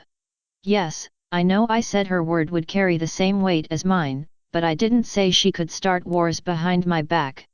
I suppose I shall have to remedy the issue once this crisis is averted." Celestia was drawn from her conversation by another servant running towards her. "My lady," the servant bowed. "I was the one who gave the message of the attack to Luna. Why wasn't I informed? She stated that she would be the one to inform you of the development." Celestia's jaw tightened. "Just what are you up to, Luna?" She turned to Philomena. "Stay here until I return." The bird nodded before taking off to some other part of the castle. Celestia turned back to the servant. "You are dismissed. Contact the remaining legions and inform them of the attack, and await further instructions." "Yes, Empress." The servant rose and ran off. Celestia planted her hooves and focused her power, hoping to pinpoint Luna's exact location and teleport there.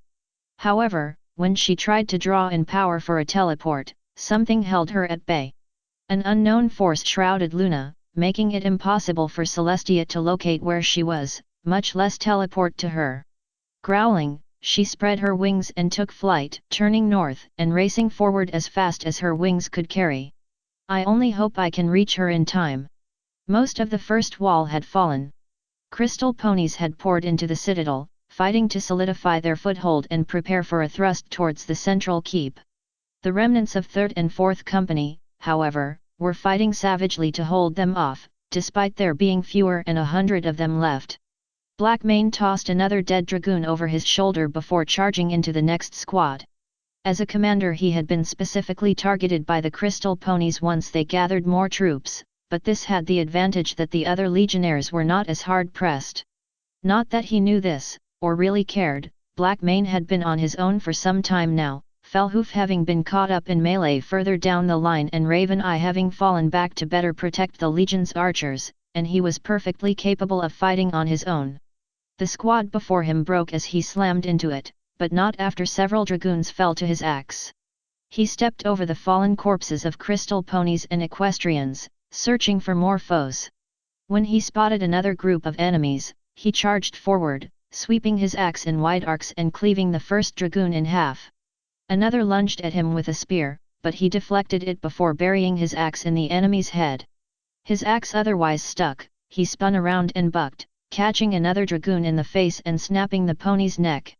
As the other dragoons struggled to reach him, Blackmane retrieved his axe and plunged back into the melee, his axe and wolf pelt becoming stained red with blood. The dragoons were breaking easily enough, but the shock troopers were a bit more resilient. They worked in smaller, more fluid formations, using their speed to outflank and confuse the legionnaires. They skirted the very edge of Blackmane's angle of attack, ducking in occasionally as if to taunt the Wolf Lord. He growled and pulled his axe back into a guard position, waiting for the enemy to strike. The leader of this band of shock troopers sized him up for a moment before charging, followed by two other crystal ponies. Blackmane stepped back and turned his body slightly, allowing the first blow to strike his armor while still giving him space to counter-attack. The leader pulled back, but the other two leapt into the air and struck out with their clawed boots, carving large gashes into one of Blackmane's pauldrons. Blackmane swung his axe around, but only succeeded in clipping the tail of one of his attackers. The others ducked away and lunged forward again, adding more cuts to his armor. Blackmane backed up, stepping over the body of a fallen dragoon. The shock troopers circled, searching for openings, before the one on the left darted forward. Instead of striking out with his axe, Blackmane kicked the dragoon corpse at the shock trooper, catching the pony off guard and causing the trooper to stumble. Seeing an opening, Blackmane rushed forward and eviscerated the shock trooper, knocking the corpse towards the remaining two crystal ponies. "Know this, servants of Sombra!" Blackmane shouted, raising his axe once more. "I am Blackmane, Wolf Lord and loyal servant of Icewind and Equestria. My ancestors tamed this land eons before your kind even had a coherent thought. I have slain wolves and other beasts with my bare hooves, killed diamond dogs and minotaurs in service to my lord and my empress. And you? You are nothing compared to a true warrior, and I will slaughter you and your ilk with nary an ill thought." The shock troopers must have taken offense to this, for they stopped circling and charged forward towards Blackmane. "For Icewind," he bellowed before rushing towards his foe. The first shock trooper caught his axe between the teeth, separating both halves of the pony's skull. The last shock trooper ducked and slashed at Blackmane's legs, claws managing to find flesh and drawing blood. The Arctic wolf twisted around and brought the axe down once more, but the shock trooper sidestepped and slashed again. Blackmane ducked and smacked the shock trooper with the flat of his axe, knocking the crystal pony to the ground. The shock trooper rolled away before Blackmane could deliver the finishing blow, but not before inflicting another wound to the Wolf Lord. The shock trooper prepared for another charge, but was stopped when a spearhead burst through his chest. Blackmane pulled back as the shock trooper died, Fellhoof yanking the spear out and tossing it away. "I had the situation under control, Fellhoof." "Sorry, my lord. I didn't know that." Blackmane looked Fellhoof over. The Pegasus was flecked with red, but other than a nasty wound to his right hoof and a badly damaged pauldron he was all right. "I guess his name is more than accurate right now. Have you made contact with the other companies?" "Yes, my lord, but not before the enemy reached them. 5th and 7th have taken heavy casualties, and 10th is pinned down outside the keep. I haven't seen Priest Raven Eye. He'll be fine. Search for as many survivors as you can and make for the keep. We may be able to regroup before we get dash." Blackmane was interrupted by the sound of horns coming from the west. Those are not horns from the Crystal Kingdom. Luna's army had assembled on a hill overlooking the battlefield. Below, the forces of the Crystal Ponies tried their best to form up to face this new threat, but so many were already within Aesir Pass or laying dead that they could only muster less than 1,000, a pathetic amount when compared to the 6,000 ponies massed before them. Luna and her legions were silent, looking down as the Crystal Ponies prepared as best they could to weather the oncoming onslaught. Your chance for glory has arrived, strike now, before they can fully mobilize. Take no prisoners, and make them fear you. Begin firing on the enemy. Lunar Knights, Drake Guard, and Black Ravens will advance with me. I care not for prisoners, kill anything that is not an Arctic wolf. Her commanders nodded before shouting orders. Swords were drawn, crossbows strung, armor checked one last time, before Luna's army began their advance. The legions behind her fired off their first salvo of bolts and arrows, although amongst the already thinned ranks of the crystal ponies their effect was minimal. The dragoons amongst the assembled forces would have tried a flanking maneuver, but being pinned against the walls of Isir Pass did not allow for that, and running out into the snow and away from the citadel would cut off those inside. The only options available for the crystal ponies were either hold position, charge, or retreat, all of which would lead to either their destruction or the death of their peers. Luna made the decision for them. Charging up power, Luna fired a bolt of lightning amongst the enemy, causing an explosion that sent dozens flying. The Lunar Knights halted just long enough to fire a salvo of magic and crossbow bolts before the Drake Guard and Black Ravens charged in, swords at the ready. Not wanting her legions to fight alone, Luna teleported amidst the crystal ponies, hacking and stabbing at anything with her swords. She ducked and twirled through the enemy, a deadly dance that claimed the lives of dozens as she and the legions advanced. Hold nothing back. Take pride that you are destroying your foes. The voice whispered in Luna's ear. She smirked as she charged into another group of dragoons, her swords ripping through armor as if it was paper. Upon seeing her and the destruction she wrought, several crystal ponies either broke and run or tried to surrender, only to be cut down by the advancing equestrians. The Black Ravens broke from the main force and headed for Isir Pass, flying over the side and descending on the crystal ponies still inside.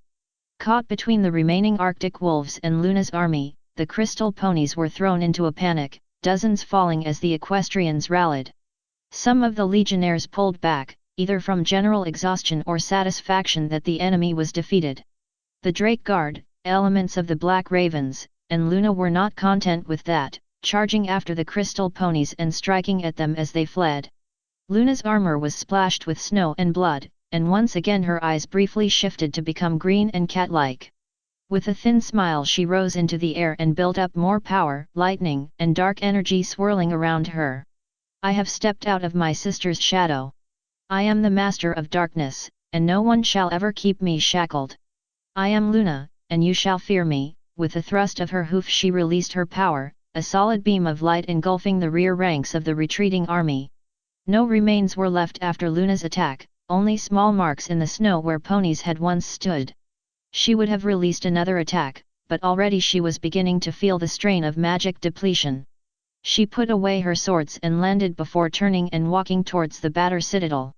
You did well, Luna. Really? Yes, your combat skills and leadership are far beyond that of any pony alive. Your sister is a fool if she thinks that you are subservient to her. Luna smiled again as she neared the citadel. Her soldiers were assisting the Arctic wolves with gathering up the dead, separating the fallen legionnaires for proper burial while discarding the fallen crystal ponies. Luna stood back and watched over the proceedings, taking a quick count of the casualties as she did so. The Arctic wolves seem depleted, no matter, they can replace them easily enough. Don't worry about casualties, Luna, the enemy is already massing their forces, and now you must strike them before they have a chance to muster their full strength. Are you certain of this? Would I lie to you? Again, Luna thought that a second voice called out to her, but that was interrupted by an actual voice. Mistress Luna. Luna turned and saw an Arctic wolf, bloodied from combat, kneeling before her. Lord Blackmane, Wolf Lord of Third Company. Ah yes. You were the one who sent the message. Indeed, my lady. Many of us have fallen in battle today, and we thank you for arriving to relieve our position. Luna smiled, newfound energy welling up inside her. Thank you. She turned her attention back to the battlefield. But we cannot stay here for long, the enemy is in retreat, and we must exploit their weakness as soon as possible. Gather your forces, we march for the Crystal Kingdom as soon as possible. This received a scoff from Blackmane. With all due respect, my lady, we have just finished fighting a battle for our continued existence, while I would love to go and kill every single crystal pony I could find, we'll need some time to rest and regroup before we can think about attacking." When Blackmane was finished speaking, Luna's left eye twitched. "Are you defying my orders?" "No, my lady, I am just pointing out that you may be a bit hasty." "Hasty? Hasty? How dare you say I am being hasty? I am taking advantage of a presented chance, and doing so will defeat the enemy definitively and give us victory." "No, what you're doing is throwing tired troops right into the enemy fortress. The enemy is retreating, and you have seen that in force we can defeat them. Rest, my lady, and tomorrow we will head out and defeat the enemy." "No. No. I cannot wait. The chance for me to grasp victory is slipping away every second I wait. I order you to gather your forces and prepare to attack the Crystal Kingdom. I do not think it is tactically or strategically sound. The Arctic Wolves will not participate in this fight." Gritting her teeth, Luna drew one of her swords and aimed it at Blackmane. "You are defying me, Blackmane. You swore an oath to obey dash. I swore an oath to serve my lord Icewind, and he swore that we would defend and serve all of Ponykind, not just you." "Shut up." Luna's eyes once again shifted to green and cat-like. "I am in command here. This is my fight. Mine. Nobody else's. I make the decisions, I make the plans, I am in control of everything. Don't make me destroy you, you pathetic waste of flesh. Go ahead. At least I'll die knowing that I did not lead my brothers to their deaths." Luna raised her sword, fully prepared to take Blackmane's head off, but she hesitated. Most of the anger that had built up inside her dissipated, and her eyes returned to their normal shade. Very well, she lowered her sword and turned away. "Stay here and wallow in your sense of security. My legions and I will go and destroy the Crystal Kingdom, and where will the brave and loyal Arctic Wolves be? Waiting in the hills to finish the job once your army is broken, your majesty." Luna gritted her teeth once more and continued walking. "Will you tolerate such defiance? He is only a lowly company commander, not a general. I know that. He shall pay for his insubordination in due time. Until then, I have a war to win. Of course, do not want you to get distracted, now do we? I'm getting too used to teleporting, either that or my wings really are this weak." Celestia thought as she neared Aesir Pass. She could spot some damage to the citadel, but she did not see any of Luna's forces. She adjusted her flight pattern and landed, coming to a rest with a small bounce near the entrance of the citadel. "Hail, Guardians of the North!" she called. "Hail, Empress," was the reply before the heavy doors of the citadel opened, a small delegation of ponies marching out to her. The leader, an earth pony in a blood-stained wolf's pelt, kneeled before speaking. "Lord Blackmane, Empress. My associates are Fellhoof, Wolf Brother and a trusted friend of mine, and Chief Rune Priest Raven Eye, Acting Great Wolf." "Acting." Lord Icewind fell fighting against the enemy. There was a pause. "I am sorry for your loss. Now, where is my sister?" "Gone, she and her army left to attack the Crystal Kingdom early yesterday morning. I tried to dissuade her and have her soldiers rest, but she didn't listen to me." "And you didn't go after her?" "I should have, but I didn't. I said that our forces had been depleted and we needed to recover. Probably bad judgment on my part, a few of our companies barely suffered any casualties, and the other lords are screaming for my head because I turned down a chance to take vengeance for Icewind's death." "You will have your chance. Thank you, Empress. Also, when I told Luna of my plans to stay here I don't know what, but something happened to her." "What do you mean?" "She became violent, and her eyes shifted, or something. I'm not really sure what happened." Celestia frowned. "Luna's never done anything like that before. Continue repairs, but remain on alert. Kill anything that approaches the citadel and does not hail. I will go now and confront my sister. Will you be needing an honor guard? If she doesn't listen, you may need protection. Can you spare the troops?" "I can always look. I would like to volunteer," Fellhoof said, raising his good hoof. "I was there with Icewind when he fell. I do not mean to sound boastful or disrespectful, but I would say I have more claim to avenging him than most other ponies here." Well, there's one. Raven Eye said. Be mindful, though, Fellhoof is young, and likely to do rash things. I have dealt with many warriors like him. Celestia said. I would like to see the rest of your forces, so I may have a chance to assess them and your fighting strength. Of course, Empress. Follow me. The Crystal Kingdom had changed, and not for the better. Shops, libraries, and homes had been abandoned, their tenants sent to labor harvesting crystals. Black spires had sprouted from the ground, destroying plant life and choking the earth. Statues of once proud rulers had been defaced and destroyed, replaced by monuments to the kingdom's new ruler. Dragoons and shock troopers roamed the streets, hunting for any pony that might have tried to escape, and dozens of makeshift gallows had been set up around the city. Sombra has worked faster than I anticipated. Luna muttered. When one has command over magic, feats such as this are relatively minor. Can you show me these powers? I can, but first you must establish your supremacy. Now, your enemy is unaware, but still in significant numbers. Proceed with the attack, before they realize what is happening. Signal the Iron Stallions, she said to a nearby unicorn. Have them commence bombardment, and have the rest of the legions prepare for attack. The unicorn nodded before sending 3 red sparks into the air. There was a pause before Luna could hear the sound of siege engines firing, massive stones hurtling through the air before crashing down amongst the crystal ponies. Dragoons and shock troopers rushed to form up and counter the assault, while slaves were abandoned to whatever fate had in store for them. Not fast enough, she muttered. Have them increase speed. The unicorn nodded before sending another signal. There was a pause before a return signal could be seen. They say there's firing as fast as they can, the unicorn said. I can read signals. Tell them that that's not good enough. I want them to fire faster. But dash. Do it.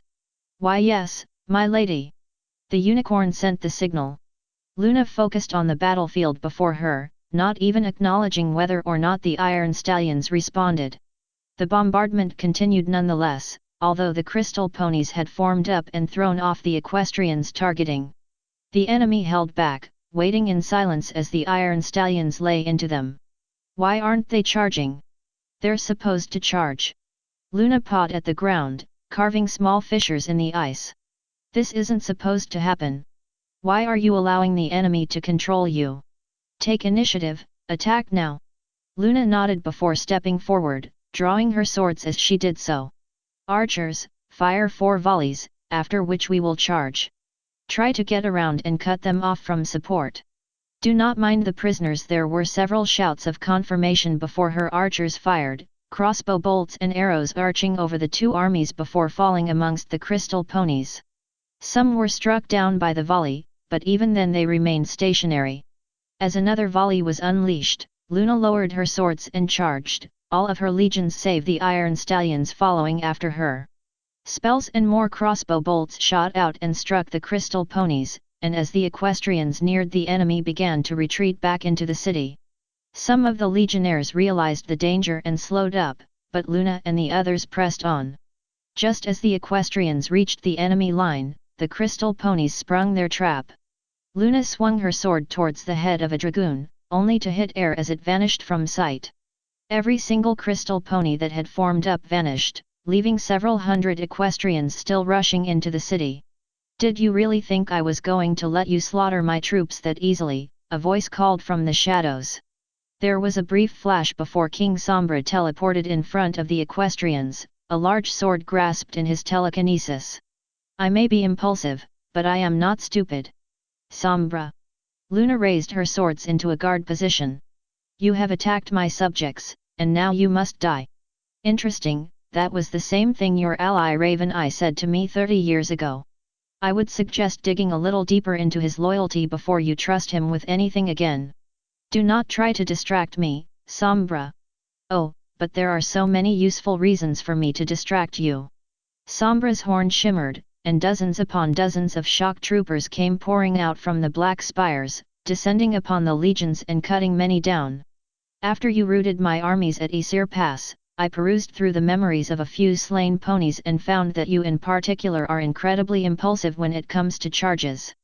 I guess trying to impress your sister constantly had something to do with that. Shut up.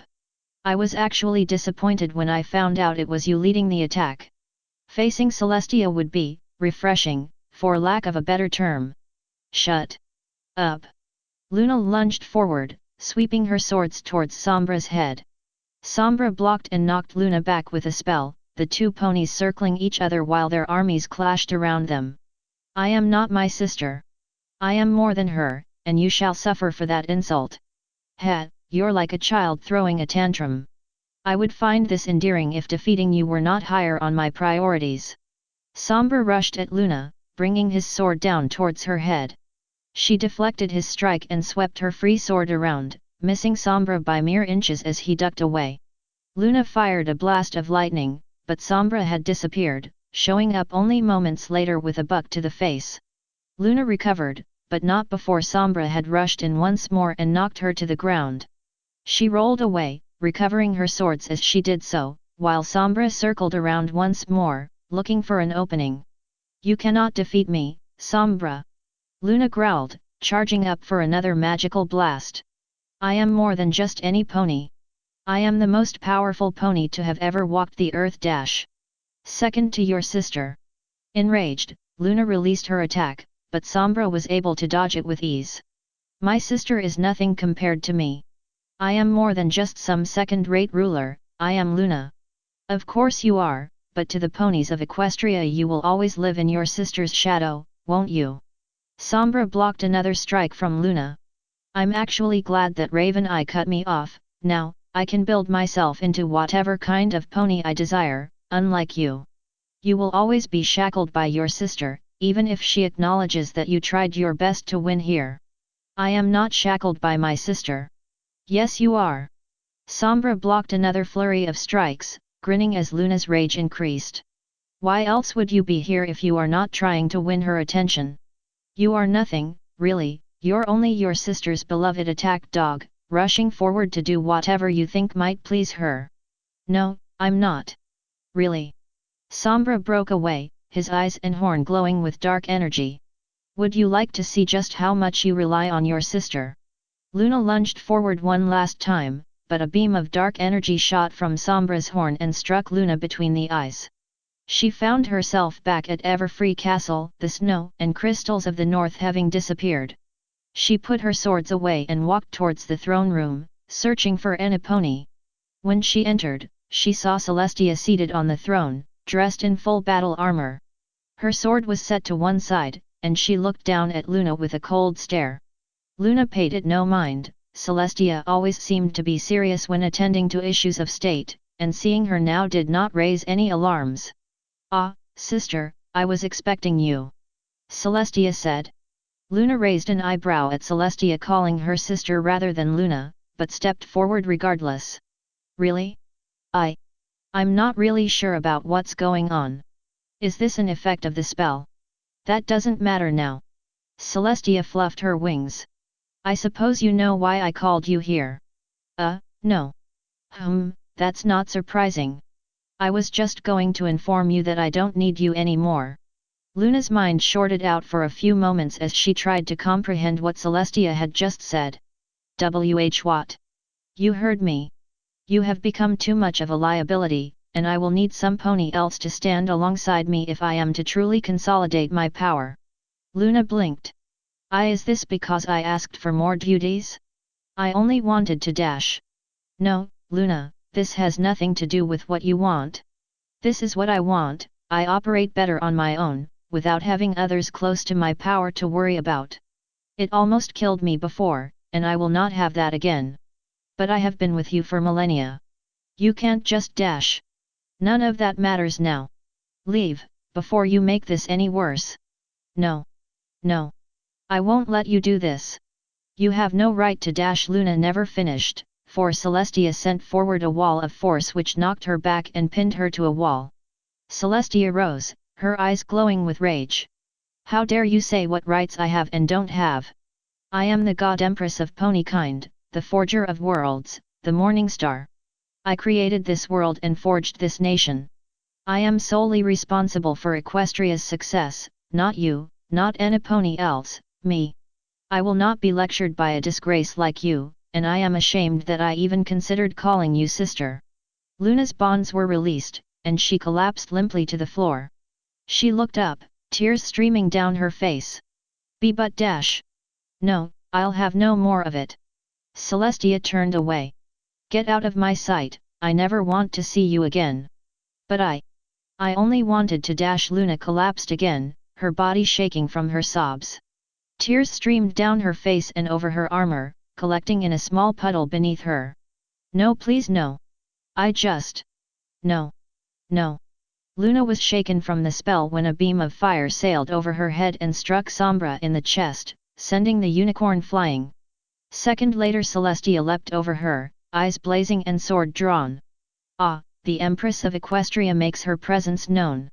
Sombra retrieved his weapon, just in time to block a strike from Celestia. I should thank you, your sister did not prove satisfactory at all. Celestia was silent, delivering strike after strike as she pressed forward. Although she did provide me with some entertainment. You equestrians are always so complex. Celestia did not answer, only sidestepping Sombra's strike before blasting him into a wall with her powers. But then, you seem to be rather above it all. It makes sense that you might ignore your sister's pleas. Celestia's gaze narrowed, and her horn shimmered with power. You kill one of my most trusted commanders, attack and kill dozens of ponies, and threaten my sister. And you dare to try and trick me.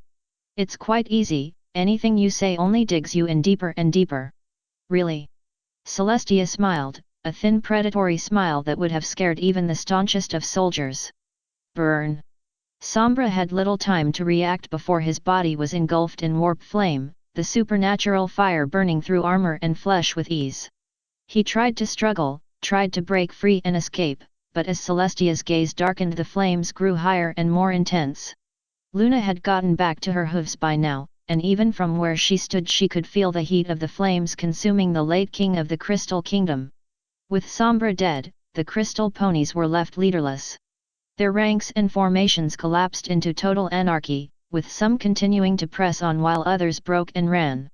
Realizing the advantage, the legions rallied and charged, hacking and stabbing away at the retreating enemy. They would have pursued them further, but held back in case Luna needed them.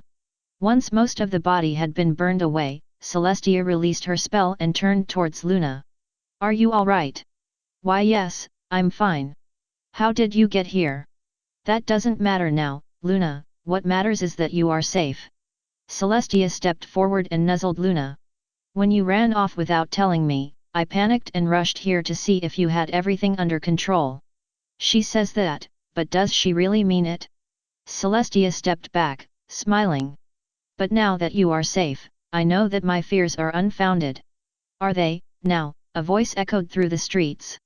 Celestia and Luna turned, and where Sombra's body had been was now a column of smoke with two massive green eyes glaring down at the ponies. I should thank you, Anathema, if it weren't for your intervention then my ascension as a Prince of Chaos would never have been completed. Sombra. Celestia drew her sword. That is King Sombra. The shadow said, leering down at her. I am the rightful ruler of the Crystal Kingdom, or should I say the Crystal Empire. The crystal ponies are mine, and soon you will join them. Sombra's eyes glowed, and the entire city began to shimmer. Sister, what is he doing? Luna asked. He's trying to pull the Crystal Kingdom into the warp. Celestia put away her sword and rose into the air. All legionnaires retreat. Get as far away as possible from the city. Retreat, the message of retreat rang out through the city, and soon every single equestrian left standing was rushing away, with Celestia and Luna taking up the rear with Sombra right at their heels. There is no escape, Celestia. You shall be trapped here, and your soul forfeit to the true powers of the universe. No, Sombra. Celestia turned, keeping just out of reach of Sombra. I have destroyed many of your kind in the past. This land is not a prison, but it shall be your tomb. Celestia's horn shimmered and a beam of light struck Sombra. Sombra roared in anger as he disappeared into nothingness, but as he vanished the entirety of the Crystal Kingdom flickered and was gone, leaving the equestrians alone in the ice and snow. Luna landed, looking back at where the Crystal Kingdom had stood only moments before. Of all the battlefields she had seen, seeing an entire city just gone, with no sign whatsoever that it had been there, was unnerving.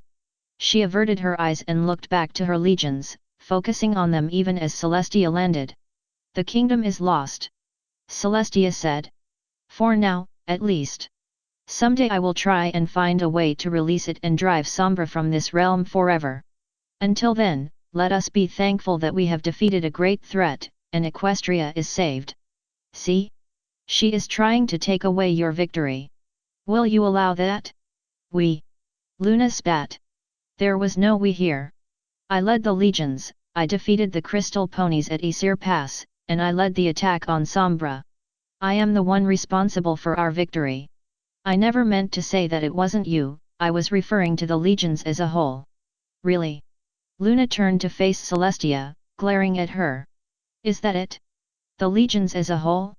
Is that what your loyal servants declare every time you win a battle? Was the war against the Diamond Dogs a victory for the legions as a whole? Or are you just saying that now because you want to deny me of what truly belongs to me? How can you say such a thing? I would never try to deny you anything, but if it weren't for the legionnaires then you would have been dead many times over. That's not true. I am powerful, but you just keep me in the rear while you go off and win over every pony's admiration.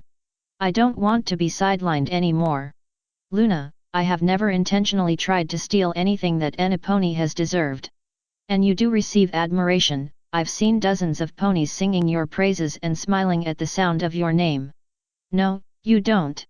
You're lying." Celestia stepped towards Luna. "Luna, please, listen to me dash. No, you listen to me. You're always trying to divert the truth from me. You're always keeping me suppressed, keeping me away from everything. I'm tired of you saying I've never tried to steal anything any pony deserved because that's all you've done since you took over Equestria. Luna dash. No. I don't want to hear anything from you anymore." Luna shoved Celestia away, her eyes blazing with fury. "I hate you." Celestia looked at Luna, shocked and hurt. "Luna. I only want to dash. No, I don't want to hear any more of your lies." Luna turned away, spreading her wings as she did so. "I'm going back to Everfree." Celestia watched as Luna flew away, the younger alicorn disappearing in a flash as she teleported back to Everfree. For the longest time she stood in silence, watching the spot where her sister had disappeared. "I hate you," she said, lowering her head and looking at the ground. "Luna, whatever I did to you. I'm sorry. I know I haven't been the best sister I could have been, but I still love you." She sniffed, turning away towards where the Crystal Kingdom used to be. Through the snow she saw something, a light, flickering as if it was damaged. Drawing her sword in case it was a trap, Celestia stepped out into the snow, walking towards the light heedless of the ice around her. It was a crystal, half buried in the snow. It was untouched by corruption of any kind, and continued to flicker as she neared it. Sensing no immediate danger, Celestia put her sword away and observed the crystal. Sensing nothing more, she reached out with her powers and grasped the crystal. She was standing on the bridge of a ship, in the body of a human. She was well built and clad in her old armor, although she retained her pastel hair rather than her old black hair. She looked around, but there was no one there, only machines and computers responding to other stimuli in the room. However, closer examination showed that she was not alone. In the center of the room stood a man, a majestic human clad in shining armor and a flowing cape. He had his back to her, but even then she could tell that she was seeing herself. Before the avatar of her past was a second human, clad in silver Terminator armor. The second human was kneeling, his right hand placed over his chest. But as she looked harder, she saw that he was clutching his chest, and he had been badly wounded. "Why do you resist, my son?" her old self said, stepping towards the second human. "You know that what I am doing is for the best of humanity. The best of humanity is to suffer under a cruel dictatorship." Horus asked, before the Emperor raked him across the face with his lightning claw. "You know the truth, Horus, humanity cannot survive if they are allowed to continue on as they are. With my new plans, they will have order. You've placed too much order upon them, Emperor. Horus said, standing up to face the Emperor. Humanity will stagnate, never growing beyond the limitations you have imposed upon them. Where will ambition and drive come from if doing anything will get them executed? Horus made an attempt to strike the Emperor with his power maul, but he merely sidestepped before driving his sword up under Horus' arm. I have always supported that which pushes humanity forward. Is that what you said when you slaughtered Fulgrim and Ferris at Istvan V? Or when you killed Sanguinius on Terra? The Emperor did not respond, instead withdrawing his sword and slashing Horus across the chest, his sword stained red with the Primarch's blood. I was wrong. You don't understand what I am trying to do, you are wrapped up in your emotions and honor, you cannot see the true design for the galaxy. You have failed me, Horus, and I will find someone better suited for your tasks once you are dead. Horus lunged forward, using the last of his strength to attack the Emperor, but he sidestepped once again before bringing his sword down on Horus' arm, severing it and knocking the Primarch to the ground. Celestia could not move, she was rooted in place by fear and confusion, watching as her son was torn apart. This isn't supposed to happen like this, she thought. I should be the one losing. She watched as her past self plunged his sword deep into Horus' stomach, the Primarch choking as the blade pierced flesh and vital organs. Then he looked up at her. She reached for her own weapons, but found nothing. The Emperor regarded her for a moment before pulling his sword from Horus' body. This is what you wanted, isn't it? He asked before turning, leaving Celestia alone with the dying Horus. No. Not like this. She rushed down from the bridge and ran to Horus, kneeling and cradling him once she reached him. Horus? Horus? Emperor? Horus said, his eyes weak and unfocused. Yes, it's me, I'm here. Choking back tears, she took Horus' remaining hand in hers, holding it as tight as possible. I'm here, Horus. I'm here. This isn't the body you are familiar with, but I am here. Emperor. Father. I'm sorry, but... I tried. Horus gave one last smile before his eyes closed, his body going limp. Celestia watched as the Primarch died, her breath choppy from suppressed sobs. No. Please, no. You can't be, not again. I can't. Unable to hold back any more, Celestia threw her head back and screamed. It was a piercing sound, one that had lasted throughout the centuries, one that not even the gods could avoid. It was the scream of a mother, crying out for her dying son. Empress! Empress! Celestia was drawn back to reality, back to the snow and ice of the north. She looked around and saw Felhoof and the other Arctic wolves that had accompanied her, all of them looking to her with concern. Are you okay? No. I'm not okay. Celestia rose, turning towards the Arctic wolves. Take the crystal and store it where Nopani will be hurt by it. I must return to Everfree. I need to talk to my sister. There was silence in the room. Cadance and Shining Armor looked to one another, unsure of what to do, while Twilight looked up at Princess Celestia. Celestia sat with her head hung, a small tear running down the side of her face. I never got that image out of my head. You're young, all of you, and I hope that you never have to go through what I did.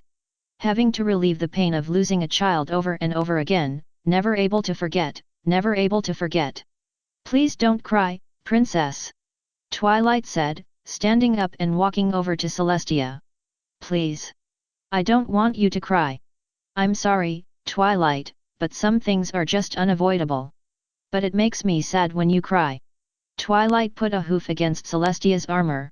If you want, you can stop telling the story. I won't mind. No, Twilight. Celestia smiled, placing her hoof gently against Twilight's. You need to hear this, and, telling you, it helps. It helps a lot. Twilight was silent for a few moments, but then she nodded and returned to her seat. Celestia wiped away her tears and continued. I stayed with the Arctic wolves for a few days, helping them rebuild from the war. Now that I look back, I should have head straight for Everfree, because while what happened to me was bad, something terrible happened to Luna. Luna paced her room, her armored boots clicking on the floor. Do you need any more proof of your sister's manipulations? No. I can see clearly now. Celestia has lied to me, manipulated me. It's far worse than I could ever have imagined. I doubt that you will stand for this. You must act. Yes. Yes. I am in position to act. I will show her. I will take that power for myself, and claim what is right and fair. Luna blinked. She was standing in the middle of the room, her swords grasped in her telekinesis. A memory had surfaced, old, but still fond. It was a memory of when she received her cutie mark, when she had raised the moon for the first time. You must never lose faith in your own abilities, for there lies temptation and falling to chaos. Celestia had said. How? Say some pony was smarter than you, and you got jealous. Now, a normal pony would go and study, devoting their time to texts and knowledge to learn what the others were better at. However, some would think themselves too inadequate to gain such intelligence, so they looked for other ways to become the others' equal. They make deals, commit rituals, ask favors for intelligence. They swore allegiance to powers that they could not hope to control, all in the name of something that could be easily gained. In the end, they gain their intelligence, but their mind lies shattered and their soul forfeit to the dark gods. I'd never do anything like that. I hope so.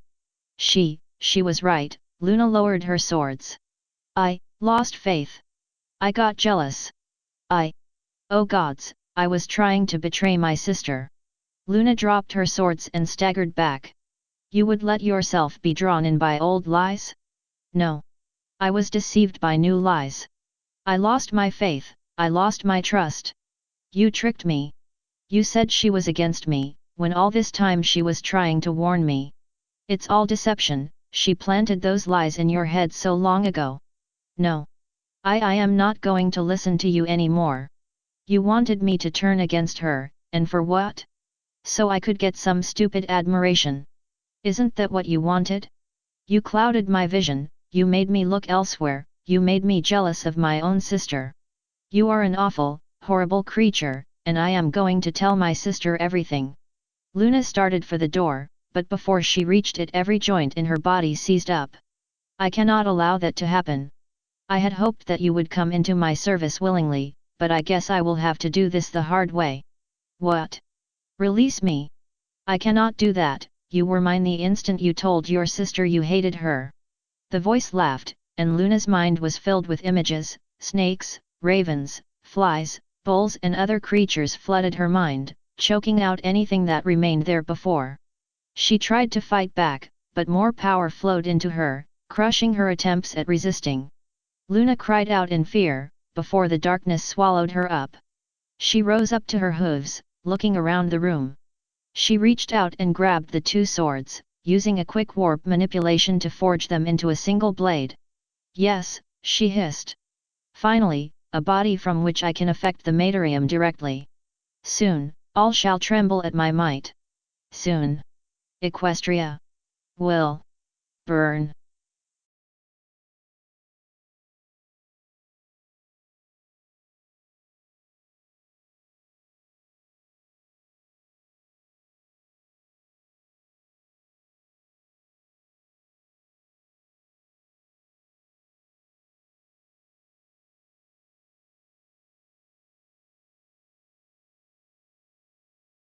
The Lunar Heresy, Betrayal.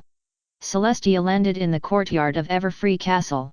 It was almost dusk, the sun hanging low in the sky, and Celestia knew that many of the palace staff would be on their way home.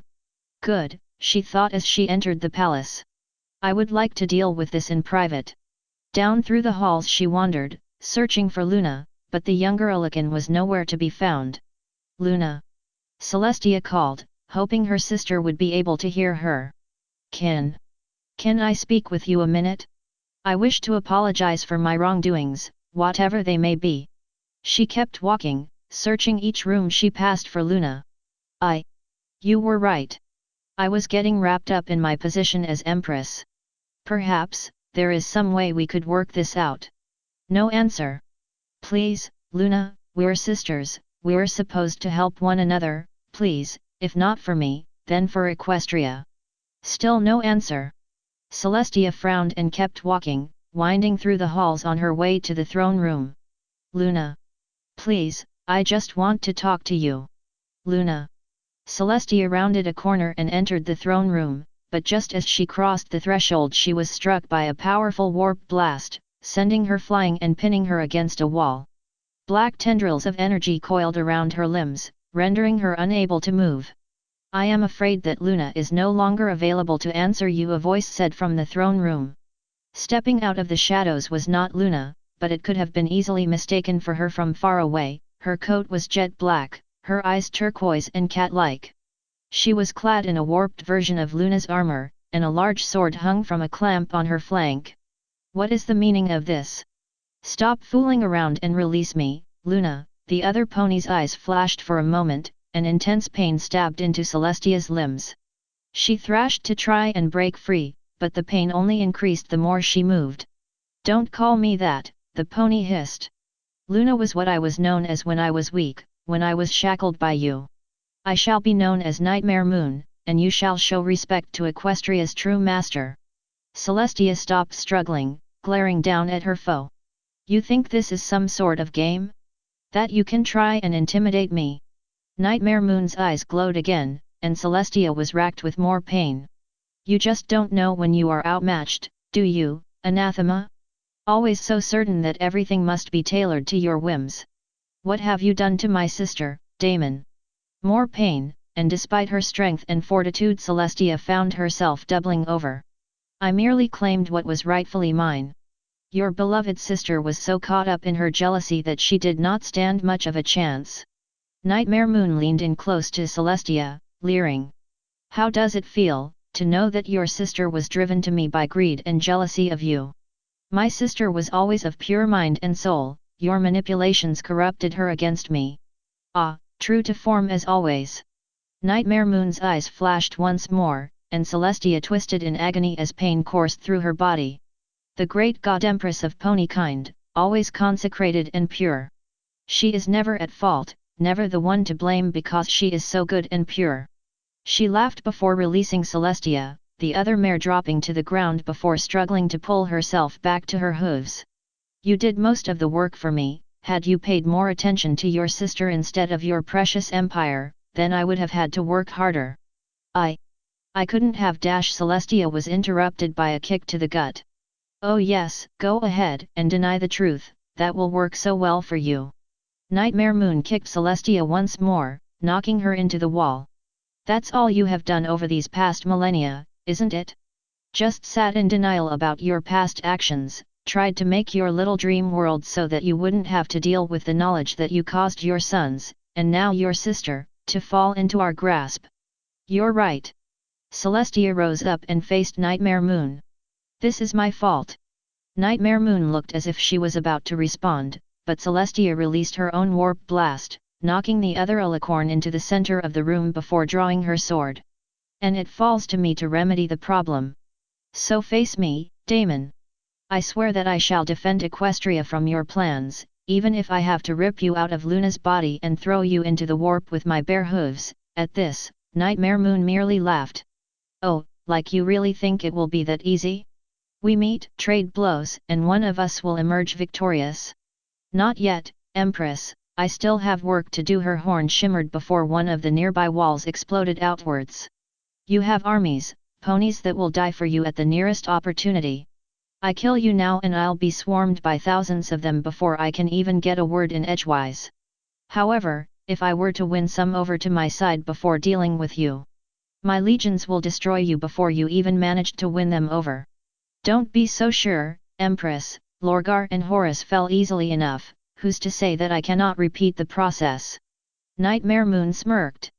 Funny how these things repeat themselves, isn't it? See you on the battlefield, sister. Celestia released a blast of warp flame, but Nightmare Moon dissolved into a cloud of blue smoke and flew off into the night, laughing as she disappeared.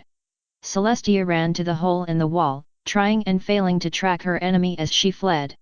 Do you think you can flee from me that easily? Celestia growled. If you can still hear me, Damon, know that you have just signed your death sentence. I will find you, Nightmare Moon, and I will destroy you and purge all trace of you from this realm." She heard the sound of some pony entering the throne room. She turned and saw a collection of legionnaires, mostly those clad in the armor of the Celestial Guard with 1 or 2 lunar knights interspersed amongst them. "I must keep an eye on my sister's legionnaires, they may still hold loyalty to her." "Empress," the lead pony said, bowing. "We heard voices and thought that you might be in danger." "No, the danger has passed. And if you were present, most likely you would have been killed." Celestia began walking, the legionnaires forming up behind her. "Take notice, the pony Nightmare Moon and all those that swear allegiance to her are to be considered traitors to Equestria, and they are to be immediately executed without trial." "That won't go over well with Anipony," the first pony said, obviously nervous. "Why such drastic measures?" "Because if they are not taken, then every single living thing in this world will be destroyed and their souls consumed by dark powers. Send word to the other legions, I want every single one of them here in Equestria and ready to defend from whatever attacks the traitors have planned. That may take time. I'm not an idiot, I know how long it takes for an army to assemble. They need to be on alert and ready to fight as soon as possible. Return to your legions and relay my orders." "Yes, Empress." "Do you have any idea who might dash before they could finish?" the lunar knights amongst the group screamed. Dark energy poured into their bodies, twisting them into unnatural shapes as their screams grew in intensity. "To me! To me!" Celestia shouted, drawing her sword and raising a barrier to protect from any psychic attacks. The Celestial Guard formed up, long swords at the ready and aimed at the lunar knights. The ensnared ponies stopped spasming for a moment before collapsing, tendrils of energy slinking off into the shadows. We're fine," one of the knights said, and Celestia could identify him as the young Sergeant Silverlight. "Yes. Our minds are clear, we have seen your deception, and now you must be removed," the other two said in unison, rising up on their hooves and drawing their long swords. "Death to the false Empress! Brainwashing!" I should have guessed. The 2 lunar knights rushed forward, but were stopped when a third longsword cleaved through the legs of the first knight. The second stopped long enough to catch Silverlight's attack, the sergeant leaping over the dying knight and slashing downward. The traitor knight blocked, but Silverlight slipped his sword around and buried it in the defender's neck. The Celestial Guard moved in to attack, but Celestia held them back. "Sergeant," she asked. "What happened?" I don't know." Silverlight lowered his sword. "I heard a voice, telling me to kill you, and the eyes, when I regained control I saw those 2 trying to attack you. And you didn't." "Why? I don't know. I swore an oath to defend Equestria, and killing you dash. That's not it. Sergeant, face me." Silverlight nodded and turned to face Celestia. He had changed, his eyes were now golden and cat-like, his ears sharpened like a bat's, and his teeth had been sharpened. Undaunted, Celestia reached out with her powers and touched Silverlight's mind, searching for signs of corruption. What she found could best be described as odd. While she did find traces of mutations, she had also found an incredibly strong mental block, one with no sign of demonic influence. She tested the block several times, probing it to see what it was capable of. When her probes were repulsed, she called her powers back and looked at Silverlight. "It appears that you have a stronger than normal mental barrier, it must have shielded you from demonic influence. That's a good thing, right? At this point I don't know. The mutations in your body may still allow chaos to control you, but I don't think you should worry about mental suggestion. Now, we must hurry before other legionnaires fall victim to the enemy's tricks." Despite her urgings, the entourage was not fast enough, the lunar knights had vanished, with only a handful that still proclaimed loyalty to Equestria. Many showed similar mutations to that of Silverlight, and most of the Pegasi now sported a pair of bat wings. There were a few skirmishes between Celestial Guard and Lunar Knight forces, but the traitors had managed to slip by without major losses. Celestia's message to the legions had been sent just before dawn, and by nightfall she was receiving answers. The Stalingrad Guards, Trottingham Knights, and Ironhooves were on the move, while the Wonderbolts and Western Rangers planned to group up before advancing south. From the other legions she had yet to receive replies, although the Black Ravens had thrown their lot in with the traitors. rechristening themselves as the Shadow Bolts. Celestia was tempted to fly out and kill them all by herself, but that would leave her remaining forces without a central command. "Do we have any idea where the traitors are headed?" Celestia asked her assembled officers. "There has been massive amounts of magical feedback, so scrying has proven useless," the first officer said. "None of our scouts or sentry posts have reported anything, so we can assume that they may have been neutralized. If that's the case, then we can only hope that they inflicted some casualties." "That's another thing," another officer said. "We don't know the strength of the enemy. With the Black Ravens joining them, they should have 2,000 ponies, but depending on losses and conscription we can't be exact. Their location is priority. If we can strike them quickly before they can summon any demonic allies, then we may have a chance at winning this war." The assembled ponies looked to each other, nervously shifting on their hooves. "Empress, when you say demonic allies, do you mean daemons from the warp, monsters based around intense emotions that serve to spread butchery, hedonism, plague and mutation? They are fast, strong, and numerous, but they are not invincible." "But you mean actual daemons?" "Yes." There were more nervous glances. "Do not worry, daemons may appear strong, but it is merely a deception on their part. They will try and exploit your minds, to make you feel weak and useless. Fortify your minds and souls, and you will be able to weather the demonic hosts." The legionnaires looked up at her. "I'll teach you a few techniques to protect yourselves." "Thank you, Empress." "Now, what of those legionnaires that did not fall to the traitors' manipulations?" "They will stay under my personal watch until such a time as they can be deemed loyal. If they survive this war, I may send them on a crusade to redeem them. They could try to deceive you before launching a surprise attack." "They may, but I have survived my fair share of surprise attacks. I want the legion ready to march as soon as the enemy is sighted. The other legions might need a rendezvous point if they are to be of any use." Celestia paused for a moment. "The fortress those priests built before Discord's arrival, Canterlet I think they called it, the legions shall assemble there. It's well defended, but if the other legions assemble there they'll never be able to reach our forces in time. I know, if this goes as I believe it shall, we can lure the traitors into the mountains and whittle them down. That might be a risky move. I am well aware of the risks. The only other option is open war, which would bleed us dry and result in Equestria being burned to the ground. You have your orders, now see that they are carried out." Her officers nodded and dispersed, and once more she found herself alone. She closed her eyes and reached out into the immaterium. After many millennia of stillness, the storms of chaos rattled her greatly, and she almost called her soul back in case she was being watched by demonic foes. However, she managed to steel herself and pressed on, raising dozens of mental shields in preparation for an attack. But none came. Despite her preparations, she detected no daemons.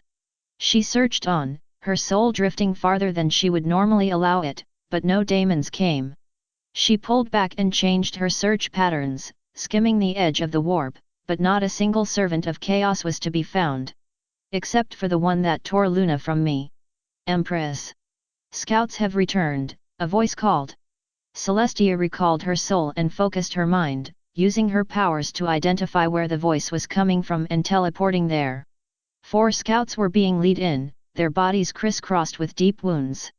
The least wounded scout broke off from the group and approached Celestia, saluting her with his good hoof. "Empress," he said. "We've located the traitors." "What happened?" "We were re-entering the forest east of Everfree when we heard voices. When we went to investigate, just after we passed the Mirror Pool caverns we found a mare, an alicorn in black, standing before a congregation of traitors." "What did she say?" "We didn't get close enough to hear, but then she cast some sort of spell and more of them showed up.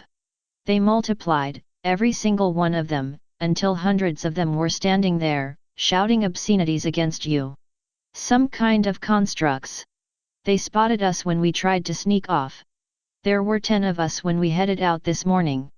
Celestia closed her eyes and dismissed the scout. "At the very least, I believe I know where the traitors will attack next." Dawn Sparkle knew something was wrong. First her horn started acting up, and then a message had arrived from Everfree saying that some pony called Nightmare Moon was a traitor. That would have been fine, except that the message had not said where the enemy was or how strong they were. "Have we received any information on the whereabouts of the enemy?" she asked as she and her captains walked along the wall surrounding Maynaden. "No, ma'am. We sent scouts out as per your orders, but it may take a day or two before they find anything. We haven't received any notification from any of the other legions either. It is a possibility that some of them might throw their lot in with this Nightmare Moon." Dawn Sparkle looked out over the Maynaden River Valley. "If I knew how far away they were, we could prepare ourselves better." "Should we start evacuating the civilians?" another captain asked. "We're not under immediate attack yet, but I want ships ready in case we are attacked. Also, I want a message sent to any legion in the immediate area. The sentries of Philadelphia should be able to respond, and the Trottingham Knights are on maneuvers to the south," the first captain suggested. "Contact them immediately, we can combine our strength before marching for Everfree. It'll take a few days, but 3 legions might give the traitors pause." She turned back to her captains. "See to it that the preparations are made, we've given the enemy too much time to run free and I don't want them to catch us off guard." The captains saluted and departed. Dawn Sparkle turned back towards the valley, watching as daughters and civilians went about making preparations for war. She sighed. She had tried her best to defend Maynaden from outside threats, just as her father had, but times like this she felt like she was not doing enough. "Father, if you're still there. I could really use some help right now." She sighed again and kept walking down the wall, stopping only to check up on defensive preparations. "Dawn Sparkle," a voice whispered in her mind. "What? Who's there?" Dawn Sparkle whirled around, but saw Nopany. "Do not worry, Commander. This is all in your head." "Who are you, then?" "I am the true ruler of Equestria, Dawn Sparkle. I have come to ask for your help." "Help in what?" "I have been persecuted, pushed away by those that would consider themselves my better. I have gathered my forces against them, but they still are not enough. Join me, and together we can defeat the persecutors and bring a new order to the land." "What's in it for me?" "Many things, my dear Commander. Thousands of ponies will flock to your banners, and your beloved Maynaden will be seen as a mighty fortress, immovable and shining bright against the darkness of the world. You will be great amongst the commoners, even greater than Celestia herself. Join me, and I will give you all of this." "Well, I have always wanted Maynaden to be safe, but just delivering my enemies into my hooves would be no good." "Why do you say that?" "It's silly of me to think this, but it would make me and my soldiers complacent. If we won all the time, we'd start becoming arrogant and cruel, and then every pony would suffer." "So? You are in command, not them, and you should be allowed to do whatever you please. My father taught me that a leader's first duty was to look after those that he or she commanded. And if you think otherwise, then I am sorry to say that I will not join your cause." There was silence before the voice spoke again. "A pity.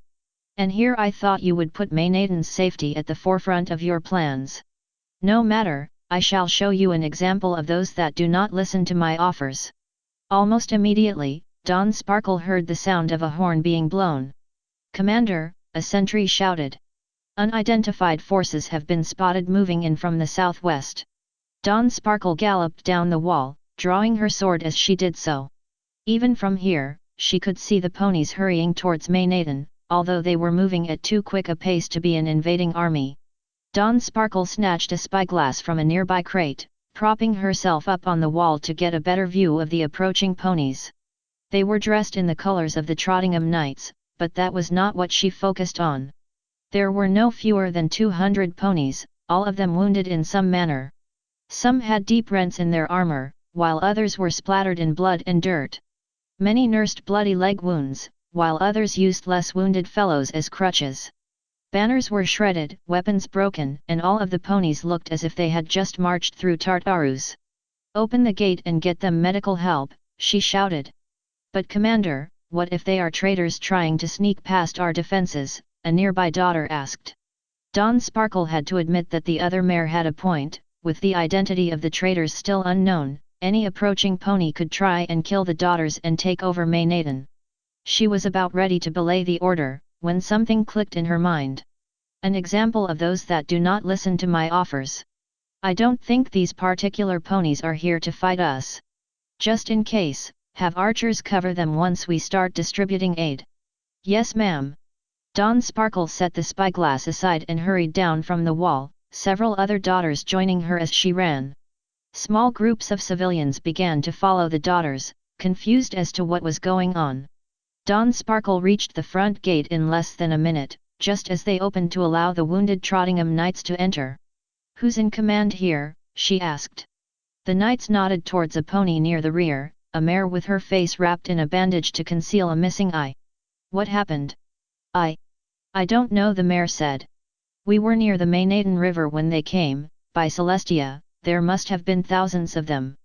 Who? Lunar Knights, Black Ravens, Drake Guard, they'd been whipped up into a frenzy, screaming about blood and killing. They fell upon us and slaughtered every pony they could reach, the mare shuddered. Many of us died on the way here, and they're right behind us. They'll be here by nightfall, at least. Dawn Sparkle lowered her sword, her mouth falling open. Tonight, she blinked a few times before turning away from the Trottingham Knights. Attention everyone! The enemy is advancing and will have the city under siege by tonight. All civilians are to grab whatever is necessary and head for the docks to be evacuated. All companies are to report to the wall and prepare to kill anything that so much as steps within range. Relay my orders to any pony you can find. Dawn Sparkle received several shouts of confirmation and the daughters began running through the streets, shouting out orders and grabbing weapons. Dawn Sparkle went off on her own, going from house to house and alerting civilian families. Surprisingly enough, they managed to keep calm, and soon streams of families were heading towards the docks. Dawn Sparkle's focus was directed toward one building, a small house near the end of the street. When she reached the house, she swallowed and ducked inside. Mama, a voice said as Dawn Sparkle entered. Sitting on the floor in the main room was a young unicorn filly with green fur and a multicolored mane. Mama, what's wrong? Oh Mimic, Dawn Sparkle set her sword aside and hurried over to her daughter, hugging the filly as tightly as possible. Where's your father? Dawn. Dawn Sparkle turned as her husband, a violet unicorn named Duskshine, entered. I heard shouting near the wall. Is something wrong? Yes. Dawn Sparkle let go of Mimic and stood up, the filly latching onto her leg. Maynaden's going to be under attack soon. I need you to get Mimic out of the city. No, Mama, the filly hugged Dawn Sparkle's leg tighter. I don't want to go. You must. She turned towards Mimic. Bad ponies are coming, and I couldn't stand to see you get hurt. She gave Mimic a quick peck. Go pack your things. I need to talk with your father. Okay. Mimic was slow to let go of Dawn Sparkle's leg, but with a little more nudging she released her mother and wandered off. Is it really that bad? Duskshine asked. Dawn Sparkle bit her lip. Yes. Yes it is. She walked over and rested her head on Dusk's shoulder, a tear running down her cheek. You both need to get out of here, I don't care where you go, just as long as it's not here. And Dusk. When you're gone, if you find some nice mare that catches your eye dash. Dawn, don't talk like that. I can't. Dusk, when I married you I swore to be faithful and truthful. And dash, she sniffed. I don't think any of us will last the night. Dawn's tears were flowing more freely now. She buried her head in Dusk's neck while he reached up and stroked her mane. Don't worry, Dawn. He said. I'll keep Mimic safe. I can know, but I'll probably never see you two again. Dusk turned Dawn's head towards him. Have faith, Dawn. We'll always be together, no matter what. You are the most wonderful mare I have ever known, and I will never forget that. He gave her a kiss and pulled her closer. I don't want to go. I don't want you to go. Dawn wiped away a few tears. I know. I don't want to go either, but Mimic needs me. She needs us. Maynaden needs you now, Dawn. I know. I know. The two ponies stood in silence, holding each other as tightly as possible. Mama.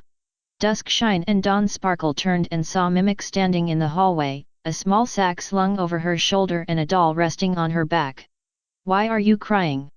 Dawn Sparkle wiped away more tears before kneeling. "Because I love you, sweetie," she said, hugging Mimic closer to her. "And don't you ever forget that." They arrived at dusk, just as the Trottingham Knights had said. Nightmare Moon had found a hill from which to overlook her armies, her sword stabbed into the ground within easy reach. Thousands of ponies, construct or otherwise, marched towards the city, banners and icons raised high. "Advance into the city. Kill everything in your path unless I state otherwise." Her army bellowed out a warcry before surging forward towards Maynaden, weapons and banners raised high. The siege of Maynaden had begun. Dawn Sparkle had lingered at the docks as long as she could, long enough to see dusk shine and Mimic off. It was hard, and Mimic had tried to jump off the boat when it began to pull away, but they were safe. She had cried some more once they were gone, but now was not the time for tears. Her home was under attack, and she had to steel herself for the oncoming onslaught. "Remember, you are daughters of Maynaden," she said, pacing back and forth along the wall. "You helped to defeat the Diamond Dogs. You stood against Discord and the Changelings. And now these traitors want to come and destroy what we hold most dear." She stopped, looking out at the advancing enemy. "Well, they will try. And if today is the day that Maynaden falls, then let it be known that we fought to our last breath, and they did not get the satisfaction of our surrender." She drew her sword, raising it into the air while hundreds of ponies cheered. "Let's show these traitors that they cannot march upon Maynaden that easily. Siege units! Fire at will!" Dawn Sparkle shouted. There was a cry of confirmation before the 10 siege engines employed by the daughters fired, the trebuchets lobbing massive boulders towards the enemy. The projectiles ploughed into the ranks of the traitors, each hit pulverizing dozens of ponies and leaving bloody gashes across the ground. The traitors advanced heedless of loss, even as dozens of shots struck home. As they advanced, several groups of unicorns broke off from the main group. As they touched their horns together, a glowing ball of energy formed before surging forward in a beam of light. Stone and ponies melted into slag as the traitors' attack connected, the beam only silenced when sharpshooters picked off members of the group. Others hurled magically infused gems towards the wall, large blasts cratering the wall and throwing off the daughters' counter-attacks. "Siege engines 3 and 7 have been neutralized," a nearby daughter reported. "The enemy is making a push on those sectors. Have companies 5 and 6 relieve those sections. Unicorns should focus on those groups that break off." "Yes ma'am." The daughter ran off as an explosion rocked the wall, showering Dawn Sparkle and her fellow legionnaires with dust. "Ma'am," a second daughter said. "Most of the civilians are away, but we're running out of boats. Commandeer anything that floats and get as many ponies as you can on them." "Yes ma'am." As that mare departed, a third pony rushed up to Dawn Sparkle. "Ma'am, the enemy have started setting up ramps.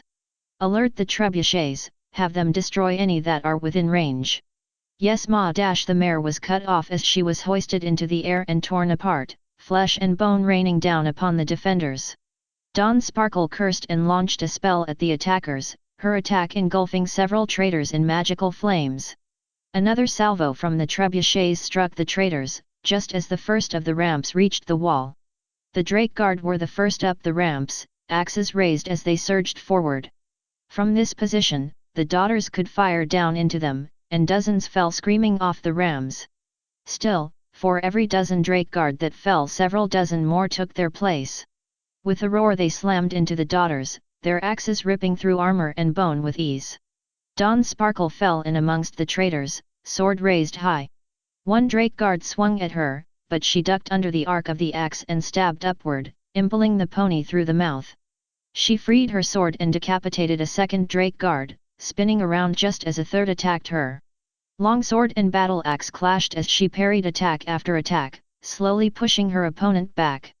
A burst of magic exploded amongst the Drake Guard, close enough to knock Dawn Sparkle off her hooves.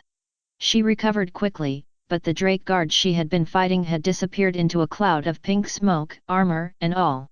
"Constructs? They're using constructs." Some of the nearby daughters got the message and began relaying it to the others. Soon more unicorns fell into the melee, using their spells to blow apart and dismiss dozens of Drake Guard. Dawn Sparkle leapt over the body of a fallen daughter before an axe collided with her face, sending her spinning.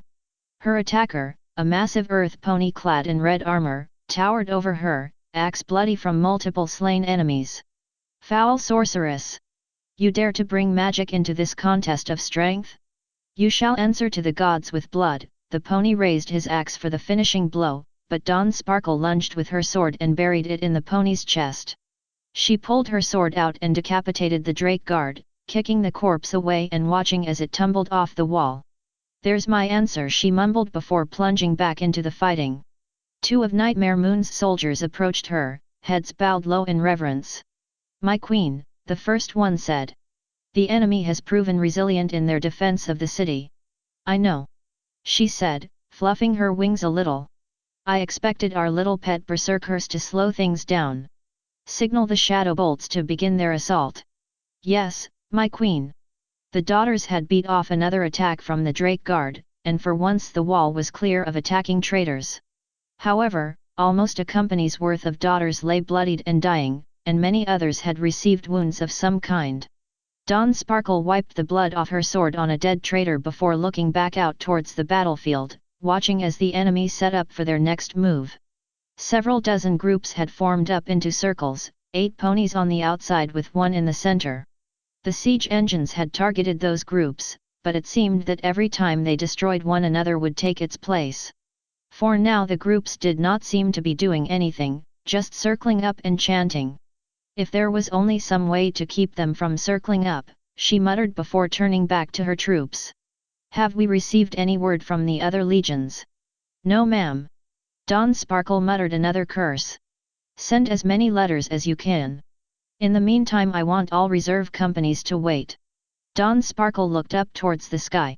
Even through the darkness of night, she could spot the faint outlines of Pegasi troopers flying high over the battle, and from the direction they were coming from she could tell they were traitors. "Pegasi incoming. Is Company 4 unengaged?" "I think so, ma'am," a nearby daughter answered her. "Signal them to intercept the attack. Any unengaged unicorns are to fire upon the Pegasi." "Yes, ma'am." The signal was sent, and Company 4 rose up to fight the traitors. Dawn Sparkle galloped down the wall, focusing her magic for a teleport to a better firing position. A section of the wall was vaporized just as she teleport, and she found herself standing on a rooftop out of the way of the fighting, but in the path of the oncoming Pegasi. Dawn Sparkle planted her hooves and focused, drawing in as much power as she could manage. There was a whine before her spell fired, a ball of light flying into the middle of the Pegasi before exploding. Constructs and normal ponies alike were blown apart, while other groups maneuvered to avoid more attacks. Dawn Sparkle tracked and dispatched the Pegasi as they broke up, sending dozens careening towards the ground to their deaths. At this moment, Company 4 found the perfect opportunity to strike, the daughters plunging into the traitors from below. While the two groups of Pegasi dueled, 2 squads of traitors broke off and dove towards Dawn Sparkle, nimbly dodging her attacks. "So, the loyalist bitch wants to play hero," the leader of the group said once they reached Dawn Sparkle. The traitor flicked her hooves outward, extending a pair of claws on her boots. "It'll be all the more satisfying to hear her scream." "I won't give you the satisfaction, traitor!" Dawn Sparkle shouted, raising her sword into a guard position. "Oh, defiant are we," the traitor smirked. "That makes this even better." With a cry the Pegasus lunged forward, sweeping her claws towards Dawn Sparkle's head. Dawn parried and thrust her sword forward, but the traitor dodged and bucked her in the face. As she staggered back, Dawn barely blocked a second strike from the enemy, claws scraping shallow cuts in her armor. With a grunt, Dawn Sparkle threw her shoulder into her foe, the two ponies tumbling over one another. With her sword being too unwieldy to use in close combat, Dawn Sparkle reared up and slammed her hooves into the traitor's face. The enemy managed to toss Dawn Sparkle away, the commander landing in a heap as the traitor got back to her hooves and prepared for another strike. The traitor leapt for her, but Dawn Sparkle released a magic blast and forced the enemy away, allowing her room to get back on her hooves. The two circled each other, occasionally lunging in for a probing strike. Around them, the traitor Pegasi had pushed Company 4 back, but not without the daughters leaving scores of traitors dead. It was not much in the face of the onslaught, but it gave Dawn Sparkle some hope. "Why do you persist, loyalist?" Dawn's enemy said as the traitor blocked another strike. "Why keep fighting when there is no hope of succeeding? I will not allow myself to become a slave to some pony that does not care for Equestria's survival." "You are nearsighted then, loyalist." The traitor lunged again, grazing Dawn Sparkle's armor. "I have seen the truth. The true queen has shown me everything, and given us her blessings so that we may spread her truth amongst all. But you that oppose her will be cast aside, your bodies and souls forfeit to her." The traitor attacked once more, but Dawn Sparkle ducked underneath the attack, causing the enemy to expose herself. Dawn spun her sword around and swung upward, the blade tearing through flesh and lodging itself in the enemy's gut. "My body and soul will only be forfeit when all of Ponykind has fallen and your queen slain at the hooves of Celestia." Dawn Sparkle forced her sword upwards, bisecting the traitor before she could give a response. Dawn Sparkle looked around. Company 4 was still holding out as best they could against the traitors, but they were in too few numbers to repel the assault. Several buildings had caught fire, but the docks were still clear of traitors. The Drake Guard had started another assault against the wall, but the remaining daughters were making them pay for every inch they took. "Just one more thrust, that will buy us all the time we need." "Interesting," Nightmare Moon muttered. "Their resilience is amusing." She shifted her focus away from the battlefield, opening all of her senses to the warp. Unlike Celestia, she did not have to worry about the harmful effects of the Immaterium, so her searching was much more effective. 2 other legions had answered her call, the Night Warriors and the Siege Breakers. They would not arrive in time to affect the current siege, but they would have a major role in future campaigns. The Iron Hooves, the Plains Runners and the Western Rangers had turned her down completely, while most of the other legions were still susceptible to manipulation. But she was not focused on who was joining her cause. Celestia was gathering her power in the west, and while it was pathetic in comparison to her own host, she was still the anathema, and therefore she was a wild card in Nightmare Moon's plans. Worse, the anomaly was still at large, yet another factor that would prove troubling. "I may have to accelerate my plans to make sure Celestia does not get too impulsive." "No matter, the plans can be modified." She smirked before rising into the air, pulling her sword from its spot. "The siege of Maynaden is over, and I have won." Dawn Sparkle hurried to the gate, her legs aching from stress. Unlike other sections of the wall, the gate was not under as heavy attack, which surprised Dawn Sparkle. Still, some traitor Pegasi had tried to outflank the gate, but the daughters had caught them and driven them back. "How goes the fighting?" Dawn Sparkle asked once she reached the command post. "Fair." The traitors tried to take the gate, but they didn't prove to be too much of a problem. "Any orders, ma'am?"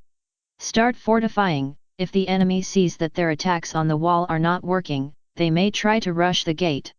I want this position to be ready for that charge when it comes. I'm heading back up to the wall." "Yes ma'am."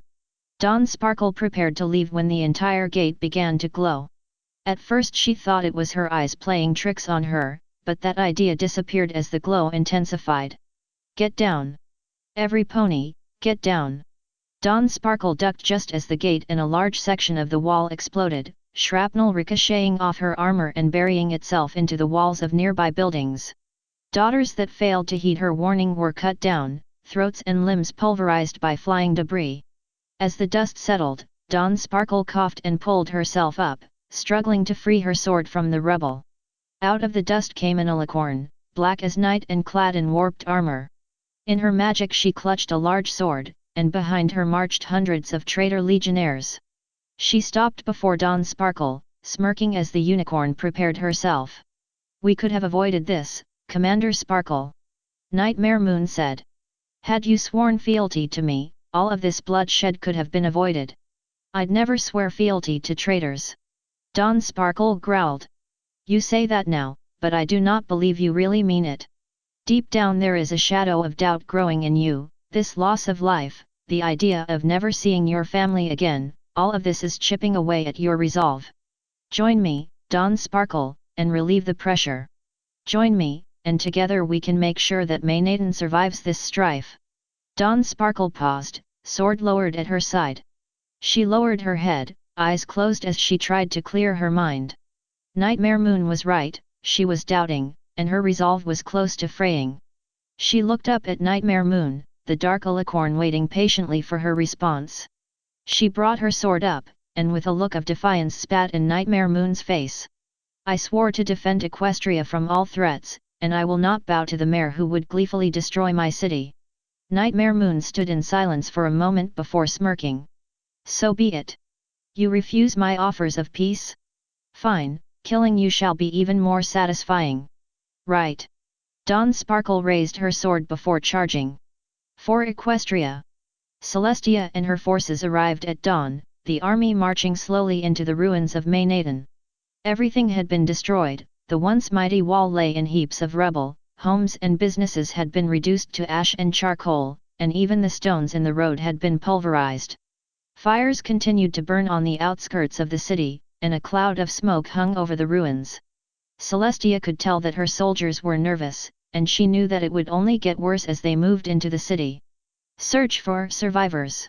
Move in groups in case the enemy has planned an ambush. Her captains nodded and began giving orders while Celestia entered the city on her own, sword at the ready.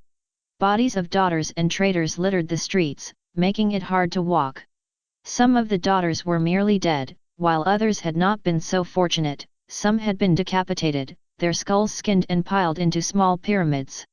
Some had been disemboweled and impaled, their corpses burned beyond recognition. Horns, wings, tails, and legs had been hacked off and strewn across the ground, and blood coated the street in thick puddles. As much abuse the daughters had received, the civilians who had failed to be evacuated had suffered much worse. Some lay mutilated, their limbs torn and stripped of flesh. Others had been hacked to pieces, and still others lay carved up on blasphemous altars. A pregnant mare, lost in the confusion of evacuation, had been crucified and burned alive, her unborn foal ripped from her body and sacrificed to the dark gods. Fillies and young colts lay murdered and violated, their eyes sewn open so all could see their pain and fear. And some ponies had their entrails strung up on poles, their legs tied down so they would be unable to move as they died in agony. Luna, whatever I did that drove you to this, I am sorry. I am so sorry. Celestia could feel tears running down her cheeks as she walked amongst her murdered subjects, her boots slick with pony's blood. She spotted movements out of the corner of her eye. Stepping towards it, she saw the battered body of Dawn Sparkle, the commander bloody from many deep wounds. Her sword lay snapped in several pieces, and her armor was a dirty brown from dried blood. Empress, she said weakly. I am afraid that I am no longer fit for active duty. That does not matter now, Commander. Celestia said, kneeling next to the fallen daughter. You gave your life in defense of this city, and I cannot ask for more than that.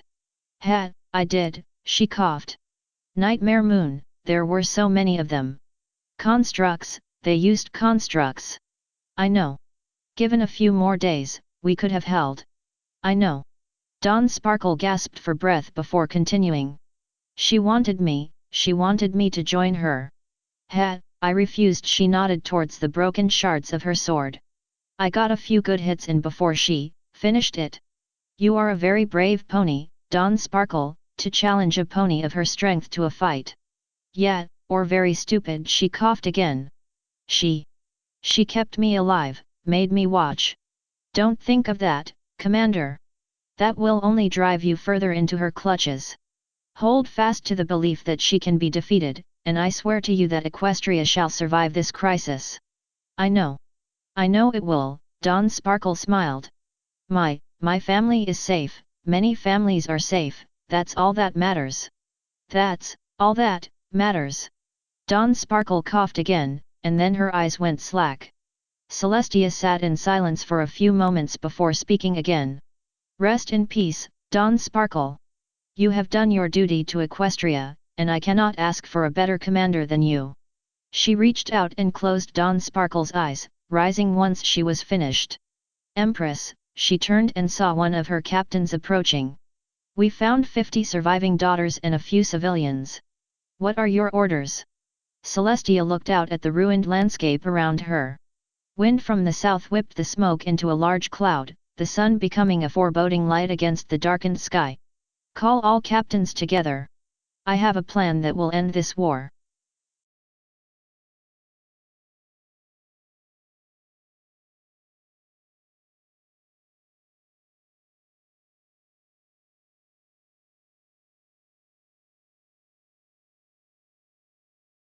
The lunar heresy, harmony and chaos. Days had passed since the massacre at Maynaden. The traitors remained unseen, but Celestia knew that they were following her and her forces, watching and waiting for signs of weakness. The only scouting that was to be done was by herself, drifting along the edge of the immaterium and observing the chaotic forces at work.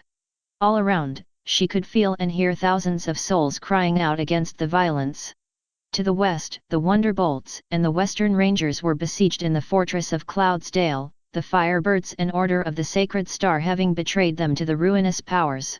To the south, the Plains Runners and Iron Hooves lay mauled at a point called Apalioaza Ridge, but their sacrifice had brought low the Drake Guard. Small victories. They must count for something. Her army marched in silence towards Canterlot, the lone fortress looming over them as they neared. Those that had belonged to her sister's legions had remained quiet, even distancing themselves from the main force.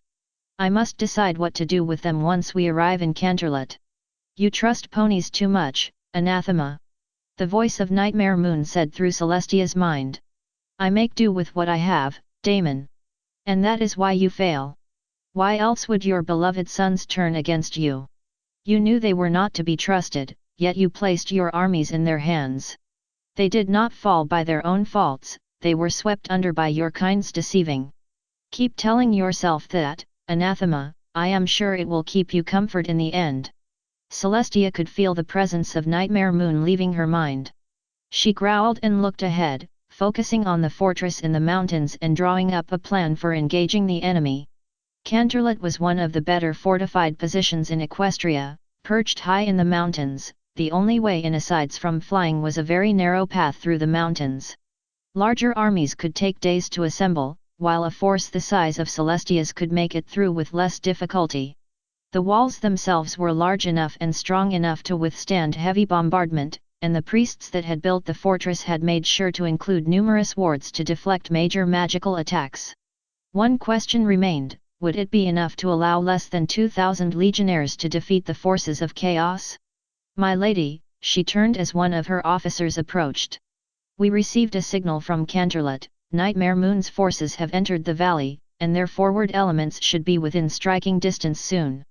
The enemy has moved faster than I have anticipated. She sighed in frustration. Quicken our pace, and have any available Pegasi double back and obstruct the pass as best as possible. Yes, my lady, the officer saluted and left, and soon squadrons of Pegasi flew past Celestia and the rest of her forces. Once they were gone, she turned her attention to the loyalist lunar knights, who were surrounded by a company of celestial guard to keep them under observation. Celestia had made a special modification to their armor to ensure that if they did turn they would not be of much use, as their helmets or headsets were rigged to detonate if they even so much as thought about joining the traitors. Even with this precaution, Celestia was still feeling uneasy. Having second thoughts? The voice of Nightmare Moon said, Celestia grimacing as the daemon chuckled. I'd be more than happy to take your precious ponies off your hooves, sister. Away from me, daemon. I shall not be tricked into your schemes. Quite the task, isn't it? You failed before when your sons began to fight amongst one another. What makes you think that you will be successful now?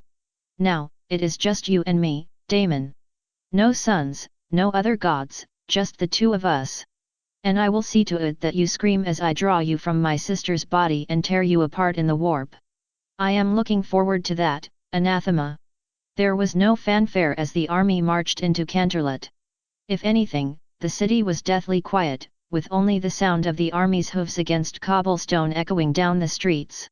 From the shadows Celestia could see a few civilians, their faces weary and solemn. Celestia knew why. A major city had been razed, 2 legions savaged, and many more turned against the nation. Equestria was wounded, and they had begun to lose hope. Orders, my lady, the nearest officer asked. Celestia was silent for a moment, her focus placed upon the civilians. "My lady. Sorry," she said, shaking her head. "I lost focus for a moment. Have companies 1, 3, 6, and 9 deploy to the walls, along with whatever remains of the Trottingham Knights and the Daughters.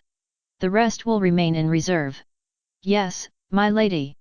The officer left, and Celestia found herself more or less alone. She walked down the streets, her boots clicking against the cobblestone as she walked. She could not feel the presence of any civilians other than those she had seen on the way in, and she was glad for it. They had most likely been evacuated, and hopefully would be able to live on without the threat of chaos bearing down on them. The locations may change, but the terror never does. As she walked, she could feel a change in the warp. It was not the corruption of chaos, rather, it was a much more soothing feeling that caused her fur to stand on end, a surprisingly pleasing stimulus from what she had experienced that day. She looked up and found herself standing before a small temple, an icon of herself and her sister facing each other dominating the arch. Celestia frowned. She was never good around places of worship due to her experiences with the dark gods, and was half tempted to turn and go back to the wall. But the soothing presence reached her again, and she sighed. "It is not a shrine to the Lords of Chaos, as far as I can tell. I shall be fine," Celestia said to herself before climbing the steps as best she could, her large boots making it hard to remain stable on smaller steps. Once she reached the top of the stairs and entered the temple, she was surprised to see several priests and acolytes tending to their duties, as if they were unaware of the war raging outside the walls. "Most serene lady," Celestia turned as an older unicorn dressed in white approached, bowing low. "You humble us all with your presence." "The pleasure is mine," she replied, stepping further into the temple. "This is a fine temple you have here. We do all this to please you, my lady," the priest said before following after her. "It is not much, but it reminds us to keep ourselves humble." Celestia smiled a little. During her time on the throne, she had seen many a human claim righteousness while using her name to indulge in unparalleled acts of greed, and seeing these ponies humble themselves for her was a fitting escape. "No, I must not indulge in their worship, it will only lead to disaster." "But why do you remain here?" she asked. "We shall be under siege soon, and the enemy will not show mercy upon you." "We know," the priest responded, turning towards the altar set before them. "But this temple means more than our lives. It has been a symbol of hope amongst the ponies of Canterlot since the founding of Equestria. We would not wish to see this sacred ground desecrated by violence. I could station a squad or two to defend this area." "That will not be necessary, my lady. We will manage quite well on our own." "Either confidence or blind faith." "I hope that it is confidence." Celestia nodded, and the two stood in silence for a moment as she surveyed the temple. "Tell me," she said. "How was it that you came here and became a priest?" "Well, when I was younger I was wild and undisciplined, I drank and gambled and pursued maraes of all types, completely apathetic to everything around me. Then one night, I was attacked and beaten by other ponies whom I had antagonized.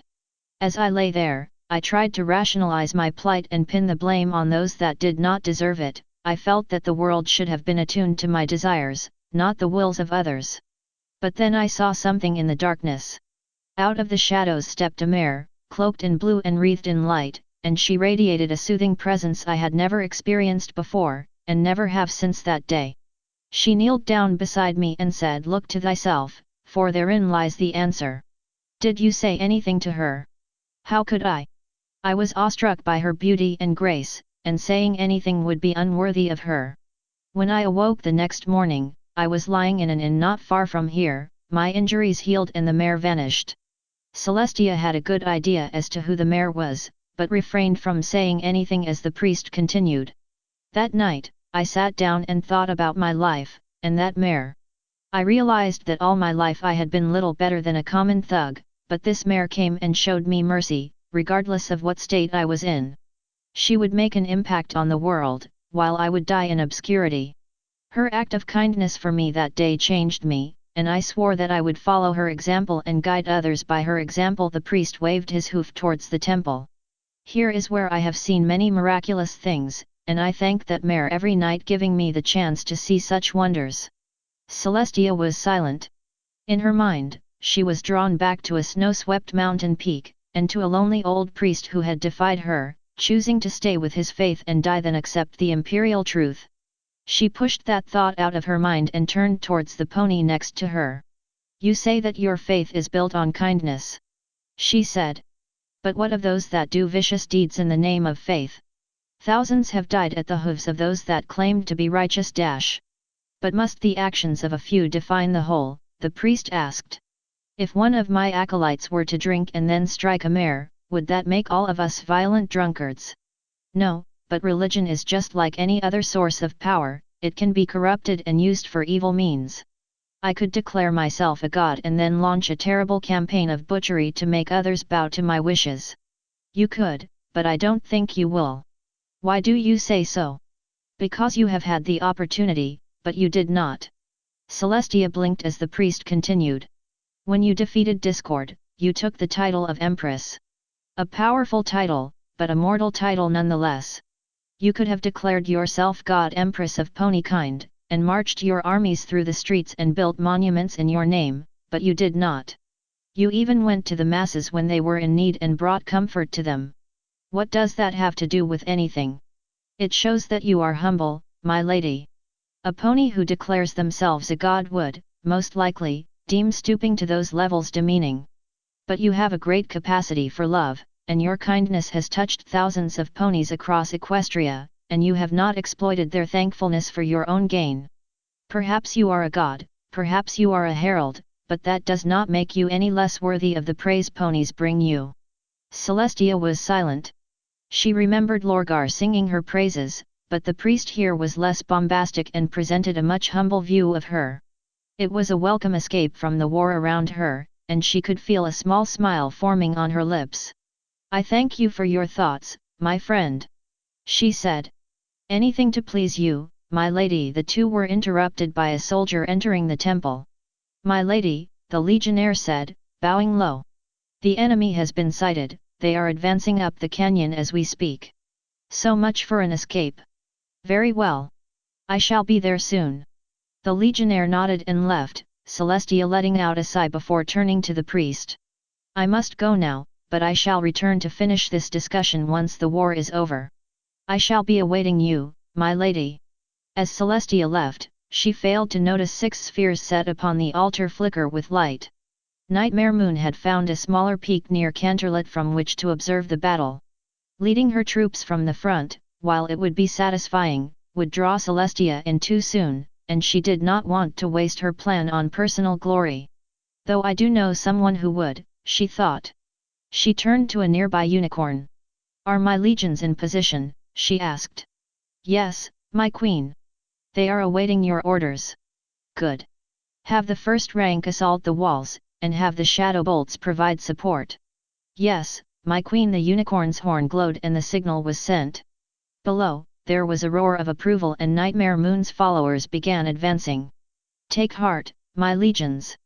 Celestia cried as she paced down the wall. "The enemy before us is numerous and strong, but the division of chaos runs deep and can be broken. Smite the enemy with bolt and sword, show them no mercy, for you shall receive none in return. Do not allow the deception of chaos to make you weak and cowardly.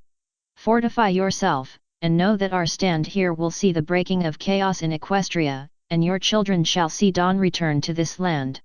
There was a cheer from the assembled legions as Celestia turned towards the advancing traitors, sword raised in the air. Above the battlefield, clouds began to gather, the sky darkening until there was almost no visibility. "Now, my comrades! For Equestria!"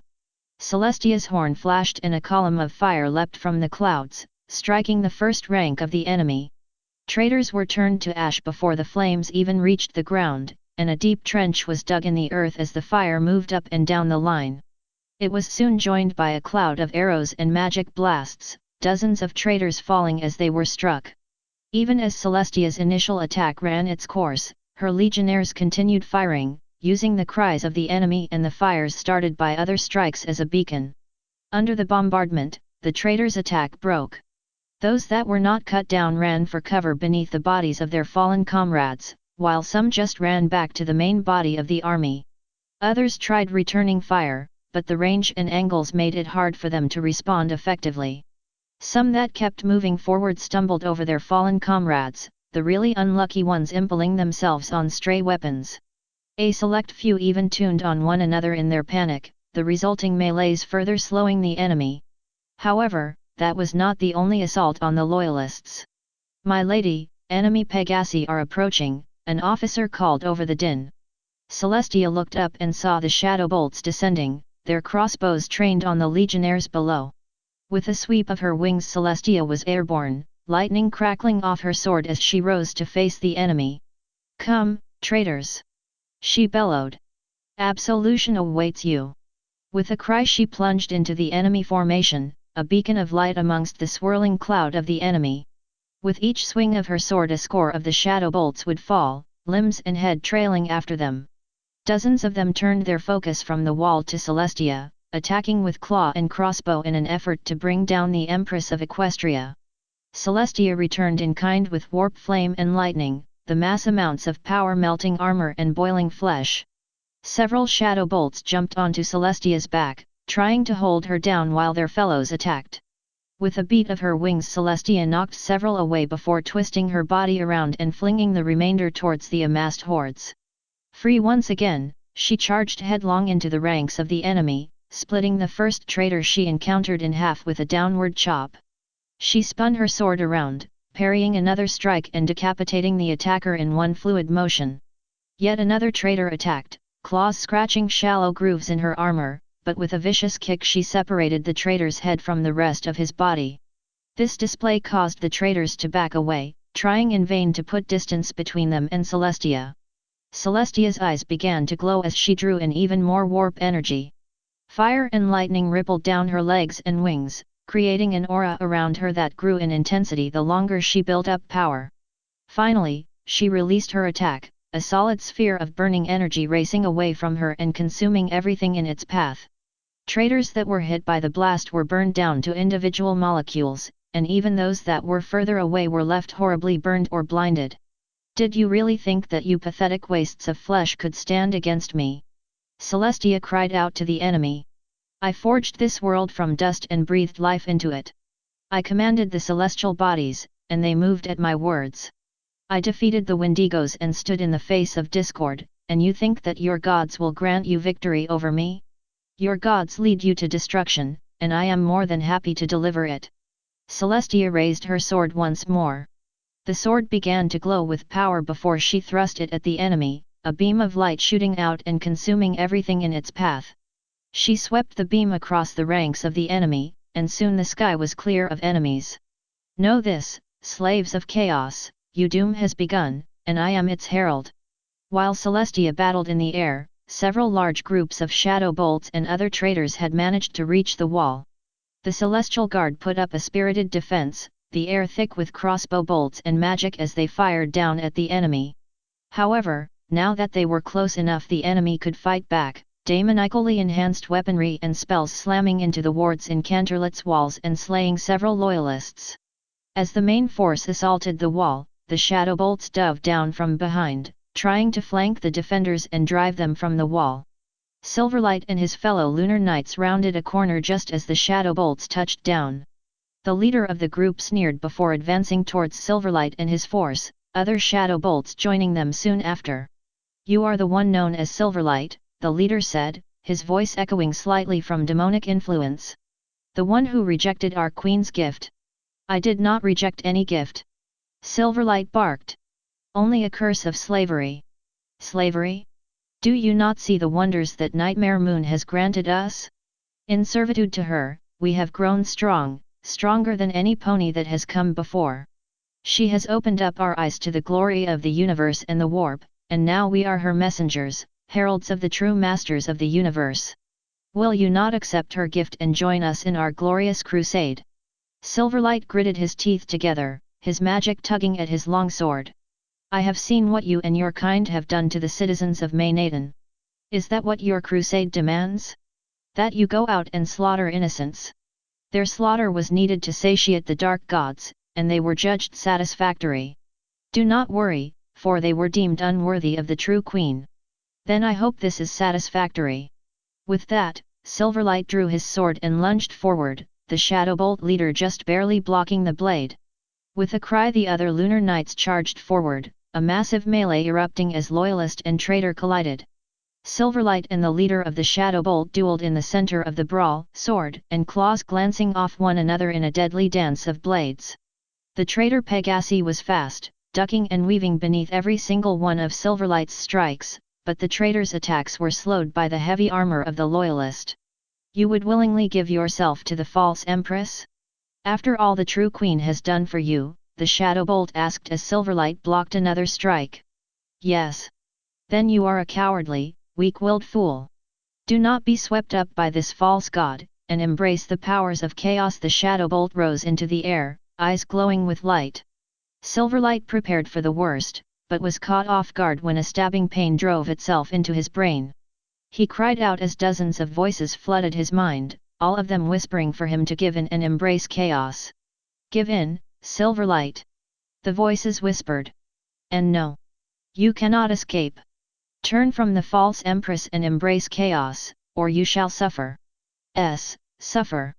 Yes, let your emotions claim you and suffer. Suffer not. Suffer not the heretic to live. Silverlight screamed before pulling himself upward. The pain and voices left his mind in an instant, and the leader of the Shadowbolts was knocked from the sky by an unseen force. Silverlight picked up his sword, paying no mind that some of his magic had now infused itself in the blade, causing it to glow bright blue. Impossible, the leader of the Shadowbolts cried. None can resist the dark gods. I believe I just did. Silverlight said before sweeping his sword in a downward arc, severing the traitor's legs from his body. And now, I shall send you back to the pit that you crawled out of, and I pray that your soul burns for eternity for what you and your ilk have done. The Shadowbolt tried to get in one last word of defiance, but Silverlight silenced him by plunging his sword into the traitor's head, blood splashing across the ground and any nearby combatants. Well done, Silverlight, a new voice whispered in his ear. You have taken an important step on the path of redemption. Silverlight did not respond, instead bringing his sword up once again and plunging back into the melee. Nightmare Moon watched as the battle unfolded before. As expected, Celestia and her followers had put up a spirited resistance, even throwing the traitors back in some areas. The battle was turning in the favor of the Loyalists much sooner than Nightmare Moon had anticipated, but she had prepared for this moment. She rose into the air, horn and eyes glowing. Behind her, a symbol resembling a cloud of smoke appeared, glowing bright against the darkened sky. The air began to crackle around Nightmare Moon as she drew in power from the warp, and some of her nearby supporters backed up to avoid being engulfed by her power. I call upon the powers of the Immaterium, for they are mine to command, she said, her eyes growing even brighter. By the powers of chaos, I call upon the daemons of the Empyrean. Come forth, masters of chaos, and tear down the forces of the false Empress, the anathema and foe of chaos. Daemons of the warp, by my power I summon thee. There was a rumble before the sky behind Nightmare Moon seemed to split, unnatural light spilling out into the sky. Out the crack came a monster, larger than even the largest dragons. It possessed the wings of a raven, the body of some kind of reptile and two heads like that of a raptor. A large staff was clutched in its talons, and several glyphs dangled from its arms and necks, all making a dreadful ringing sound as the beast entered the material universe. With a roar it rose into the air, light forming around its staff as it flew towards the battlefield. Nightmare Moon landed, fluffing her wings once she reached the ground, and watched as a golden light rose up to meet the Lord of Change. Celestia had spotted Nightmare Moon's ritual too late to disrupt it, and now a greater daemon of Psianch was approaching her troops. She knew her soldiers were strong, but they would be swept aside by the Lord of Change before they could mount a suitable resistance. Drawing in more power, Celestia rose to face the daemon, sword held in a guard position in preparation for any attacks. Well, isn't this amusing, the daemon said once it spotted Celestia rising to meet it. The anathema herself has come to try and change what fate has spoken. I have defied your master before. Celestia fired back. I can do so again. Such confidence. I have seen what lies ahead, and I look forward to seeing you just as broken as your precious Equestria. The Lord of Change raised his hand, a white ball of light forming and racing towards Celestia. She deflected the spell and returned with her own attack, but the daemon gracefully dodged before diving down at her. Talon struck against metal, bolts of lightning arcing around the two combatants. Celestia broke away for a moment before lunging forward, ducking beneath the Lord of Change's staff and slicing a shallow wound in the daemon's hide. With a roar the daemon swung at her, all the air being driven from her lungs as a massive talon collided with her. She spiraled through the air for a moment before managing to right herself, just in time to deflect another strike from the daemon. Celestia backed up, raising her sword over her head. It became wreathed in fire before she swept it around in a massive arc, pushing the Lord of Change back. She swooped in closer, ducking beneath the daemon's claws and lashing out again. The Lord of Change deflected the attack and fired a blast of magic at her, and she was barely able to deflect it in time. The daemon pressed on, but Celestia was able to deflect the worst of the blows and counter with her own attacks. Still, she saw that she was being pushed back, countering more and more attacks from the Lord of Change. I must find a way to overwhelm its connection to the warp, but how? Silverlight and his entourage hurried to the wall, stepping around rebel and fallen soldiers from both sides. The sounds of fighting grew with each step they took, and soon individual duels and brawls became more and more common. He pointed to a nearby Pegasus. Take half the legionnaires and sweep through the rear, kill any traitors you find. I will take the rest and reinforce the wall. What if the others think we're with the traitors?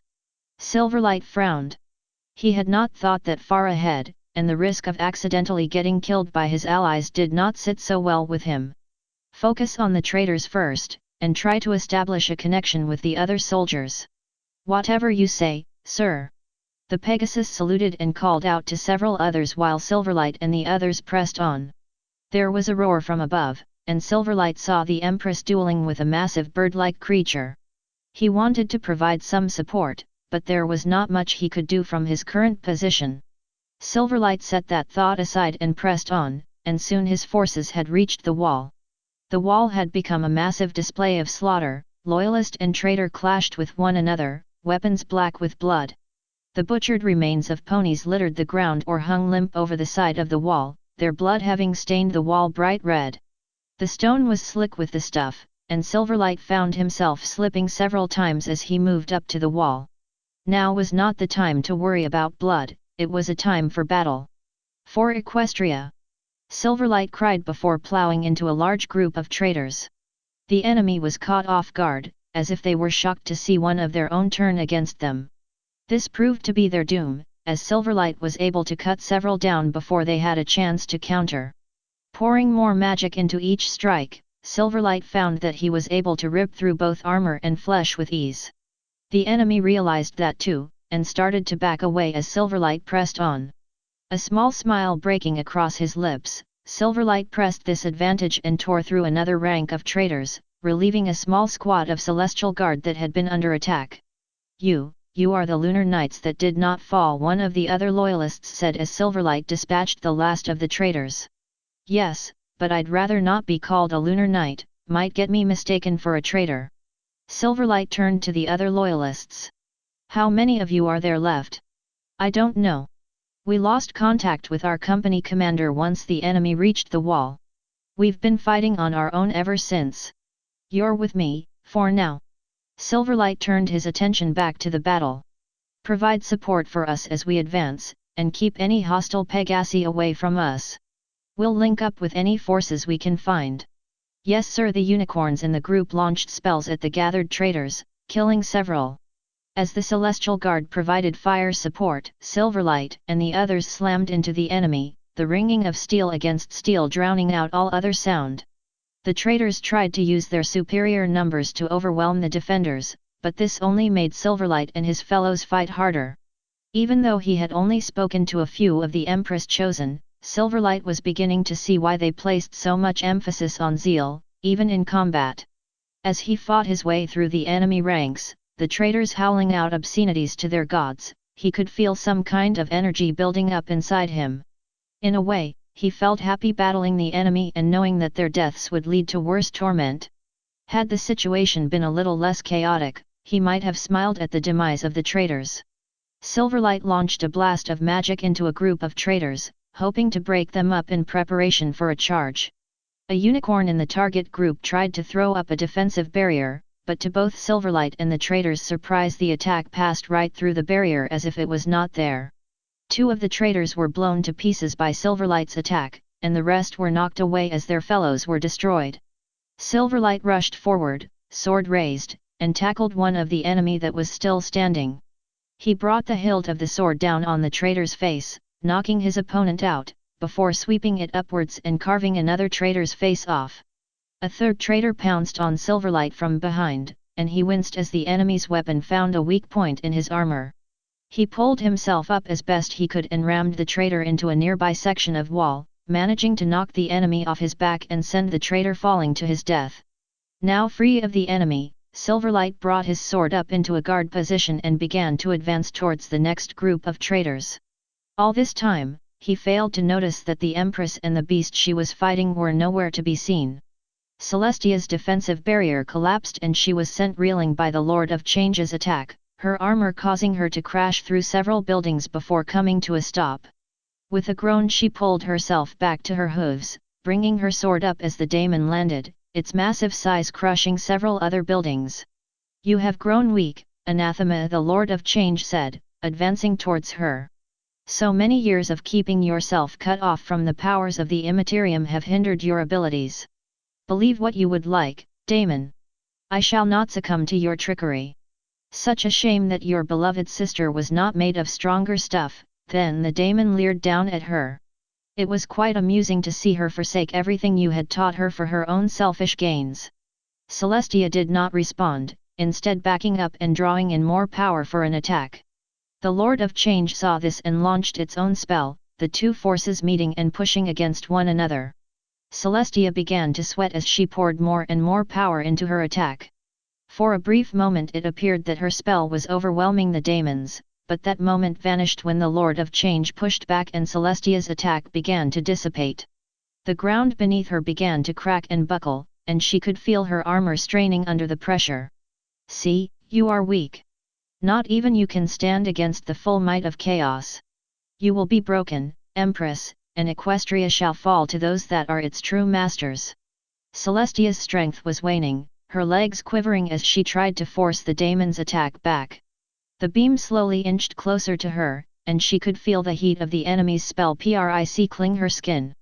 I can't, you will not dash." A flurry of images rushed through her mind, chaos standing triumphant, her soldiers and subjects slaughtered without remorse.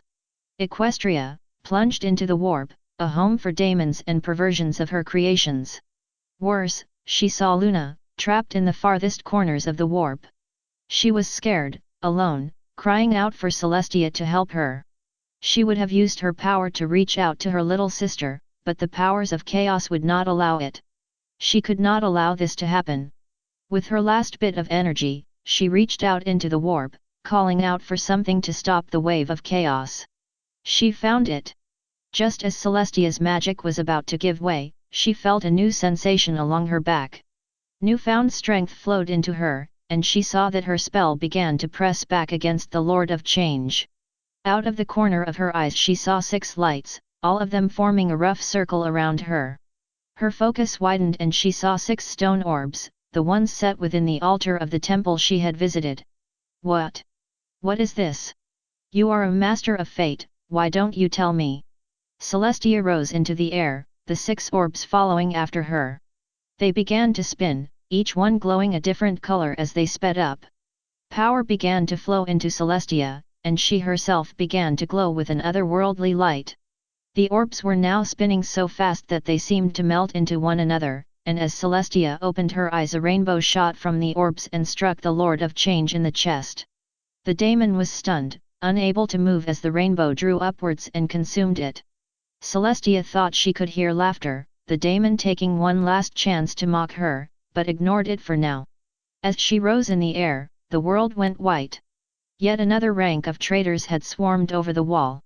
By now, the defenders had been whittled down to only a few small groups scattered across the wall, and some were armed only with broken weapons and damaged armor.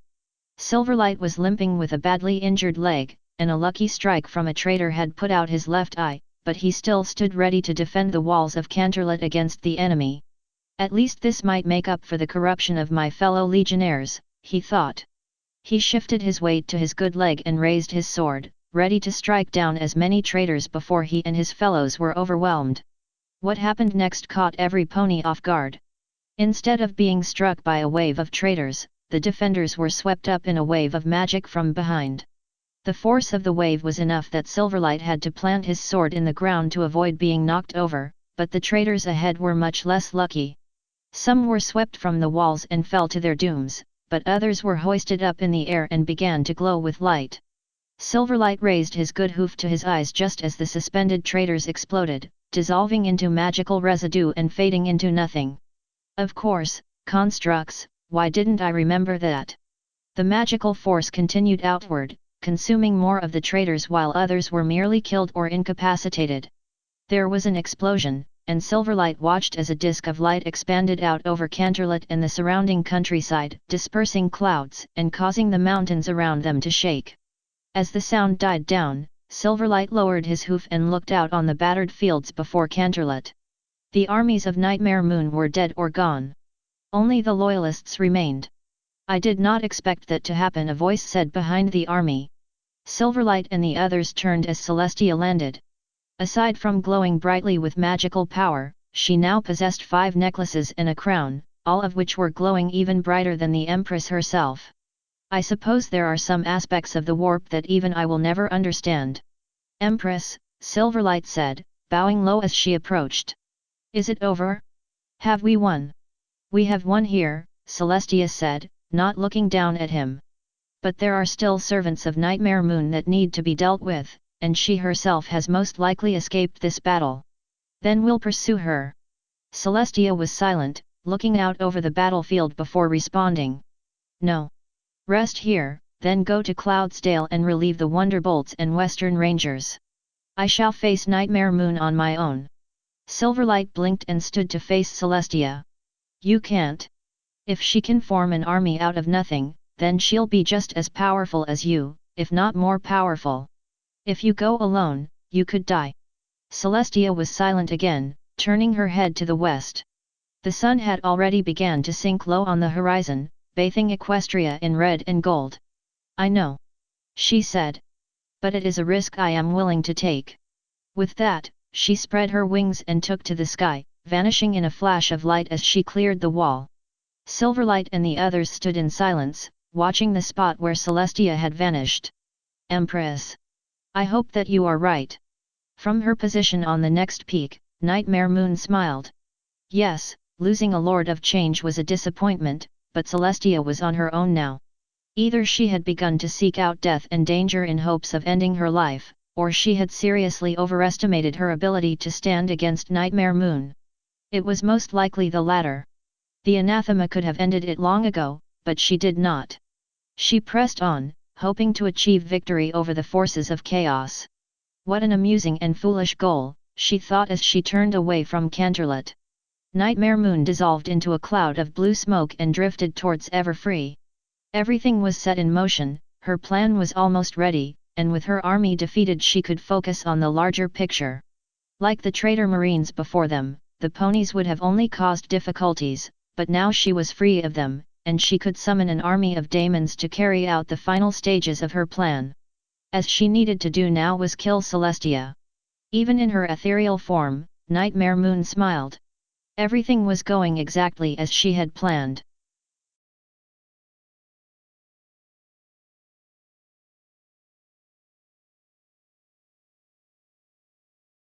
The Lunar Heresy, the Long Night. It was dark as Celestia landed outside Everfree Castle. The entire area was abandoned, not a single pony besides herself to be found, but she knew she was not alone. She could feel the presence of Nightmare Moon, as if the Dark Alicorn was watching her every step. Celestia drew her sword, using its power to show her the way into the castle.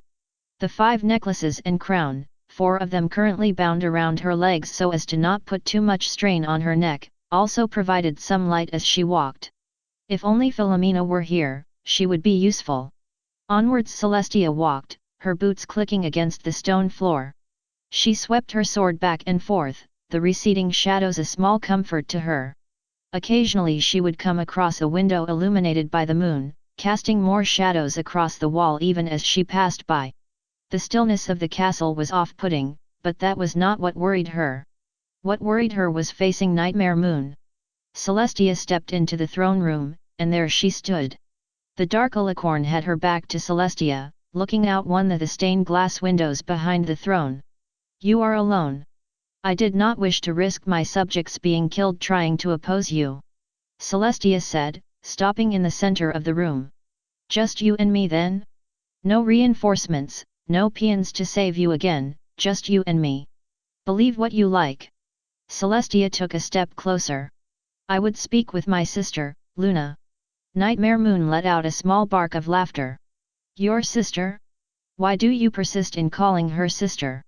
"Respect." Celestia lowered her head. "Luna is a great mare. I knew it the day I saw her open her eyes for the first time. She is far beyond a servant, or a friend, or even a daughter. She is my equal in all things, and I would be a fool if I were to try and lord over her, as I did with Horus and my sons. Which is why I would speak with her. Luna is no longer here, dear Celestia." Nightmare Moon smirked, turning to face Celestia as she did so. "And what makes you think she would want to speak with you? Even though you deny it, you did keep her away from power, and we gave it to her.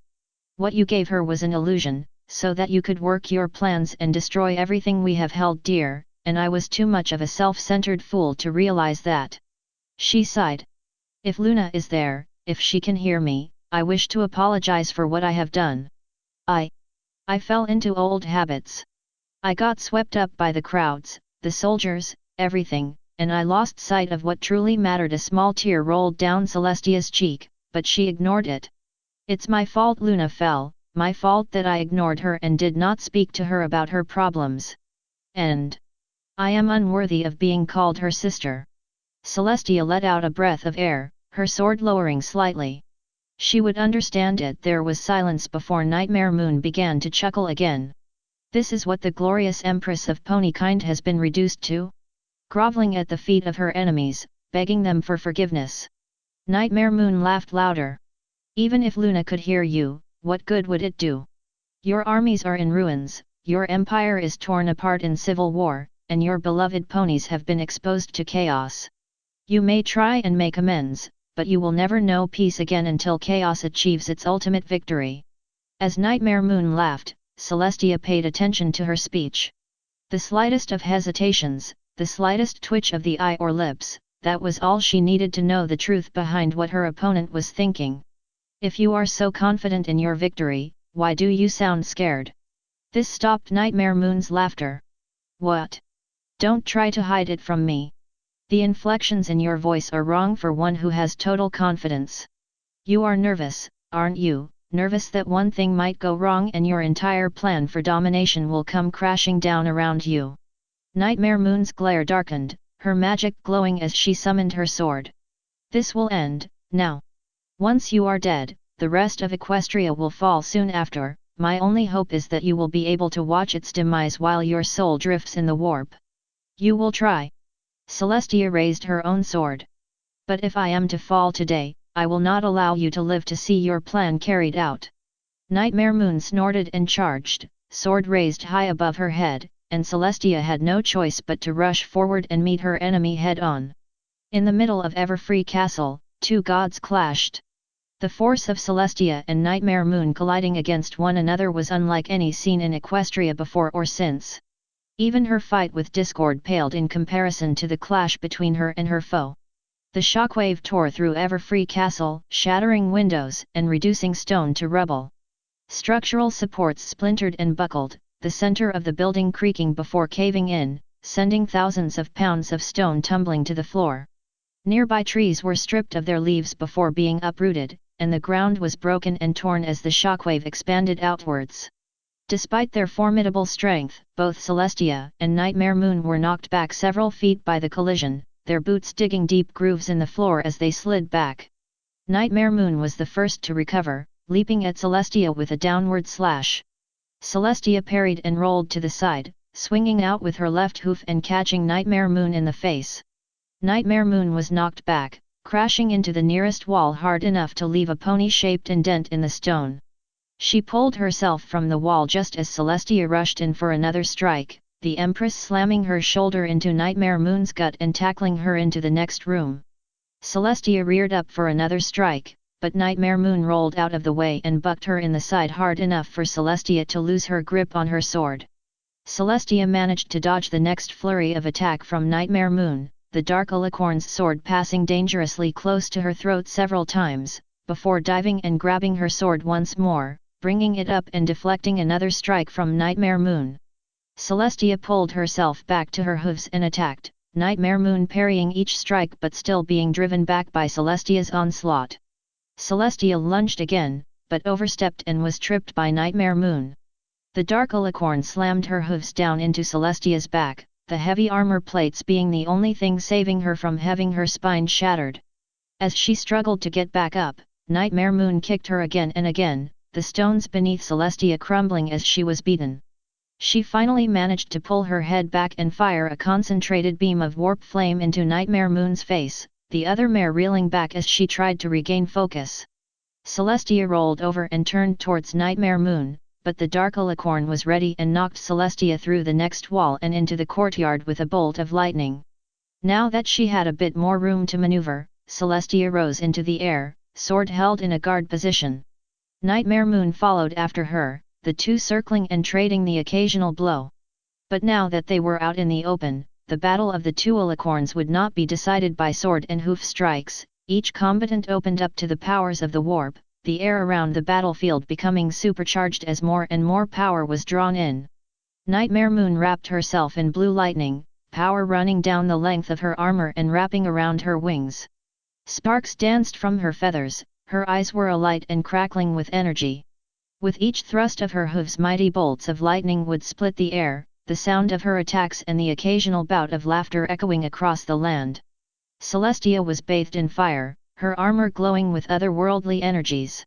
Her normally pastel mane was a blazing inferno, wisps of flame wrapping around her neck and jaw. Her eyes glowed like two stars, impossibly bright and bottomless, and each beat of her wings caused the fire to dance like a serpent. Vast curtains of warp flame were conjured from nothing, knifing through the air and surrounding Celestia as if she were the sun itself. Fire and lightning collided with one another as the two titans dueled, both forces combining into a terrifying display. At times Celestia appeared to be winning, but whatever advantage she possessed would just as soon be lost to Nightmare Moon. The Dark Alicorn tried many maneuvers, ducking and diving to try and get a better angle of attack, but try as she might she could not breach Celestia's defenses. Celestia tried to use wave after wave of warp flame to overwhelm Nightmare Moon, but her opponent would not hold still long enough to take the brunt of Celestia's attack. Tiring, anathema? Nightmare Moon asked after dodging another of Celestia's attacks. Only of you, Damon.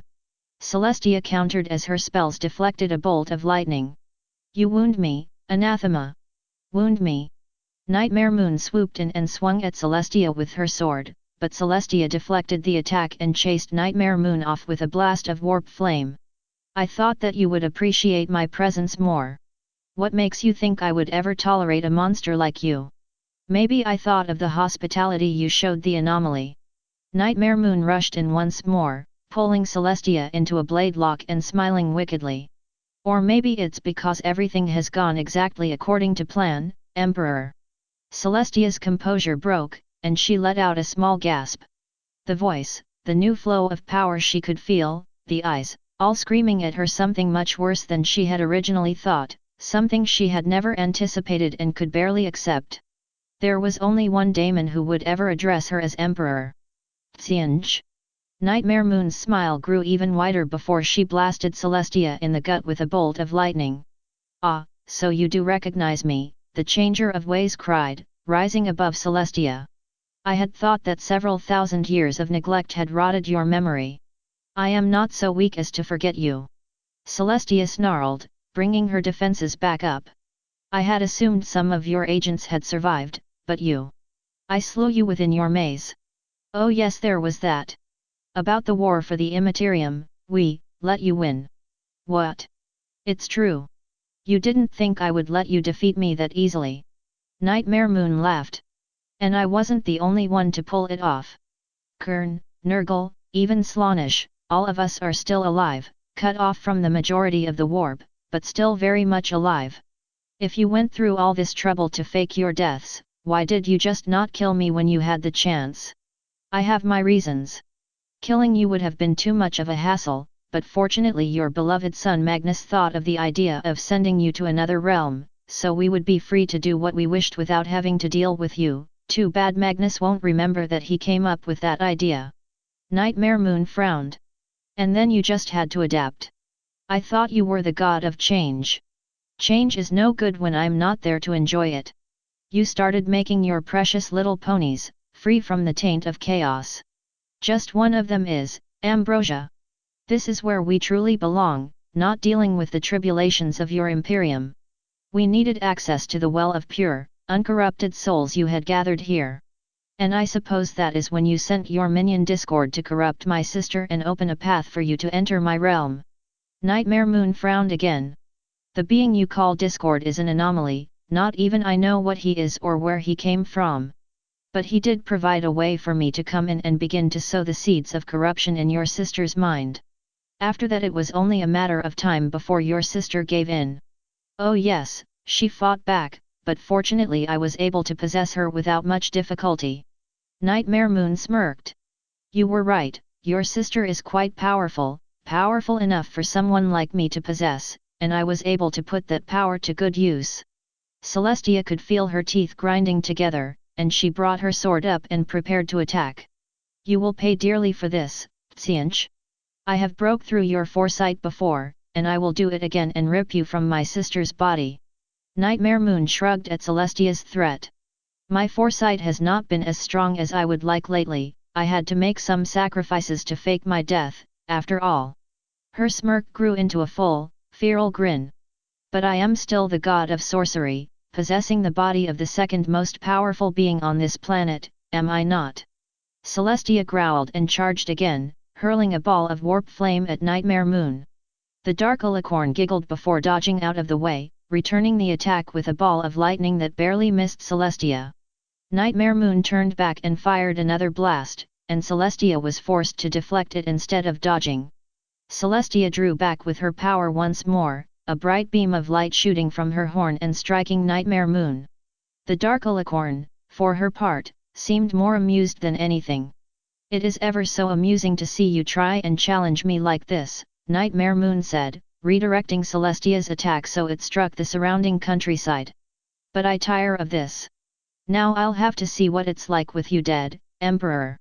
Nightmare Moon's horn glowed with power, and Celestia watched in horror as her defensive spells vanished one by one.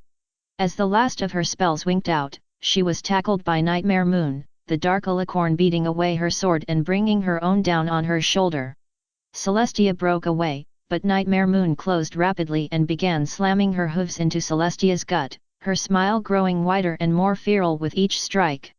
Celestia was knocked back once again, disoriented and wavering.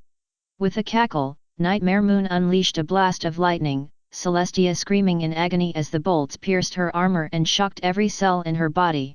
As soon as the magical attack ended, Celestia was once again subjected to a flurry of blows, the last few causing her to cough up small amounts of blood.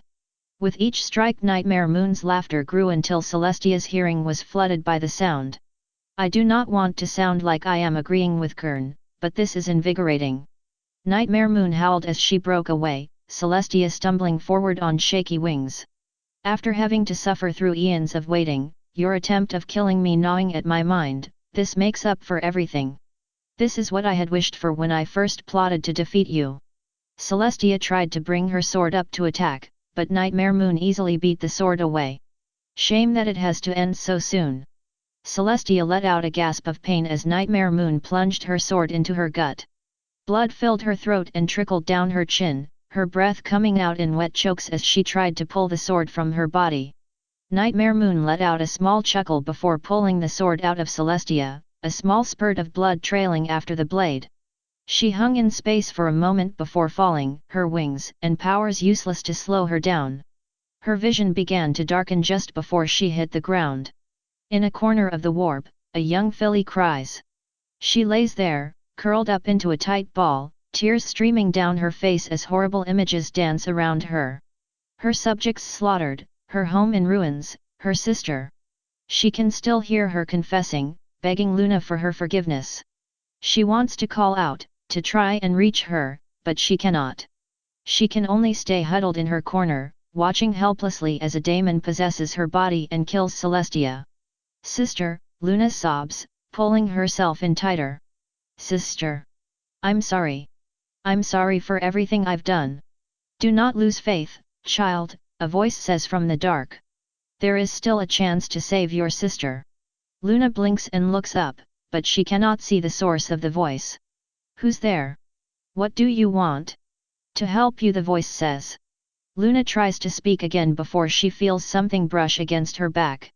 Something cold, something metal, but it still gently brushes her back. She looks around and sees a creature clad in silver armor, its face weathered as if from a long journey. You are the being from my dreams. Correct, my child. I have been trying to reach out to you for some time now, but I am not as powerful as some of the denizens here. I could only call out to you and show you visions, but now I have a chance to reach out to you. But why? A long time ago, I killed a very dear friend of mine. I had believed they had betrayed me, so I lashed out and paid dearly for my anger. I prepared to die, but before I did, something brought me here, and I saw you going down the same path I had, and I could not let that happen. The creature sighs. I failed. No, you haven't. Luna sits up a little. You said there was a chance to save my sister. What is it? The creature looks down at her and smiles. You remind me of someone I knew. That doesn't matter. The creature stops stroking Luna and hold out his hands. Give me your hooves. I shall give you as much of my knowledge and experience dealing with Ponykind as you can manage, and combined with your own powers you should be able to drive the enemy from your body long enough for your sister to eliminate it entirely. But I failed to stop it from taking over before. Luna cries. How will I be able to stand against it now? It does not know I am here, helping you. I am an anomaly in the warp, I do not react to it as you or your sister do. I will help you fight off this daemon. And in return, the creature is silent for a moment. I would like a chance to speak with your sister, one last time. Luna looks into the creature's eyes, she sees sadness, guilt, all tugging at the creature's soul. She gives a small smile and nods. That is a fair price. She places her hooves in the creature's hands.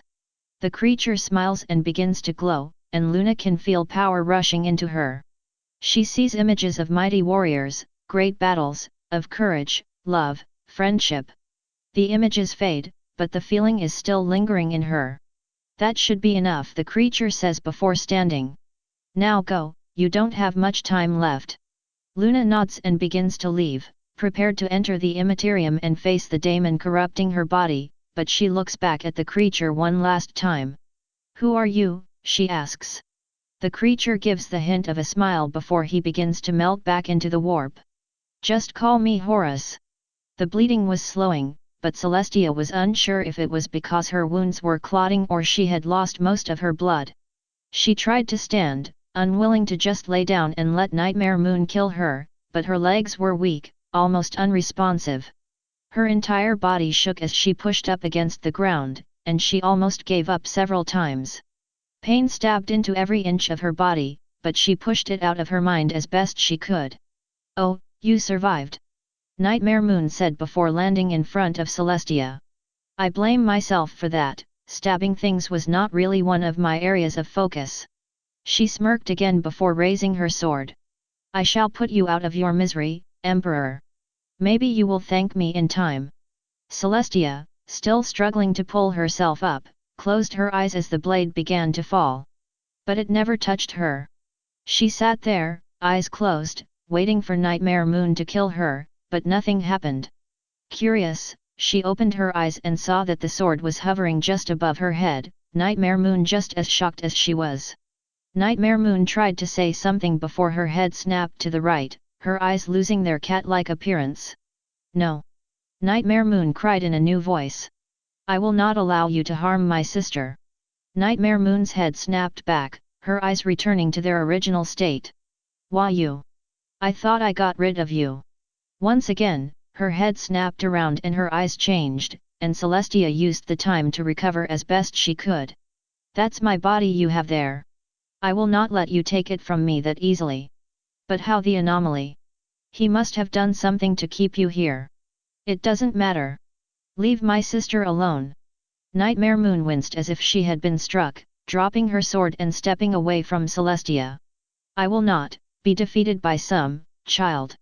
Leave my sister, and leave my body. And never leave. No dash. Leave. Nightmare Moon screamed and collapsed, her body spasming as if struck by lightning. She let out another scream before falling still, her legs and wings falling limp against the floor. Celestia had no time to check if she was still alive, turning her attention to her wounds. The stab wound was deep, and severe enough that even using the powers of the warp would not be sufficient to heal it fully. Still, treating it would see that she survived, and with another wince she reached out with the last of her power and began to mend the wound. She cried out in pain as tissues and cells stitched themselves back together, tears streaming down her face and mixing with the blood on her lips. When she felt that the wound was sufficiently healed, she released her power and slumped over, her breath choppy. She heard movement off to her right, and she looked to see Nightmare Moon standing again. The dark alicorn turned towards her, and now she could see that her eyes were now a familiar turquoise color. Luna! Sister! Luna cried, rushing over to Celestia's side. You're injured. I've survived worse. Celestia grunted as she began to get back on her hooves. You are back in control. Yes. Well, somewhat. I have managed to drive the daemon out of my mind for a short period, but I can't hold on for long. You need to remove it from my body somehow. I can't. I don't have the strength. She took a deeper breath of air before looking down and spotting the necklaces, bloodied but still intact. Those, the elements of harmony. Celestia looked up. I'm sorry. The elements of harmony, necklaces and crown. Luna blushed and looked away. That's what I've always called them. But you can use them to drive the daemon from my body. Luna smiled, but that smile turned into a frown as one of her eyes flickered back to Emerald and cat-like hurry, he's starting to regain control. Sister, please. I can't. Celestia cried. I don't know what these things, these elements will do to you. I could turn you into stone, just like Discord. You could die. You don't know that. I could live. I can't risk seeing you die, Luna. You are my sister, my own flesh and blood, my equal in everything. I already lost Horus, I cannot lose you. Luna was silent before pulling herself up straighter. It is a risk I am willing to take, sister. If I die, I want to know that my death saved Equestria. Luna smiled. Please, sister. Don't do it for me, do it for Equestria, for our subjects. Celestia's tears were flowing more freely now, but she knew Luna was right, Equestria was at stake here, and her own personal desires would only lead to its destruction. The Lord of Change was right, this battle would see her broken. Silently, Celestia closed her eyes and focused. She felt a surge of energy flow into the elements, a low whine building out in size. Her mane began to flow more freely, and as her eyes opened a rainbow shot from the crown on her head and enveloped Luna, the other alicorn smiling even as her features shifted back to those of Nightmare Moon. As the light became more intense, it grew harder for Celestia to focus on her sister, but she knew she was there watching her. Luna! She called, hoping her voice could be heard over the sound. I love you. There was no response at first, only the sound of the elements and rushing wind. But then Luna spoke. I love you too, Tia. And the world went white. Celestia awoke to the sound of birds. At first she thought she was dreaming, but as she opened her eyes she saw that she was still in reality. Dawn was breaking, and the first birds were coming out of their nests. In front of her she saw 5 stone orbs, each one with a different symbol etched into the side. The orbs were arranged in a star shape, the markings pointing outwards towards the horizon. The elements, they have gone inert again. She guessed it was probably for the better. Artifacts as powerful as these could not be left alone, lest they fall into the wrong hooves. Celestia groaned and pulled herself up, crying out in pain as she tweaked her wounds. They would take some time to heal, but she would survive. A small sliver of her power remained, and with that she peered into the warp one last time. Where there had been demonic presences, there were pools of tranquil emotions. Where there was corruption, there was now harmony. The warp had been healed, the presence of chaos swept away as if it had never existed. Better still, she could feel a strong, familiar warp presence. Luna is alive. Luna! Celestia cried out, limping along as she searched for her sister.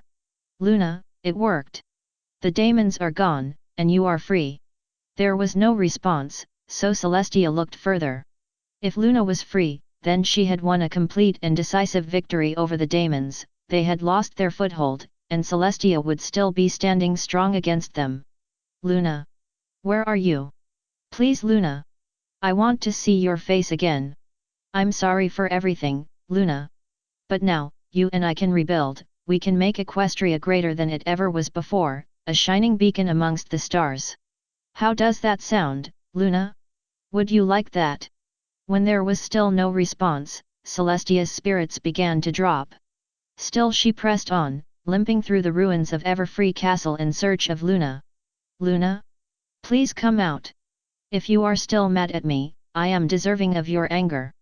Please, Luna, come out, please. Celestia stepped out into the ruined courtyard, but there was no sign of Luna anywhere. Her spirits fell even lower, and Celestia slumped down to the ground, eyes downcast. Luna! Where are you? Sniffling, she looked up, and it was then that she saw it. The moon was still high in the sky, fading slightly as the sun began to peek over the horizon. But now, it had changed. On the face of the moon was the image of an alicorn's head, lowered as if out of sadness. Celestia's breath caught for a moment, and reluctantly she reached out into the warp. Luna's presence was strongest surrounding the moon. No. Celestia whispered. And no. She can't be. Luna. No. In the ruins of Everfree Castle, a goddess wept.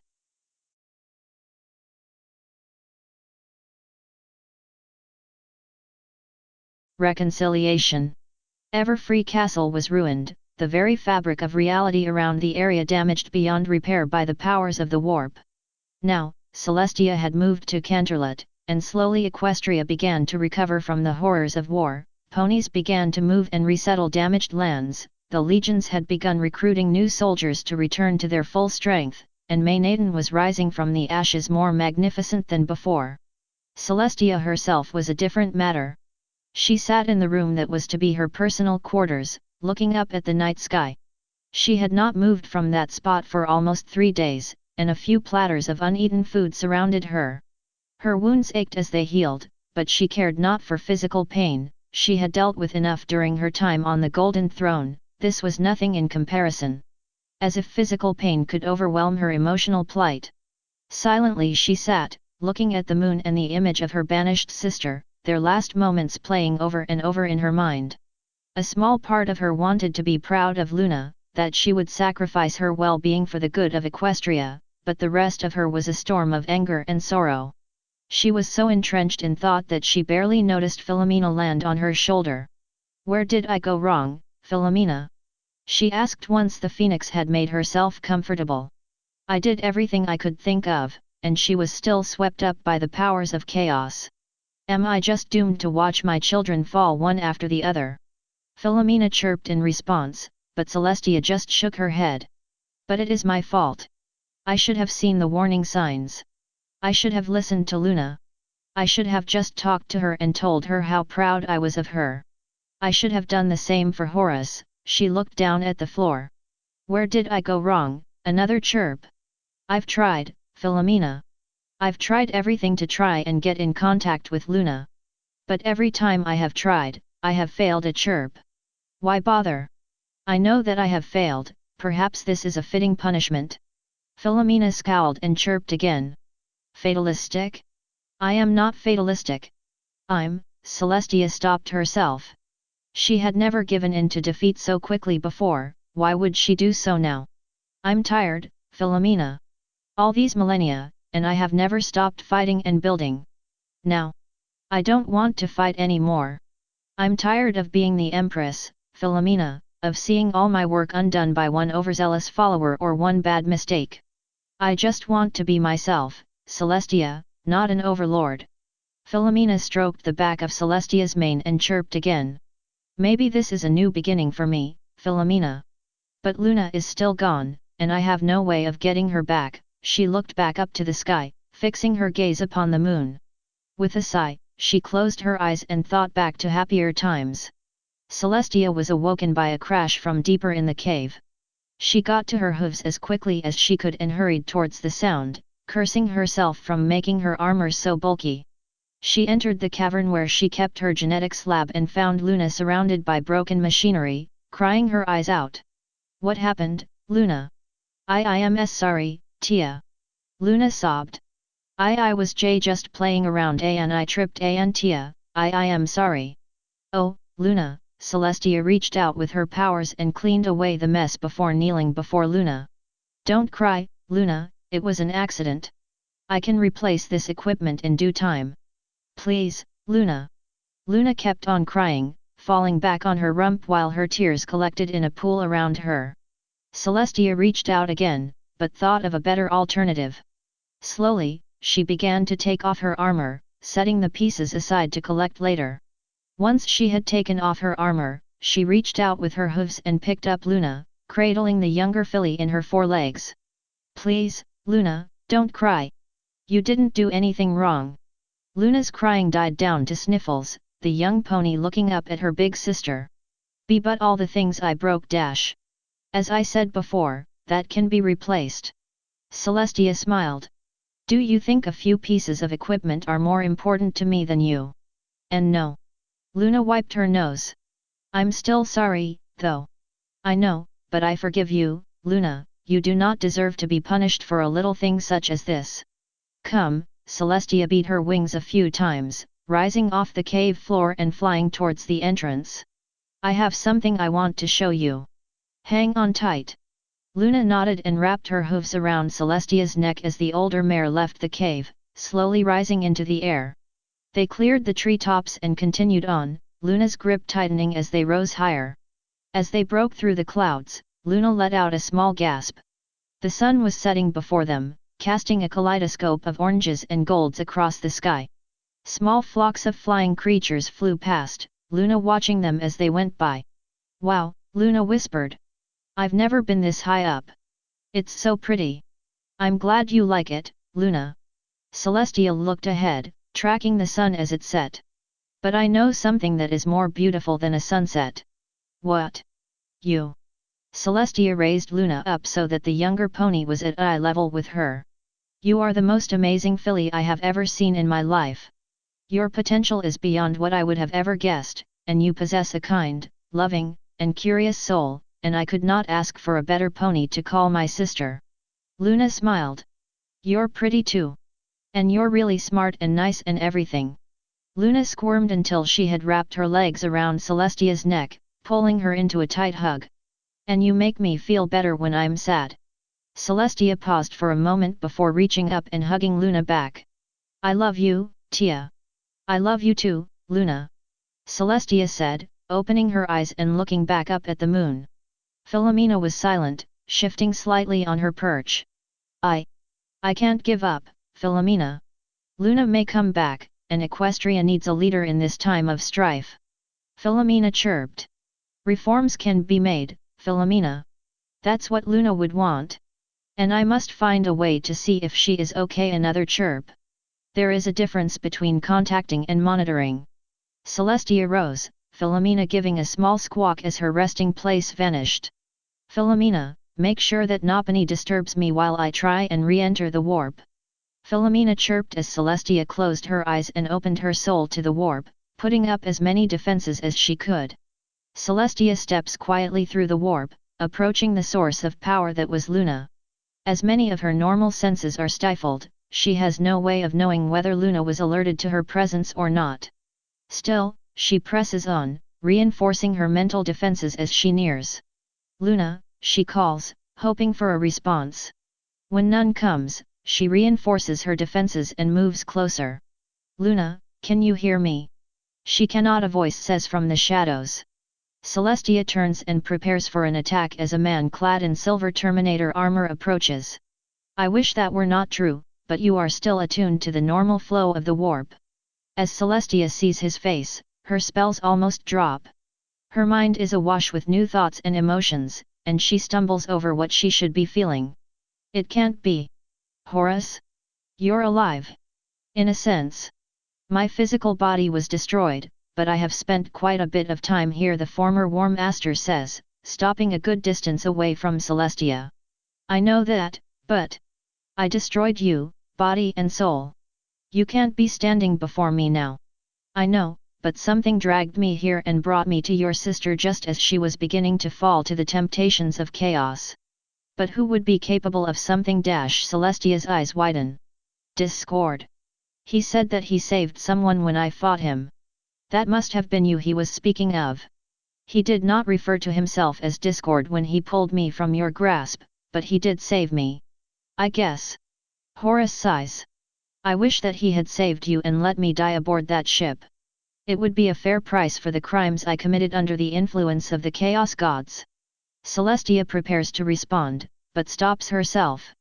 This is not the same proud warrior she remembers, nor the ruthless traitor she slew during the heresy. Here is a man, coming forth and repenting for his past crimes. I suppose I was wrong about some things, Horus. I do not wish to sound rude, Horus, but why are you here? There is silence before Horus speaks again. I wanted to talk with you, Emperor. I wanted you to know that I am sorry for what I did to you, Sanguinius, the Imperium, all of mankind. I allowed myself to break, I lost faith in my brothers and in you, our leader. But Horus No, Horus raises a hand. I am at fault here, Emperor. I hope that you can forgive me for what I have done. And if you do not, then I understand. Celestia can feel tears welling up in her eyes, her composure slowly cracking. No, Horus. You have nothing to be sorry for. Celestia reaches her breaking point, her tears flowing more freely now. Oh Horus!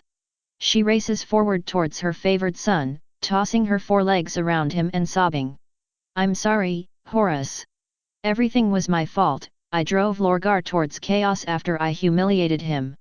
I did not trust you with knowledge of my plans for humanity. The heresy, your fall, everything was my fault. She keeps sobbing even as Horus reaches up to comfort her. But I willingly chose to follow chaos instead of seeking out a better alternative. You cannot take the blame for that. But I drove you to that point. I should be responsible for that. And now I have driven Luna there as well, and she may be lost forever because of my neglect. She pulls Horus in closer. I have done so much wrong in my life, all because I thought that I was never wrong. Had I just swallowed my pride once, you would still be alive and the Imperium would not have fallen. But I didn't. Oh Horus, can you ever forgive a stupid, arrogant old mare for everything she has done? There is silence in the warp, Celestia straining her ears for a sound. I already have, Father. Celestia smiles before breaking away from Horus. Can you help me free Luna? I cannot. The elements of harmony, as your sister called them, have blunted my powers in the warp. I can communicate with her, though, and am more than willing to stay with her until you can find a way to free her. I suppose that is fair. Celestia takes a moment to compose herself. Will I ever see you again? There is silence. Perhaps. I may be powerful, but I am still one soul lost amongst the immaterium. But I promise you, on my word as a soldier and a friend, I will try to reach you as much as possible. Celestia nods before Horus speaks again. And you?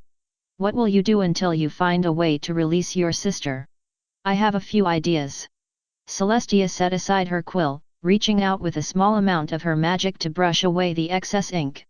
Her conversation with Horace had reinvigorated her, dozens of new ideas to rule Equestria better flowing through her mind. She looked the document over a few times before turning to Philomena, the phoenix sitting on a stool at the other end of the room. I believe this will be sufficient for now, don't you agree? She asked. Philomena chirped a few syllables. I'm glad you agree, it's a start, and there are a few issues to iron out, but it's better than nothing. She raised the document up to the light, inspecting every word to make sure it was right. Imperial Order Number 41. By order of Her Serene Majesty Celestia. War Mistress Luna is innocent of all crimes committed by the traitor Nightmare Moon. The Lunar Knights are to be reformed and renamed the Night Guard, with the Unicorn Silverlight acting as the new Legion's Supreme Grand Master. The Drake Guard, Black Ravens, and Night Warriors are hereby disbanded, and shall be replaced with new legions at a later date. All other legions that served under Nightmare Moon, but have returned to my service, shall be reorganized under my watch. Reprimands will be determined at a later date. The capital shall be moved permanently to Canterlot, and the Everfree site shall remain unsettled in respect of War Mistress Luna's sacrifice. Until their location is verified, the Empress Chosen Legion shall not be declared excommunicate traitores.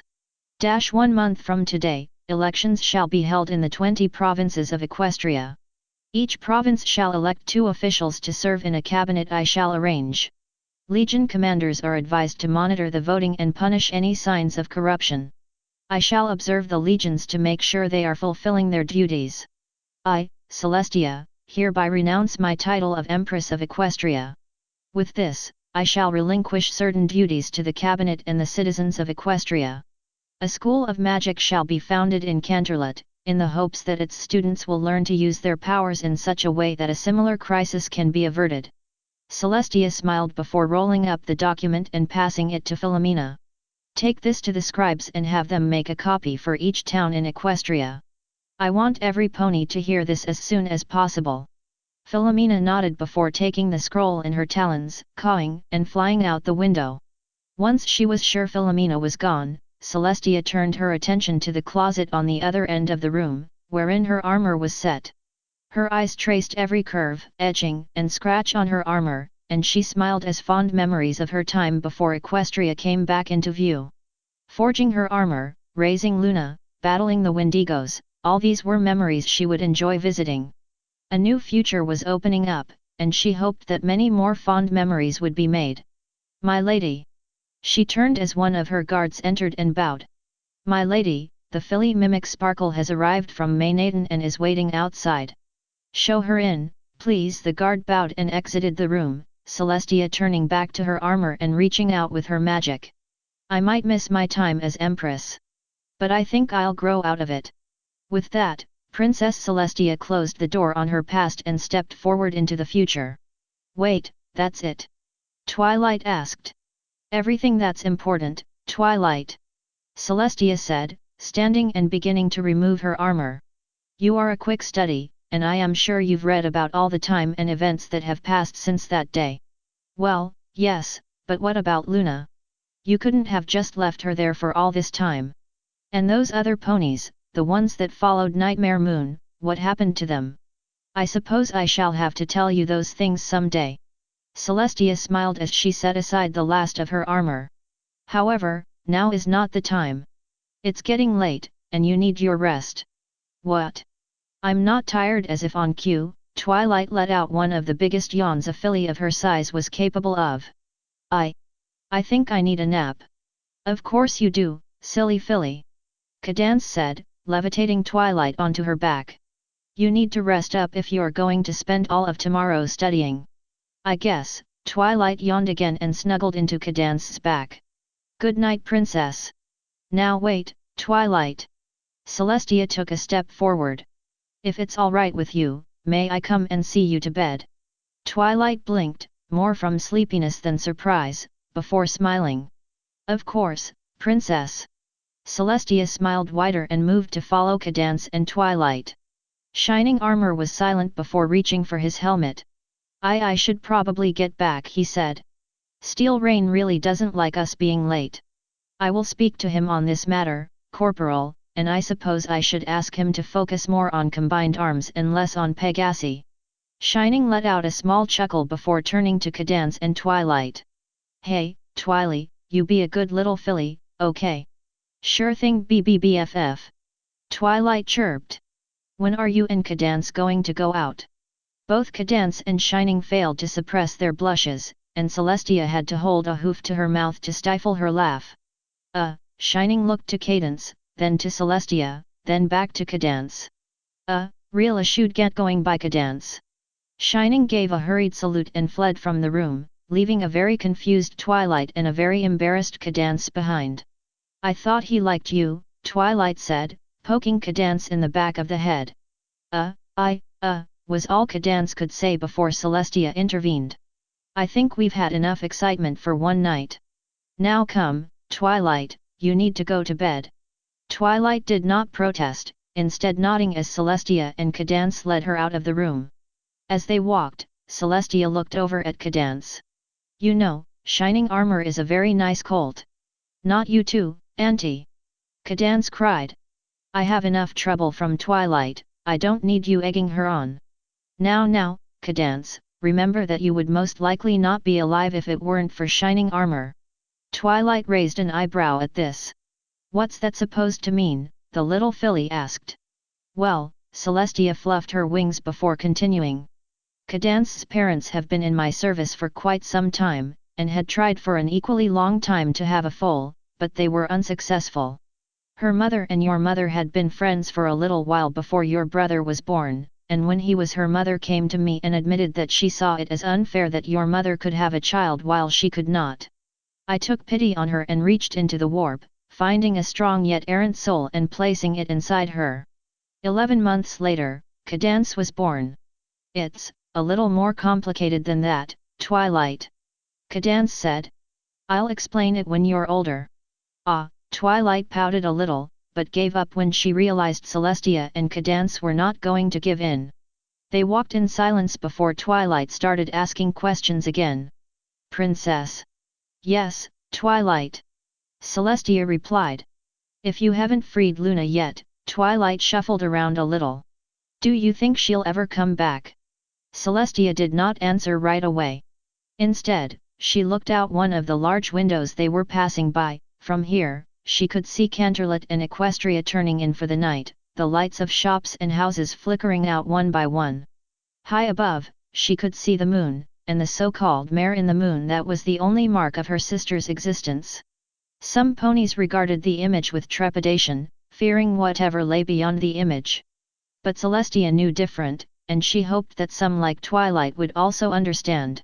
She did not see it as a symbol of fear, but one of hope, that someday Luna would be free and Equestria would be fully reunited. Yes, she said, smiling once again.